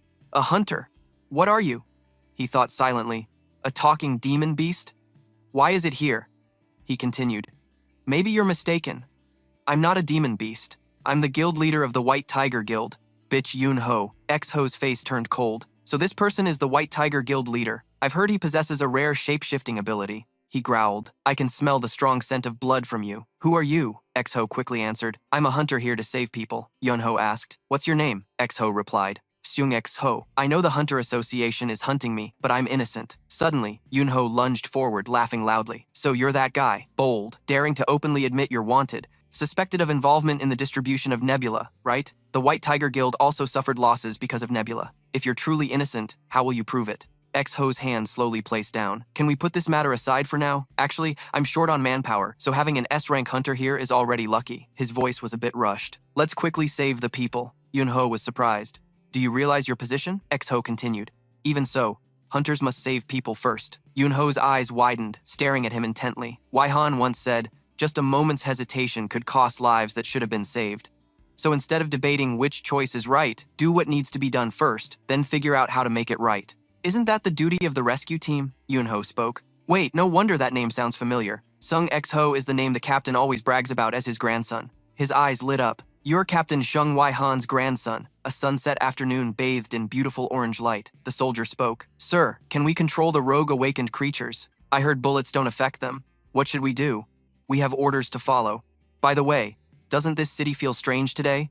"Exactly." Smoke kept rising in the city center. "Something's off." Yunho's sharp claws quickly rose. He frantically took down countless blockers. Exho's palm clenched tightly, eyes sharp as he charged forward. He quickly and easily defeated them without difficulty. Both Yunho and Suo were very confident now. He laughed and said, "I didn't expect you to be such a skilled fighter and still be a summoner. No wonder Captain Sung Iwan always praises you." Suho thought, "I still can't believe the White Tiger Guild leader took over my grandfather's rescue team. Guild leader B. Yuno, you're truly extraordinary. A real S-rank hunter, a class apart." He laughed loudly. "Just call me uncle," he continued. "Anyway, I'm trying to make as much noise as you told me," but Yunho interrupted. "Won't this just let all the prisoners escape?" "Exho, you're just a rookie in the rescue team. You look confused, but I'm not even part of the rescue team." Yunho laughed and said, "Catching criminals isn't our job, right? Our job is to save people." Suddenly, his body radiated powerful energy. Yunho said, "The more we reveal our presence, the harder it is for the criminals to act. If we think about civilian safety, this approach makes more sense." Exho smiled awkwardly. "He's right. I've only been thinking about hunting criminals. That's the mindset of a guild-level hunter. Yunho tilted his head, then returned to the main topic. He asked him, Suho, do you have a girlfriend yet? He stammered. Not yet. Yunho was excited. Perfect. My daughter is single too. Maybe this is a chance to connect with Captain Seung A1's family. Suho was surprised. What? Meanwhile, the helicopter slowly flew overhead. Jin Cheon looked down below. Phone pressed to his ear. His eyes froze. Yes, Hunter Bo. She smiled and waved from below. I've confirmed it. Thanks for your hard work. She helped evacuate both hunters and civilians at the scene. Miho replied, I'm just doing what a hunter should do, Jin Cheon continued. But among the terrorists and criminals, I saw some black figures. Are they monsters? Miho quickly answered. I'm not sure. Can't identify them right now. Tiu suddenly interrupted. Then it's fine to eliminate them, right? He opened the helicopter door, saying, I'll take care of the criminals too. Tiu didn't hesitate. Quickly jumped down. Wait, his face was now full of excitement. Hunter Lim Taeju Jin Cheon was helpless against Taeju's lightning-fast action. Truly, he was now free-falling in midair. Suddenly, Taeju's pupils glowed with a fiery red light, swiftly moving toward the shadows, looking up. The entire city was now within Taeju's sight. His palm clenched tightly, ready to raise a fist. Suddenly, Taeju flew at an extremely fast speed, continuously taking down the shadows with ease. X-Ho exclaimed in surprise, That's Yun-Ho. He laughed reassuringly. Don't worry, they're on our side. The Hunter Association has dispatched S-rank hunters to assist. He sighed. Thank goodness. Now the criminals can't cause chaos anymore. Suddenly, his pupils froze when he saw the image of Suho, Tae, and the purple-eyed gaze looking up. Found them. Seung Su-Ho, he thought silently, wishing he hadn't distributed the star cluster. Suddenly, a strong blue power surged. Something powerful was about to descend from the sky. X-Ho was surprised as the danger approached. Y-Un-Ho quickly appeared, using his hands to block the light beam. Taeju was still moving skillfully through the city. His feet finally touched the ground. Taeju's voice was cold. Hunter bitch Yuno, why are you with a wanted criminal? He was surprised. There must be some misunderstanding here. At least let us explain. Taeju continued. He refused the summons from the association and ran away. No explanation at all. Sung Shu-Ho is a criminal. Y-Un-Ho added, naturally calling the other a criminal. I think the misunderstanding comes from Lee Minung's case, but Sho is trying to save him. As he finished, an arrow quickly flew past his face. Taeju's expression darkened. Suho Bi-yun, what is your relationship with him? Yun-Ho's gaze sharpened, but he remained silent. He began to roar like a beast. Talking here won't help. You better calm down. Both Yun-Ho and Taeju were now facing each other. Suddenly their powers surged strongly. Zo thought, but if this continues, they'll end up fighting. What should I do? Suddenly, a ring of fire appeared, surrounding all three of them. Jun-Jin suddenly spoke. Looks like everyone needs to cool their heads a bit. Hunters fighting during a crisis like this? X-Ho's eyes widened. Besides, there are already some S-rank hunters here. Moreover, the chairman of the Yuan Chun Association is here too. Y-Un-Ho smiled. Finally, someone who can reason. Do you know X-Ho is the nephew of the captain who once saved my life? I will vouch for him. Suddenly he froze, facing those in front of him. Miho spoke up. Just having a connection to your father's rescue team isn't enough to convince us. Your father knows about this, right? Yun-Ho shouted. Miha Jujin added, I agree with Hunter Lim too. There's no reason not to arrest someone who has betrayed our trust. He was surprised. Even Hunter Choi Dong-in said that. At this moment, Dojin said nothing, just intently watching them. Taeju spoke up. Looks like other hunters share my opinion. Are you going to protect a criminal because of personal feelings? Step aside. B. Yun-Ho. If you don't cooperate, we will have to take action against you first. He glanced at X-Ho. But I still think we should at least sit down and talk. Y-Un-Ho emphasized. I also want to hear his explanation. Suddenly, someone appeared in front of them. Everyone's eyes widened, looking in one direction. Even Taeju stared with some fear. Everyone was surprised and shouted, Chairman Yuan Chun, he spoke. Can you prove your innocence? Jin Cheon slowly turned to look at him. Hunter Sung X-Ho.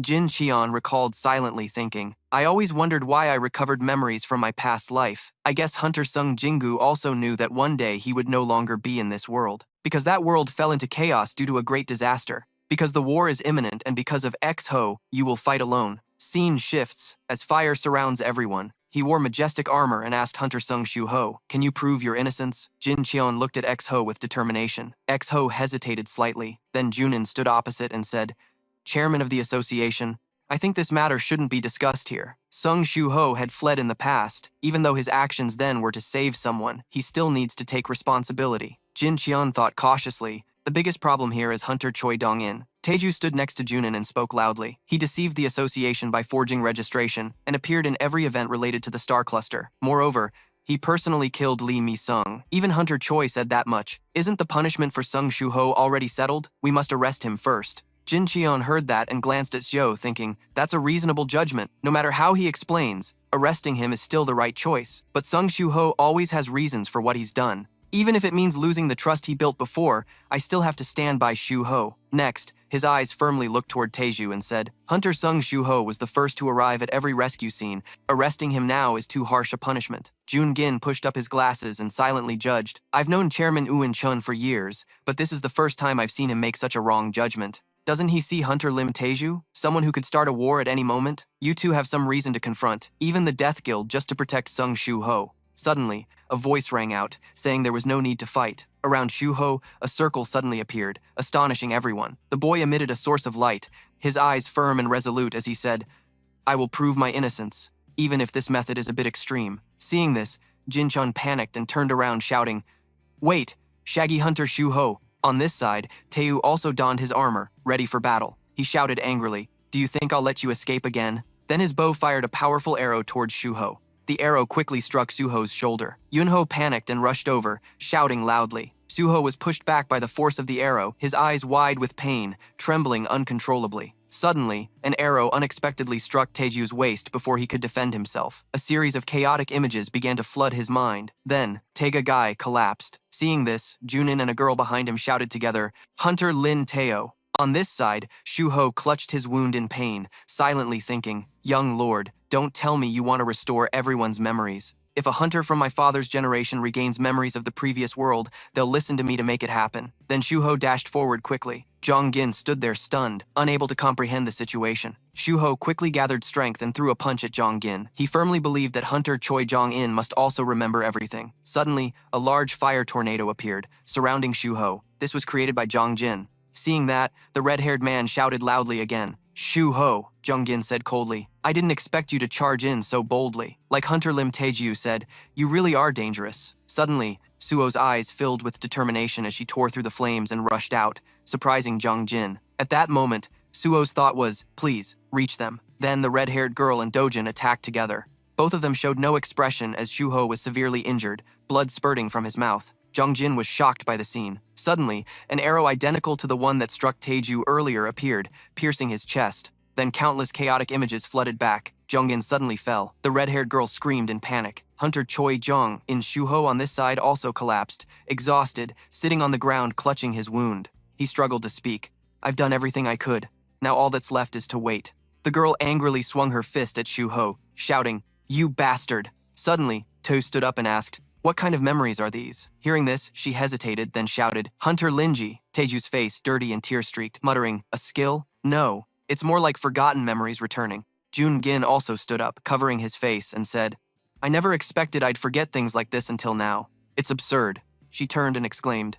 The hunter Choi Jong-in felt the same. Junie, tears streaming, said, No matter what you've done to us, please explain everything clearly in your own words. Hunter Sung Shu-ho. At this moment, Shu-ho struggled to stand and said, Thank God, at least now we can talk. These are your memories from before the world was reconstructed. Jun Gin was suspicious. Reconstructed?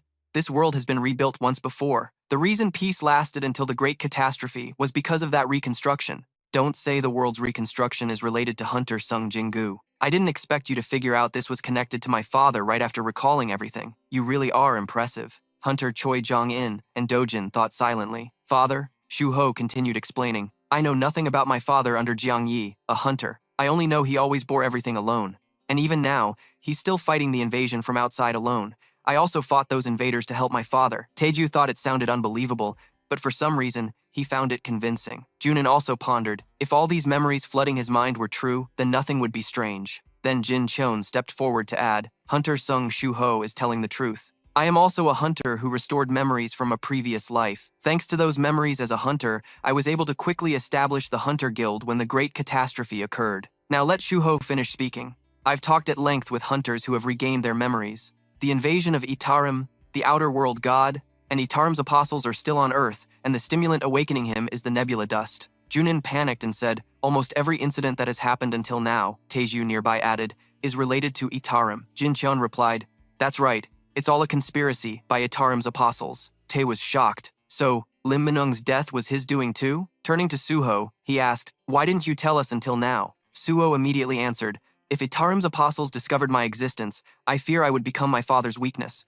That's why I thought I had to stay silent until I was stronger." Taeju suddenly asked Junin, "So you're also a developing type hunter like Hunter Sung Jinu?" He answered confusedly, "Yes," but inwardly doubted. "Developing type like Hunter Sung Jinu?" Then Junjin happily grabbed Shu's hand and exclaimed, "Hunter Sung Suo. Did you know that Hunter Cha Hei-in was once a member of our guild's hunters?" Suo awkwardly replied, "Hunter Cha Hei-in? Do you mean my mother?" He suddenly shouted, "My mother was a hunter too?" Meanwhile, Dojin stood silently observing everyone's lively discussion. His sharp eyes stared coldly at Shuho, thinking, "You've already made your move.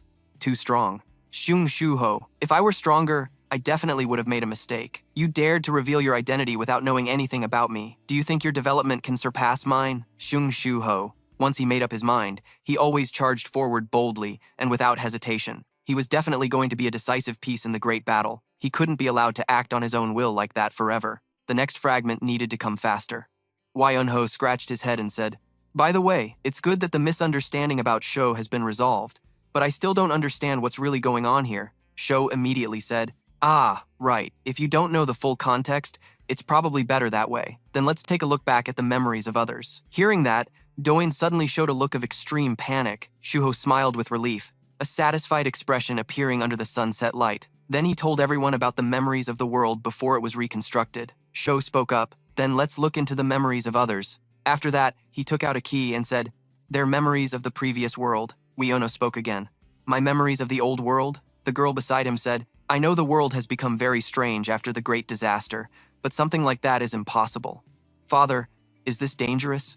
Hearing that, he stepped forward without hesitation, then firmly held Shuho's hand and smiled. "I trust Sho." Immediately, a circle of black light appeared surrounding the two of them. The girl saw this and shouted, "Father, don't act without thinking." When the light and circle faded, he trembled, then tears welled up as he stammered, "This is strange. I didn't expect to feel warmth from memories I thought I had forgotten." The astonished girl Dojin nearby suspiciously thought, "This isn't right. I never thought this world was one that had been reconstructed before." Then she stepped forward and said, "Please do it for me too." Dojin continued to think silently. Seeing this, the key didn't react to her because she wasn't from this world. If that happened, she would definitely be suspected. What should I do? Could it be that I have to start a war with the followers I've gathered so far? No, even if I gather thousands of followers, with my current strength, I'd probably only cause a ripple effect like the last prison break, and then it would end there. So the choice I have to make now is... The girl scratched her face, confused, saying, "Nothing's making sense in my head." Hearing that, Duin widened his eyes in surprise. Shuho scratched his head helplessly and said, "That's strange. Shouldn't memories of the old world have appeared by now? Wait a minute." Baru on Suo's shoulder suddenly spoke. "It's very likely that, like this woman, there are people who can't recall their memories." Suo heard that and called Baru. The suspicious girl pointed and said, "What is this weak-looking insect?" Baru angrily shouted, "Who's weak? I'll tear you apart." Suo helplessly said, "Keep explaining, Baru." Then it explained that the old world was 20 years ago, still within this timeline when mana still existed. Thinking about a peaceful world without mana 20 years ago, it's no wonder there are differences between then and now. In other words, it seems this woman was never born in the old world. The girl was shocked and replied, "I was never born." Suho suddenly turned around and saw Dojin had unknowingly touched the key, and when the light ended, he looked at his hand and said, "I can't recall any memories either." Suho thought to himself, so the Pidin hunter didn't exist in the old world either. Then he turned away mumbling. Then over here, the girl shouted excitedly, "Father, does that mean I really never existed in the old world?" Yunho stammered, "Ah, well, it seems so." Sho then said, "Isn't that a wonderful thing?" President Yuan Chunjin Cheon said this is the piece that the Sansung Jinu hunter chose. Countless lives that shouldn't have existed in the old world have now been born and live happily in this world. Suho looked at everyone chatting happily and said, "This is everyone's father's choice. If we let the outer gods invade, this world will be destroyed." He seriously asked, "Will everyone lend me their strength?" The prison break event at Dusan prison shook the whole country, but has finally settled down. Scene shifts to a place with many modern skyscrapers. A voice from the news broadcast says, "The rate of unidentified escaped prisoners is currently just under 1%. The reason the situation was controlled quickly was thanks to the timely response of the Hunter Association. Moreover, witnesses at the scene reported that if the black humanoid figure hadn't appeared, the death toll would have been much higher. We also received information that the black figure was actually a hunter's skill and confirmed it was the skill of an E-rank hunter. Sung Shuho was the first to arrive at the scene to help civilians. Sung Shuho testified that he reawakened in that moment of crisis. Thanks to his self-sacrifice for others, he gained the power to protect people through reawakening. With this newly gained power, Hunter Sung Shuho saved countless lives and became a hero. A tall, muscular man was watching the news. He clenched his teeth, his eyes full of anger, and growled. On this side, Sung X-ho was pointing at the news, showing his image. Today, we want to share a story about a hero born in chaotic times. He helplessly looked at everyone awkwardly and said, "Everyone? Reawakening? What nonsense is that?" Jin Cheon, dressed in a sharp black suit, said, "We discussed it beforehand and gave it to the media. Reawakening is rare but not unheard of, so the public will accept it. But now, I don't want to hide anything anymore. Don't tell me you plan to reveal that you're a developing type hunter. An existence that goes against the laws of nature only brings chaos. People will judge in their own way. The appearance of an anomaly only fuels resentment." Sung Shu-ho, you said you have 3 goals. First, your growth. You want to become strong enough to fight alongside your father. Second is to gather hunters who can stand against the outer gods. We must unite the power of this world to fight them. And third is to eliminate the followers of Itaram in this world. Once these goals are achieved, I will set out to help my father, the one still fighting alone. Junin added, "If you truly want to call upon the power of this world against Itaram, passion alone won't be enough. You also have to carefully consider your image, how to lead people's hearts in the direction you want, and every decision you make." I seriously thought about it. You are absolutely right. I can't argue with that. I realized early on that just leveling up isn't enough to reach my goals. I can't do this alone. I have to rely on everyone's strength. Then you spoke. Doesn't what you said mean everyone will help me? Then Yunho spoke up again. Of course, you are the grandson of Captain Sun Yihan and the son of Hunter Sansung Jingu, humanity's hope. But above all, your actions moved me. X-ho, the White Tiger Guild will support you. Junin said, even Hunter Sansung Jingu struggled against Itaram. I don't know how much I can help, but I can't just sit and watch the world be destroyed. The Hunters Guild will cooperate as well. Jin Cheon thought silently. 2 hunters, Bi Yunho and Choi Jong-in, had been convinced. Only Tuin sat seriously, arms crossed, eyes closed, silent. Then he suddenly asked, "Did you really kill Li Mu?" Yunho shouted in shock. Hunter Lim, X-ho decisively answered, "Yes, I killed him." Yunho shouted again in confusion. X-ho, Taeju continued asking, "What happened to Lee Minung then?" Suho replied, "He was addicted to dust and possessed by Itaram's follower." Taeju asked again, "Then why did you approach him?" Suho answered, "I confirmed he was connected to Itaram and tried to extract information." Tae asked why he cooperated with Itarim. Suho was silent for a moment, then said, "I don't know that." Tae was silent, thinking, I already know Suho isn't at fault, so why am I asking these questions? Suho interrupted Taeju's thoughts.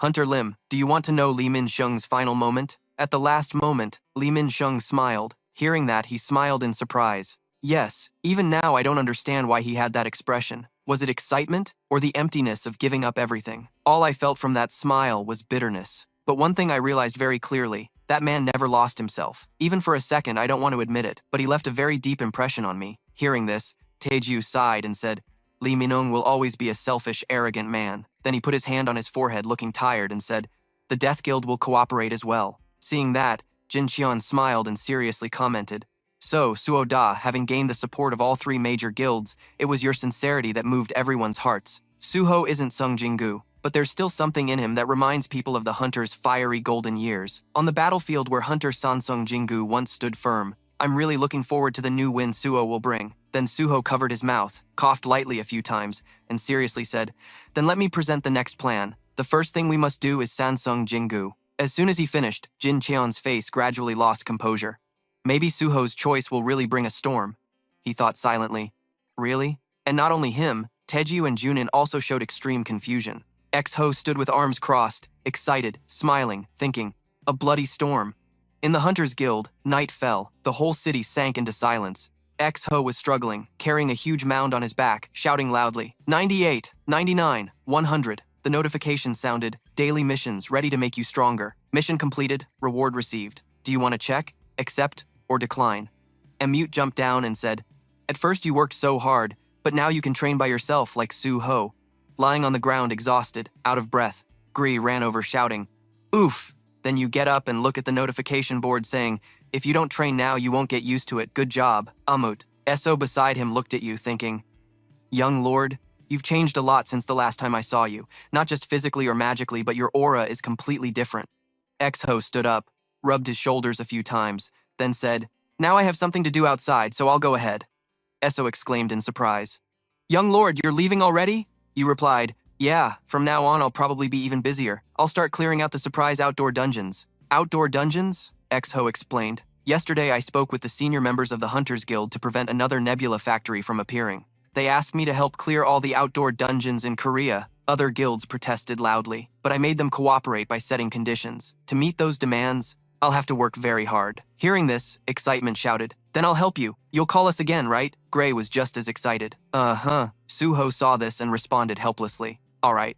Then he decisively turned his back and stepped through the gate, appearing in the air to say, if you need help, I'll call. Iso won't be able to keep up and will turn to stone in disappointment. Amu, Gray, and Iso stood around playing. Eso whimpered, missing the leader. Over here in the level D outdoor dungeon, Kachisan mountain area, Miho Hoak was puzzled, wondering what our guild halls were thinking, suddenly handing over all the rights to exploit the outdoor dungeon to one person. They must know how much this affects the income of the major guilds. After all, who is this hunter Shung Shou to be favored like that? He didn't even make any demands that those from level A and above must join a team to clear a level D outdoor dungeon. She called us just to have the right number of people. Actually, Du Hun beside her spoke up. I'm starting to get interested too. Shung Dui Hun, Hunter Guild. He continued. A hunter said he could handle monster hunting, mining, and gathering materials all by himself. Aren't you curious? Miho said irritably. It's probably just bragging, she thought to herself. And her father was always obsessed with something called memories of the previous world. Jae-hun smirked, quietly calculating. A hunter develops over time, so I have to verify if Chairman Choi Dong-in's words are true. Dong-in was also present, but silently observing without speaking. Suddenly, a great tremor shook the entire mountain. Everyone panicked. Miho exclaimed in alarm. Could this earthquake be Di-hun doubting?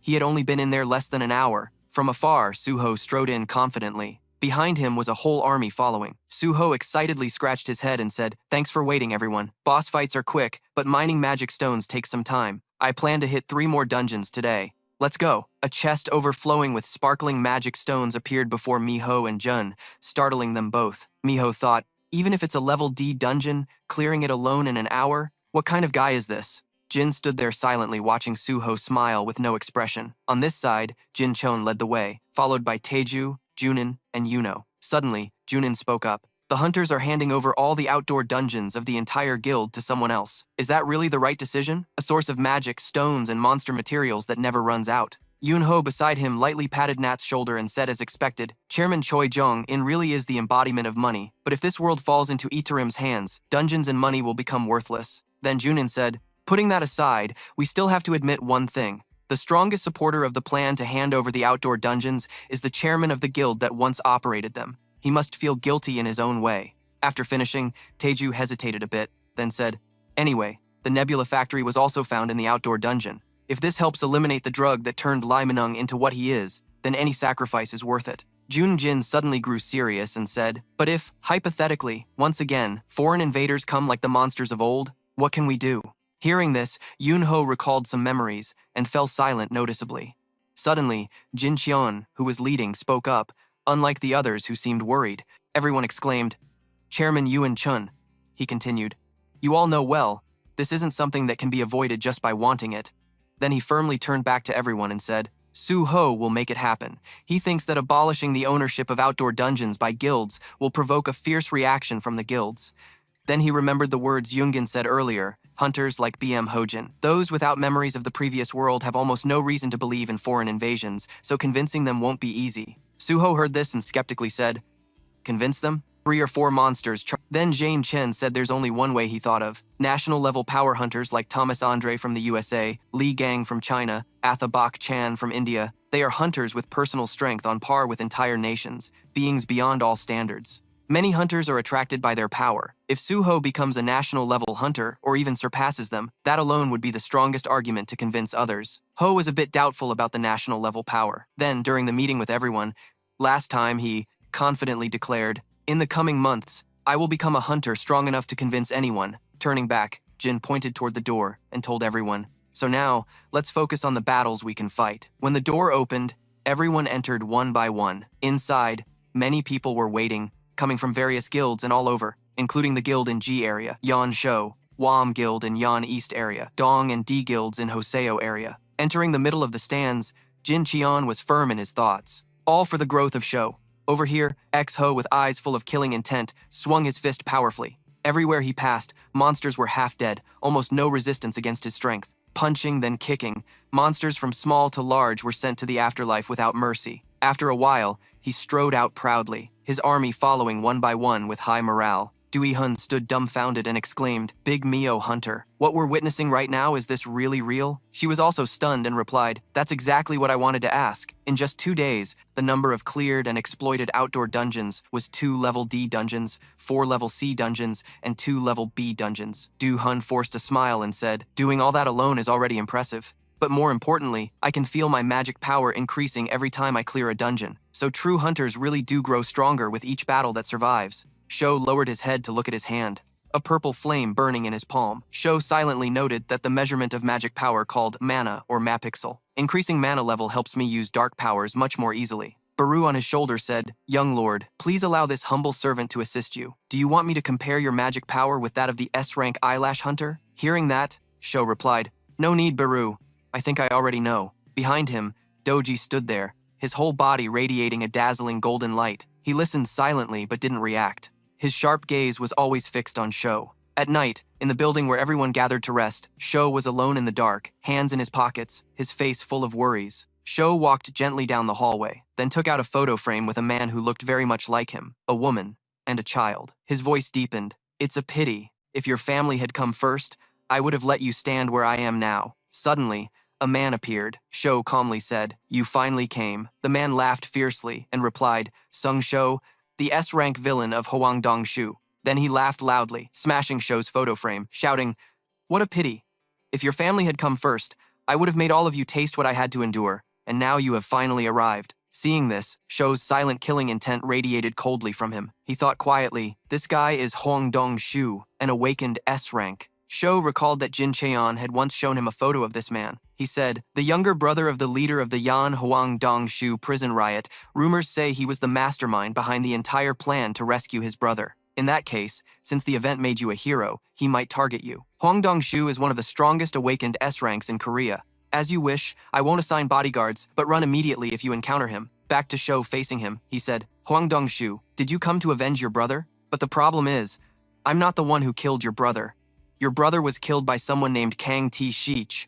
Hearing this, Dong Shu thought, "This kid not only knows me, but also knows Kang Ti Shich." Then he spoke, "I don't care. I'm not here to avenge my brother. I'm just pissed that a piece of trash like you dared to ruin my plan." Hearing that, Sho coldly replied, "You're hopeless. Move somewhere else to talk, Huangdong Shu." He was furious, punching the wall hard, cracking a big line.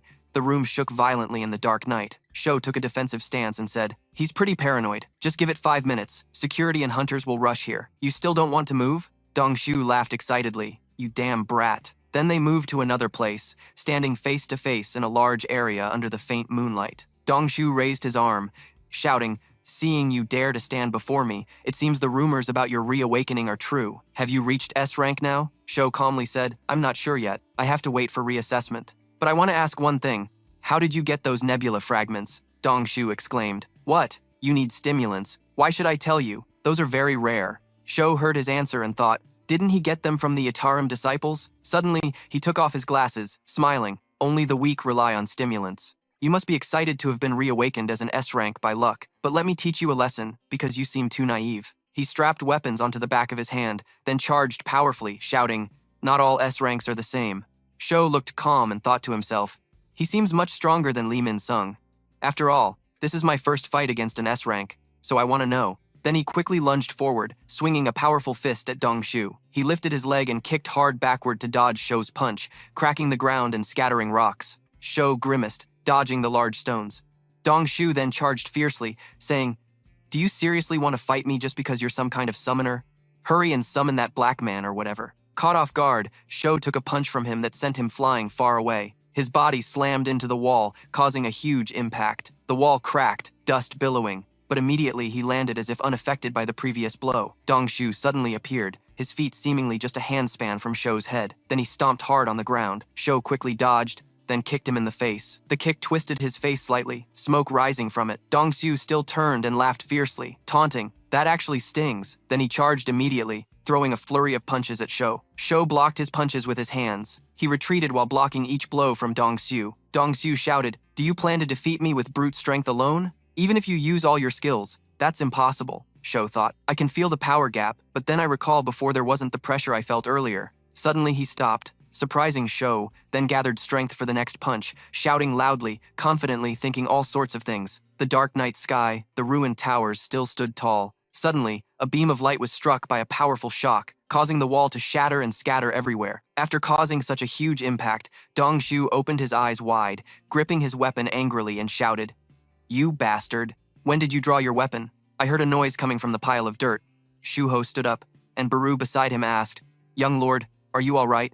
Suho replied, "It seems fighting against the S-class transformation without using powers is still a bit difficult." Shuho stood tall amidst the dust, honestly saying, "I wanted to invest all my points into strength, but I still need them elsewhere. You step out slowly, then let's get serious now." Suddenly, a flash of light appeared and then vanished. Standing opposite Dongshu was Shuho in a different form. He coldly said, "Let's start round 2. A notification frame appeared for Hoang Dongshu. Minor dark item helmet, rare quality dark item Kira, heroic quality dark item shoulder armor, Cupsis, rare quality dark item chest armor with red mane, rare quality dark item thick lizard skin, rare quality status window named Sung Suho level 42, strength 168 plus 214, agility 109 plus 24, intuition 84 plus 15, health 94 plus 14, intelligence 97 plus 10. Shuho announced solemnly in battle form. "Now I will use my full strength to fight you," Dongshu sneered. "You think just wearing those tattered clothes can beat me?"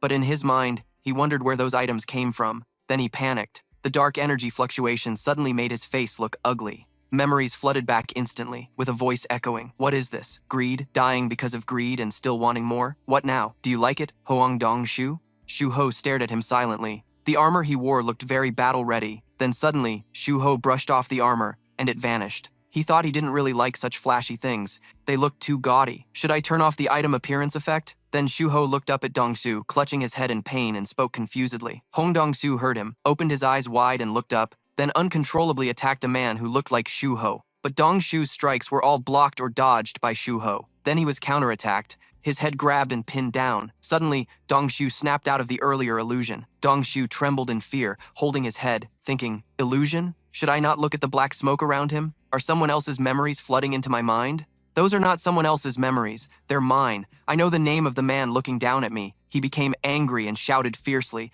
but I had forgotten that until now. His eyes revealed clear hatred toward me as he shouted. Shung Jinu heard the familiar name. Suo immediately asked, "How does he know father's name?" Peru replied, "Clearly. He has recalled memories from the previous world?" Suho was confused. "What do you mean by clearly?" Peru then Beru explained that in the previous world, Hoang Dong Shu was holding his face. Hoang Dong Shu did not have a good relationship with his father. Eventually, he died at his father's hands and became a shadow warrior named Green. Maybe he just remembered part of those memories, Suho asked confusedly. "But how can he regain memories without the dark key?" Baru said again. "Because Suho can recall memories from the previous world on his own, Hoang Dong-su can do the same." Meanwhile, Dong-su was almost going mad, muttering, "Sung Jinu, Sung Suho." He recalled the shattered picture from earlier and remembered seeing that man's family photo. Sung Suo is definitely Sung Jingu's son. Why doesn't Shung Jingu act as a hunter in this world if there's truly a reason Shung Jinu can't intervene? Finishing his thought, he suddenly charged forward,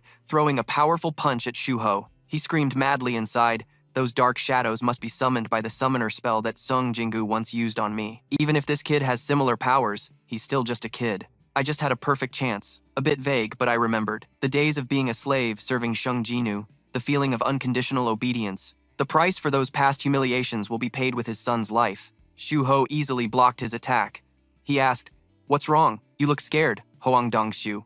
Meanwhile, he counterattacked, causing several cuts on Dongshu's arm. Blood splattered everywhere. Shuho grabbed the weapon in his hand and quickly charged, his decisive and powerful slashes causing Dongshu to suffer many wounds. Dongshu wondered, this guy got stronger in the blink of an eye. Shuho's cold eyes showed no hesitation as he prepared the next strike, powered by the attribute enhancement effect from the dark item. All weapons forged in the outdoor dungeon that I created, and the summoning mechanism allow me to call them directly from the shadows without opening the inventory. If I can use them this flexibly, then from thin air, a sword slowly appeared in Shuho's hand. He swung the sword decisively toward Dongshu. Dongshu dodged about half of the first strike. However, Shuho's speed was too fast, so he caught most of the following blows. Dongshu was injured with blood flowing non-stop. He feared that he was freely changing and summoning weapons during the fight. Did Shung Jinu have such powers? Baru silently said, "It feels like the young lord is getting stronger right in the middle of the battle, not just leveling up, but also skill and combat instincts are growing in an immeasurable way. Lord, if I may express my opinion, I believe the day the young lord stands shoulder to shoulder with you is not far off." Then Shu-ho continued charging decisively to attack Dongshu. He was powerless to counterattack and had to endure. The wounds on his body grew worse by the moment. Shu-ho's stance at this moment truly resembled that of the boy's father. The two were like fire and flame. Noticing this, Dongshu angrily retaliated with a kick, shouting, "Damn it!" His attack shattered half the tower. Amid the chaos, he dashed forward, thinking to himself, "I didn't expect this kid to be so strong. I was completely caught off guard. Now I have to retreat and regroup everyone. This isn't running away. It's preparing to finish him off next time for sure. I'll strike when he's living his daily life. Or better yet, I'll kidnap someone close to him. No matter how strong he is, it won't matter." Suddenly, a terrifying aura appeared behind him. Dongshu immediately panicked. Then a massive shockwave erupted, sending rocks flying everywhere. As the dust settled, Shu-ho had plunged his sword into Dongshu, who was kneeling on the ground. He trembled. "Deserve to die, huh? You want to turn me into a slave? Just try it. I'll fight to the end and personally kill you. Both you and Sung Jin-gu," Shu-ho replied coldly. "Your ambition is as greedy as your name. If you can't surpass me, don't even dream of touching my father. Try as many times as you want. Still, I don't think you'll have the time to dream about it." Dongshu shouted angrily at this. "Shu-ho." Without hesitation, Shu-ho ended him. The system's voice rang rapidly. "Notification. You have leveled up. Notification. You have leveled up. Power enhancement skill has leveled up." Shu-ho looked at the wounds on that muscular body and sighed. "Hoang Dongshu. I didn't expect him to remember his past life memories without the dark key. His hatred for his father must be very deep. Baru, what do you think about becoming a shadow warrior?" Baru turned sharply, believing it was a great honor to serve the monarch. In his heart, becoming a shadow warrior was also a form of punishment, because they must fight eternally as loyal warriors. Even after death, each shadow warrior has their own will, can judge and act, but for dark items, only the owner's skills and stats are attached. It's as if the soul dissipates, leaving only karma clinging to the body. His legs felt heavy as he stepped closer to that body. His gaze sharpened and rose. The system's voice echoed, making him feel disappointed. Dark extraction failed. 2 attempts remaining. He angrily looked at the motionless body on the ground, grinding his teeth. "You still resist?" Huang Dongshu tried again to rise. The system's cold voice echoed again. Dark extraction failed. 1 attempt remaining. Baru shouted irritably, "Damn it! How dare you resist the young lord? You're just a lowly soldier." Shu-ho pressed his lips tightly, silent, seemingly calculating something. He sat down, placed his hand on the motionless body on the ground, surely the last remnants of his will. "Keep resisting. No matter how much you hate, I have no intention of understanding a villain like you. What I need now is power. Even if forced, I will make you use that power for the world." Hoang Dongshu, his voice was cold and terrifying as he rose. Suddenly, a vehicle sped by, kicking up a cloud of dust. The vehicle stopped in front of a pile of ruined debris. Jun Gin hurried inside. The explosion happened in this abandoned building, not far from Shu's house. The Hunter Association chairman continued, "If Shu-ho is fighting the intruder, we must hurry." System information appeared. Dark item, green grade, question mark. Hero grade crafting quality, gauntlets. Stat conversion rate 10%. Attack power plus 280, strength plus 14, agility plus 10, intuition plus 10, stamina plus 11, intelligence plus 7. Active skill effect, crush. Energy cost 400. Extremely powerful strikes, causing massive damage to hard structures, plus 200% damage to solid objects. In the morning, clear skies, everyone stood before a building chatting. At the Hunter Association level measurement center, a pale-faced man entered. He sighed. "What will Turing Min get upon awakening? Ultimately a D rank." Suddenly, someone ran over and clapped him on the shoulder. "Don't be discouraged. D rank hunters can still work in mines. No need to risk their lives inside the gates." In his heart, so far we have 4 D ranks and 2 E ranks. All right, I have a good feeling about this time. With that many bricks, statistically, the jackpot should be next time. Kim Pan, 37 years old, unemployed, just awakened, no need for S rank, just A or B is fine. That alone would completely change his life. The Hunter Association's ability evaluator cheerfully entered. "Next, please prepare for measurement." In his heart, "It's my turn now. What if this guy is another brick?" the evaluator continued. "Shu-ho, please come in." Shu-ho was calm.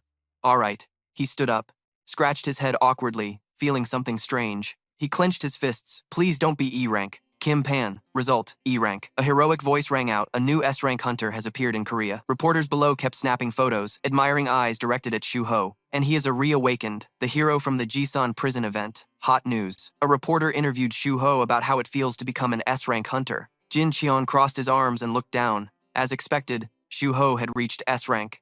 In a meeting, Jin spoke up. This was inevitable. He continued. With this development speed, he might one day possess power comparable to an entire nation. Junin's gaze turned vicious as his claws were sharpened. Now is the time to move on to the next step. The next step is to clear out all the remaining outdoor dungeons in Korea and then gather the full strength of hunters worldwide. All of this is to strengthen the power of the Jingu hunters, but it's hard to say how long that will take. He lowered his head. The biggest problem is that while I complete my mission, the Atarim disciples won't sit still. Jin Chan remained calm. Even though Stardust has been banned by the association, it still evolves into nebula fragments and keeps expanding. They always avoid any investigation as if they already know every move of the Hunter Association. Xungshu's gaze was probing. If they are hiding within us, we must narrow down the circle of those we can trust. Our enemies are far smarter than we think. Reporters kept filming him. A bug screeched, and a blue portal appeared. Inside, it seemed to contain a bottomless abyss. Inside a room full of people diligently working, a voice rang out. Enough. Dojin's tone was cold as he gathered all forces. Everyone respectfully knelt down. Inside him, unlike Lee Myung, these SD-class hunters can no longer resist the nebula fragments. The problem is those fragments haven't evolved enough to upgrade their rank. Since Sun Shua reached S rank, he has been continuously expanding his power. Since that day, he has recruited many other hunter guilds. Simply put, he challenged himself to join a territory game. Whoever recruits the most powerful awakened people wins. With all the S-rank hunters in Korea following him, recruiting people here is now pointless. If I confront him directly instead of playing this game, can I win? With that unstoppable growth rate, even with all our forces combined, victory isn't guaranteed. He remained calm as the fourth fragment appeared, pondering the fourth fragment, his goal to seize the power of darkness. At some point, I began focusing on Xungshu. I want to win this game when the fourth fragment appears. No, when the fourth fragment appears, I will steal its power. A voice behind interrupted his thoughts. The PDN hunter, a cheerful woman, stepped in, her admiring voice ringing out. Is that really PDN? I can't believe I met him in a dungeon. She smiled. So lucky. I got separated from my team. Going with you is the best, she continued. But before finishing, he mercilessly took her down. Can I come along? She teased. You're really narrow-minded. There's no law forcing me to side with this world just because I live here, right? Dojin looked disappointed. But attacking without a warning was a bit much, wasn't it? Don't you teach manners where you come from? The PD hunter, or rather the Itarim disciple's voice trembled. Who are you? She answered coldly. Me? I am the evil serpent. Someone from another world who came to make an offer to the Itarim disciples. Dojin asked coldly. Who are you? Rose smiled with satisfaction. I am Sa, a resident of this world, here to make an offer to the Itarim disciples. Dojin became alert. How do you know about me? Rose replied playfully. Just by chance. I'm investigating the origin of the stimulant called Stardust and approached Lung, the distributor. During that process, I discovered the Itarim disciples' beings from another world. My subordinates are experts in gathering intelligence. You know already. Dojin's subordinates kept attacking. Despite her pitiful appearance, she grinned widely. Attacking me is useless. The one standing before you is only my clone. Are you afraid I'll expose you to the world? Don't worry. I really came only to help you. Here's a gift to prove how useful I am, a version of the nebula fragment that's been improved. Unlike the ones currently on the market, if you use it, you can brainwash even S-rank awakened people.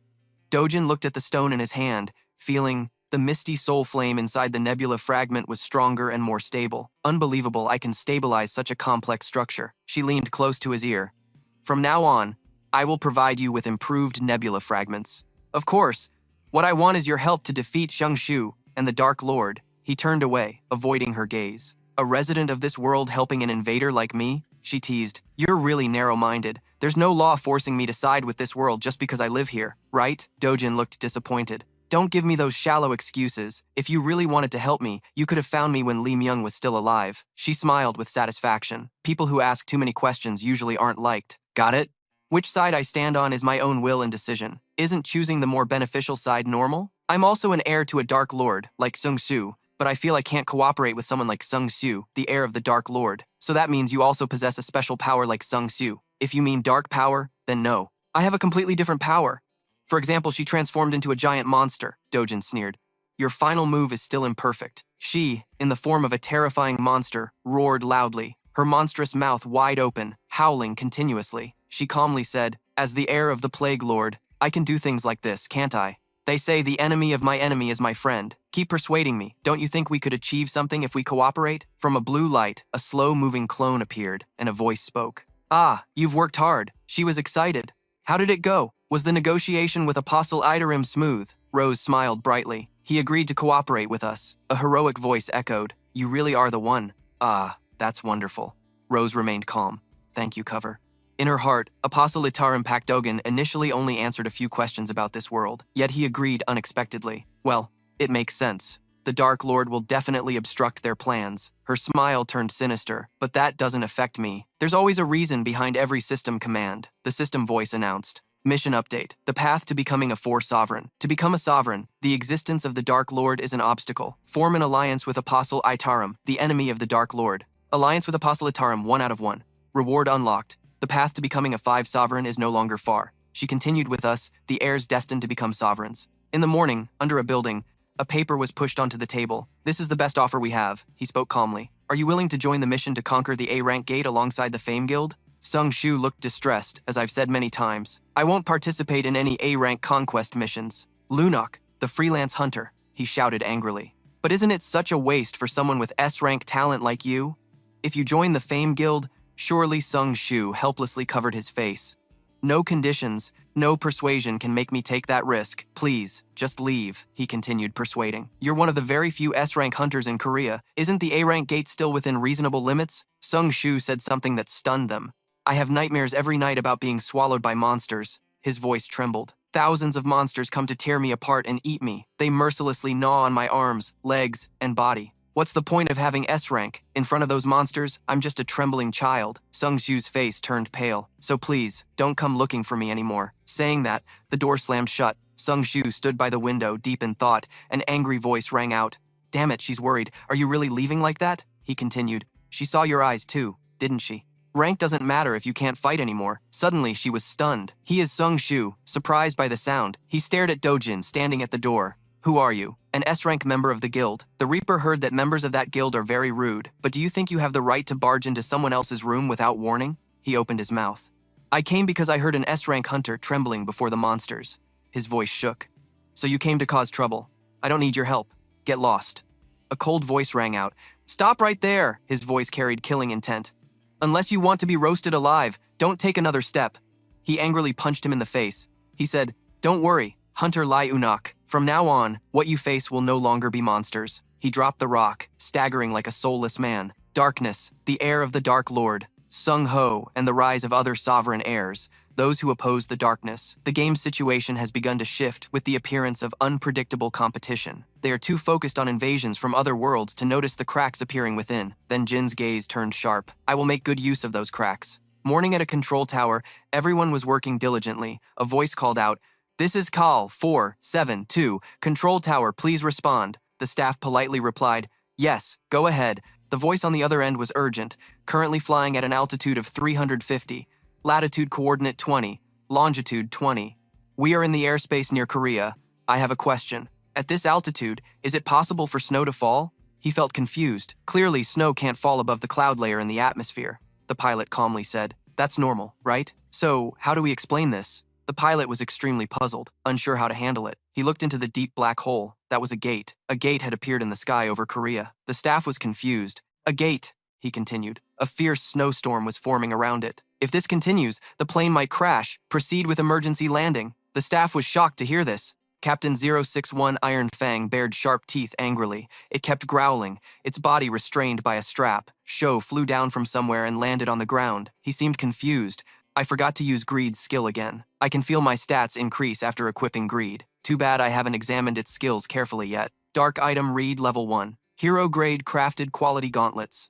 Stat display rate, 20%, attack power plus 200, 80 strength plus 28, agility plus 20 intuition plus 20 health plus 22, intelligence plus 14, active skill effect, crush, consumes 400 energy, an extremely powerful strike causing massive damage to hard structures, 200% increased damage to solid objects. When the level and stat display rate increase, will I get S-rank stats? After mining the magic stone, now I should leave before the dungeon closes. He calculated that his shadow warriors only last 1 day, so he must turn them into dark items for permanent possession. Dark items storage 340 out of 340. I will release the low-quality items and recreate them with the newly acquired Shadow Warriors. The system voice echoed. Shadow crafting skill has leveled up. The chance to create high-grade items when crafting shadows has increased. Swords from all directions flew around his body. He crossed his arms, calm and composed, clearly receiving more high-level items after his skill leveled up. Common items have dropped significantly. Maybe I'll get something heroic, he curiously checked, wondering what it was. He stayed silent for a long moment to study it. A heroic item is great, but another gauntlet? I just got greed not long ago. Unfortunately, I can't choose the appearance for heroic items. Compared to Manticore, greed offers much better stats. I'll put it away for now. In his heart, thanks to the Hunter Guild persuading other guilds, we can continue conquering dungeons out on the plains. Sho's gaze sharpened. But no Dustsmith workshops have been found in those dungeons yet. Did they anticipate I'd take action and respond? Suddenly, a voice interrupted Suho's thoughts. Thanks for your support, Sung Hunter Suho. This dungeon is a plains dungeon. An alert appeared on his mobile. Emergency notice. All hunters must gather at the guild immediately. He was puzzled. What's going on at the Hunter Guild? In a large building, everyone sat in a meeting room, serious and tense. The leaders of the major guilds were all present. I'm the only A rank here. Or maybe I was summoned because I'm A rank? Bukdong Su, A rank hunter representing the Knights Guild. Yunho spoke anxiously. Surely everyone knows why we're here. B. Yunho, S-rank hunter representing the White Tiger Guild. Jungin was calm, probably because of the gate in the sky over Korea. Choi Dong-in, S-rank hunter representing the Hunter Guild. Taeju added on, are we about to divide control of the gate? Lim Taej, S-rank hunter representing the Death Guild. Dongguk laughed loudly. Our guild will take this part. Ma Dongguk, S-rank hunter representing the Fem Guild. He continued, I heard Coach Lim has good news. You recruited S-rank hunter on X, right? We tried everything to recruit him. How did you manage that? Taeju sighed and waved his hand. It was Hunter Padogjian, not me. I just got lucky thanks to a guild member. Suddenly, Shu Ho rushed in, flustered. Sorry I'm late. You just finished clearing a dungeon on the plains, so you're late. Sung Shu Ho, an S-rank hunter unaffiliated with any guild. Everyone looked intimidated. An S-rank hunter, Sung Shu Ho Dongguk, approached happily. Coach Sung is glad to meet you. Suho was a bit confused. Even though I'm not a coach, someone asked if you haven't joined any guild yet? Everyone bombarded him with questions. Join our Knights Guild. We guarantee the best benefits. Why not join our Fem Guild? Jun Jin was helpless. This situation felt familiar. Sho pretended to regret it. Thanks, but I have to decline. I have no intention of joining any guild. He politely bowed. Inside, Jun Jin felt a strong rejection. Suho seemed quite surprised. Looks like I'm the only hunter here without a guild. Forming a guild to recruit more hunters. I should probably think about that too. The door opened. Jin Chan and his assistant hurried in. Dongguk grinned slyly. Coach Yu, you're late. You don't look too well. Stomachache? The man frowned. Sorry, compiling data took some time. Thanks to everyone for responding to the guild's summons. A-rank hunter, president of the Hunter Guild. As everyone knows, a gate appeared in the sky over Korea yesterday. A civilian plane was the first to detect it, but it was sucked into the magic surrounding the gate and crashed, causing many casualties. We sent A-rank hunters to measure the gate's magic, but the mana level far exceeded A-rank. His next words shocked everyone. This gate has been classified as S-rank. Suho looked quite surprised. Could this S-rank gate be the first since the Great Disaster? Junin was worried. This is the worst-case scenario we feared. His hands trembled inside. Even hunters with memories from the previous world are this scared? Is an S-rank gate really that dangerous? Sho broke the tense atmosphere. But if we all work together, it should be fine, right?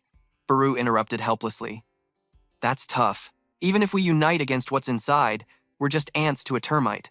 Suho was furious. Peru, inside Dongguk's heart, so this is the rumored summoned beast of Sung Suho. His eyes widened in disbelief. His body suddenly trembled uncontrollably. Why am I shaking like this all of a sudden? Shuho nervously scolded. Baru, you know something, don't you? Stop scaring people and get back to your place. Baru spoke clearly. The god can't know better than anyone else. The one who was the boss at the S-rank gate in the previous world. No one else but me, God Baru. Baru confessed to everyone, leaving them stunned. The boss at the S-rank gate in the previous world was none other than me. Peru Suho glanced at him, thinking Baru was once the boss of an S-rank dungeon. A magical beast that even S-rank hunters feared? Jungin hesitated, recalling the summoned shadow. Yunho stared wide-eyed beside him. It looked just like the ant Sung Jin-gu once summoned. Seeing this, Baru immediately laughed smugly. After witnessing a predator like me, you instinctively realize you're just weak prey. He even taunted arrogantly, unaware of the fist flying behind him. Now you know, beg and kneel before me. The true predator, you weaklings. A loud noise echoed. So it turns out Sho was so annoyed he couldn't hold back and gave him a beating. Hey, why did you scare everyone on our side? Please forgive me, young lord. It's been a long time since I felt such overwhelming power. Then Jun-gin turned to him, puzzled. If what he says is true, can you single-handedly clear this S-rank gate? That would be very difficult. I don't know how strong Peru was in his past life, but now Baru has lost all his power. He's useless now, young lord. The two sitting opposite could only look at each other in confusion and whisper. I didn't really understand what they were talking about.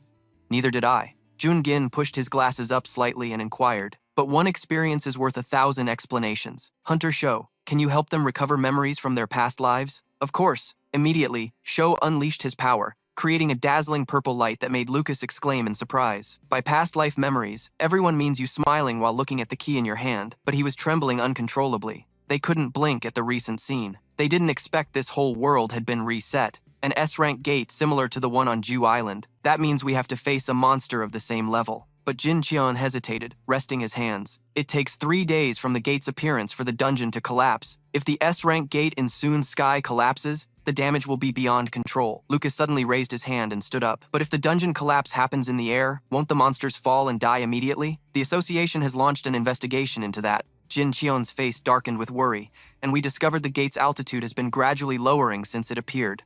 At this rate, by the 7th day when the collapse happens, we've calculated it will be right at the center. He sighed in frustration and sat down. A moving gate? Then we have no choice but to clear it. Yoon-ho sat nearby, frowning in discomfort and deep thought. We were already preparing to face the alien enemy called Itarim, and now even the S-rank gate is a huge problem. He glanced at Suo, watching how he defeated the S-rank Wild East Shu. Suo has the potential to surpass even us. If this continues, we will just be a burden to him. His hand clenched tightly and trembled continuously. How long has it been since I felt this powerless? Taeju finally spoke up. Clearing the S-rank gate in the past life only succeeded because he was there. If only Hang To-sung Jinu were still here. The whole study table instantly darkened. Sho was a bit surprised and hesitant. Everyone was getting worried. Don't carry all the responsibility yourself. When the master defeated me, he was at a higher level than you, young lord. And you seem to realize something. If your father was at a higher level, does that mean you can't do it right now? Sho recalled the formation at that time. No, this is no longer just my problem. Everyone here clearly feels the absence of their father. Whether we are ready or not, an S-rank gate has appeared. If we leave it like this, we won't overcome the challenge and will be destroyed. It's not about my father, but what I can do. By any means, I must return now, Sho said excitedly, gritting his teeth. I have to find the answer. There's a mission. Mission notification. S-rank gate mission mobilizes all player abilities to clear the S-rank gate in the sky. No. He looked up at the system screen in surprise. Sho muttered, this is... A hand gently touched Suo's shoulder. He startled and quickly turned around, but there was no one behind him. Jun-jin immediately called out, Hunter Sho. Sho swallowed and stared wide-eyed at everything the players could do, as if the system was saying the answer lies within himself. Suddenly he spoke, Hunter B. Yoon-ho. You're a melee hunter like me, right? That's right. Then Sho used his magic. That's right, I have this. An item I picked up in the dungeon called, what? White Tiger and Fist. A weapon appeared. Sounds good. A shadow item. Rank B. Hero type gauntlet. Execution rate only 10%. Attack power plus 130. Strength plus 5. Agility plus 5, intuition plus 4, health plus 4, intelligence plus 1, active skill, charge, energy consumption, 120, dash and deal damage, increase movement speed by 30% for 1 second after use. Hearing the call, he quickly looked back at the hunter bow. Suo seriously raised the weapon. I want to try something. Can you help? Then they went together to the black hole being sealed. Junin and others were surprised. This is only a B-rank gate. Everyone hesitated behind him. Let's just follow Sho. But what is he planning? The monsters immediately charged out, more importantly, and Yoon-ho then transformed and charged to attack the monsters, unexpectedly assigning the monster hunting task to Hunter Bo. Jin Cheon, confused, quickly asked, Sho, why is Hunter Bo Yoon-ho hunting monsters? I'm testing equipment I created with my power. Suo's answer stunned him a bit. A power to create equipment. Didn't you have summoning power like Hunter Samsung Jinu? Similar, but also a bit different. He continued to explain. I heard my father's shadow warrior exists permanently and can gather an army that can level up. Compared to my father, my shadow warrior only lasts 1 day. But here, his tone suddenly hardened. I can't do what my father did. Then Sho raised his arm, infused with his magic power. But even though my method is different from my father's, there are things I can do. He further explained that my shadow crafting ability uses warriors to create shadow equipment. Among them, some equipment can level up. They can transfer the stats they had as warriors to the user. Jin Cheon hesitated and questioned. Don't tell me the item you gave to the craftsman Sunbake Yunho is also equipment that can level up. Even Junin was confused and quickly spoke up. If what you just said is true, then the user can hunt magical beasts to become stronger. He frowned and replied, I think that's possible. Sho turned toward Yunho, who was fighting the monsters. The issue is, I'm not sure if others can level up equipment. On the other side, he was excitedly fighting bare-handed against them. Then he thought to himself, the gauntlet Sho gave me exceeds what I imagined. After finishing his thought, Yunho slammed down hard, shattering the ground. Not just in function, but even when I equip it. Just that made him even more fired up to charge forward. I have automatically learned a skill. An active charge skill that consumes 120 energy, dashing quickly from the enemy, increasing damage, and boosting movement speed by 30% for 1 second. Sho glanced back from behind with a slight smirk. Yunho raised his weaponized arm. The dark item, level 2 Bishku, hero grade gauntlet. The stat realization rate is 11%. Attack power plus 130. Strength plus 7. Agility plus 5. Intuition plus 7. Intelligence plus 1. Somehow, my body feels noticeably lighter. Everyone was stunned and speechless. 6 days remain before the dungeon break. Before that happens, I will do everything to create equipment for everyone. Equipment that can level up for all of us. Meanwhile, Suo confidently unleashed his magic and declared, for all the challenges ahead, let's fight and overcome them together. Jiangshu and Dongguk were wide-eyed and stunned. Jungin and others hurriedly asked questions one after another. Hunter Sung-shu, sir, can you create equipment that enhances fire element? Wait, prioritize my bow first. That's not something I can decide. And the other two didn't hesitate to push in as well. Can an A-rank hunter like me become as strong as an S-rank, coach? Or should we go by age order? Watching this scene from outside, Jin Cheon couldn't help but smile with relief. Sung Jin-gu's power is absolutely perfect. He doesn't need anyone's help. Compared to his son, Suo's power is structured to lead others. For those who were powerless in their past lives, Suo's power is hope for them to fight once more. If I get the chance to stand alongside him, a silhouette illuminated in the distance. Everyone followed Sho forward. He placed his hand on his chest and smiled contentedly. Though it's only a dream for now, I still hope that day will come in a grand mansion. The woman sternly said, Master, it seems you forgot something. The large man lying on the chair calmly replied, Is that so? Not long ago. After visiting the Asura Guild, you said you would go to Korea. You mean the meeting with Suo? He simply hinted, that matter isn't ripe enough for harvest yet. Teaching the Asura Guild a lesson was enough to improve Scavenger's image. And I heard Zan Suho has reawakened and become an S-rank hunter, right? For us, going to Korea now brings no benefit. The woman continued, Don't you want revenge for Randon? Revenge? I just want to honor him. The man raised his arm toward the sun, making his death as meaningful as possible. Isn't that the best way to honor Van Du? Then the secretary quickly handed him documents. Then perhaps now is the right time. The man skimmed through the information about Sho. After the Great Disaster, the first S-rank gate appeared in Korea, and now they are requesting hunters from other countries to assist. He smiled with delight. It's ripe. Immediately, the master sat up and ordered, Laura, contact Korea and tell them the Scavenger Guild will provide aid and prepare a private jet for me. We will head to Korea right now. Understood? Then he muttered and laughed gleefully. Randon, I promise you, I will make them pay dearly for your death. Meanwhile, Junin was a bit confused. He held a magic circle in his hand, a level 1 torch accessory of hero-grade creation, a bracelet accessory with a 10% stat realization rate, defense plus 40, strength plus 3, agility plus 5, perception plus 4, stamina plus 4, intelligence plus 9, fire damage increased by 50%, skill effect activating rapid blaze level 1, mana required 300, reducing fire skill cooldown by 30% for 1 minute. Suho immediately explained, This is the shadow equipment I prepared for Hunter Choi Jong-gin. Its name is Torch. Thank you. Junin couldn't help but think, growth equipment that Hunter Sho made just for me. Now if I hunt magical beasts, I can become stronger too? So he looked up playfully, hearing that he also gave growth weapons to other hunters. Are you overdoing it, Hunter Sho? Unexpectedly, Sho appeared exhausted and trembling. I'm fine, because I finished making equipment for all the hunters present. You don't look okay at all, Beru muttered nearby. Of course, he must be tired. He recalled hunting magical beasts day and night to craft hero-grade items. The remaining time was spent doing Amu's daily missions.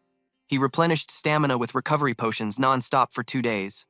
Seeing Suho yawning endlessly from exhaustion, he could only remind himself, it seems he's pushing himself to keep his promise. I must do my best to not waste the efforts of Hunter Sho. Then, Suho raised another weapon and instructed, Now all that's left is to deliver this glove to the chairman of the Yuan Chun Association. If you're going to the Hunter Association, come with me. You don't have to do this alone. It's fine. I have business at the Hunter Association today anyway. But you were a bit surprised when Junin mentioned that Thomas Andre would be visiting. Thomas Andre?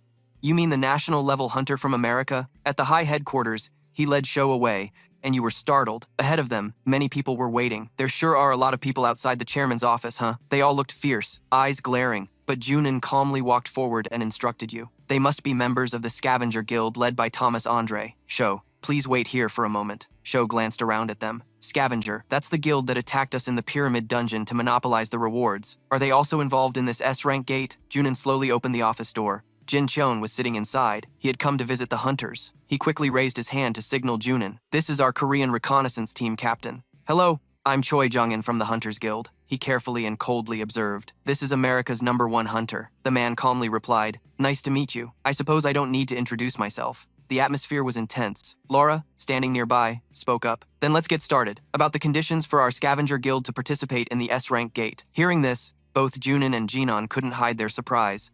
You won't accept aid from any country other than the Scavenger Guild, and our guild will take 80% of the rewards from the gate. 80%. Isn't that robbery? The man smirked and repeated, robbery. Not only that, he kicked the table with his foot as he spoke. This is a very reasonable proposal. The Korean Association asking for foreign aid shows they've judged they can't clear the S-rank gate on their own. He then revealed Thomas Andre, the national hunter of the Scavenger Guild. Considering the damage that would occur if the dungeon collapsed, this price is actually cheap, isn't it? Hearing this, Junin glanced at Jin Cheon and whispered that it seemed they came not to negotiate, but to threaten. He hesitated and proposed, we request aid because the danger level of the S-rank gate is immeasurable.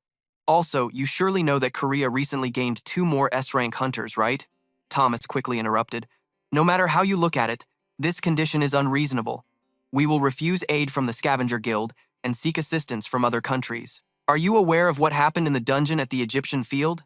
He recounted. Unfortunately, because of that incident, our elite Scavenger Guild member Randon and several valuable guild members lost their lives. And there, besides Scavenger members, were the Asura Guild and a group of Korean hunters. After that incident, rumors spread that Scavenger was inferior to Asura. I went to the Asura Guild to restore our honor, and through one of their members, I learned the name of the Korean hunter who accompanied them. Thomas glanced over and pressed, asking what his name was. Laura and the others were startled when they heard the name Sho. Sho? He scratched his head, recalling, yes, Sho. It seems he was involved in Randon's death. The veins on Thomas's face and neck became prominent. If you don't accept the proposal, to compensate for the losses the Scavenger Guild suffered, you will have to pay with the lives of the S-rank hunters Korea struggled to obtain. After all this, you still want to refuse? Jun-gin was startled and hesitant. Or else the reconnaissance team captain, known as the ultimate weapon, might try to stop me. His face darkened, and Jun-jin told himself to hold back. The disciple of Itarim, the S-rank gate, if the entire Scavenger Guild becomes an enemy,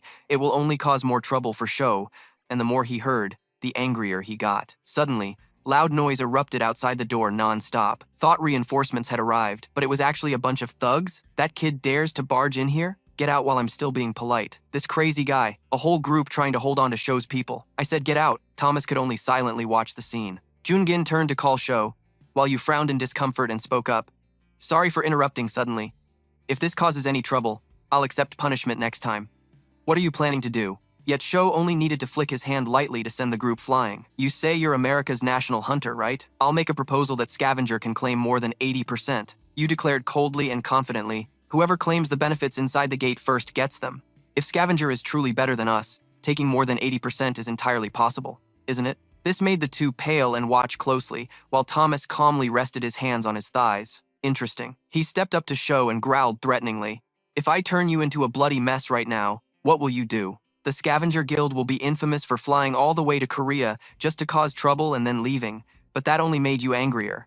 And what confidence do you have to be sure you'll win? Hearing this, Thomas furiously removed his glasses. The kid's reputation both unleashed suppressive powers simultaneously. Jin Cheon on the podium announced sternly, from now on, I will brief the S-rank raid operation plan. Everyone below listened quietly. Conquering the gate in the Soon Sky has one major problem. Even if we enter by plane, the nature of the dungeon disables all mechanical devices, so there will be no way to escape once the dungeon is cleared, which surprised everyone a bit. On this point, the fact that the S-rank gate is gradually lowering its altitude is an opportunity for us. The closer it gets to breaking the dungeon, the lower the gate's height will drop until it can be seen with the naked eye from the ground. Jin Cheon continued to announce, at this time, the hunters will board the plane along with a pilot capable of controlling the aircraft and enter the gate. After safely landing inside the dungeon using safety equipment, the best plan is to defeat the boss within 1 day and return safely through the lowered gate. Others thought this over while continuously discussing it. Just entering the gate is already this difficult.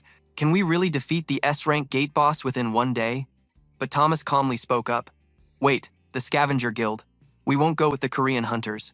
We will enter separately. Jin Chan quickly interrupted from the front. This is a dangerous raid. All members of the expedition team must work together. Didn't the Korean Guild propose a competition? We have to fight for the limited resources inside the gate. Suddenly, they noticed the empty chair and remembered that Shung Shu-ho was nowhere to be seen. Could he have fled out of fear? He looked toward Thomas and thought silently. It seemed that because of yesterday's incident, Suho had caught Thomas Andre's attention. Jin recalled the conflict from yesterday with the scavenger secretary, which was barely stopped. Letting those two meet would be dangerous. Suddenly, Dojin, sitting behind, spoke up. Hunter Zheng Suho is currently raiding. Not knowing how to manage his condition and still overexerting himself, he still seems like a rookie among hunters. Then Thomas noticed and asked, "And who are you?" "I'm Perrin." He turned to him. "You are the one who became an S-rank hunter at the same time as Hunter Sung Shu-ho. It's an honor to meet a hunter with national-level power. You don't look like Sung Shu-ho. You seem reasonable." Not only that, Thomas didn't hesitate to recruit, making Taeju jump when he calmly replied, "If you intend to work with me, contact me. I will treat you better than your current conditions. I'll consider it." Then he raised a coin and challenged. So who enters the gate first will be decided by the coin toss.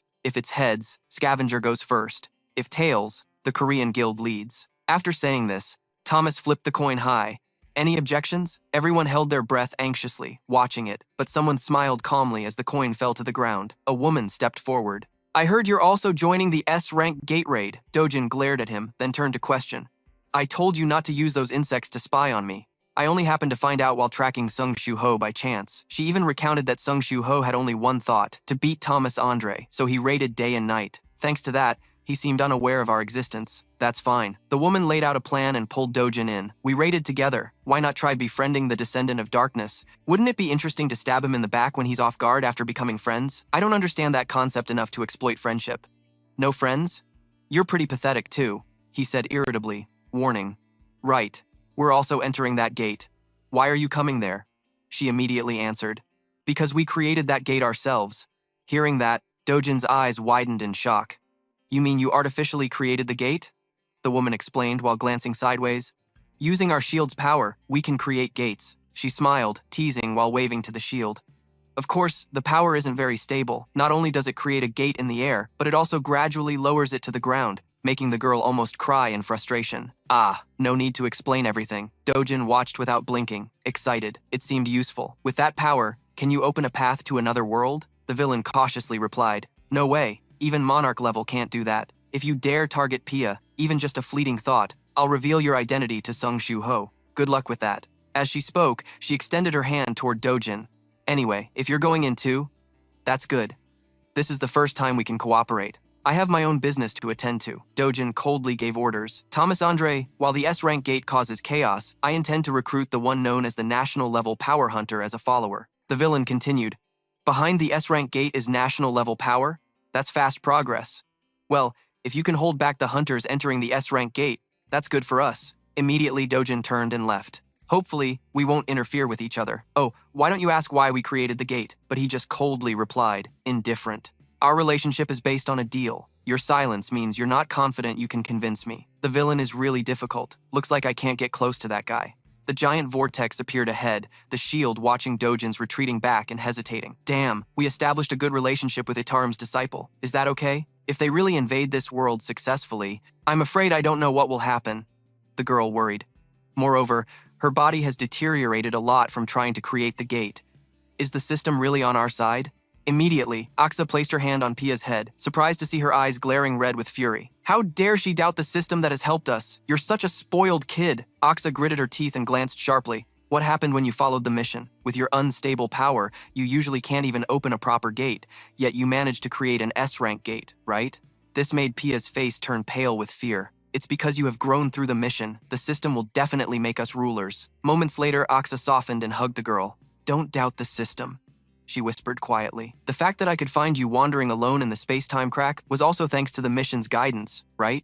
Just like that, Pia burst into tears. "As long as we follow the mission, we can become perfect rulers." The girl panicked and begged. "I'm sorry. I won't doubt anymore." "All right, good girl.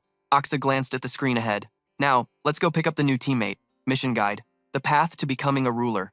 6. The player has successfully opened the S-rank gate. Find the descendant of the Ice Clan inside the gate and recruit them as a teammate. Recruit the descendant of the Ice Clan. The plane took off immediately, flying straight toward the massive black hole. The raid on the S-rank gate began, but unexpectedly, somewhere the plane wreckage was scattered everywhere, and the remaining pieces were burning fiercely. The order was to open an unprecedented S-rank gate. Do you know what this crisis means to its owner? Does it mean anything beyond money and power? Well, yes, that's certainly a correct answer. He glared with bloodshot eyes and warned, but add a little romance to it. High up in the sky, a dazzling blue light appeared. What is needed in moments of crisis is the existence of a hero. The birth of a hero always happens in places like this.